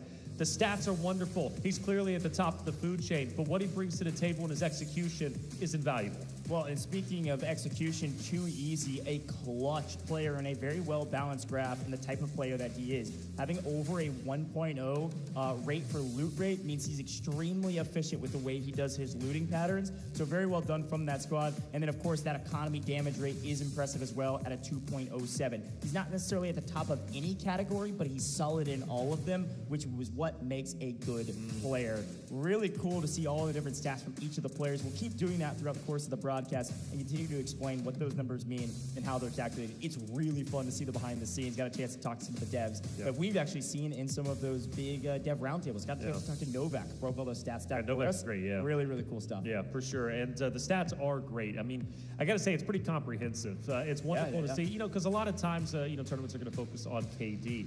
There's a lot more that goes into these events than just KD. There's a lot more that comes into obviously being successful than just KD. You look at your competing teams again. When we look at the EU side of things, you know, have Mando Brick Addicts. Okay, they were the ones who ended up taking Match B. For Match A, it was Fallen from the EU side. Both teams know each other very well. They came through the same qualifying run. They took the same route to get to this very point. Now from China, though, from that LAN experience, ESG Q9. ESG was the #1 seed coming into the tournament, but they finished as the #2 seed behind that of MBA. They're going to be opposite of Q9. Now things start to get serious for them. There's a lot of pride, not only from the EU side, but also China's side of things. Neither Q9 nor ESG wants to lose to each other. And then let's not forget Inc. from North America and then Gold Silver from APAC. Yeah, those are all 6 of our teams. They're about to compete, folks. You think we're just getting started on the day, or maybe we've been here a long time. I don't know if you just woke up or you've been here the whole time, but we are going into a full another best of 6. It could be 4 like we saw in Group B. It could be 5 like we saw in Group A, or maybe we hit the full gambit and it goes full 6 for upper bracket round 1. Top 2 go directly to finals. Taylor, you said something really important as we take a look at Mana Brick Addiction, which on paper is our top seed. They're our best team. They closed out 4. They completely clean swept their competition. Something that is super important is that you're right. Both the China teams make it to upper bracket round 1. Both the EU teams make it to upper bracket round 1. So before we talk about Gold, Silver, and Inc., who kind of snuck in here to some degree, these 4 teams, they each know each other. These 2 teams on both of these regions fought each other to get here. They both make it. And you're right, ESG on your screen right now, they won out in that competition. Yes. They didn't necessarily crazy frag. The crazy part about their stats was how much loot value they extracted with in a grueling competition to get to this stage. So ESG, they know exactly who their competition is. They know how to play against them. EU, the exact same story. Fallen, Mandelberg Addiction, they went head-to-head. Fallen was, on paper, in the EU finals, a better team. Right. They crushed Mandelberg Addiction until the final two maps, when Mandelberg Addiction snuck in, grabbed both bricks, and said, haha, we won. Well, the thing is, a lot of people admit it, you know, especially from the China side of things. Like, look, we researched Team Fallen. We wanted to see what they were about. We wanted to battle against them because we felt they were going to be a true threat. And NBA came in, you know, obviously earning their spot, but doing so in a crazy fashion. And the fact that they made it and they also won their respective match, I think put people on alert, especially for other regions that might be underestimating what NBA is all about. But for Gold Silver on your stream, a team, again, like you said, they kind of skated by. There was a lot of questions. Would STS make it? Would it be Gold Silver? Well, ultimately ended up being Gold Silver. And, well, you know what? They have a real chance to potentially make it as to the top two, which would be a crazy storyline, and it could happen. You never know. As far as traditional storylines go, NBA kind of blew that out of the water. Like, at this point, you know, nothing is guaranteed. No, it's totally not. We look at Team Fallen, though. This is going to be a fun one to watch. Obviously, Flair Rich was one of the #1 guys that we covered in the very beginning when it comes to the stats overall. Again, a big playmaker. But HR, a young gun in himself at 19 years old, looking to make waves within the Delta Force scene, and use Visca as well. Just wonderful in his own right. Well, it's super funny. And you can see HR on the screen right now. It is super funny to actually think Inc. is made it here to the upper bracket. Sure. They didn't sneak in quite like Gold Silver did. They had a great tournament overall in 4 games. They just weren't able to make it out of the last map, which made their score not look super impressive. Right. Infant Baby is also 19, technically the youngest between him and HR. We have the 2 youngest players in this competition already into the upper bracket. Yep. Young Guns on top right now. That is true. It hurts my soul being 33. Like, it's like, don't out yourself like that. I have to. I've got to be honest. Look, I'm an honest guy when it comes to chat. I'm 24, so I understand. You're probably like 21, maybe you're 38. I don't know. I can't tell anymore. But the big thing, you got a head full of hair, so you're blessed, and a face full of hair. Chad, I'm gonna be honest with you. That's just who I am. But you know what? At 19, though, it is pretty sensational, not only to be in China, but also competing for $500,000, and like you said, a true route now that is reality to go straight into finals. A sold-out stadium, like, come on, at 19, living the dream. Well, and that's the crazy part, is that if you get top 2 here, you're directly to finals. We've been saying that. What that means is you completely skip the elimination round, which is tomorrow. Tomorrow, we're playing 3 more best of 6. It's going to be grueling, in the lower bracket, and they're all elimination rounds. If you're a bottom 2 team in any of those rounds, you're going home, I think, for all but maybe one of them. So those are elimination rounds. Not having to play in those, not having the stress of that, and knowing you're playing on stage in a stadium, sold-out stadium amongst an audience, that's a win in its own right. So getting there is huge, of course, let alone just getting there and being able to play for the prize pool, because top 6 are playing for a majority of the prize pool. That's right. Majority of the prize pool, indeed. $500,000, quite literally could be life-changing. Yeah, also, by the way, we're paying attention to chat. Taylor's been asking for predictions. I'm seeing a lot of EU love, probably because of time zones, by the way. I think some of our North American friends might be waking up here shortly. I want to say back home where I'm from, it's 6 a.m. in the morning. So right now, for the Central Time Zone, some of my friends are going to be waking up for work. They're going to check in and be like, hey, Goja's still casting this tournament. Wait, we got an N8 team in the upper bracket. Let's go. They're going to be watching that once they get to work or whatever it is. But here's a look at some of the stats down below of each of these teams. These are some of the things we went through, but these are the team stats. So you're seeing which teams were able to get out of the map pretty consistently. What are their average loot values overall? I mean, crazy numbers from Q9 and obviously Fallen. These are pretty cool to look at on average per game as well. There's a lot of stats behind the scenes that our team here is able to pick up. By the way, that's a good one. That is great. That's great. We've been paying attention to chat. There's been a lot of people asking, what's on their head? Yeah, we asked about that. We asked about it. Apparently, I thought it was just to catch sweat, because everybody's sweating. It's a cooling pad. It's like a cooling stick pad that you can stick to your head, or you can stick to your arms, or whatever you want. Yeah. It cools you down. I need that, but we have makeup on. We can't put one on. I would have worn one. I don't need that. I'm feeling fantastic up here. Okay. You're sweating like a stuck pig, man. Bro, you're sweating. What do you mean? I looked over at you as we were live. I'm like, man, you actually got some beads of sweat coming down your nose, bro. I love it. Folks at home, a couple more reminders before we hop into our very first game of the day. We're about to get started. We've got a brand new season right around the corner, September 23rd. A brand new season with Delta Force with a lot of new content, a new operator, and a lot more. But we'll get to that a little bit later in the broadcast. It is time for Zero Damn today. Yes. We are loaded up, locking in, and hopefully going to get out of this map alive. We'll see who gets aggressive and who plays a bit more passive. Well, what's the difference, right? From match A, Zero Dem was explosive. It was exciting. The teams were butting heads instantly, especially over in admin. Now, you look at match B, though, it was very slow. Polar opposite. The teams didn't want to really get too active. This time around, we're going to have a mixture of both. So you've got the aggressiveness from match A with a bit of the passiveness from match B coming together. And of course, you have to adjust your play style to what ends up making sense. Ladies and gentlemen, in the chat, make sure you get loud. Support your favorite team, EU, NA, APAC, China. Who's going to take it? All right, in our very first round, we've got our priority spawns going to FN, and I believe that's Q9. Are you kidding me? A rematch of history. The top two teams from Group A get prio spawns, and they're going to be battling over admin immediately. Q9 coming in from the western side, FN coming in from the eastern side. Of course, what is going to be fought for? Ultimately, it's going to be that airdrop. You're wanting to go for the AWM if possible. That has truly been instrumental in the success of some of the rosters out there, especially popping off heads, repositioning. Things are definitely looking on the up and up when it comes to that. For Q9's sake, though, you did point them out in early engagements and shots already being fired. And well, we're already dropping down. Yeah, the boss hits, all right? He's got a PKM in hand, and that dude hits like a truck. We haven't seen anybody die to Saeed yet. We did see somebody die to our security director on Space City, but they'll pick him back up. Now, it does go down to red timer and obviously depleting of resources, but some solid loot here, picking up PKM and some ammo for it. Is some nice value add. Oh, okay, nice. A little mini camp. Not too bad. We've got ESG picking up a disc off screen.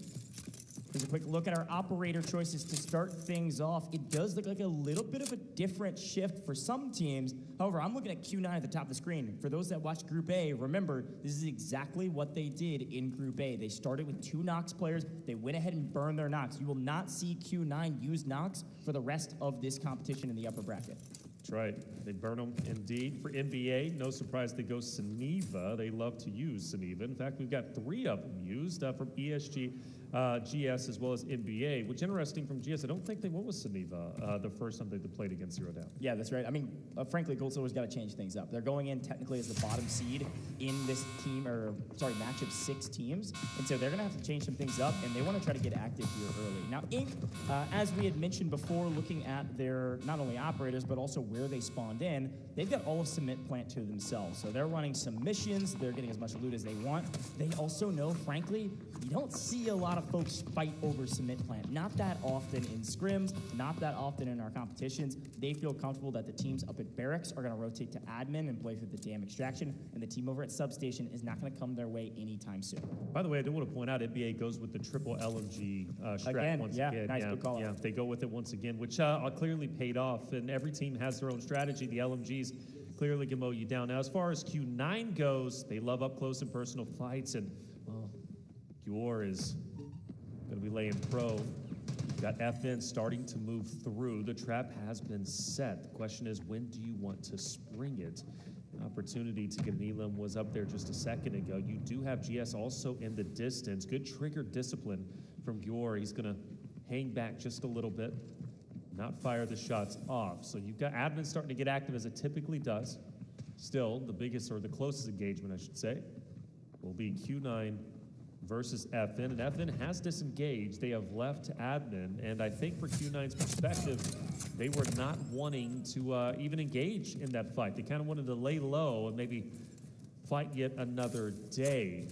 What do you think GS is going to be up to, though, on the northern side of things? The usual. I mean, if you remember back to the very beginning of Group A, this is what GS did before. They moved up to the top side of the map and played for the dam extraction. Now, this time, we've got Crazy Dog up doing the wall breaker with Oxygen, and Bobo out playing Route Man, looking for anybody trying to play spoiler to wall breaker. Last time, nobody touched wall breaker, and they got decent loot. But this time we'll see what they're able to do. Now, we are seeing, this is all of the bricks coming in. GS, that's Crazy Dog. He's already opening safes, and he's got, what, triple? Oxygen's found one, too. Crazy Dog's found two. That's a lot of gold bars, folks. We'll take that for Wallbreaker. That's one of those moments in Wallbreaker. You finish the Wallbreaker mission, you go, hey, yo, guys, can we get out of the map, please? They are able to play for the dam extraction, but it does look like Fallen has moved up as well to maybe guard their extraction after they finish up Wallbreaker. It is nice, though. You got to remember, safe boxes are a part of this competition. So gold bars likely going to be in those safe boxes, and anything else they pick up will go into their actual backpack. Airdrop is going to be down in just a minute or so. That's going to be between FN, Q9, and GS, who all might be pursuing it. Now, Q9 has stayed put where they are currently at. We noticed QR, who managed to, or excuse me, who allowed FN to get away. He didn't fire any shots. He had some good trigger discipline, and Q9 ultimately could have been waiting, or at least awaiting, for the opportunity to attack onto the airdrop. Mind you, Crazy Dog finds yet another 200K. That's going to put him at 2.5, now 2.6 million. Wallbreaker's paying, man. It is, but look at FN. They're moving up, and they want to get paid themselves. They're going to have to do so with blood. Yeah, there's a lot going on. We had a quick look at the map view. The airdrop is dropping basically right between the shipping containers on the north side of the map and admin, that little area between the two. That's where that airdrop's going to land. A lot of teams can play for that, but here is the end of Wallbreaker. I want to point out, Bobo was by himself. This was something we were very critical on when you go back to match A, when we're watching gold and silver. This did not work out for them. They ended up doing the Wallbreaker, but then they ended up getting taken down shortly after that. Bobo did not have an impact. We could very well be seeing a replication of that match A mistake. Yeah, we'll see. Maybe they were able to execute the strategy they were trying to do originally. Bobo's just basically been protecting them to come back out the way they went in of Wallbreaker, that big, wide open, blown open blast door. They can come back up this way. They could theoretically play the Vince over the top of Fallen. They don't necessarily know Fallen's there. I can assume they expect it. Teams are always fighting over the dam extraction. It's the usual suspect for some of the first encounters. But as much as it feels like there's kind of been a lot going on, no fights yet. Yeah. No true fights. Maybe a couple bullets thrown at each other, but nothing much. Admin, Fallen got in, got some loot, and got out, and now they're just playing for the extraction point, which I respect. You saw that yellow dot on your mini-map a moment ago while Wallbreaker was going on. That's Fallen. FN, the least amount of loot on our leaderboard, but in the best position. Now, what did we find here? Oh, nice. Our airdrop net, a nice gold armor piece. We take those, a couple 100K. That's Mo, our matched MVP, our Group A MVP. Mo was different, man. We had some high-value FPS players in your DMs being like, yo, who's this Mo guy? This guy's crazy. Yeah, no, much respect. And when I say that, look, I'm talking like top of the food chain, maybe in the esports world, taking notice of Mo. Rightly so. Kind of stole our hearts each and every round that we watched him throughout match A. But can he replicate it again where it matters most, getting top 2? You know, you can perform very well in your respective group. You go on to the next stage and you fall flat. All of a sudden, you're at risk of being fully eliminated. Now, for GS, this time around, unlike match A, they managed to get away, and they are the richest currently in the lobby, and they very well could get out scot-free, which would be massive for them. No reason to worry about the airdrop. No reason to really worry about eliminations. Get out, scot-free, take your loot. Yeah, and I love that we got a chance to briefly look at that map feed. One thing you saw there is we got a brand new airdrop dropping on the north side of Substation, but the other thing you saw was this encounter right here. Finally, bullets raining down as Ink and ESG have been staring at each other for a while. These two teams know each other. They just battled in Group B, and they've got a chance to do it again right now, right here on main stage in the very first map of the day. A wipe here. If Ink can wipe ESG on the other side, this would be a huge feather in their cap and an opportunity to play near the top of this leaderboard and not just skate by. You got to be top 2 this time around. A third place position will net you nothing besides a trip to the lower bracket. All right, it's Ink. Good grief. ESG. Q9. Yeah, dude. So Q9. What are we finding? What are we finding that? Well, it started with Mo finding the graphics card, mind you. Q9 jumps all the way up after a couple more items, and I gotta think it's maybe clearing of the airdrop. Did they fully clear it earlier? Yeah, no, the airdrop was cleared. They're cleaning up the rest of admin. They just found the right room at the right time, finding champagne bottle. Now look at it, it doesn't stop. Now they're passing back and forth. Yeah. That does get you sometimes, though. It gets all of us sometimes. I was doing that earlier. Because everybody's trying to optimize safe boxes too, right? It's like some of these items are taking up most of your safe box, so they're trying to pass loot back and forth. Quick look, by the way, Mana Brick Addiction, a slow game for them thus far, but they do get the airdrop, and what we know is that the second airdrop yields the AWM. Yet again, Mana Brick Addiction feels like a quiet start, but you gotta remember who they are and what they accomplished in Group B. They get the AWM. Their goal right now, to get out of this map. And ESG is the only team really even looking near them on the south side of Substation. They should come into view on your minimap just here in a moment, as they start sneaking up the side of Sub and are looking toward the backside of NBA. It's Boldo, Saniva. There they are. Boldo was the match MVP overall for the side of NBA. Skydie has joined his teammates, so they're all three going to be together once again. GS and Inc. continue to dance around each other. I mean, they are so dangerously close, yet nobody has been able to take either one out. Yeah, and it's interesting because there's ESG and Inc. fighting before. They both took some shots and were like, nah, this isn't really worth it. So they back off. But there is an extraction happening on the north side of the map. Damn extraction's got 1:20. You see that in that timer to the left side, or sorry, the right side of the mini map, top left side of your map. Skydie and Co. gonna pass around some ammo, figure out who's gonna be using the AWM. And here's a look at it. So this is what I was wondering is, how are we gonna take this fight at Damn Extraction? GS could have taken the vents over the top of the Damn Extraction, didn't. Q9 pushed up from admin into shipping containers and now is playing inside of basically the wall breaker position. We're potentially gonna go for the extract. But we look back to GS and Inc., who have been kind of, like you said, jockeying around each other with the new, I say new, it's not that new, the underground area of Zero Dam in the last patch or so. Probably 5 minutes left. Nobody has lost their life here. Yep. Yeah, this is, I think they realize that the stakes have been raised from group stages. Got to be a little less reckless. Got to take good opportunities. Non-Mantle Brick rounds sometimes begets this. A standoff. Well, bullet shot down range. Fallen's going to get out of the... Fallen is alone for the most part on the Damn Extraction with 12 seconds left. They also have the lease, though. Yeah, I mean, they're getting out with basically nothing. They're just protecting their loot. And they were just expecting, I think, a team to try to fight them. Yeah. Look at this. Q9 wanted to. Q9 wanted to, See ya. but there's Fallen. They're all going to be gone. And, I mean, it's still the lowest out there whenever it comes to the overall standings. We now have 4 minutes and 20 seconds. Again, just to reiterate, we haven't lost a single player yet. Not even a single down has happened. This is craziness. Which I expected there to be more aggression, especially with Match A joining into the mix with Match B, but no, not the case whatsoever. Everybody's avoiding themselves. I'm looking at the map anyways. Nobody's even close to each other anymore.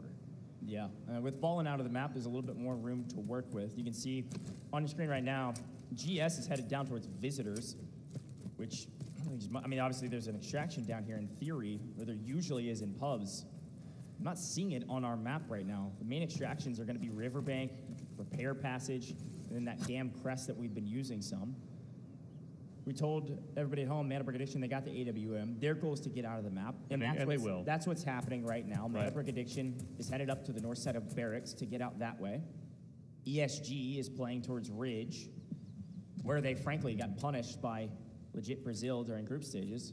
Everybody is playing super slow and, I wouldn't say passive, but strategic to make sure they stay alive. ESG just slowly creeping towards the next extraction. I will say, too, you're seeing it, top left, you're like, wait a minute, we got another damn extraction? That's right. Re-pulled, second extraction, and it was pulled in time, about a 30-second differential between our game clock and that extraction. So you can get out via the damn extraction, and it is Q9 that's actually sitting in that extraction point right now, as it looks like Mana Brick Addiction has sent Boldo on his way, assuredly with that AWM. And now Skydie and Co. can start to push up, maybe challenge that of the Damn Extraction, where Q9 is currently sitting, maybe even over towards ESG. But things will start get a little bit tightly contested. I think GS is going to be free and clear, most likely not going to get challenged. They'll get out. My question is when will Inc. and ESG collide, and will Q9 also be added to that equation? Because all three teams, I believe Inc., ESG, and Q9 might be colliding together along with NBA. Maybe we have 4 teams there. Again, GS is getting the better end of the bargain. Yeah, well, so GS is going Damn Crest, which is the extraction point on the top right-hand side of the map, one of the highest points on the map.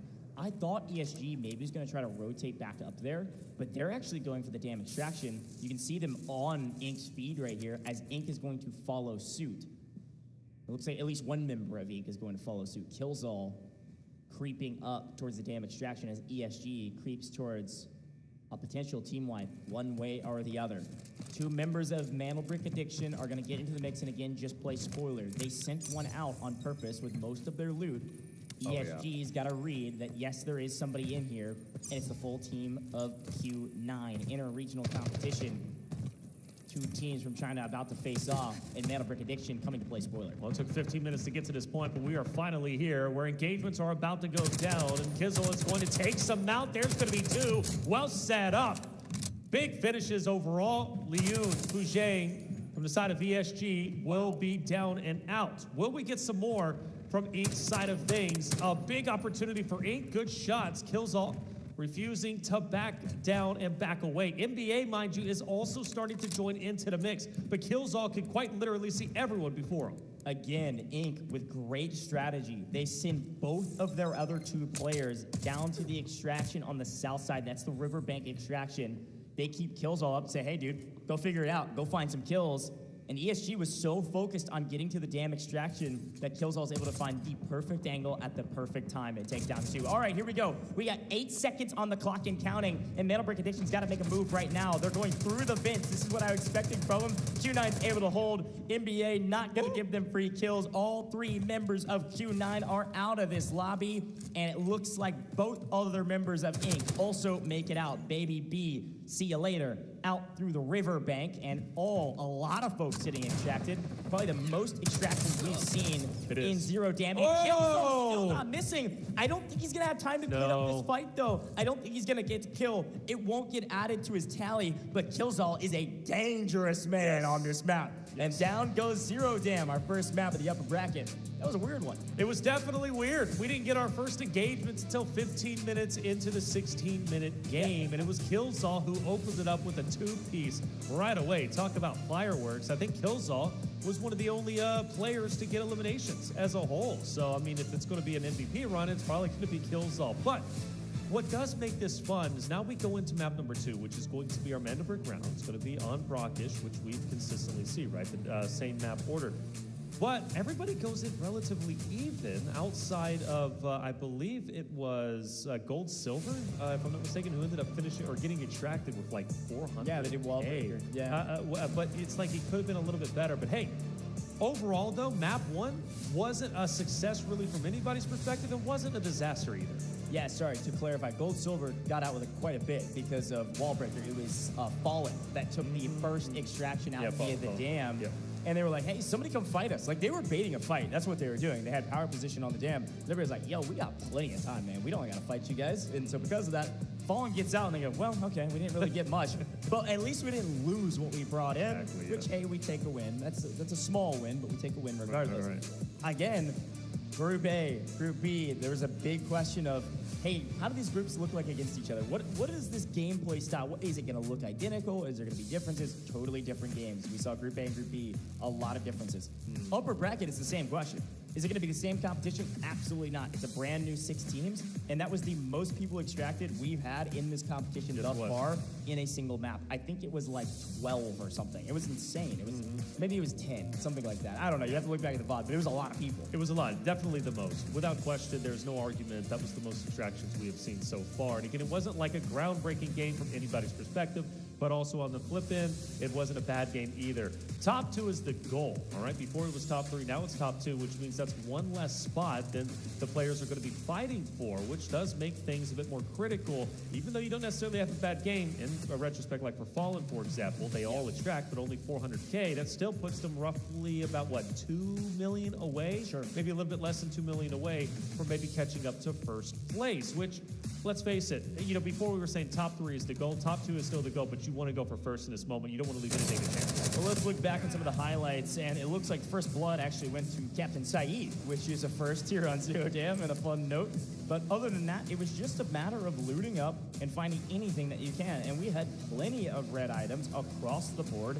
And I'm going to be honest, I wish my wall breaker paid like it did for these guys. They picked up 3 gold bars, looks like off the ground going in, which is insane. They also pick up the watch out of wall breaker and plenty of other purple and gold items as well that we didn't see. And then we had our airdrops, and this is the classic note about airdrops. The first airdrop, high value loot. There was a graphics card in there. We had some gold armor as well. The second airdrop, though, was all AWM all day. And Mandel Brick Addiction, they get it, and they get out with it. So that's a huge boom for them.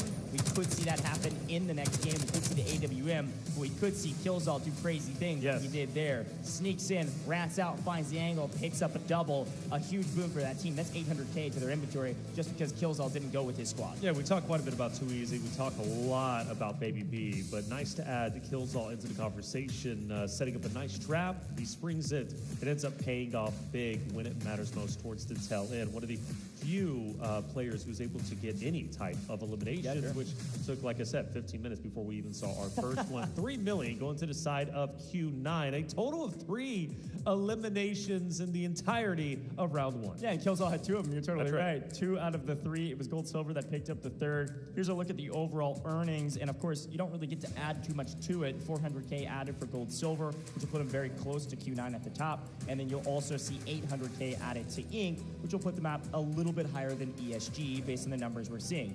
Pretty inconsequential. And here's a look at the damage charts, which is all Killzall. Like 2 players with decent loot, so he put up some nice damage, which is almost 1,000. So overall, and they did tag each other a little bit in the original fight. ESG and Ink were the teams that were fighting each other off the rip around the south side of the map, around the river extraction.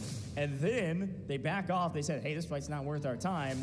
And then Killzall said, well, I'm going to sneak in here and make it worth our time. Best team on paper, though, it's showing Q9 as the best team. And they got 3 million. And yeah, checks out. They got some decent loot. That's right. They got 3 million, the most loot. It makes sense why this would, in fact, be the best team. They finish up ahead of everybody else. The closest one is Gold Silver at 2.14 million. Killzall naturally will be the round MVP, again with his stellar 2 eliminations out of the entirety of 3 that all 6 teams were able to get. A rarity, I would say, when it comes to 0 down. Just traditionally, you just see a little bit more, right, than the 3, but there's Killzall. Nice to see him up there. A wonderful guy. More importantly, though, for North America, I think this is a big win, at least from their perspective. It'd be special to see NA. I think a region that a lot of people maybe think isn't necessarily up to par when it comes to, like, China, for example, maybe EU. If they punched a ticket to the finals, that would be pretty crazy. Well, you would not have to get into the weeds, but I will say you're right. I mean, NA, it's not looked at as like a worse region. There's just less competition. They didn't have nearly as many teams as even EU did, or of course, not even close to the amount of teams that China did trying to qualify. I think they had like 30. Yeah, China had a ton, and that was a huge competition. Those are all like orgs too. It's wild. This is a very, very endemic scene here in China. But North America is a budding scene. It's growing. When we were talking with some of the players, it was like, man, we want to keep seeing this grow. Let's listen into some of the comms from that last game. 我们得从中间走，不然。我知道。为什么感觉他没人捡呢？没人捡也不能要了，我感觉，说实话，你自己思考要不要，因为我听响枪了。响枪了？对，响枪了，是响枪了的。第一波河南方向是响枪的，来了，来了 ，OK。没找到一扫，没找到我，来了，又一个海爪，又一个海爪，炸到了。Kid 再给个，来一发海爪，一起丢他逼死你了。我的个。没事，要打完血了，再给个。对，我就在等这个。扎到了吗？扎到了。下不来了。 Some nice highlights across the board, but not a crazy amount because not all that much happened. Yeah. We saw some decent loot, we saw some decent red items, and a couple of kills exchanging hands. It really felt like I use this word all the time in pretty much every game that I cast, especially in Delta Force, a litmus test. Here's our litmus test. What does this come back as? Acidic, basic, somewhere in between? I mean, this is inconsequential. Even FN down at the bottom at 4.47 compared to a 6.86, a 2.4 mil spread is very easily attainable. Yes. If you wipe one team that's 1.2 mil, you loot their gear well over a 2 mil spread. Right. This is basically nothing. Yeah. We go into round 2 almost an even playing field with a slight boon to the teams at the top already over 6 mil. We take that boon. We've seen margins be thinner than that. So, hey, anything that we can get is a good thing. We could only play 4 maps. You know that. We just saw it.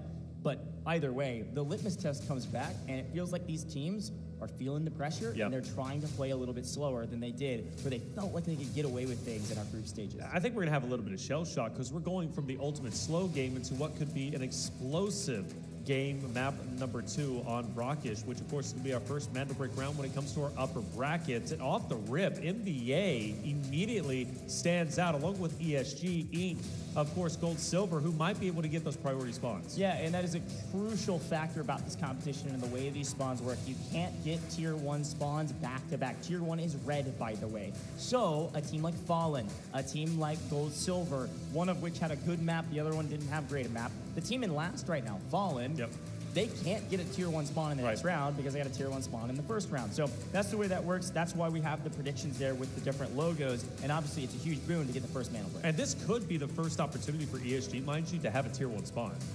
That's true. Yeah, they didn't get a tier. I mean, they did get tier 1 spawns in their group stages, but none of them were Mandel break rounds. Right, exactly. So you're right. First they time. can absolutely get a Mandel break round primary tier 1 spawn, which would be huge for them. They've been kind of unlucky with that. But here's a look at our operators. Obviously, Nox is done for Q9. This is exactly what they did in their group stages. We see a couple, Senivas 3 to be exact, gone as well. And then as per the usual, Hatclaw has got to be a classic pick for all of these teams, the most used operator in round 1 here, Taylor. And you know, you got to also consider D-Wolf when it comes to Q9. That's going to be Mo. Mo all the way. That's right. He loves D-Wolf, and he's most likely going to use D-Wolf coming into play for the Mandel Brick round. Things are going to continue to be pretty fun, and I can't wait to see how this Mandel Brick round is going to work out. For NBA's sake, just the narrative that we had in match 2 going to stay the same here. I mean, they've got the AWM. They've got priority as far as I'm concerned. If they can get a tier 1 spawn, which they did in their respective match, I don't know. Sky's the limit. They could very well take the first Mandel Brick once again, which would put them that much closer to directly going into final. Well, here's the thing, too. We had a chance on our English broadcast here to interview Skydie. He got to stand right next to us. We got to talk about the strategy and what he was able to do. He basically was like, hey, I can't say too much because we have to do it again and again and again to win the whole thing. However, one thing he did say that was really important is he likes Tempest a lot, especially for Mandel Brick rounds. No Tempest had been used yet. Right. I can only imagine at least one, at least Skydie, will be running Tempest in our second map here on Brockish. I think this map's going to be a little bit different than what we just saw in Zero Dam. I think it's going to be pretty active, and if it's anything like Group B, it's going to have at least 5 Kings battling for that decoding station once the brick is grabbed. We'll see. You know, what I want to see is if Fallen's going to try and set that trap like they traditionally do, right? If they get the spawn, yeah. If they get the spawn, they might they very can't. well do so. No, they can't. You're They're right. They tier can't. 1. So they can't set the trap. Now that's going to be into the ballpark, maybe Gold, Silver, ESG, for example. Inc. You know, maybe. Inc. maybe, of course, NBA, who are going to have at least the go-around for the tier 1 spawn. But again, for NBA's perspective, this is going to be big. We're about to head to our stage. Ladies and gentlemen, get loud, get active. We've got game number 2 about to take place. This is going to be our first Mandel Brick round when it comes to the upper bracket. Winning this puts you so very close to going to that packed stadium, fully sold out, playing for $500,000, putting you that much closer to securing the first ever championship for the Delta Force Invitational. A big moment. The question is, who wants it?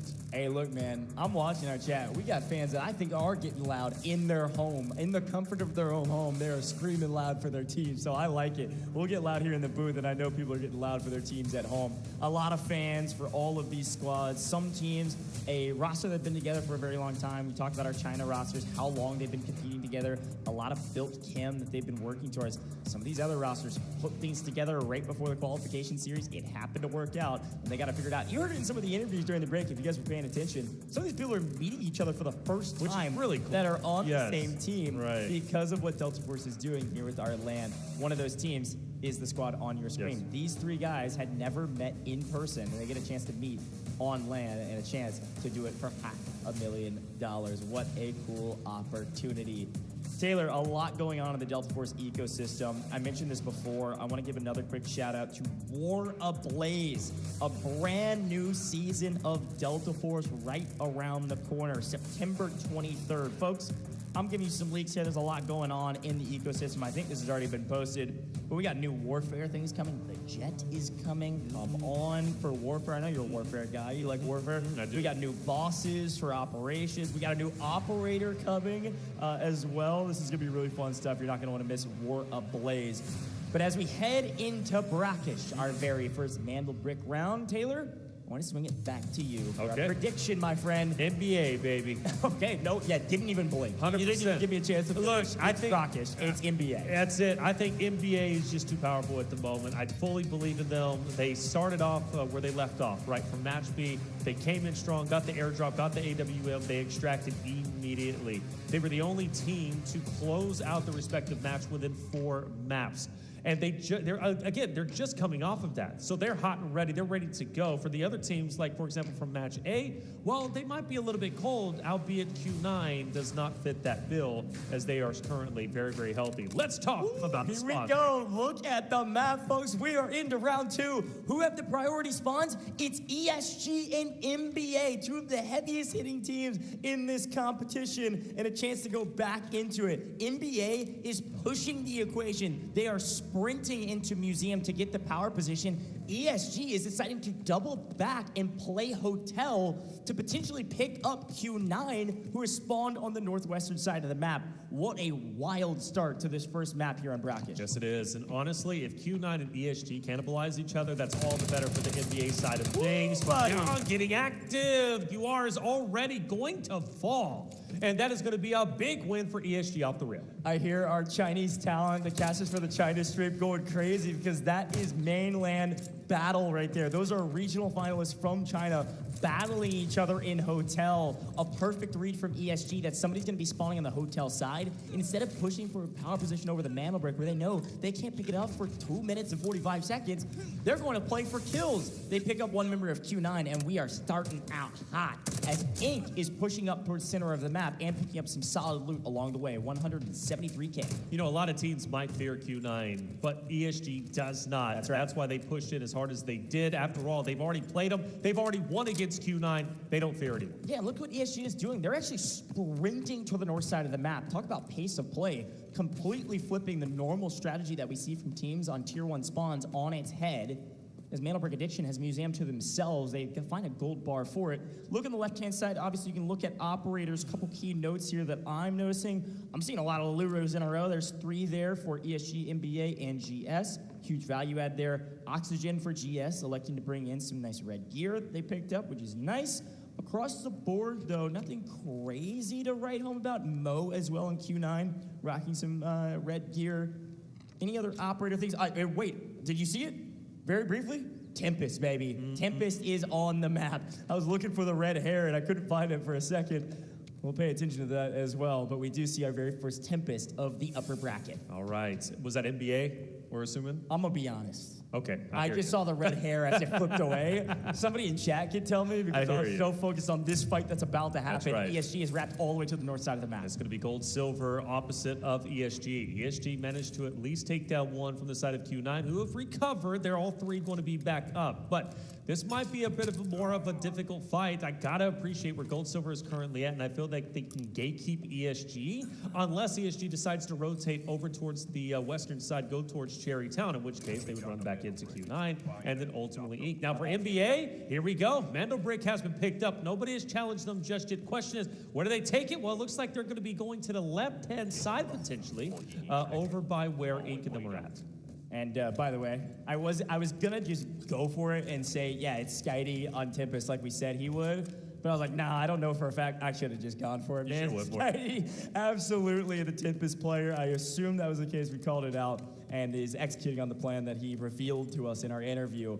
Loves Tempest on Mantle Brick rounds, and it's something that's a little bit more nuanced to the recent update inside of our customs UI. Big shout out to Mantle Brick Addiction. They are left alone in Museum, and because of it, they get the Mantle Brick, and they immediately start decoding. Yes. A new decoding station amongst our competition right inside of Museum. They had to walk like 5 feet throw that thing in decoding station and force everyone to museum. When they realized that they had museum on lockdown already, they said, why not just do it here? Let's take our fight early. And all of a sudden, we saw China versus China a moment ago. Now it's time to see EU versus EU. The first team to address museum and sneak in the bottom of this building, it's Fallen. Fallen's a scary one for sure. Again, both teams, just like ESG versus Q9, Fallen, Mandelbrick Addicts, like they've got history. Both EU rosters, both winning their respective matches. And Luyin is going to go ahead and take down, I believe, the Blue Eagle, if I'm not mistaken. So that's going to be great for them. But ultimately, we've got to focus here on what NBA is going to be up to. And NBA backs away just a little bit of a reposition. 2.5 minutes. And really, the only players they've got to deal with currently is going to be Fallen. Inc. hasn't made a move. Q9's not going down. GS is a little bit further away. There's still time, but honestly, NBA might be able to get this free and clear if they can take down Fallen. Yeah, there's plenty of time left. I assume Inc. is going to get involved, but Museum's an interesting one. It's frankly, I personally believe, and people can roast me for this, I don't like this decoding station at all. Museum, you can't hold the entire building down with 3 players. It's nearly impossible, and if you do split too much, you're going to get punished in isolated 1v1 situations, 2v1 situations rather, maybe even 3v1s if they catch you unaware. So it's really difficult to hold this position. But logically, it does make sense for Mandelbrick Addiction. They only know one thing about the map. They spawn near museum, they get there, there is nobody there. So, well, hey, this is the only thing we know. We don't have information. I don't want to rush into a trap at a decoding station I haven't seen. Let's plan it here and see how we can hold it. There's good Overwatch positions in museum over the decoding station, but other than that, this is going to be a tough building to hold and will beget multiple parties, whether it's 3rd parties, 4th parties, or maybe even 5th, even 6th parties, as all teams are still alive. Well, you mentioned Inc. They do, in fact, make their way over. Killsaw, he is chomping at the bit to get some more eliminations. He felt that 2-piece, and in the last round, he wants to repeat that feeling. We're down to 1 minute and 10 seconds. Touch needs to happen. Finally, some lasers are being seen from a distance. Teams are starting to move up. The desperation attempt starts to happen. Things need to get serious. NBA so dangerously close to securing the first Mandel brick, therefore putting them that much closer into the final. Shots are finally ringing out, and explosions are happening, and FN is going to go ahead and drop down HR. Yeah, HR's lost currently and full with a nice grenade and a nice pickup from Easy. Inc. came in a little bit late to the party to play for the brick, but they do wipe 1 member of FN. They know they've wiped 1 member of FN, so they know there's a full team of 3 inside and likely sitting on top of the Mandel brick right now. And a well-placed incendiary. Boldo's going to take down 2 Easy and punish 1. EU violent, sure, but NA is here to play, but down a player. We have 20 seconds remaining, or Mandel brick Addiction is about to carry the momentum from group stages into upper bracket. Can anybody hop on this decoding station? I think the answer is no, Taylor. I think the answer is 9 seconds remaining. Will it be NBA just like that with the first decoding underway? Will it be the last one? Scotty's looking down, and NBA will extract the Mandel brick virtually without any competition, much like they did in the second Mandel brick we saw in Match B. So here's the thing about this decoding station. Obviously, it's easy to watch if you're inside the room with it. Skydie was looking at the ground so his gun barrel didn't stick out behind the bookshelf. If anybody ran into that room, we would have seen a masterclass of camouflage as Skydie is just sitting in the room saying, oh, you don't know I'm here because I'm behind this tiny bookshelf. A genius play that works out flawlessly for them. The only info that they had was that museum was there, so they said, let's just plant it here, and it worked out for them. Again, another Mandel brick that frankly wasn't all that contested because nobody could get a read on where this team was set up inside the building. Mandelbrick Addiction stay on top. Not necessarily out-fragging everybody, just out-playing them, out-strategic playing them. Very well done from the team, who will be at the top of the leaderboard regardless of what happens for the rest of the match. Yes, my prediction. I gave it to you confidently. And I mean, look, Mandelbrick Attic is just, hey, you got to command respect. And that's exactly what they do. They took priority, and you have to respect it. I mean, again, to go from the qualifiers to how they performed in their match B to how they just performed now in the upper bracket is, I'm excited. I mean, it's just been sensational. EU has been on top all day today, and they will remain on top. But we've got another fight on our screen. ESG is taking down Crazy Dog. Gold Silver in a bit of trouble. Going to have to back off after losing 1 member of their team. And ESG, they smell the blood in the water. They're going to try to push this equation. and take care of that advantage. Unfortunately, they are fighting on the northeastern side of the map. There's a lot of alleyways. So Gold Silver just started running, and they are out of here. Yep, getting out while they still can. Gold Silver, I believe, started in first place. Just barely above that at Q9. Naturally, they're going to fall behind the Mandelbrot Gatherers, which was NBA. But even still, Technic Alloy so very critical here, and that could be the deciding factor. You got to think in upper bracket. I just don't see NBA as good as that extraction was. I don't see them getting two like that, like they did in their match B. Sure. I think the competition is just going to be too high at the moment, really. But you never know. Well, here's the thing to remember, though. In both rounds, Group A and Group B, teams that got Mandelbrot were a top 2 team. Yep. I mean, if that repeats itself, Mandelbrot Edition's already into the finals. That's not the case, but it could be the case, at least if history repeats itself. We'll keep talking about that. There's still 10 freaking minutes left in this map. That is unbelievable. The first plant, no one steals. They get the brick. And basically, as fast as you can possibly capture a Mandelbrot on Brackish with the timers that it allows for. Wild start to this competition. Both of these rounds have been pretty quiet in terms of team fights. The only player full down was that Gold-Silver player that we just missed a moment ago after ESG struck them down and Gold-Silver ran for the hills. Yeah. Q9 finally starting to move. I felt like they were in hotel for quite a significant amount of time. Surprisingly, a team that is known for their aggression, at least when came to match A, didn't even attempt to challenge for the Mandelbrot, which surprised me. Well, and it's because they got pushed out by ESG at the very beginning. Well, that's true. ESG pushed them get it down. Off rip. They said, oh, we have a tier 1 spawn, don't care, didn't ask. I'm going to hotel, and I'm fighting whatever team's spawning there. Because they punished Q9, Q9 was just on their back foot trying to restabilize while all that was going on. Nobody could get a handle on that Mandelbrot, besides, of course, the team that is adequately and appropriately named. Oh my gosh, wait a minute. Q9 in a blender. Killzall is hitting right now.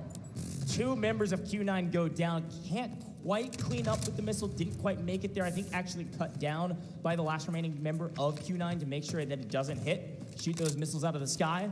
But we've got an advantage. We've got to push for it. And Mo knows it. Look, Taylor, if there's anybody that can win a 1v3, it's certainly Mo. But this is a tall task. Killzall's kills comes through. He comes through. Mo's got an angle. Mo can't knock, and he goes for the take, but he doesn't get it. Mo needed Easy to go down. Easy had an iota of health, and because of that, Mo got into too much of a blender. Tried to activate his D-Wolf suit, his exoskeleton, and it didn't end up mattering. Ink is moving different in upper bracket. Different team than we saw in group stages. Yeah, and Killzall is one of the main factors for that. I mean, he's been getting the opening picks from game number 1 to game number 2, and a large reason why Ink feels so confident to make pushes. As soon as Killzall gets those 2 downs, immediately Ink is like, okay, now is the time. We're pushing forward. Let's get the final elims on Q9. Well done, Killzall. Simply that guy, and it's great to see. You know, you always want to highlight, star players, for example, like Baby B, Too Easy. But now Killzall, when it matters most during the upper bracket, just performing as well as he is. Chang is running, taking a significant amount of damage, and Killzall takes down DT. Bro, Killzall this is a totally different player, all of a sudden just showing his ugly face on main. This is an animal slamming his opponents right now. The only person getting kills in the first 2 rounds is Killzall. He is a scary player on this map. Yeah, Killzall is incredible. He really is. At this rate, North America might be in good hands. Imagine if they would have been able to challenge for the Mandelbrot, which nobody was successful in doing. Either way, this could be a standout game for the team of Ink. Already ahead when it comes to assets obtained. The eliminations are phenomenal. I mean, already, I believe, 3+. Here we go, FN again in a fight. HR takes a ton of damage. He was dropped a little bit earlier. He was managed to get picked back up. It doesn't mean he's going to be safe just yet. Fallen. They need to recover quickly. Yeah, ESG lose 1 to Killzall. HR loses every ounce of health that he can without actually falling. I don't know if I've seen health go that low in a long time. I think that was actually 1 HP. A huge boon to stay on his feet and completely regain here. With DT down because of Killzall, ESG is on their back foot against Fallen. Fallen need these kills. But look who's coming in to place forward from behind. Mana Brick Addiction's got an angle. Skydee comes in, takes one member of ESG. Fallen take the other. ESG and Q9 are out of this map. Both our China teams have left the lobby. That is insane. You would expect at the beginning of the day, we were highlighting how good China is, and they are wonderful.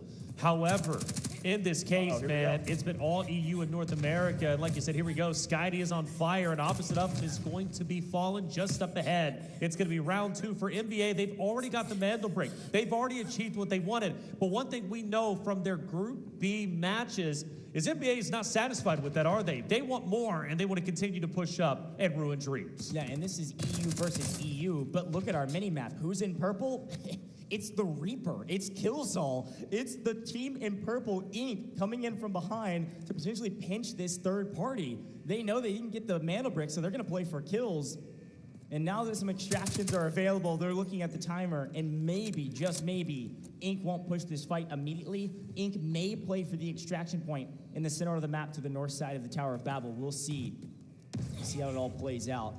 Mana Brick Addiction, a huge map in front of them already with the Mana Brick, but they'd like to take a couple kills with them and start gapping their opponents in the stash value category. Actually, Fallen's going to start moving downward. Skydee was just at. Bulldo turn around and look his way. Skydee, he's gone. He's dipping out for the time being. Now down to 4 minutes and 50 seconds. Still plenty of time for a lot of players to lose their lives and drop off. I do want to point out, by the way, Gold Silver has just been looting as much as they possibly can. Even still, they're at 1.2. Focus back, though, onto the NBA side of things. A lot of damage. Yuval will back away for the time being, as in hot pursuit has fallen. They refuse to give up this fight. Inc., though, are moving down. They disengaged and might challenge Gold Silver a little bit later. And again, you got to play for an extraction point at this point. Oh, nice find, Skydee. Shooting straight. HR goes down for a second time, or I guess almost for the second time. HR down, and I think he's going to be able to get the clean. That's a nice pickup for NBA. Again, you got to remember, any kills they get, any loot they get, if they get out of this lobby, that's just a cherry on top of what they accomplished nearly 7 minutes ago. They picked up that mana brick and walked out scot-free. This is all just extra bonus. And Skydee is feeling stuff. He's looking for the shots. Somehow doesn't get cut down, but he hears the footsteps. That's the Tempest in play, baby. Able to get some information and back up, and they cannot follow because his backup was ready for where he would retract to. You know, now I can see why he loves Tempest. Skydee is such an aggressive player, the tip of the spear for the NBA roster, and the fact that he can get up and get out as quickly as he just did is brilliant. And now disengagements all around. Fallen now going up to the top. NBA will stay put where they are currently at, most likely going to the extraction point in the middle where Inc. is going to be. So for NBA, they still might have to fight against another roster. Job's not done, but as expected, Inc. could have third-partied that fight, but instead, they're playing for the extraction point. They know they need loot value. With the way this is going right now, there's absolutely going to be some loot value tiebreakers. Your stash is everything, and they've got decent value. You can see 2.8 mil. It's technically the highest across the entire map because of the kills they were able to pick up. They loot some bodies. They've got nice value. They know they're playing for top 2, and if they don't get the brick, they need to have the most loot value. Oh, and I think that was, I want to say those were some well-placed grenades. Yes, it was. On the top, Yuval burning a bit. The extraction point's going to open up in just about 30 seconds. Inks has surrounded it. NBA, though, is going to continue to push up. Flourish, though, from a distance will take down Yuval, who's going to end up falling. This opens up the opportunity for Inc. to be free and clear on the extraction point for NBA. Maybe an opportunity to get their teammate back into play. He's just going to be down currently. Not many, the angle. Not much time remaining. Yvishka, by the way, was able to get out from the fallen side of things, so he's been fully extracted, but here it is. The fight's about to conclude. 4 seconds remaining.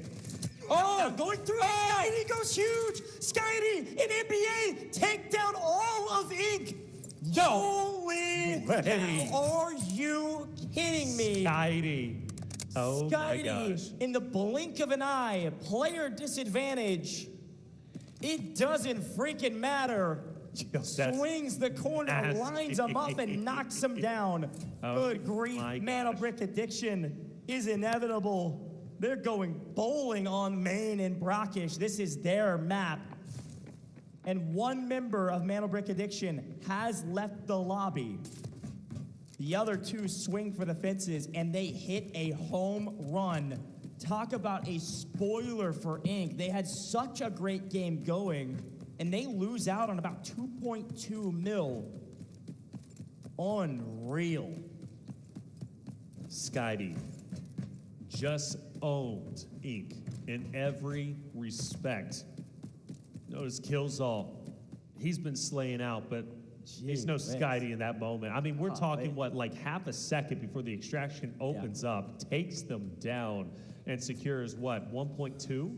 Whenever it comes to the overall points. I mean, just insanity, perfection from the NBA roster. So just to recap, GS lost a member a while ago. They've been looting Tower Babel for eons, and frankly, they didn't make all that much money comparatively. This last remaining player on Gold Silver is, it looks like, taking care of a safe to try to find some extra loot, because one member of Gold Silver decided to go ahead and get out of the map, one member of NBA got out of the map, and one member of Fallen, it was Uzbishka, got out of the map. They all then lost a player on their team getting killed. So across the board, right now, it's just solos running around looting up, and I think they hear footsteps. I think we're going to see one member of Gold, Silver, and NBA maybe fight each other. No, they're not going to shoot each other yet. They can't get out of the map. There was a moment there, I thought Bobo and Buldo were going to go for a fight there in the final 10 seconds or so. But a fun finish to a fantastic map. Mandel, Brick, Addiction, your top team on that map. I'm not even going to wait for the graphic. I know it's them. Good grief. Highlight level plays, hero moments. They get somebody out of the map and they get the Mandel Brick. What are we freaking? It's just play after play after play after play. And it's been that way since match B. I'm blown away. I'm just so absolutely blown away, Skydee. That play was just, again, I'm just wow. Just wow. They get the Mandel Brick, no problem. Nobody contests them. They pick it up as soon as it is ready. They put it out. They start extracting it. Nobody challenges. There's people in the vicinity. Nobody really wants to go for it. And all of a sudden, Mandel Brick addicts are well ahead of the game and could very well be leading not only Mandel Bricks, obviously they are without a doubt, but then they could be winning in the overall technicality. I mean, based off of that play there and off of game number one, they could do no wrong. Like, this roster is a night and day difference from online to now. Yeah. Hey, I mean, one of the things we haven't really mentioned too much during this competition is that some of these players, some of these teams, they have played against each other. Some of our NA teams have played against our EU teams, and I know it's the same for some of our Asia and Asia Pacific teams. They have played against each other in other competitions, not this competition. And it always comes down to online competitions to ping. And some of our players from our EU, both of these EU teams, both in Russia and some of the neighboring countries around Russia, when they play normal EU tournaments, they're on pretty high ping. Oftentimes we'll pull servers that are like more middle EU or even sometimes the western side of EU. Now on LAN, there's no excuses. And they are hitting their shots every inch of the way. On LAN, it's all even, and Mandel Brick Addiction have put all the puzzle pieces together near perfectly up to this point, which is a huge statement for what they've been able to accomplish and the work they've put in.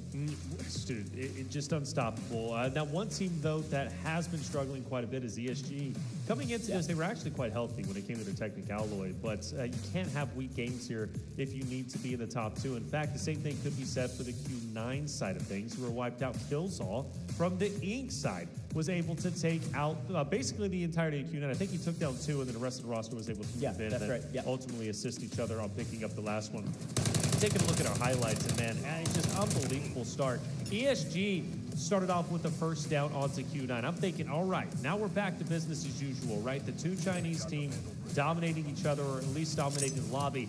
But then Q9 gets back onto their feet. ESG has to go back to square one, but the Mandel Brick became quickly our attention.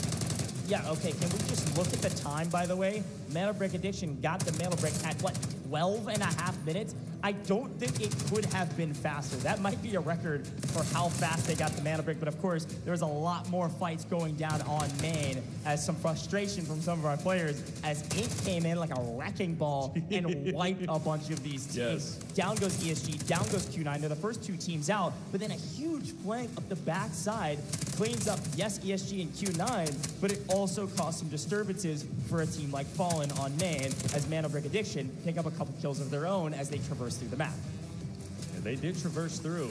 Oh man, the flames were burning hot. That was a great nade from a distance. But this was the craziest moment, right? I mean, watching, of course, NBA move up, Skydie taking down, of course, the roster of 8 before they can extract. They were literally there half a second away from extraction. Skydie rolls in, takes them all down, and all of a sudden, they're full dead with half a second remaining on the extraction. Like, I mean, you couldn't have timed it perfectly. Look, I was a Tempest fan before this competition. Now I'm a Tempest super fan. This guy is really showing how to play this operator. Here's a look at the the round 2 results across the board. Mana Break Addiction, they didn't end up getting out with very much. 0.65, whatever. But they do pick up 5 kills. That's 2 mil, by the way. 400K per kill times 5. You got the math. 2 mil added, which will put them near the top of overall round earnings. But the key factor, I almost forgot about it because so much was going on towards the latter half of the map. They get the Mantle Brick in the first, 8 minutes of the entire map,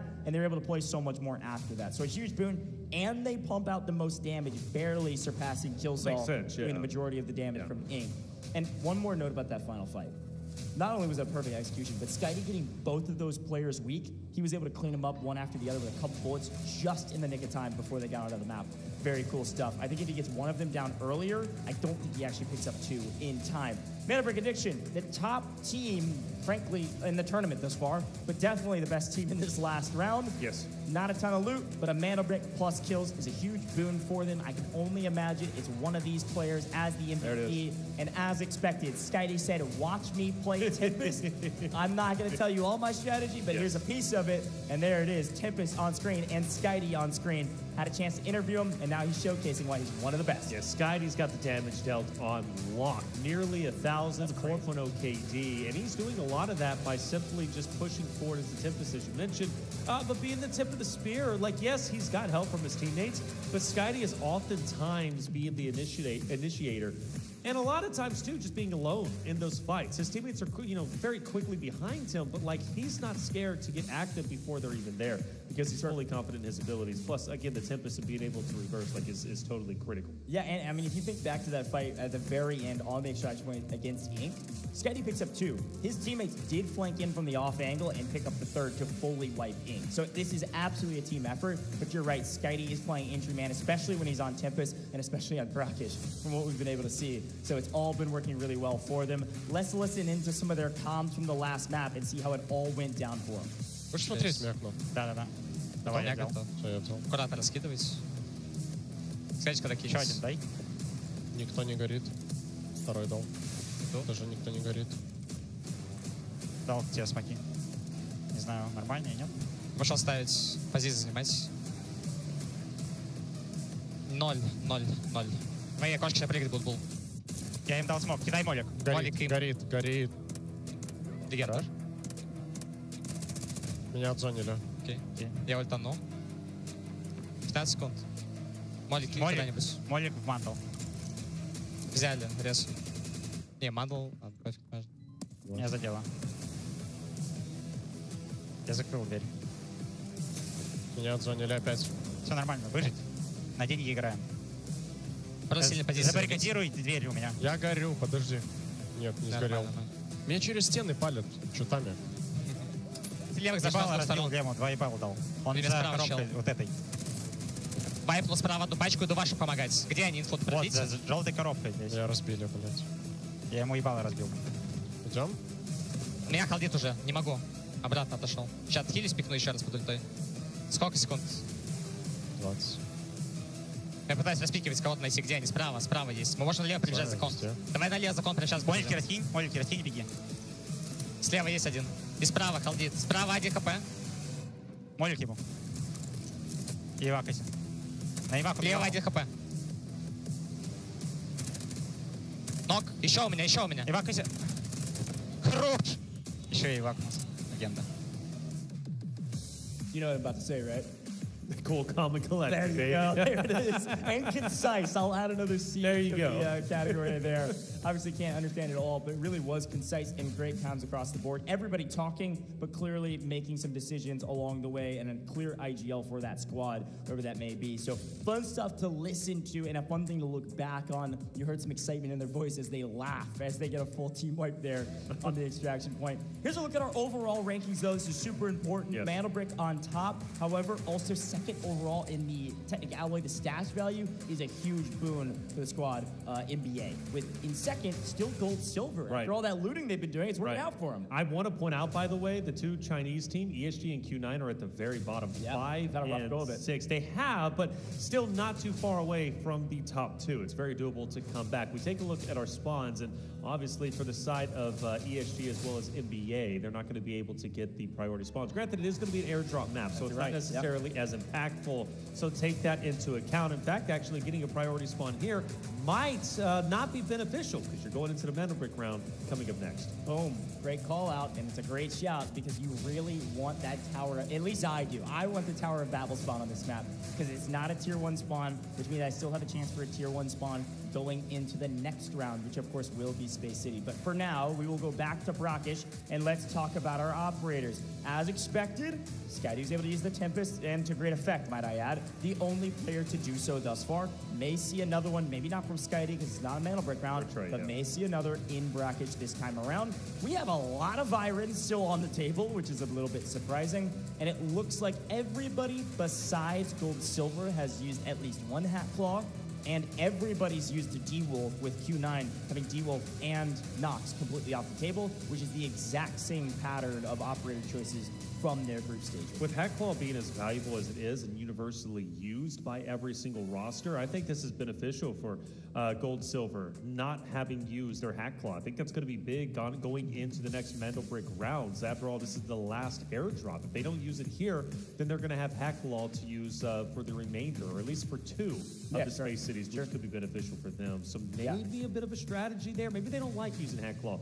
But regardless, if they do, now they can use it when everybody else might not be able to. Yeah, no, I mean, it's totally true. I think Hat Claw is a very strong operator right now. A recon operator in general, very helpful. A lot of people are using Hat Claws instead of Lunas in some of these other maps, Brackish, Zero Jam, and saving Luna for the Space City maps, which makes a lot of sense. I do think you're right. Hat Claw is going to be a nice boon for a team like GS who hasn't used them at all and could use them multiple times in a map like Space City, especially if we go indoors. We haven't seen it yet in today's competition. When we get to Space City, we get that indoor decoding station, good grief.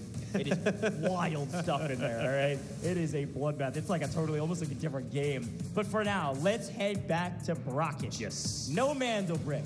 AWM maybe out of the airdrop. Right. And frankly, I think these teams are realizing we got to get our loot up. Let's get our money up and let's figure it out. Current overall leaderboard, of course, NBA at the top with the Mandelbrick. Gold, Silver, a surprising second place right now with the looting that they've done. And Ink holding close to that third place position, just barely over the side of FN. This leaderboard is looking wacko right now. Besides Mandelbrick addiction, this thing is completely flipped on its head. Our seating is exactly opposite, except Mandelbrick addiction is the exception to the rule because apparently they're just different. I was thinking about that because the narrative coming into the upper bracket was like Gold Silver, they skated by, they barely got here. And that's a fact, mind you. And now the fact is they are in second place. A potential chance to move forward to the finals directly after barely skating by. It kind of fits the same narrative as NBA from their qualifiers. So 2 similar storylines, just one took place during the qualifiers, the other one taking place, of course, during the Delta Force Invitational. You see a little bit of frustration from some of our players as they prepare for whatever is next. I will say, though, when we talk about different play styles, we've been saying it the entire competition. I've been saying it for years, literally. Every play style in operations is viable in these tournaments. So you look at Gold Silver and you're like, well, you guys are playing really passive or really slow and just looting up. Some of that's just circumstance, but also that's their playstyle. These regions all played extremely differently in the qualification process. Gold, silver, they come from the APAC region. This is a little bit more the playstyle that we've seen from APAC in competitions. There's never been a competition of this scale from a global standpoint. When you watch some of the APAC competitions, a little bit slower, and they've had to play a little bit slower in this competition. And it's funny because North America was actually quite similar. It was a really slow gameplay loop. There wasn't a crazy amount of action. But yet, funny enough, Inc. is probably the most active when it comes to some of the fights with the way they're playing it. So it's not like these regional divides kind of dictate a playstyle. It's just a matter of what playstyle you bring in to a competition of this scale. And you have to find a balance, man. You have to find a balance for sure. It's time to get game 3 started. Let's send it. Мне будет все скидывать, ты открывай карточку. Открывай карточку и беги, наверное, свою паскудную позицию, потому что она у тебя относительно сейвовая на балкончик. Так если... Ну, если у нас, если с другой стороны, то ничего, пофиг. Можем снизу зайти, если с другой стороны. Пойти там куда? Где больше всего комедички топ? Комнаты самые задания. 3 комнаты там. Наверное. Сейф. Ладно, сейф 100%. Давайте один лутаться будет, мне куда торопиться. Два прохода подряд. А просто медичку занять если. Карточки взяли, топоры взяли. All right, time for broadcast. Here's a breakdown of what you can expect going forward. Our last airdrop round and everything going forward will be Space City after this, plus a Mantle Brick round after this for every single map. Could be 4, could be 5, or could be 6, which we haven't seen yet. But going into broadcast in round 3, let's think back to our group stages. What can we expect going into this round? Do you expect to see a lot of gunfights, or do you expect to see something more similar to Zero Dam, with a very slow, methodical, strategic gameplay loop, everybody just trying to get out of the map? I think we will see that. I really do. You know, the pressure, well, I say that, and the only caveat I have is, again, the longer this goes, I feel like ESG and Q9 cannot continue to play passively. I just don't think it's within their DNA. I think not what they do either. Well, you know, I think they played so passively now that it's actually messed them up. Well, let's take a look at some of our spawns. Gold Silver gets the Tower of Babel, and ESG finally getting a little bit lucky. They also get the Tower of Babel spawn, so both those two teams fighting over the Tower of Babel, or theoretically fighting, at least sharing the Tower of Babel. Whereas on the north side, we've got Inc. and we've got Fallen hot on each other's heels, playing around Market and Crank, playing around Grand Hammam. Mantle Brick Addiction playing up in Cherrytown. And it looks like Q9 got a Cryo spawn, it looks like, in playing Royal Museum. That means Q9 will not have a Tier 1 spawn going into our next Mantle Brick round. That's right, which is going to be big, okay? You want that Tier 1 spawn, but the way it is, unfortunately, that's the way the law ended up being laid out. For Q9, though, again, a team that doesn't want to be passive. They're not a passive team. They're an aggressive roster. Can they slow things down? Yes. But I think this is where they start to get active and they start to push out a potential. After they loot up, of course, a couple of minutes, maybe they push up and start getting into teams. That's where they found the most success throughout their respective match. Now, falling on our screen, just looting up. Let's take a look at the left-hand side of our screen and look at some of our operators, gun choices, and everything in between. Anything stand out to us? I think, namely, it looks like Mantle Brick Addiction is actually burning one of their Cenevas for this non-Mantle Brick round. Boldo rocking the Ceneva. And as per the usual, it looks like we've at least got 2 members of NBA rocking the LMG category weapons, which is nice, whereas Yuval's rocking an interesting kit for this one. Don't see a lot going on in his inventory right now. Maybe just trying to conserve some cash, or maybe we're getting that updated on the back end. Either way you look at it, you can see not a ton of really solid gear being brought in for a non-Mantle Brick round in order to conserve some of the cash that they've, frankly, fought pretty hard to try to get. And that's across the board for everybody else. We see some of our operator metas and things across the board. Nothing huge standing out to me there, but I'll keep an eye out to see if there's anything else that gets picked up. Looks like ESG, by the way, are kind of following suit. I guess this is one note about operators, following suit of what Q9 did in the first round. Round 3, they're saying, can we get Nox out of the way? We don't want to use Nox right now, so let's just use both of them for this. And frankly, we gotta give Nox a bad rap in operations. I think he's got a role in this game. I actually, frankly, like playing him a lot. You could see ESG use Nox to actually play for more solo, duo, solo, trio fights where they can surprise their opponents and catch them off angles. They're probably going to go for kills here based on what they find in our Tower of Babel. I want to say, by the way, not bad from ESG and Q9's perspective. Nearly $1 million already earned. ESG's been profiting. Of course, that's Tower of Babel as a whole, and that's before they even get involved into the engagements against Gold Silver, which Oxygen might be the closest one. Quite a bit being found by Gold Silver. Yeah, Crazy Dog looking great. That's going to put, I believe, Gold Silver, yeah, 1.5 million. When do you start weighing your options of let's get out of here? Because let's not forget, Gold Silver is in second place when it comes to overall match earnings. They were leading even that over Inc., who is in third, by almost 3 million. Yeah, and I think the classic conversation is, well, when my safe box has runneth over and I cannot fit anything in my safe box, that's what I'll consider stockpiling one player and sitting him out of dodge. Look, I will say the players have kind of figured out that if we don't take down the Blue Eagle early, he gets real annoying. Right. If you guys watch any of our regional finals for EU or North America, Blue Eagle was racking up a body count. And they were also racking up a body count during Mana Brick rounds, killing people that were guarding the Mana Brick. It was insane, but also you get some loot from taking down Blue Eagle. And ooh, oh, is it a key card? Picks up the Muse Survey key card. That is a huge boon for his team, I believe. Let's see it rack up. 2 key cards out of that? We take those every day of the week.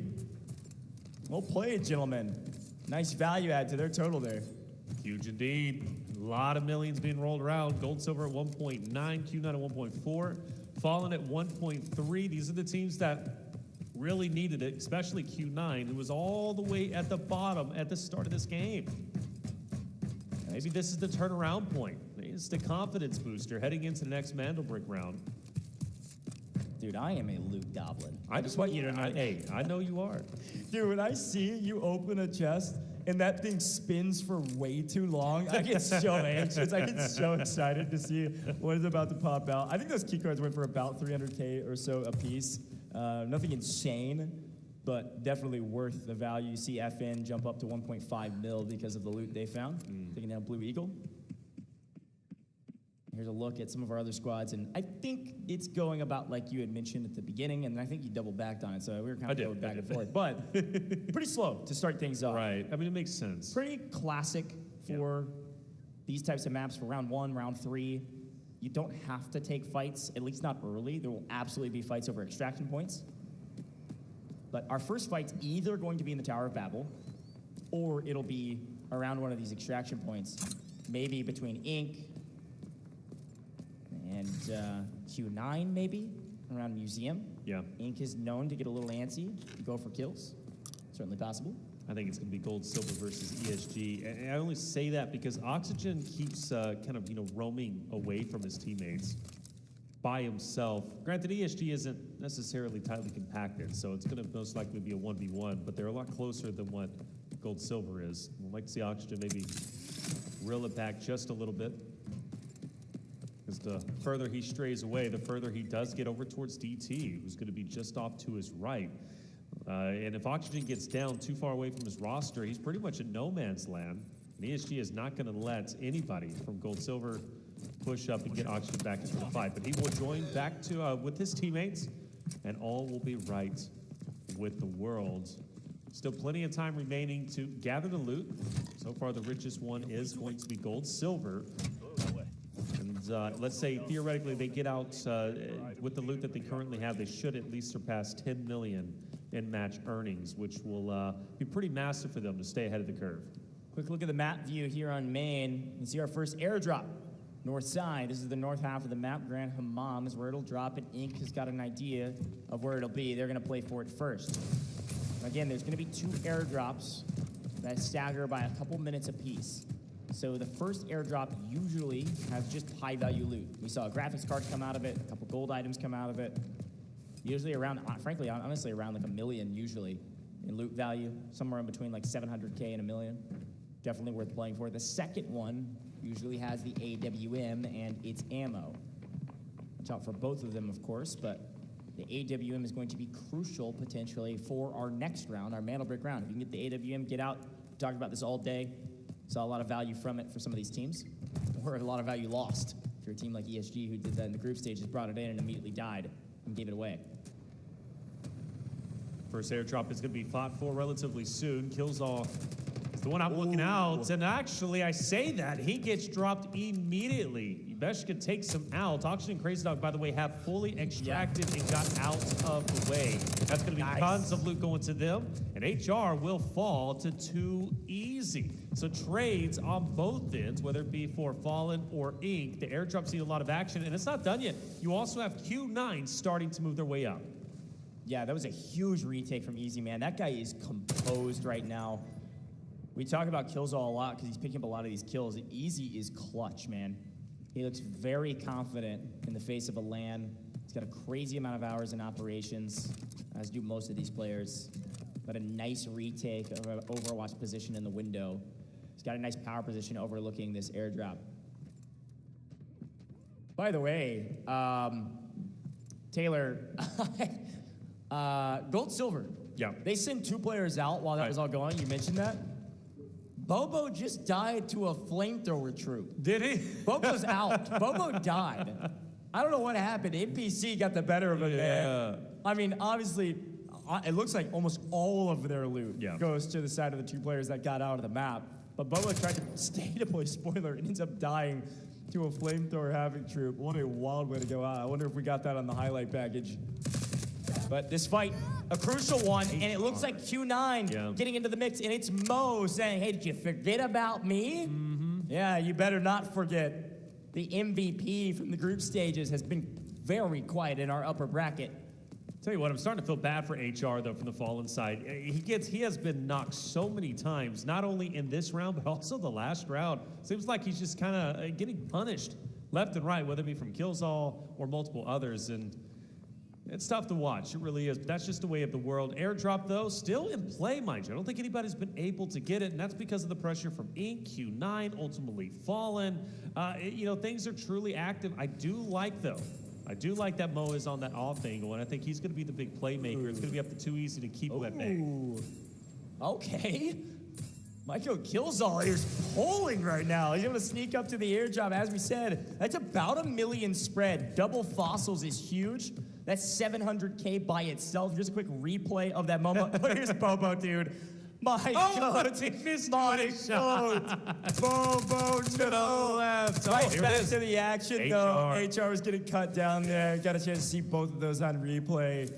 Oh, gosh. A wild moment. But Q9 is on the aggressive stance. By the way, HR has been knocked to yellow timer now for the 2nd time, which means he is out of this lobby. They cannot pick HR back up. Fallen is down to 2 players. Lar laying low. Uzbeshka. Larich is going to be just up above him. They'll back away. War will then reposition. K1DE, who has been a playmaker in his own right, is going to be relatively separate from his roster. He'll have at least 1 player. And mind you, Mo is going to be the one, as I mentioned before, who's going to be separating himself from everybody else to be the playmaker. So while Ink is focused on falling up ahead, this might open up an opportunity for Mo to, I don't know, eliminate maybe Killzall, who might go into his line of sight relatively shortly, because you're not expecting Mo to be in this off angle, right? So Killzall, they're going to be focused on Uzbeshka, Flarich up ahead. Mo then has priority on Killzall whenever he passes that threshold of the building. Dude, I don't know what's happening, but the NPCs in the Tower of Babel are on a tear right now. We just lost DT to an NPC. The bots are cooking right now. I know it's hard mode, but my goodness, boys. Let's get everybody to lock in real quick. ESG should be able to get that revive here shortly, as they are in the Tower of Babel by themselves right now. But the fight is still at hand. Mo trying to play the off angle, but it is Ink versus Fallen. 3v2. Maybe Q9 will play spoiler. And again, there is a 2nd airdrop in the area. And it's actually being guarded by Mana Brick Addiction off screen. Not too far away, though, on the south side of the market. Virus gets the knockdown. We got to push the fight. Killzall getting aggressive. There's 2 there, though, and he can't quite trade him out. The flash breaks his line of sight for just enough time to lose the gunfight and get cleaned up. Killzall has felt like a hero all day today, but unfortunately, heroes do fall sometimes.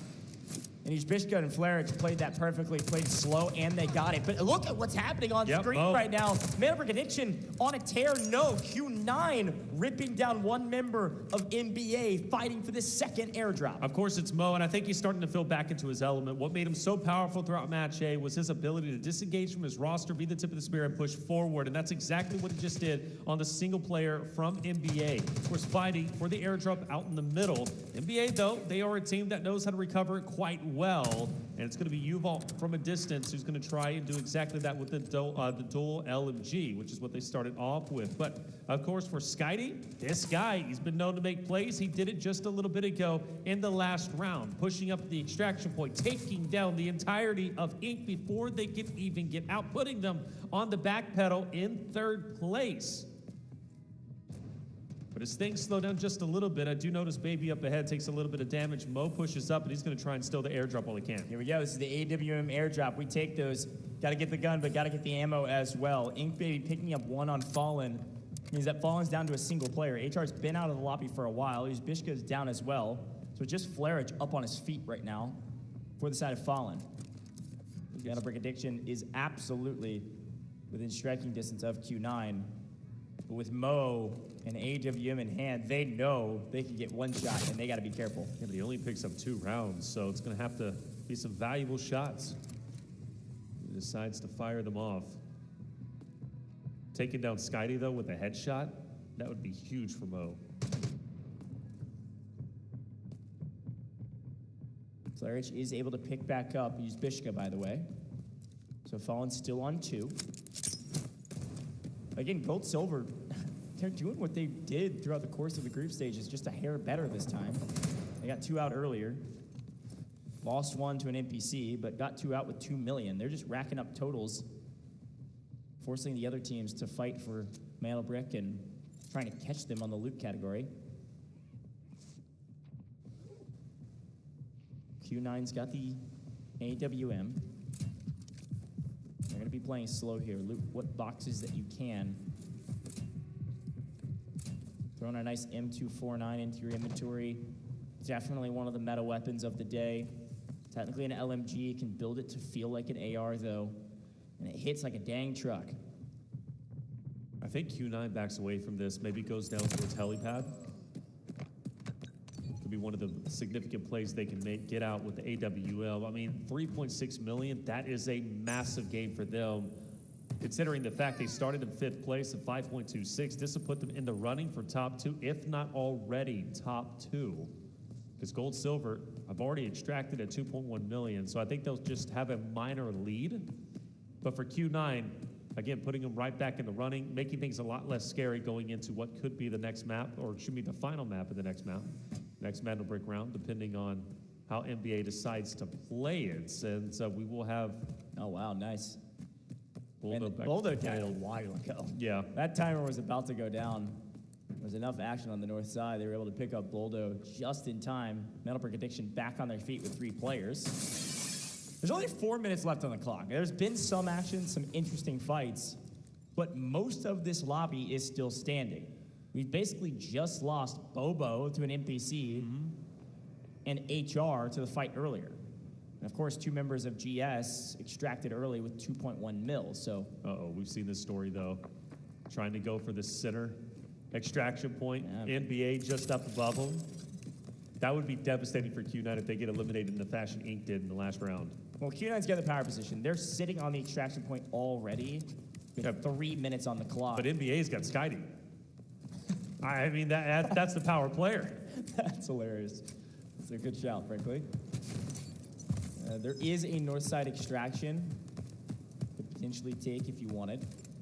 It's going to be the road to the Grove. North side of the map looks like Ink might be playing for that right now. Fallen was up here, but they're going to actually wrap around. They're not going to stay up here.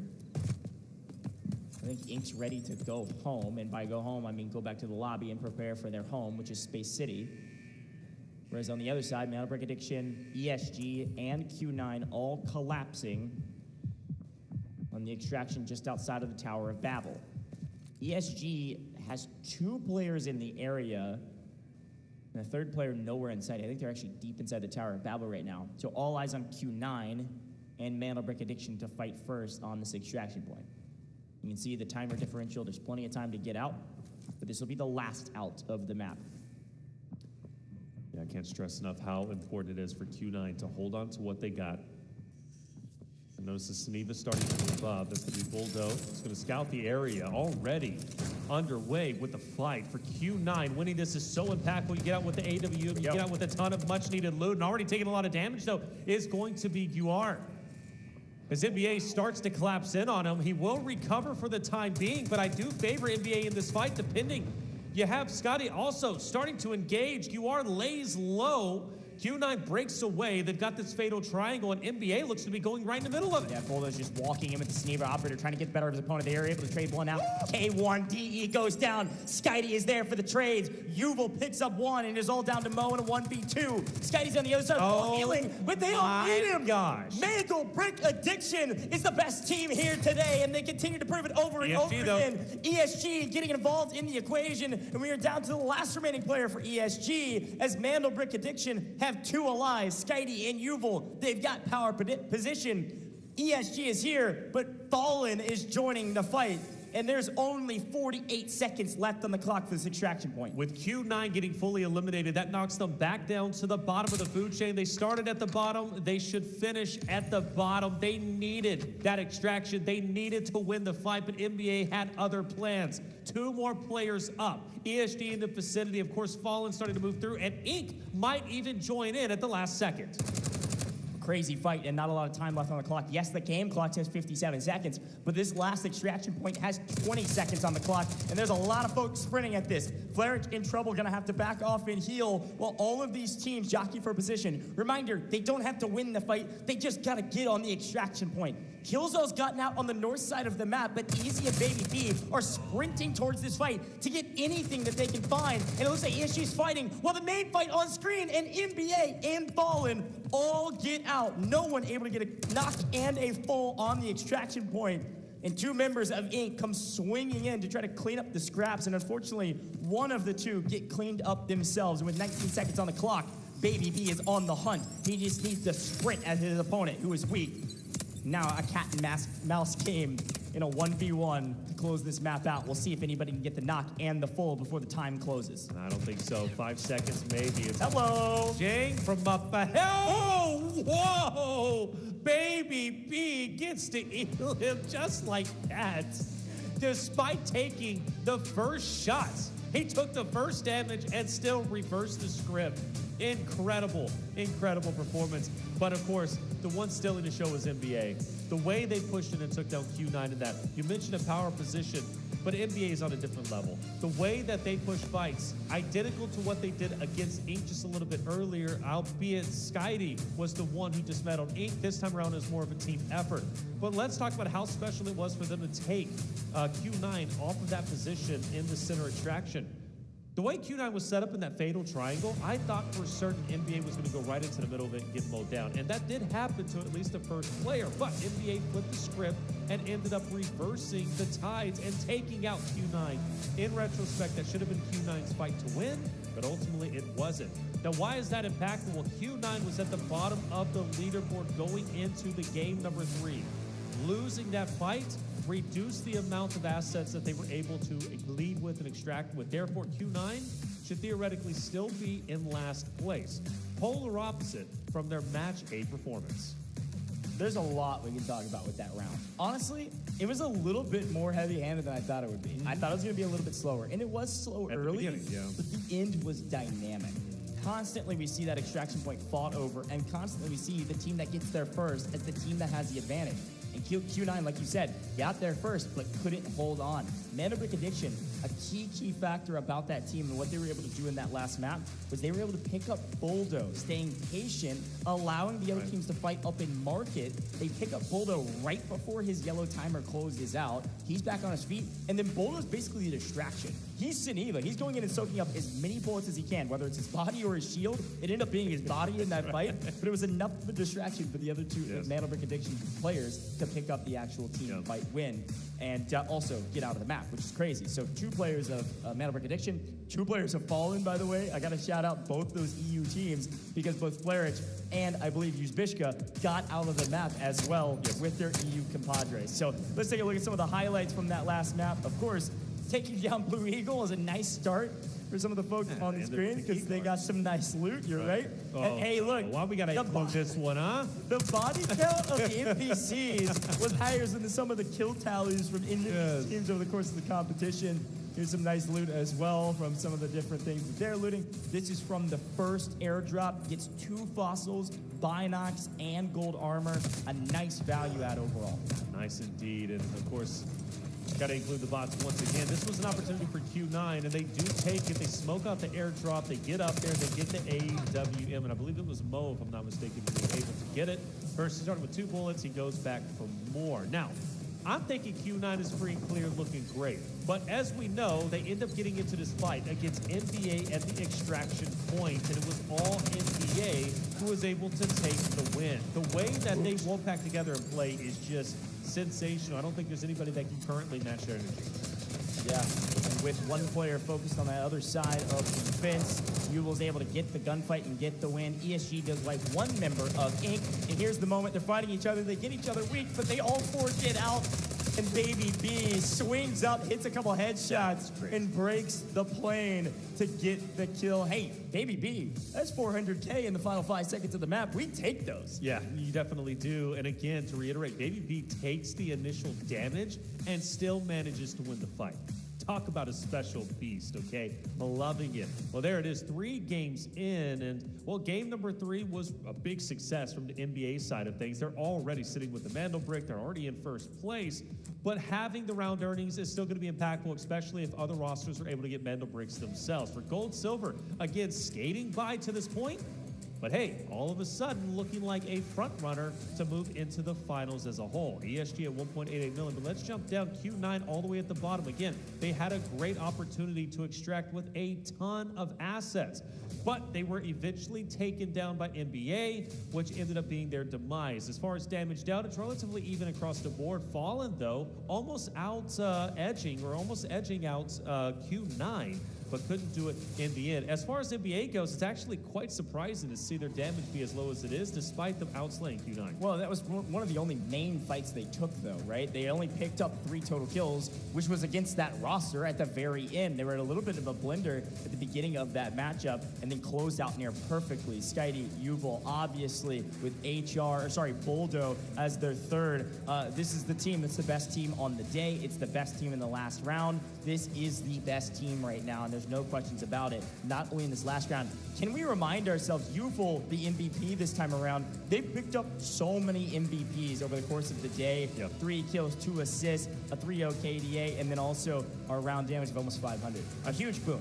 Yeah, 7 games so far? I think they've only been match MVP out of all the 7, 2 times. I think they basically dropped it, if I'm not mistaken. Well, here's the crazy thing that I was going to think back to. They haven't had a bad map. Yeah. They've won every single map they've played. Think about the different maps they've played. There hasn't been a bad map for Mandelbrick at all. Bad one, you're right. Not a single bad map. That's right. And nobody else in this competition can say that. Everybody else has had a bad map, a mediocre one at best. Even the times where they get full wiped, they got the Mandelbrick. That's all that matters on those rounds. Mandelbrick Addiction, the best team today. Yeah. I'm touting them because it's inevitable at this point. They are absolutely undeniably the best team right now. Job is not done, though. Just because they're the best team so far doesn't mean that the second half is going to be the exact same. Let's talk about the what-ifs while we've got a moment. I think we're going to listen in some of those comms as well. We could wrap up, just like group stages a moment ago, in 4. We are moving into what is a match point round for Mandelbrick Addiction. If they get this brick, we are done for the day and done with the upper bracket. That means, by the way, like we've been saying this entire competition, every strategy can work. Gold Silver could sneak their way to the finals with a very passive play style. Yeah, they could. And they could actually play bodyguard to Mandelbrick Addicts. Depending if Mandelbrick Addicts do, in fact, go for the extraction.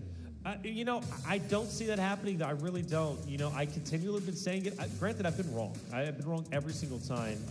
Look, I want to see ESG, and I'm being honest, I want to see ESG and Q9 get a bit more aggro. Albeit, I do think Q9 did get way more aggro on that last map than the previous. Here's the thing. It's not that they're not getting aggro. They're just not winning the fights. That's what's wild. Characteristic. This is what we've been talking about with the strategies. Q9, ESG. Both very aggressive teams, and they've been staying aggressive. Think back to ESG. They spawn in T1 spawn on a Mantle Break round. They sprint for a fight. They sprint for Q9, and they take a fight, push Q9 back and get a kill. These teams are not playing too low-key. They're playing so aggressive, and it's working, but they can't fully execute, and they get cut down. Let's listen back on some of the comms from the last round. Левее один вроде есть. Влево проходим. Давай. Стал. Надо лево убить, лево убить. Я под пчелами. Меня нокнуло. 1 хп. 1 хп спереди. Я снимаю пчел. Здесь он где-то. Слева. Я хилюсь. За траком. Второй правее, наверное. Да. Понимаю, где второй. Можешь пройти к нему? Я справа сейчас залезу. Я с тобой. Мы с Булом идем. Вот он. Инфу. Нок одного. Второй лежит. Нок второго. Слева в углу. Я хилюсь. Т1. Жду тебя. Сейчас пикнет. Пушит. Дается меня сейчас. Другая пачка сзади. Вайп. Этого вайпнули? Да. Другая пачка, минута. Хилюсь. 20. Их другая пачка идет с музея. Отлично. Ко мне потом под камеры спрыгни, и все. Я смоки сейчас кину. Время. 5. Я в зоне. Хорошо. Авик вакуум. Again, how many times do I have to say all of the C's? We have clear communication, concise, and everything in between from that roster. Everything seems very, very pristine, like they've been working on it, which of course we know they have. Worked out flawlessly for them. I mean, how many times more do we have to listen into the comms before I can start speaking Russian on main stage? I'm learning as we go. You're one of the guys, I will say, he's a rare beast. Like, you feel like I've done so many broadcasts with Ghost, and all of a sudden it'd be like, oh yeah, I understand this, like French. I'm like, well, how do you understand French all of a sudden? Like, okay, Italian, you're speaking Italian. Yeah, I caught a couple of those words. I'm like, how? Latin he's not Noam Chomsky. He's not a linguist. I don't understand how he's doing this, but he is a special breed. Okay, this is way too much gas because Russian is not even one of the romantic languages, so I'm toast. I'm not actually picking a Speak for yourself, okay? It depends on who you're talking to, okay? I want to go back to that aggression thing, by the way. I look, for ESG and Q9, I want to reiterate it and really pinpoint on what I'm meaning from this. The Mandelbrick round. They weren't active whatsoever on getting onto the Mandelbrick, and they kind of allowed NBA to get it for free. Sure.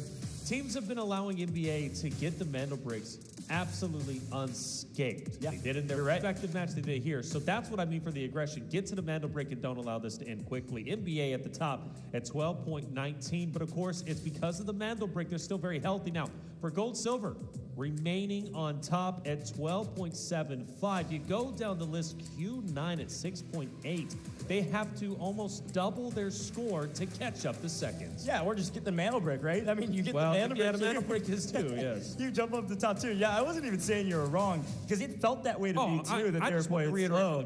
It is a good shout too, though. They do need to get a little bit more aggressive. People got to start playing for these Mandelbricks. They were given, I mean, not given a free one, but they were able to take a freebie because of nice RNG in terms of the spawns that they're getting, insta-throwing it into the coding station. People just couldn't react in time. So let's talk about the spawns, folks. We are headed to Space City. We know that Fallen, and we know that Q9 had T1. So look who could possibly have T1 going into Space City. Yeah. It could be Mandelbrick Addiction again. They are on the docket for it. It could be Gold Silver. It could be GS, who's in second place right now. It could be Inc., who's in third place. It could be ESG, who's in fourth place. Right. The two teams right now on our leaderboard that are in fifth and sixth, respectively, are the only teams that couldn't get T1 spawns, which is going into our second round here for Mandelbrick and our fourth round overall. Yeah, that's so unfortunate for Q9 and FF, but that's just the way it is. They've had plenty of opportunities, including that last fight against NBA, to stay on their own 2 feet and elevate themselves up when it comes down to the overall match earnings race. But it is scary. Thinking for NBA, right? Already a Mandelbrick in. Exact same scenario that they were in when it came to match B. Now they have a chance to close it out in upper bracket. Well, look at our operators. As per the usual, hat claw long gone for everybody. Ain't nobody got a hat claw at all, and only one member of the Tempest category having been used. Again, a little bit surprising, but people have been favoring hat claw. Only one Luna is alive as well, or sorry, has been used. All of the Lunas are available to be used going into Space City. This is kind of classic strategy for what we've seen throughout the course of this competition. Gonna see a lot of Lunas, probably one per team, going into round number 4. But I do want to point out, for Mandelbrot addicts, Skyding has an opportunity to play Tempest, which is huge for him because he has such a tremendous impact when it came down to his Mandelbrot round in game number 2. Yeah, and I will say too, we got a lot of Stingers still available. We know how valuable Stinger can be on this map with that drone, the smoke drone that you can throw out. A lot of visual cover on a map that has wide open spaces. So I'll be really curious to see how many Stinger operators we get and how many Luna operators we get going into this one. Yeah, you would have to assume we're going to get some Lunas at least. But I mean, that Tempest for Skyding, you know, I hate to keep harping on him, but he plays that much of an impact going into a Mandelbrot round, and they also potentially have tier 1 spawn. Sure. I mean, everything, the stars are aligning for this Mandelbrot addict team to take a victory, to close it out in 4 again, setting the narrative going into the finals on day 3 as the undeniable best team. I mean, literally, like I said, the stars are aligning, brother. This is getting kind of wild here. But this is where you want the teams like ESG, you want the teams such as Q9 to now wake up from their slumber and start the challenge. And maybe even Inc. as well, currently in 3rd place, roughly 3 million away from catching up to 2nd, which is gold, silver. They've been slaying out. They've been playing unbelievably well. But they did, in fact, run into the Grim Reaper just like Q9 did. Skyding, of course, the roster of NBA, who quite literally silenced Inc. and Q9 at respective maps. So you avoid Q9, or excuse me, you avoid NBA, maybe you have a route directly into the championship run. But top 2 is what matters. Well, also, you can't completely ignore them because if they get a mana break, everybody better jump on them, right? Like, that's the crazy part. We can't let them get too. They can't. There's no way Mana Break Edition clean sweeps in group stages and clean sweeps in upper bracket, right? But we've been like saying, like, this can't happen, and then it continually happens. Like, trust me. That's crazy. Trust me. I've been trying to lay the seed of doubt that NBA can't do this, even though I fully believe that they can, just to set a narrative or a storyline for the viewers at home. And I've been wrong. Okay, well, let's do the predictions then. Well, 4, 5, or 6. How many games are we playing? I think NBA closes in 4. He's going 4. I'm going to take his old position, which is 5. I think we at least go to round 5. I don't think the teams are going to allow Mana Break Addiction to grab this Mana Break. I will say, though, as we swap, going into round 4, okay. You look confused. No, it's not confusion. It's, well, maybe it is a bit confused. I'm always confused. You're confused that I'm doubling back on the position? No, I'm not. But actually, it did, I do wonder, and you won't know exactly, but Q9 did have the AWM. And they were eliminated. Yes. And then, of course, it was Mandelbrot Addiction who was able to get out. That's a good shout. But did they have enough time to get the AWM? I didn't see... usually, so our system, when you pick up the Lufu ammo and you see the ammo, it's so valuable that it pops up on the, hey, you got a red item. Right. I didn't see that proc. I think Mana Break Addiction maybe under the gun, maybe didn't pick that up. I'm actually not sure. That is a good question. We'll see if we can get a read. If they bring in an AWM, absolutely could change a lot. I'm thinking we go to game 5. I don't think they're going to be given a freebie, but as per the usual, if they get T1 spawn, you never know, folks. Yeah. There's a lot going on. Yeah. Now, a couple quick reminders before we hop into this game. This could be the last game of the day. We could be done after this, which is wild to say. I mean, we've been live for like 9 hours. The folks are just now waking up over there in the States. And welcome if you are. We could be on the last game of the day. Mana Break Addiction, the top team of the day. If they get this Mana Break, tourney or day is over. Tourney day is over. Group stages day and upper bracket is over for the day. We will be done, and they will be going directly to finals, skipping tomorrow. Right. And then the question is, who's in second? Yeah. And right now, it's gold, silver of all teams. And it's not that they're a bad team. It's just a totally different play style. Right. They've been playing slow. They've been looting up, and it's been working for them. They're in second right now. Same thing that happened during group stages. Gold, silver can say, oh, the team at the top is going to win right now? Well, we're in second. Let's just loot up and get out of the map. And they'll end up getting that second spot.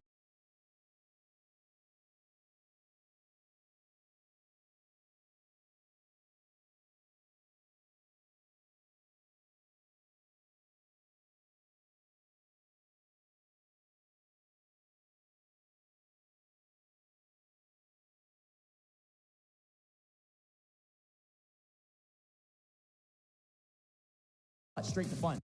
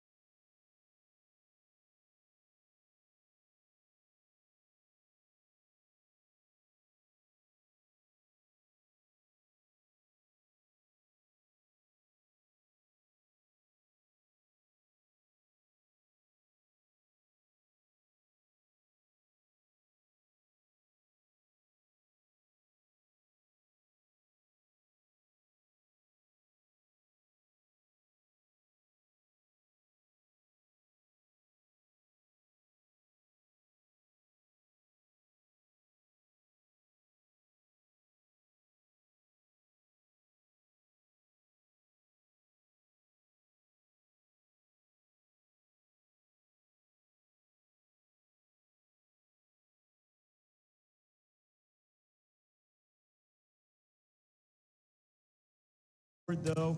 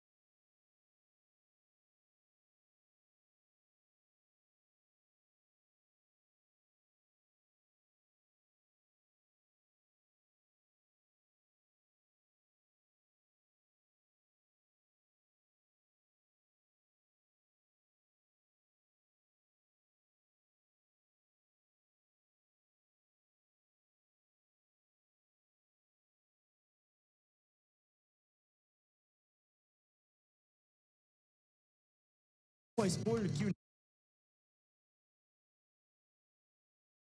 Q9.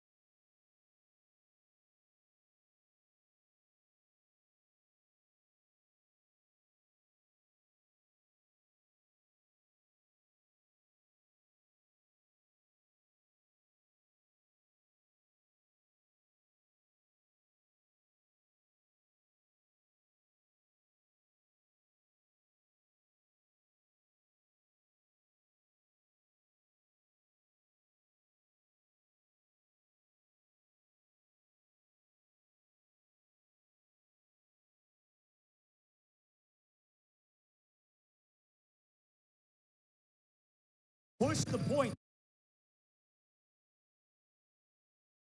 And not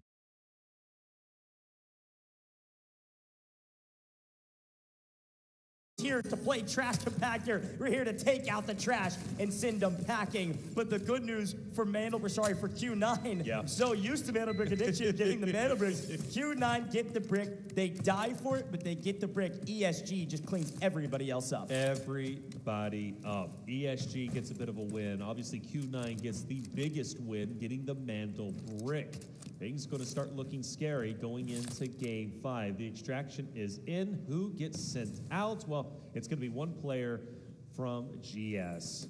What a turn of events for Q9 on the precipice of potentially going to the elimination stages, now to potentially going directly into the finals. Such a smart play from K1TE. We'll talk a little bit more about this later. There's still 9 minutes left on this map, by the way. Talk more about it later, but pushing up through the smoke, just to barrel stuff. Anybody that was playing for the decode, the timer was so low. His only job was just to protect that decoding station. He didn't even care if he died, but he's able to protect it and stay alive. Huge win there from Q9. Loot value is going to be extremely low, but it doesn't matter. They got the brick. They're going to be near the top of the leaderboard. Going to be in number 2. ESG, this is such a big opportunity for them to just gather as many assets as possible. But now, obviously, what matters is the Mandel Brick. You have to get one. If you want to surpass both NBA and Q9, there's no other choice. The Mandel Brick is the only option, the only way. Which makes things spicier than we have seen even in the group stages a little bit earlier, Match A and Match B. This is going to be for the first time like a Mandel Brick is truly going to be the win condition. Yeah, if you want to make finals, you got to get a Mandel Brick, but you also got to get a Mandel Brick with decent loot value. Yep. Q9 is not out of the woods yet. They are not necessarily making finals yet. Q9 will be the lowest loot value overall with them getting wiped. They'll be in second, but if another team gets a Mandel Brick in round 5, and we've got 3 teams with a brick going into the final round of the day, they will be in trouble. Yep. But a great map regardless. ESG, by the way, has a stupid amount of loot from this one.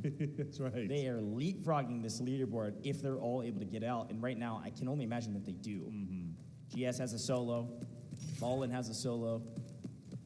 Right now, though. Yeah, they're just trying to they're just trying to get as much loot into their safe box as possible.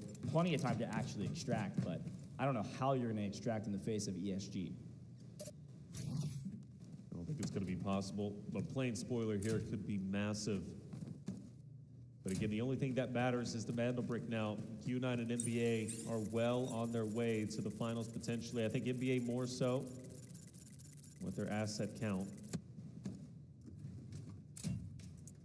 But now the door's open for quite literally anybody out there. And things just became pretty fun. Already have been, but now things are going to be spicy in map 5. Yeah, that's right. Anybody's game and technicality. Mandel Brick Addiction obviously still in a really good position. By the way, that is the first map that Mandel Brick Addiction has truly lost. Yes, actually, yes. First team out. Weren't able to get anything going. Brutal way to go out, but they couldn't be perfect. Not in a stage of this caliber, man. Well, yeah, as far as I'm concerned goes, they kind of have been. They kind of have been perfect. Albeit, though, does taking that L kind of take some of the wind out of their sails? I don't think so, but just something to kind of say. We do have ESG starting to move up. Again, you have the solos from GS, as well as Fallen.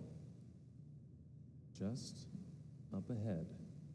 And Oxygen has been known to make a play or two. A play for the loot. You gotta remember, Oxygen didn't have a single kill in her stage. But now it's time to pick up 3. Hey, you never know, man. They're getting close. It's hard to smoke out the rats sometimes. Look at the Uzbishka. Look at the spot that he's on. ESG knows there's someone around here somewhere. We're looking for loot first. I'm going to be completely real. I don't think it's even necessary to really continue to go for more. I think they're pretty loaded as it is. I think play this essentially as safe as you can. Granted, I mean, you got the man advantage. I mean, you're not going to waste this from a competitive standpoint. Yeah, look at total assets, though, on the left-hand side. I know. Look how much they're jumping. I know. Pushing up over 20 mil. This is what made ESG such a formidable foe in their qualification series. They just had crazy loot. Looks like spotted. Bishka knows that team's below. They know he's here. Ooh, he's gonna go to close the door, and he almost loses his life for it. Now in deep trouble. They're just gonna trade this out. Yeah, it's kind of weird, isn't it? By the way, the solo from GS manages to extract. Well, no, the solo from GS just died. The other player from GS did get out earlier. My apologies. Yeah, no, you're good. It was actually 2 fights happening at the same time with the same team. ESG cleans house. Uzbishka down. The last remaining player from GS down. And now ESG gets the pick of the litter. They get to loot the rest of the map. They've already killed everybody else. This is the ESG we've been waiting for. Yes. But again, Q9 was the one that got the brick. So Right. ESG will leapfrog all the way up to 3rd place, being the team that has absolutely the most loot value on this map. And in the total match that we've played thus far, the teams at the top are the teams that got the Mandel brick. And you can pay attention to our extraction timers as well. Should be able to get out the extraction that is just on the outside of the bridge, outside of horizontal test workshop. The one that we always fight over. This time is free and clear. Let's stack our bags with everything that we can. And this is a gigantic map for him, Taylor. Huge. It's going to be pushing 14 mil in total just from this map alone, which is humongous for them, especially if they can get a brick in the next round. They could potentially still play for first place. Oh, definitely, especially if they get a Mandel brick. That's what this is all about. If they can get a Mandel brick, they're head and shoulders above everybody. I think the narrative then will shift from map 6, that they're playing, simply for everybody else is playing for second place, right, rather than first, with the way ESG is currently at. But that's all dependent if ESG manages to get a Mandel brick, which is a lot easier said than done, for sure. But definitely the best game from ESG we've seen so far. Like you said, coming into true form, this is something we've been waiting on. ESG was much hyped up, the number 1 seed coming out from China. Expected them to have a bigger impact in their respective match. But that's okay, because now is the time where they start to step it up.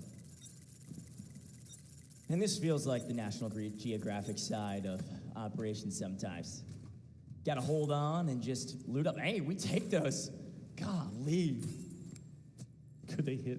I mean, very well. They're pushing 15 mil, man. I know. This is the nature of the game. Here's a quick look at some of the replays here. And this was such a fun encounter. Q9 couldn't quite land that nade, but does trade one out of ESG.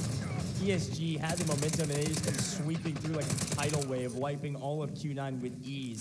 They end up then cleaning the solo from GS and up cleaning the solo from Fallen.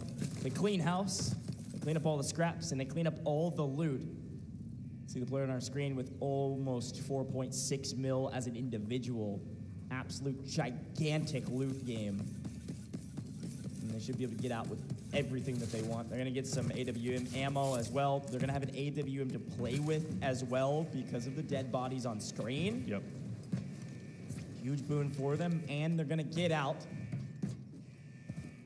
Great map. Almost 15 mil in total, pushing them over 26 mil on the overall leaderboard. But a really fun map. Our first Space City map was a banger. Yeah. We got two more. Well, potentially two more. And it was a bloodbath for the Mandelbrick extraction. A lot more so than I was expecting, truthfully.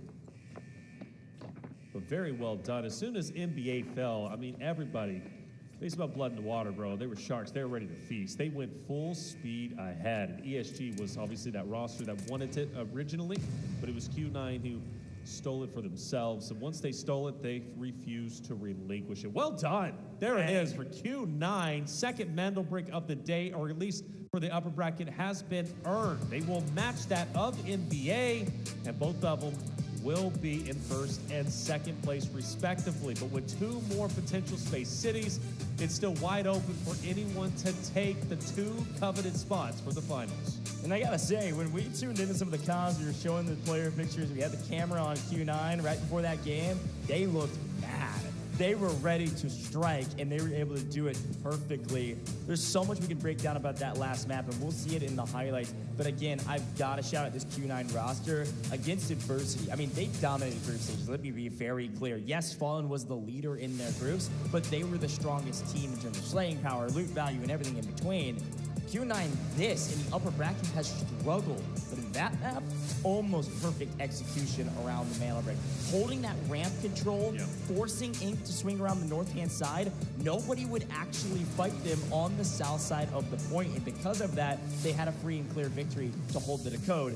And of course, the hero plays from K1D to jump the brick, the decoding station rather, and take down HR before he could get the trade. And HR was just right there. He was ready to decode it for himself, getting shut down that close, and then also forced to lay on your back and just watch. Yeah. Right. I mean, it's just right there, but it's absolutely impossible for him to reach. It's quite heartbreaking. HR, the younger player, has been playing very, very well, but also has had some heartbreaking early losses and downs, man. I just hope it doesn't get to his head. He's a phenomenal player, and Fallen is, you know, they'll be all right, right? Fallen is one of those teams that definitely has the ability to fight back. I mean, after all, look at Q9. Last place, now up to second. But it is critical in this map 5 that they lock in the final Mandelbrick, whether it be Q9 or whether it be NBA. You do not want to allow it, especially at this point, ESG, to get a Mandelbrick for themselves, because they are so far ahead of leaps and bounds ahead of everyone. Out of all the 6 teams, or now 5 teams that they're facing off against when it comes to their technical alloy. I mean, match earnings, brother, like they are, I want to say 10 million above, basically, even at a second. Right, well, you got to remember, too, how much loot value Mandelbrick Addiction actually brought into that lobby. I mean, they had well over double digits on their overall loot value, and they were the only team that had a Mandelbrick going into that round. They dropped to, I think our leaderboard showed like 7 mil. They brought in like 7 mil worth of gear, which totally makes sense. Let's look back on the map, and it started with GS. We were like, hey, they're in second. They're feeling good. Yeah, they barely make it out of spawn, man. They almost lost both players as they're traversing those pipes to get over towards the brick. They have to play with 2. Seeing some solid loot here from Ink, who tried to get into the fight towards the end, but just couldn't quite find an entry. A Q9 held the ramp. We'll get there in a moment, because it started with ESG. We've got to remember, yes, Q9 won the Mandelbrick. ESG started this. They grabbed it on spawn, sprinted to the decoding station, and immediately planted it. They wanted to take this fight early. And here's a look at Fallen. HR, you were questioning how he was feeling. He had some struggles. He iced up in this moment. There was a crazy reach out here from HR, not only to win that fight and win this fight as well, but it was right here. Look at this engagement. This was insane. Boldo. The reach out, yeah. Boldo was disgusting. Able to stay alive. And then moment right here, HR was doing so much. But K1D sees the smoke, know they're going to sprint for it, sprints to it, and just barrel stuffs him with the LMG, gets the kills. Fallen picks up several kills amongst this equation. That'll be nice for their tally. But as the Mandelbrick gets extracted by Q9, here comes ESG, and they clean out. Yep. Tons of kills, tons of loot. They have absolutely leapfrogged the rest of this competition in loot value.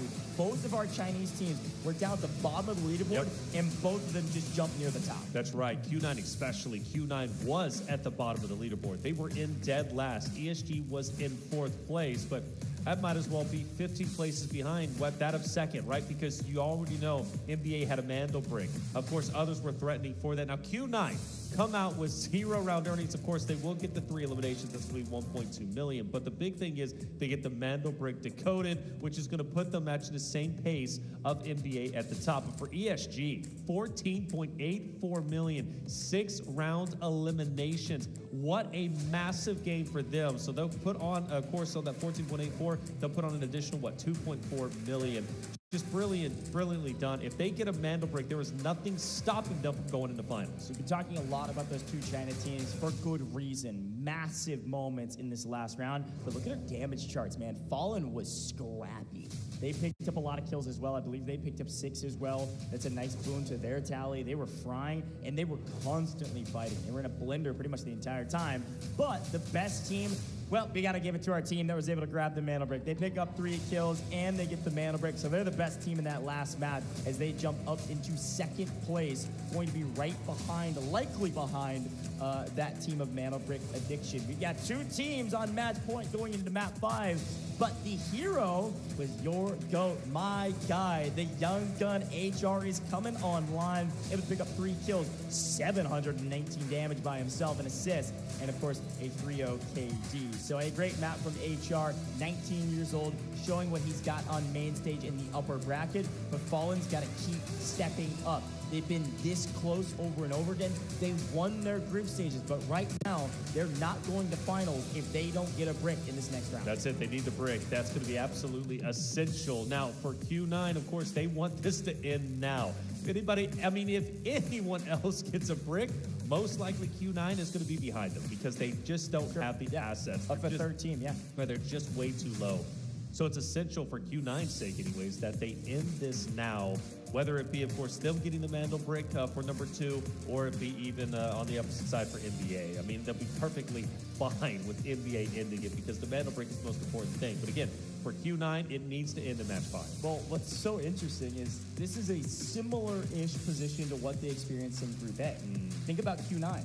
They were in a position right next to Fallen on the leaderboard, the only 2 teams that had a Mandel brick. They go into map 5, and Fallen's the one that grabs the brick, and Q9 says, sounds good to me. Yeah. That means we're headed up to the upper bracket. That could absolutely happen here on Space City in map 5 again. History could repeat itself, this time with the other EU team. If Mandel Brick Addiction grabs the brick and plants it, I don't think Q9's going to get involved. They're going to let them take it. They're going to take second and go to finals. Let's listen into the comms from that last map.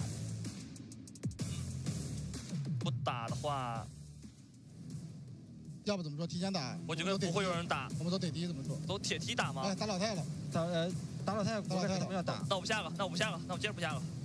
我还买给格了。我俩进步，咱俩进步。就在后边，我给个板子对枪好不？我给隔断了，电剑。2个电剑没了。2个电剑全交了，还有手弹。他就在后门。我给板子对枪。不急啊，我们打慢点。小炮。哎，我被秒了！这脸上，小心转点。有人去，好像有没人去，2个在我脸上，2个在我脸上。别倒！别倒！铁给打起来了。你脸上一个，可以倒8转。拔不了。然后我们呢？我贴进来，我救人回来吗？好枪，好招。别急，M 别急。不急。打血，他都把架死。好。我不好架。NK 的，我马有烟，没事不用管我，我马有烟，300烟。2队在里边打 ，NK 死完了。NK 死完了。我知道，脸上倒着 FL 的 FN 的，秒一个，好杀，剩一个，也记得 TT。还有一个，被秒了，我被震了，没办法，真没办法，兄弟，顶不住了。我起来就被震了，对，真没招了。我拖了1分半这个砖，可以拖着砖拿去，我们后面保级打经济了。我都在抖，兄弟。这儿有砖就有戏，有砖有戏。慢，我比较慢。Comms sounded good, but I will say, I don't know all the words, but I know at the very end, I saw that one player, K1D, go, he's one shot. He was saying he's one shot. He traded one out and almost got the other one, got him one shot. He was telling his team, I'll help, but they couldn't get there in time. Right. And of course, Q9 get cut down, but it's always good to listen into those comms. Q9, they get the Mandel break. They're going to be a top 2 team. The question is, can they keep the momentum up going into Space City round 5? Here's a look at the overall leaderboard. Mandel Brick Addiction is on top, but only by 1.08. Is a very tiny margin for the two teams with the Mandel Brick. Top two making finals, though. You need a brick to make finals, and ESG is crushing the competition, frankly, on the back of that last map in the loot value category, but they will not be going directly to finals. They have to battle through the competition tomorrow if they can't get a Mandel Brick. Yeah, if they can get a Mandel Brick, they are smooth sailing straight to the finals. We take a look now at the spawn points, and we start to break it down with gold and silver, right? ESG, they will not have the opportunity to have that tier 1 spawn. Now, on the opposite end, though, it will be Ink, who has an opportunity, Fallen, who desperately needs it, and then also Q9, which is a big deal. Q9 has an opportunity to potentially have the tier 1 spawn, too. Yeah, the two teams that have a Mandel Brick already have an opportunity to get T1 spawns. Yeah. It's pretty a big moment for both of these squads to take advantage of that. Now, what we do know about Space City is that because there's multiple buildings here, you got Centrifuge, you've got a ton of buildings in the area, especially around where everybody's decoding it. All of these buildings can be inhabited, and there's a lot of room to work. So just being there first doesn't necessarily net you a massive advantage, but we'll take whatever we can get. Here's a quick look at our operators of choice. I can only imagine Skydie might be thinking about breaking out that second Tempest. I'm surprised he didn't already. Well, I think it makes sense. It's like round 4. We don't have to close out in 4. Let's save it maybe for this next That's one. fair. The only player to use Tempest, of course, we can see every team has used one Luna. Likely we'll see most teams use a Luna in this next round as well. What are you waiting for? This could be the last one. Definitely we'll see more Senivas this round, except for, of course, NBA, which is definitely something worth noting. We've got an Aluru for everybody as well. So that's kind of the traditional sense. Again, Byron really not being played at all in this competition, at least in the upper bracket, which is a hair surprising, of course, aside from Ink, as Byron's a great assault operator. And we've got a couple D-Wolves still left to help out. And plenty of Stingers. You're going to see absolutely Stingers, Lunas, Alurus, and Senivas in this round. Stinger definitely a namely one with the smokes. Huge for the rotations. We'll see Q9 maybe even run it, which they haven't done so yet. Sure. Well, I'm curious if we do see the Tempest come back into play, because I feel like that's where truly they find the most, at least, success, right? When you're talking from the NBA side of things. That would be big for them. Again, big map. Map number 5, we're almost guaranteed 6, but it depends on what this game 5 ends up bringing to the table, man. I mean, truly. 2 teams on it. I think ESG, though, they are super hungry to not miss out on this, because it would be, at least in their minds, to have 25 million, right, assets, and then to lose would just be unacceptable in ESG's mind. So here's my thoughts. ESG, they can't get a T1 spawn. So if I'm ESG, I'm hoping for Central Command. I'm hoping for the north middle side of the map, because that is, it's not a T1 spawn, but it is a strong spawn. And as we've seen multiple teams, they can sprint straight for the brick and get there just about the same time as everybody else. Well, that's what NBA did. That's exactly right. So I'm looking at ESG and saying, hey, if they get Central Command, they can get to the brick quickly and they absolutely can make a play. But if they get bottom right side of the map, if they're way down there, I don't know if they get there in time. They got to play ramp. Like, there's a lot of question marks around this map. You say we're almost guaranteed 6. I don't know about that. I'm still sticking with my prediction. I know you are. I know you are. I've been pretty good today. My predictions are hitting, so I'm feeling 5, folks. We're gonna see another match of ending on 5. We'll see as we wrap up the day. Could be the last map, could be the penultimate map, and it's just a matter of time for us to figure it all out with you. Oh, I'm so excited. Hey, it's been a long day. I saw a bit of a yawn come out from one of the players of ESG. Hope he wakes up, though, and is locked and loaded going into game number 5. This is a critical moment for ESG if they want to punch their ticket into the grand finals, which they virtually would do with the lead that they have in the assets earned. Q9 would be in very, very big trouble, albeit they aren't that far behind by NBA now, who had a decent lead, but ultimately ended up losing out on the last round. Well, this is the key factor about this competition right now. Mandel Brick is the T1 in the sense of our leaderboard. It is the first metric of this test. We all get that at this point. We've explained it ad nauseum. However, because of the way this upper bracket has played out, the teams that have Mandel Bricks, 8 and 9 mil on stash value through 4 games is basically nothing. That is hardly, and you start with 3 mil. I mean, that's like nothing. So they are very open for the taking, these top 2 positions. If we go to 6, there could be 4 teams with the Mantle Brick. It's technically, which is a rarity. It's technically possible that NBA and Q9 both don't make finals. Nothing is assured in this competition because they have low loot value. So something to pay attention to. They're going for the brick. They want to close it out, and because of that, they're not going to find a lot of loot along the way unless they get the brick and wipe everybody like they have done in the past. I'm talking about NBA. Right. NBA, though, poised, ready to go. That was one of their weakest maps we have seen yet from them, but it doesn't mean necessarily they performed badly. They still were performing very well. It came down to a 1v1. If Buldo didn't have the nade in hand and would have anticipated HR to reach out after, of course, being caught off surprise from the res, it could have totally been a different story. NBA would have been able to get back on their feet, and who knows the impact that they could have had in the fight. Regardless, though, still in a great position going into map 5. Look, we're certified yappers up here. There's no question. We've been going for 10 hours. However, I got another point for you. Leaderboard. Look who's on the bottom of the leaderboard. Yeah, Fallen, man. Fallen in last in upper bracket. Talk about a surprise after such a dominant performance in group stages. Sure, I mean, this is where Q9 was a moment ago. All it takes is getting a Mantle Brick. But it is wild to see a team that crushed it in the group stage, win their group stage, double brick.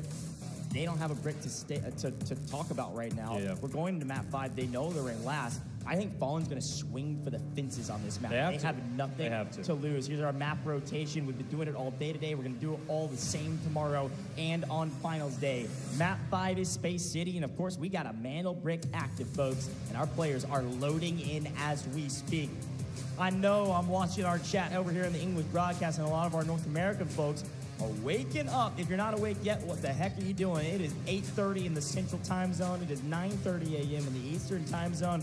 I'm seeing a lot of fans from North America. They're saying, Ink, let's go, boys. Let's cheer on our North American team in the upper bracket. So we'll see what they're able to do. All right, let's get it going. Round number 5, Space City. Once again, what's up for grabs? Well, it's that coveted Mantle Brick. For NBA, they get one, they win, they go to finals. For Q9, same scenario. But of course, for ESG, GS, Inc., FN, they want to extend the event as long as they can. Now, Inc. is going to get priority. That's going to be big for them. They've been playing very, very well. And FN. And FN, too. T1 spawns. Two teams that need it. Inc. and FN, both the teams 5 and 6. Really important stuff. Mantle Brick Addiction ended up getting the water tank spawn. And this time, look at this. Talk about some comeuppance. Good grief. GS get taken down by FN in the last map. They flip spawns, and the exact same thing happens, except it's reverse. We lose a member of Fallen on the pipes. This time, though, they might be able to get the revive, as GS have said, we're going to get that knock and sprint for a brick position. We'll continue to pay attention to that, as Mantle Brick Addiction has brought in. We bring in the AW. Did they have 2? They might have had 2. They might have, man. That would be crazy if they did. Oxygen picking up his first kill on main, by the way. GS are on a tear. These guys have been playing slow, and they said, hey, man, we've been stockpiling our loot for way too long. Let's get active. Oxygen gets the cleanup on Killzall as well. GS have come to make a statement in map 5. And this is the time to do it when it matters most, especially for Oxygen to wake up. This is big, but is he biting up more than he can chew? He's pushing it aggressively. If he goes through that doorway, he's going to get mowed down by the Inc. roster. And luckily, he's going to pump the brakes because, man, he was feeling himself. He finally got an Elam like he said for the first time, and I thought he was going full steam ahead. Now, settle down, boys. Plenty of time remaining. The Mantle Brick can't even be extracted until another minute, but this fight is definitely huge for both of the rosters to take. Now, Fallen was able to get the revive on the end of the pipe. I think if that body was in the middle of the pipe, maybe.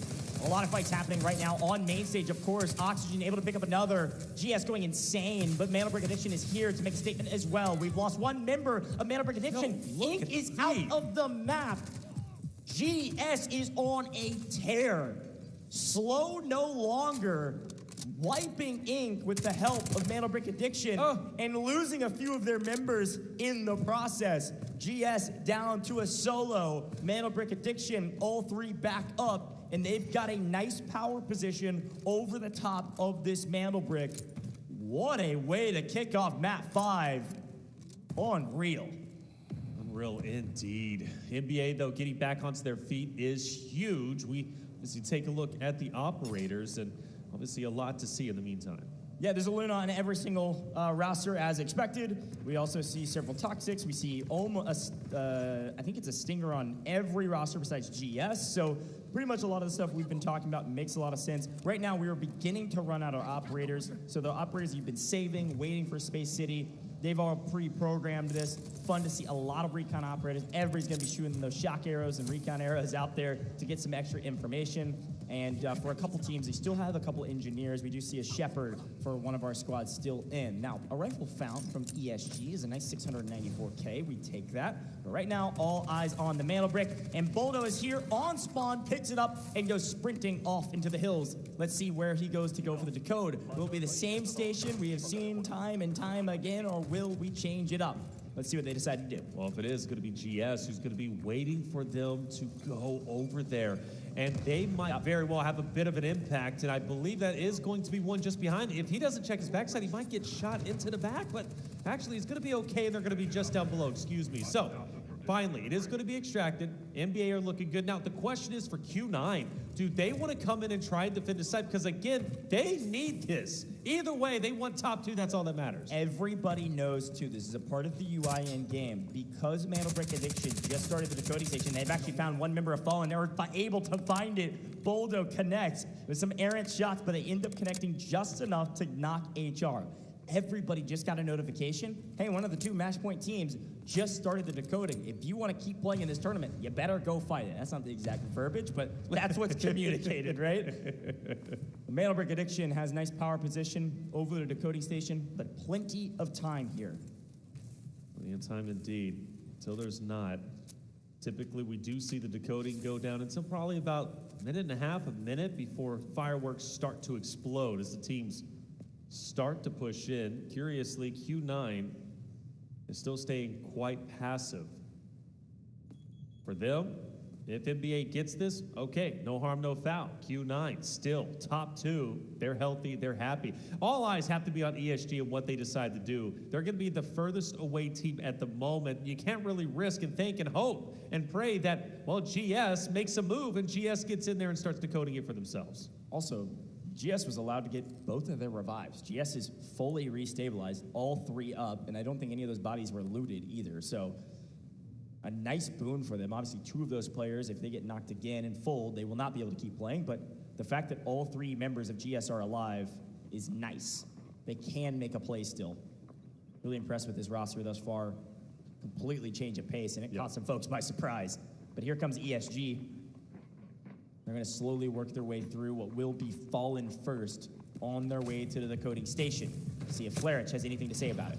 All right, DT, he's going to push up. He's going to be the first aggressor into the engagement. DT will, unfortunately, just lose sight of the player from Fallen who's going to be down below. Time still ticking away. Minute 50 for NBA, who is still decoding. A chance to win this event, or excuse me, the upper bracket. Move into finals is there. Only time will tell. GS still in the vicinity as well, but ESG starting to get active. And you also notice Q9 wants to go in too. There is a benefit for NBA decoding this for them, and they understand that, and they will now start to come into play. Yeah, they're just barely off your mini-map. We've got a map view you can't see, but Q9 is on the move. We'll continue to update where they're at. Oh, you saw them briefly in the X-ray vision there in the gray. Everybody moving towards this Mantle Brick decoding station. This is about to remind us of map 2 from the group stages of Group B. 5 teams. The only team not here is Inc., who got wiped earlier. All 5 teams in a tiny spot, but a lot of real estate in these buildings as well to work with. Here's our entry frag. Mantle Brick Addiction now in trouble. Boldo gets cut down. ESG making a move potentially for the brick, but HR punishing one member that goes for it. Here goes DT, casually walking up to the brick, tanks a couple grenades, and should get the steal no problem. Gonna reset the timer to 3.5 minutes. Plenty of time on the clock for anybody to make a move, but ESG in possession of the brick. They do have one member down, and hopefully Fuzhang is able to get this revived so they can stay on their feet and fight for this brick. Yeah, if I'm Q9, I'm a little bit worried now. ESG have such a tremendous lead that I do not, if I'm a Q9 member, I do not want ESG decoding this Mantle Brick. I want to challenge. I want to put all my effort and all my eggs into one basket to take down ESG in this moment. If NBA is able to recover, which they do, mind you, all 3 players are back alive. So still anything goes, but ESG is currently in the driver's seat. in the driver's seat to some degree. Now there's Mo, actually. Mo gets the Mandel Brick. Yeah, well, Mo not only gets the Mandel Brick, but also Fallen cleans up, I believe, the last remaining player at ESG. So they got a player on yellow timer right now. That's Lee Yoon down, fully down for a moment. Q9 in control, but it is still anyone's ball game. Again, if Q9 or Mandel Brick Addiction get this brick, both of those two teams are making it to finals. Look, I'm not putting strategy in these players' minds. They have their own strategy going into this. They've trained for this. They know exactly what to do in this situation. If I'm Mandel Brick Addiction, I do not chow this decoding station. I don't think you should. I don't think Q9's in possession of it. I do not chow this decoding station. If ESG is in command of it, I do. Yeah.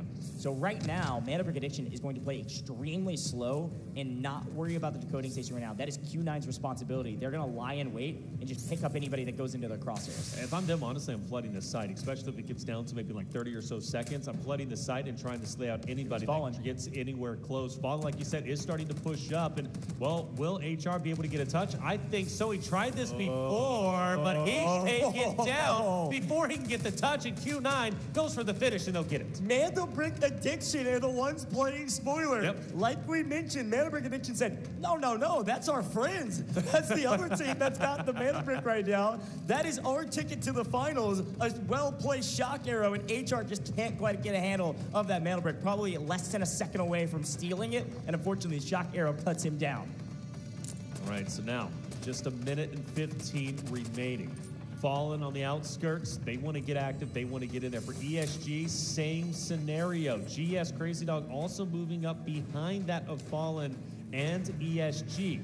Almost less than a minute remaining. And you do say some uh-ohs. There are some moves being made. What do we see? ESG and GS are trading blows off screen. Everybody's staring at the Mandel Brick, but these two teams are running into each other on the low side of the map, just trying to get here. Here comes ESG. Only one player on their feet. A behemoth in the loot value category, but they're not going to be even able to play for this brick because GS is playing spoiler, and GS gets the revive as well. We've got a full team of 3 for gold silver who could potentially make a play for this brick here shortly. Uzbishka goes down, Fallen cut down. HR still dead on the point with Flarence. Uzbishka out, Fallen is cut down out of this competition, out of map 5, and all of a sudden, you've basically got 2 teams holding the decoding station. Who can breach the front? One from the east, one from the west. QR, Q9, who are they? Mandel Brick Addiction and Q9 are together working in tandem to hold this position and put both teams into the finals. Q9 will win the upper bracket, but Mandel Brick Addiction shakes their hand and says, we will join you there as we have our top 2 teams moving into the upper bracket. Massive plays, Q9, NBA working together to protect the Mandel Now Brick. they're fighting. And now they got to fight. I mean, what does it matter at this point? Now it's just celebration fights. What an impact that the NBA has had. What an impact Q9 has also had. The fact that they were at the bottom and now they're at the top just comes to show you the Mandel Bricks are quite literally everything. Near flawless execution. Everything else going forward is just for style. Q9 does get cut down. Mandel Brick Addiction wins the gunfight as a little bit of a salute and a nod to say, hey, we helped you get there. Let us take our kills. Let's rack up our points and put some extra stats on the board. GS, man, I'm actually so impressed with this roster. As much as we were a little bit ragged on them with the slow playstyle, they came out swinging in map 5, and they have a chance to be last team standing on the map. It's a true 3v3, frankly, just for fun. Right. And Bobo gets first blood. Bulldog goes down. It's going to be a 3v2, and GS getting extremely active. They know upper bracket is over, but why not show the world that they can play aggressive if they want to? They've been playing strategic all day today, and it's just not enough. There they are. Bobo going huge. Uvalier down, and it's all up to Skydie to win a 1v3, and he can't do it. GS, the last remaining players on the map. GS, the last standing team on the map. But unfortunately for GS, as much as they had a great upper bracket run, and they did come online in map 5, it just wasn't enough. It comes down to Mandel Bricks, and Q9 and NBA are moving straight to the finals. You will not see NBA or Q9 tomorrow at all. They're going to be lying in wait at the stadium. We had a chance speak to NBA just a little bit ago. Skyding, asking him, how do you feel going in to the upper bracket? How do you feel about potentially going to the finals? And he says, look, the job's not done. You can tell the determination was on his face, fully locked in. Still well-spoken, mind you. He was great, but you can really see the determination on his face. And Skyding said, basically, look, we respect every team out there. We're not taking anything for granted. And we want to continue to play our game. I don't want to give anything too detailed away. And he didn't. Whatever they're doing is working. And whatever they're doing could very well lead them to become champions in the first ever Delta Force Invitational. On the flip in Q9, a team that was second seed in the location of China throughout the qualifiers, just behind that of ESG, has now overtaken ESG's spot. Q9 are the #1 seed going into the finals currently. That's a good shout. Two teams have booked their tickets to the finals. Now all 4 of these teams that did not. Crazy to say, ESG heading down to the lower bracket. GS heading down to the lower bracket. Inc, FN, Fallen wins their group stages, doesn't make it to the finals. Headed down to the lower bracket. They are not going to lower bracket round 1 though. We'll talk a little bit more about that schedule later as we give our flowers to the last remaining team on the map, GS. Gonna sit here for 3 minutes and eventually extract. They know that they did everything they could. They pushed aggressively. They fought so many teams, frankly, throughout the course of it. They were the reason ESG didn't make a play towards this brick. They couldn't get past GS. GS beat them in a fight, wiped ESG, got them down to a solo. Here's some look at some replays. And this is a look at the trap that Q9 and Mantle Break Addiction kind of haphazardly, accidentally worked together for, and then realized what they could to say, hey, why don't we just hold positions here? We know Mantle Break Addiction doesn't have to move for this. And then, of course, Bobo just goes huge, hiding in a corner, and barrel stuffs his opponent to get some kills and add a nice tally to the leaderboard. You'll actually see, look at this, GS almost catches ESG in total loot value based on the predetermined score before the kills, which is pretty wild to say. Again, they were a team skated into the upper bracket, and they almost put on an insane show in map 5 to jump in straight to the finals. Crazy map from everybody. They all deserve to be here. There's no question about it. Oh, well, I mean, I think all the teams, right, deserve to be here. I mean, after all, they are quite literally the best in the world. No spots were given. Everything was earned throughout the qualifying stages. So just making it to this stage on the international global stage is a huge accomplishment. But an even bigger accomplishment is making it top 2 directly into finals. Q9 NBA, they managed to secure that. And again, you talk about NBA going from qualifications, barely making it to this very stage, doing it off the back of map 5 and 6, getting dual Mandel bricks off of those 2 maps. You look at, of course, Q9 again beating their boogeyman, which is ESG. Like, big come-ups. A lot of homework has been done, and both rosters are looking sensational for sure. But tomorrow's competition is going to be crazy, like you mentioned, right, with ESG, GS, Inc., FN going into these elimination rounds. I mean, talk about anyone that has to face off against them. It's not going to be easy. Yeah, there is a lot of nuance for tomorrow's competitions. 3 best of 6s we will get to. Talk a little bit about that here in a moment, but we'll watch GS head off in style here in about 50 seconds. Crazy Dog, Bobo, Oxygen, they've had their ups and downs, let's be very clear. But a huge up to end on. Battled through ESG, battled through the backside of Fallen. Inc. was there in the mix, Mantle Break Addiction, Q9, they shot at all of them. And ended up coming out on top in terms of staying alive, just couldn't quite get to that Mantle Break in time. And it's such an interesting and nuanced thing about this format, Taylor. With the way our advancement process is working, with the fact that Mantle Brick Addiction and Q9 were the teams that had the Mantle Bricks, them not having to fight each other is a huge boon, man. Yeah. And being on opposite sides of the Dakota that worked out perfect. Worked out perfectly. Yeah. And it's what we were saying, Mantle Brick Addiction just didn't have to move. And so they can hold the north side. And Q9 could have had a little bit more difficulty with Fallen if Mantle Brick Addiction basically wasn't helping them out. A perfect setup on the decoding station. Q9 get the brick. Q9 top seed going into the finals. Q9 booked their ticket to the stadium. They're playing in front of the audience, and they're going to be joined by our friends with Mantle Brick Addiction. Mantle Brick Addiction, only 1 drop map on the day. Wow. Nearly flawless. That's true. And a great execution throughout the course of 2 best of 6s. Yeah, winning, 8 out of the 9 maps in total that they ended up playing.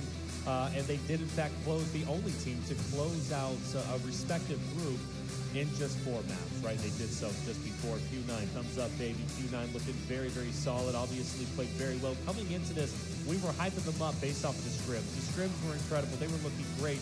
And even better today, yeah, they took a couple of stumbles. There was maybe some question marks that were being brought up. But in the end, it was them. Now we look on Mandel, Brick, Addict. Smiles finally starting to come through. You got a couple chilling, but I think finally now they start to realize, okay, we're good. And even Skydie finally starting to crack a smile himself. They know the job's not done, though. That's you heard right. it from Skydie's mouth himself. But you could be happy a little bit right now, you know? Everything we wanted to do. We're feeling good, but job is not done. We are just getting started. One thing I want to point out, A1DE, the most animated player on Q9, no questions asked. A player on the right. You saw the energy, the passion of like, why haven't we been doing this? We finally did it. Thank goodness we are here at this stage. I think they're going to be in the lab. They're going to be VOD reviewing going into the finals day, and they're going to be watching day 2 intensively. All smiles, though, for our good friend HR. Some up and downs in his own right, but some clutch plays for him. Q9 with a nice celebration as they are excited about the finals. So pumped for both of these teams, man. Well earned in a grueling competition. Yeah, I mean, just again, not playing tomorrow is going to be huge for them. I think they're already there. There are certain teams that definitely need the additional practice, especially in the land setting. They're going to get that tomorrow. But for Q9 as well as Mandel Brick Addiction, like I think they're perfectly fine. They don't need the additional day of competition. They just go straight to the finals, business as usual, continue to play how they've been playing. Yeah, no, I totally agree. I mean, again, Mandel Brick Addiction dropped 1 map. And frankly, in that last map, you count that as a win because they could have played for the decoding station. Right. There was just no point to. If they push up to that decoding station, take the steal just for ego's sake, they could theoretically throw that map away and we could have gone to game 6. You could have seen, I mean, obviously, look who was last alive. It's Gold Silver. I mean, they could have grabbed the Mandel Brick and it could have been a 3-way tie going into round 6. Yeah. So a smart play, a nice IGL call. We, of course, saw it in the booth because we could see the X-ray and see where they're positioned. They picked up on it immediately and they said, guys, do not move, hold this position, and they were the ones that killed Fallen who were trying to steal it. So a great play from Mandel Brick Addiction and a great win from Q9. Yeah, but ultimately, super excited to watch the elimination matches tomorrow. I mean, ESG, I don't think their story is done being told as of yet. I really don't. I think they're going to be going into finals with the base of the way they've been playing. I think they're even hungrier now as they watch their brethren, of course, of Q9 go directly into finals. ESG wants to match the energy. You know, there's a lot of pride, obviously, from the location of China. But naturally, there's a lot of pride. You just want to be better than your other, of course, compadres. And in this case, right, being Q9. I mean, that's just the case. That's just how it goes, right, in any competitive format.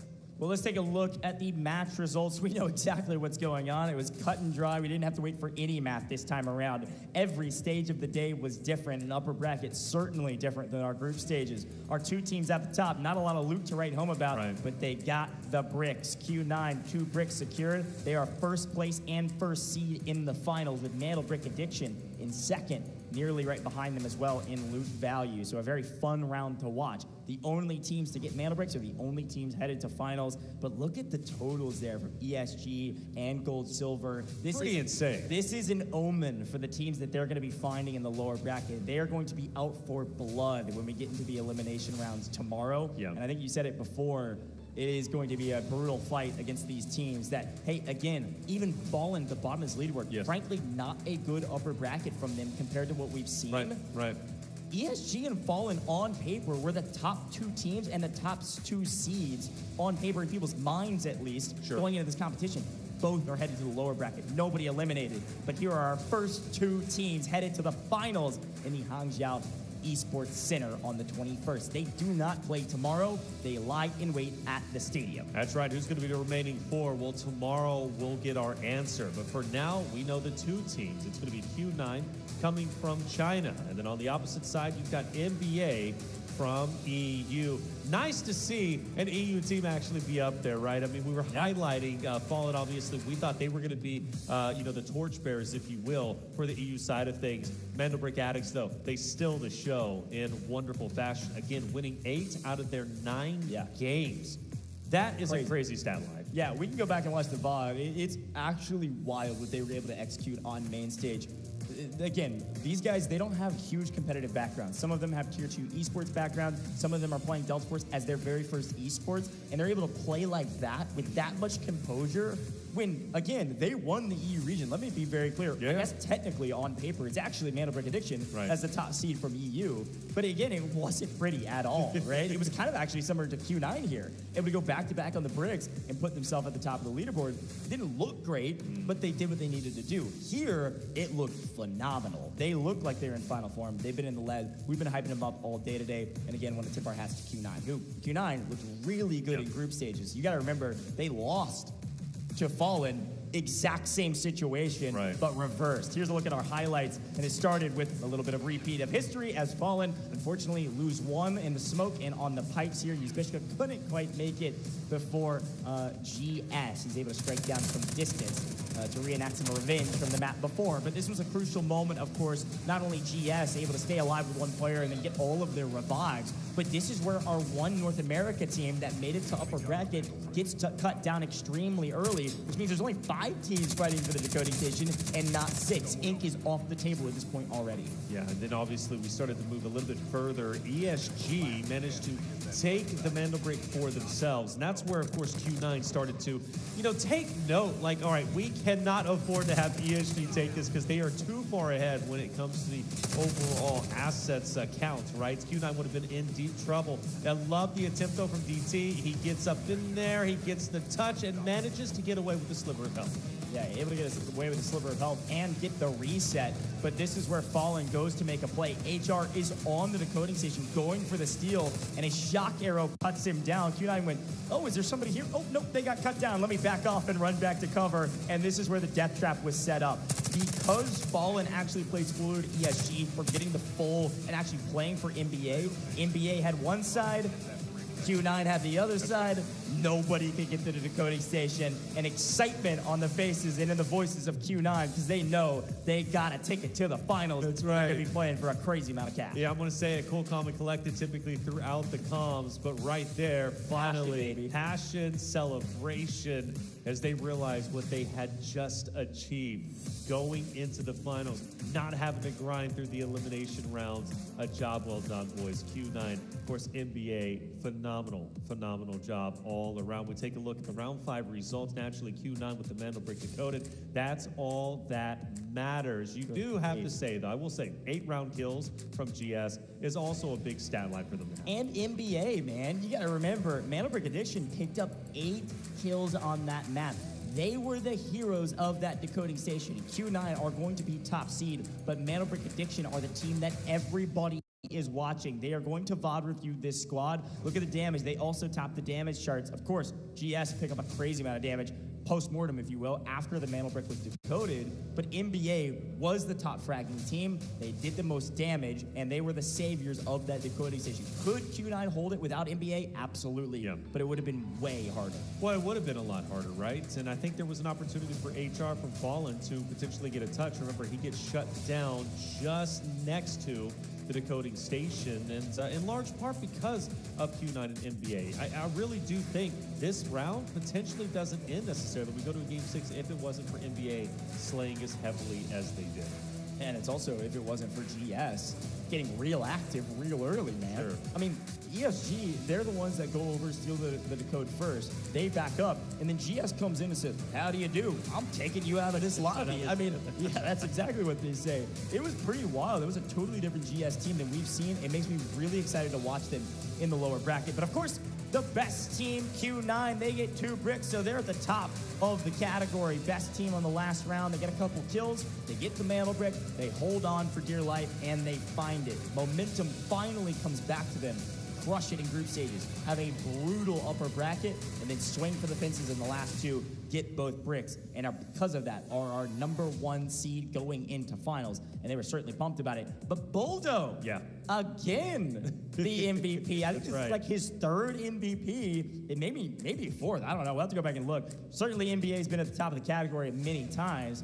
3 kills, an assist, 636 damage, solid numbers for the guy. I think that's a 2nd or 3rd, like you said, and I believe 7th, if I'm not mistaken, from NBA as a whole out of their 9 games. Core MVP. I mean, just a dominating performance. All 3 players phenomenal. We look at our match MVP. It's got to be Skydy. just a playmaker that was consistently getting active and really keeping the enemies on their toes. Without Skydie, NBA doesn't have as much success. Yeah, and again, you can see top of the categories for just about every single aspect. I mean, this is about as well-rounded as it can get. The one reason or the one position that he does not have a huge strength in is loot rate, and that's just simply your efficiency in looting and getting good luck out of your loot as well. As you route through those containers, how much are you actually looting? NBA wasn't looting a lot. Right. They didn't have a lot of loot. They were looting bodies. That's right, and that's perfectly fine, because again, they knew the Mandelbrick is exactly what they needed, man. Well done. Seriously, well done. Mandelbrick Addicts, they come in with the name. I think that's a heavy name and a heavy burden in my opinion, but they live up to it, right? They managed to at least lock in a system to get the Mandelbricks, and who knows, maybe it took the last 2 maps of the qualifiers for them to figure it out. Let's listen into the cons from the last round, and I'll make a funny analogy later. Let's listen in. 不一定该 EIG， 你不可以拔一下呢？正牌这个电击，我就 E 可以，我就 E 可以。准备，我给大，我给大。第一个键给个，给大。第二个键，雷给连接，给个。OK。没见到人，后面没见到人，后面没见到人。好了，走，回来了。180砖，都没医生了，都没医生了。今天一个。 向后，我知道。小心后门，后边开。啊！离血到我。多少秒？3。牛逼！牛逼！干爆了！跟他打，死了就死了，跟他打。里面有，爆的！好家伙！中！李现来了，李现来一个队。把物理清了，不用管这些了，残废。 哎，死就打就行，打！装了，反正打。中间有一个，没事，有了，拿走，牛逼！ That right there is raw passion, baby. When they got that decode, they screamed and were so excited, as you should be, man. Right. I mean, talk about a turnaround in the upper bracket. Really cool to listen in and see the excitement behind their voices of how they felt in that moment. When that timer hit 0 and they got that mantle break and they knew that they won, the excitement was huge. It was not only palpable in their voices and their tones, but also just the levels, man. We're screaming. I love it. Was not cool, calm, and collected. But that is not where you want cool, calm, and collected in the winning moments. We take a look at really the results all the way through. We started with Group Stage A. It was Fallen, Q9, and GS, who ended up winning respectively, going to the upper bracket directly. For Group Stage B, NBA, ESG, and then Inc. also moved forward. And then this is where things got interesting. The top 6 teams from Group Stage A, Group Stage B faced off against each other. Ultimately, it came down to the wire, but it was Q9 and NBA who were able to secure their spots directly into the finals, leaving the bottom 4 teams of ESG, GS, Inc., and FN to go into tomorrow's competition in upper bracket turn 2. Their job's not done with. In fact, the beginning is here, right? They still have a long journey, a potential, 18 games tomorrow that they're going to have to grind through. It's not going to be easy, but becoming a champion never is. Yeah, we've got 3 best of 6s tomorrow. Now, these teams, because they made it to the upper bracket, they're going to upper bracket round 2, like you mentioned, so they won't necessarily play 18. They could play 12, though, right, which is absolutely the case. I mean, most of the teams did play 12 here today, and the teams that didn't will play at least 12 tomorrow, if not 18, for some of the folks that didn't make it to upper bracket. A lot going on in this competition, and a lot more Delta Force to be played, and a lot to finish with tonight before we close things out. That's all the games we have for tonight. So we played 18 games. Well, we could have played 18 games. We went 5-4-5, so 14 in total, I suppose. But a great day here in the office table. It's been an absolute blast. And we've got 2 teams that have booked their tickets to finals tomorrow, elimination day, and a chance for teams to make it to the finals and join these 2 teams that earned it. We're going to head down to the stage with Lucia and check in with some of our winning teams.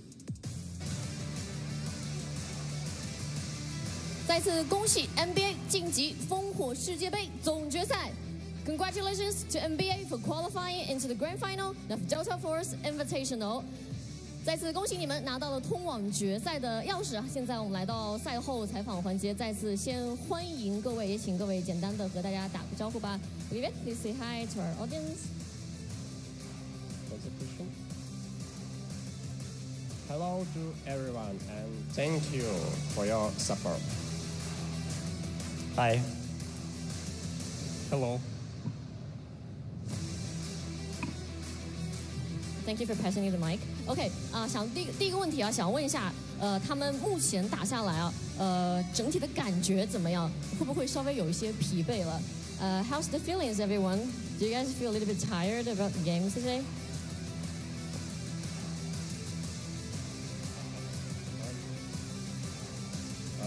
Okay, there is a meme that sounds like I really feel.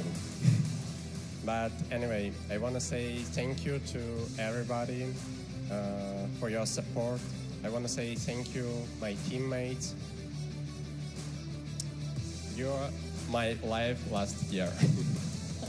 好的啊，非常感谢啊。他讲的就是今天打下来确实是稍微有点累了，但是非常感谢一直支持他们的人，包括他的队友，然后他的队友是他的这个救生员啊，这个 life saver。OK。Yeah, thank you. I feel great, but tired. 感觉非常好。Yeah, I feel pretty good because we can finally play on the stadium.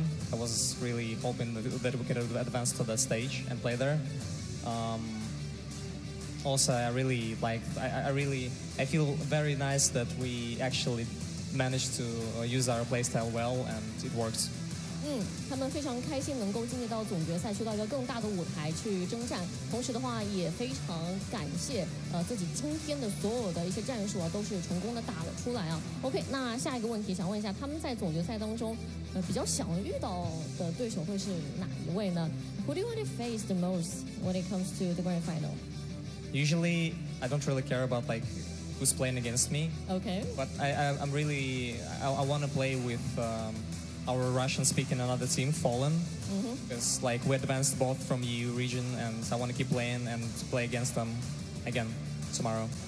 Not tomorrow. Yeah, actually. for the final. Yeah. Yep, in grand final. I hope they advance.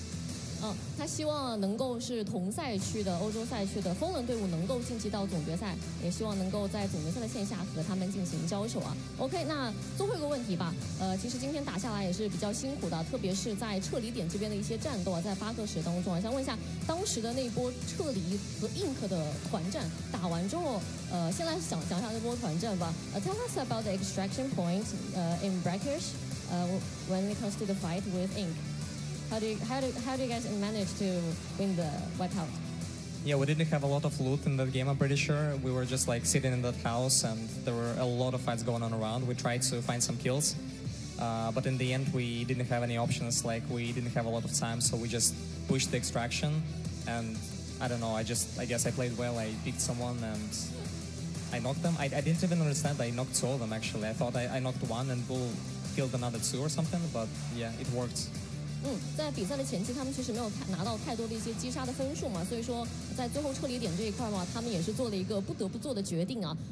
一波应该是先是 Skyty 打倒了2人，然后 Bodo 补掉了一些这个人头，然后最终也是拿下了这一场的胜利啊。那最后那一场其实Bodo 应该是最后的时候想往塔顶去走那个飞鼠撤，但是好像最后走到一半的时候，发现自己是被人拿走了。想问一下当时他们心情是怎么样的？ After that, two guys already got extraction, right? And Bodo, you're the one who left behind, and you went to the tower, right? The top of the tower. And how was the team comms at that time, Skyty? Yeah, so he went like we told him that he can use the dock tags to go to the extraction point because we saw on the map that it's still available. Yeah. But then he went there and there was a mine from Shepard on the door and we were quite surprised. He still tried to push there and then he realized that someone already took it. We didn't really expect that, really. I get it.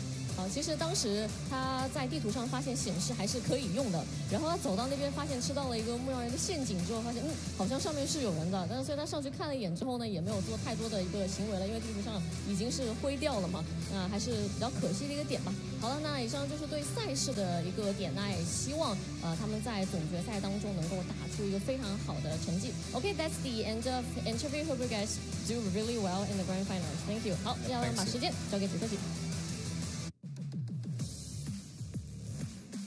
Another amazing interview from Lucia down on the stage. And Mandelbrick Addiction, so nonchalant, man. Those guys are way too cool for me. Like, that is wild to do what they did today and be so casual about it. Hey, we're just taking care of business. We're doing our thing. Really cool stuff from them. Another great interview from Mandelbrick Addiction. Yeah, I mean, honestly, but you can still feel the passion, like that they're having fun. Like, oh, I mean, for sure. And, you know, one of the things is Scotty made it very apparent. Like, we wanted to get the grand finals. The reason why is we want to play in front of that audience. Yeah, we want to, play in that packed stadium.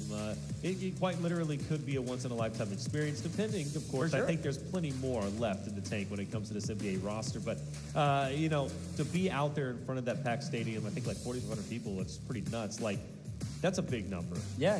You know, and they want Fallen to be there with them. And they definitely do. That's the thing about respect a lot about those guys. Anytime we ask them to basically talk trash, they're like, no, we respect all the competitors. We want the best to play against us. We want to prove that we're against the best. Right. Again, can we talk about their name? Their name is Mandelbrick Addiction. And they lived up to it. That's like an American football team saying our team name is Touchdown. That's like a European or overseas football soccer team saying we're the goal scorers. Like, that's crazy. And they were able to execute on it. Really cool stuff from Mandelbrick Addiction. And great that we got a chance to highlight them again. Yes. We will see them in finals. We will not see them tomorrow. But let's head back down to the stage with Lucia with another interview to close things out.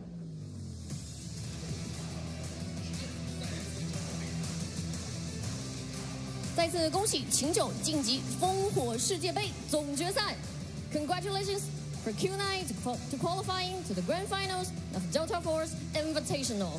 再次恭喜秦九拿到了通往决赛的钥匙。好的啊，欢迎各位啊！今天是满编啊，来这一场采访是满编，来跟大家打个招呼。Hello， 大家好，我是秦九的果然。Hello， 大家好，我是秦九的 MO。Hello， 大家好，我是秦九 Kid。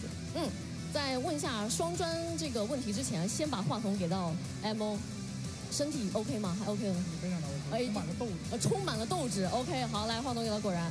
听说啊，这个听魔说啊，今天这场比赛打着憋着一股气是吧？来问一下双专的感觉如何？双专是勇敢者的奖励。勇敢者的奖励，没错。说到勇敢这个点，必须把话筒给到 Kid。来，在一专的时候啊，在专点互专神 Kid， 当时那一波混研就跳拉进去，抱着什么样的一个决心？因为当时时间不多了，我过去就是跟你以命换命，我就给你报了。只要我给你报成功了，这个专就是我的了。没错啊，其实在这个队内语言当中也有听到各位的一个交流啊。那想问一下，几位吧 ，MO 可以先回答。想问一下，就是前期的时候，其实总体来说经济都没有那么的好啊，怎么做出调整的？怎么说？我们三个人的反应，包括调整，就是心态嘛。而心态一直在鼓励，包括我们教练一直在鼓励我们三个。然后我们本来也是就是从中国队过来的，总决赛什么的也都经历过，都那么斗志昂扬的。斗志昂扬的，只能请九不打前3场。来说到这个点来，果然。前面3场和后面这几场就感觉完全对比不一样。你觉得自己做出的最大调整是什么？心态。心态。对，因为前3局我说实话，我对我自己的表现很不满意。因为今天打第1场 Round 6的时候，我对自己的表现打8分吧，但是到了晚上之后前3局，我对自己的表现可能就2到3分，然后第3局心态调整过来了。想问一下，这个心态调整是？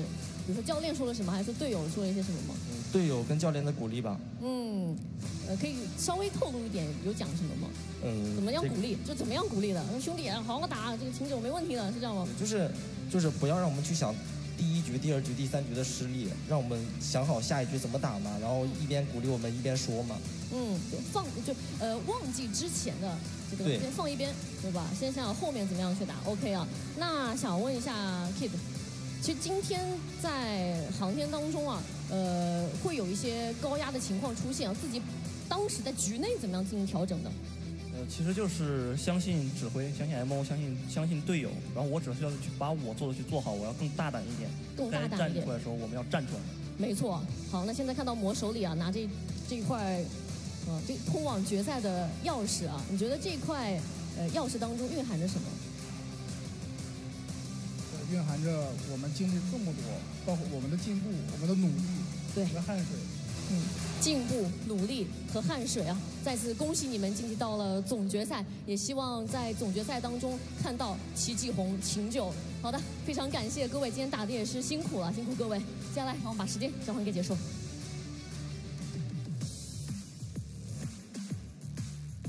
Another great interview, Taylor. That was really fun to watch. And as per the usual, all smiles. They're excited about the competition. They're excited to make grand finals. And they are one of the only two teams that will be there on finals day. Really pumped for those guys. They earned it. A great turnaround in the upper bracket. But again, I am reminded of the domination of what they executed in group stages. Very similar to what Mandelbrot Addiction was able to do in their groups. Yes, Fallen took the win, but it was Q9 that kind of propped them up and said, sure, take it so that we can head on with you. Yeah, you know, Mandelbrot Addiction was by far the most consistent team throughout the entirety of the day. However, Q9 did show, I think, a higher skill ceiling per se. Sure, yeah. You know, and for me, I think Q9 truly is a team that could do very well in the finals. Naturally, they are there, and that's the reason why they're there, is because they were a dominant team today. But two wonderful teams, clearly the best, right, out of all the rosters that ended up competing, out of all 12, ended up making it to the finals, the NBA as well as Q9.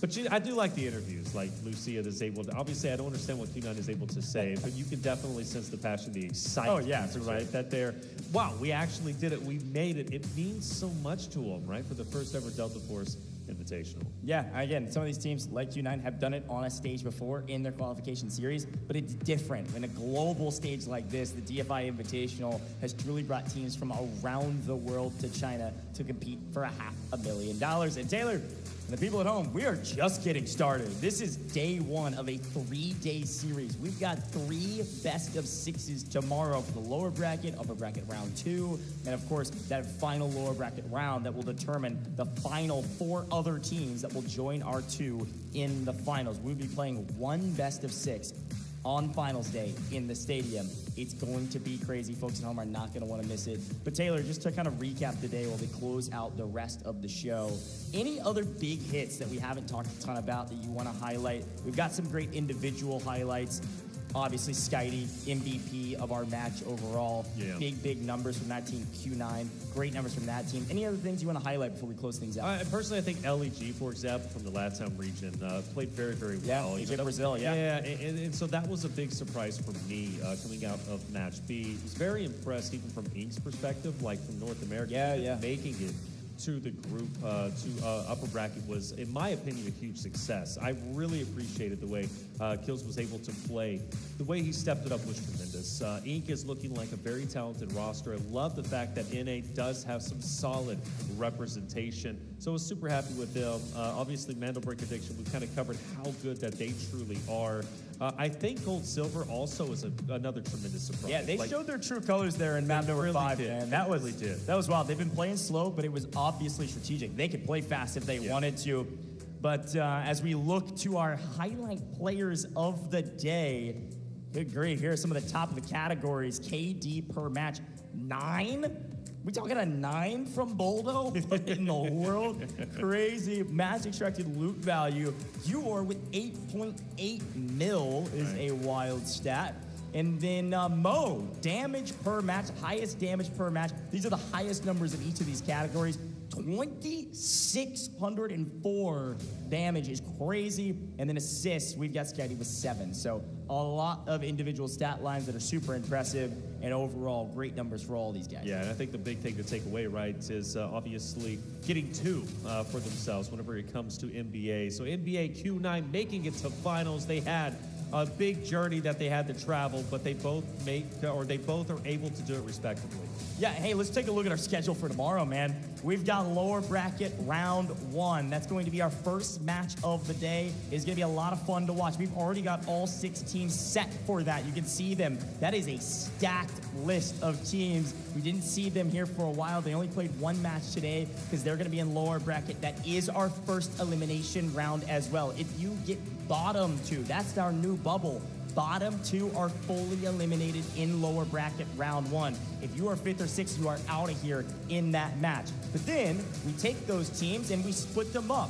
We have our upper bracket round 2 with the 4 teams that didn't make it to finals, and it'll be the top 2 from lower bracket round 1, joining them in our second round of the day. And then we will finish with everybody else. The middle of the pack from lower bracket and the rest of the teams that lose out of upper bracket round 2. So it's elimination rounds, and it's also a chance to make it to the finals. We need 4 teams to join the 2 that have booked their tickets to finals, and we've got a long road to get there. Here's a look at, of course, the schedule. You can see where we will start. It's the exact same schedule as today, just with a different roster, different lobbies, different teams. It is going to be a ton of fun, and you are not going to want to miss it, folks. Same time, same place for the English broadcast.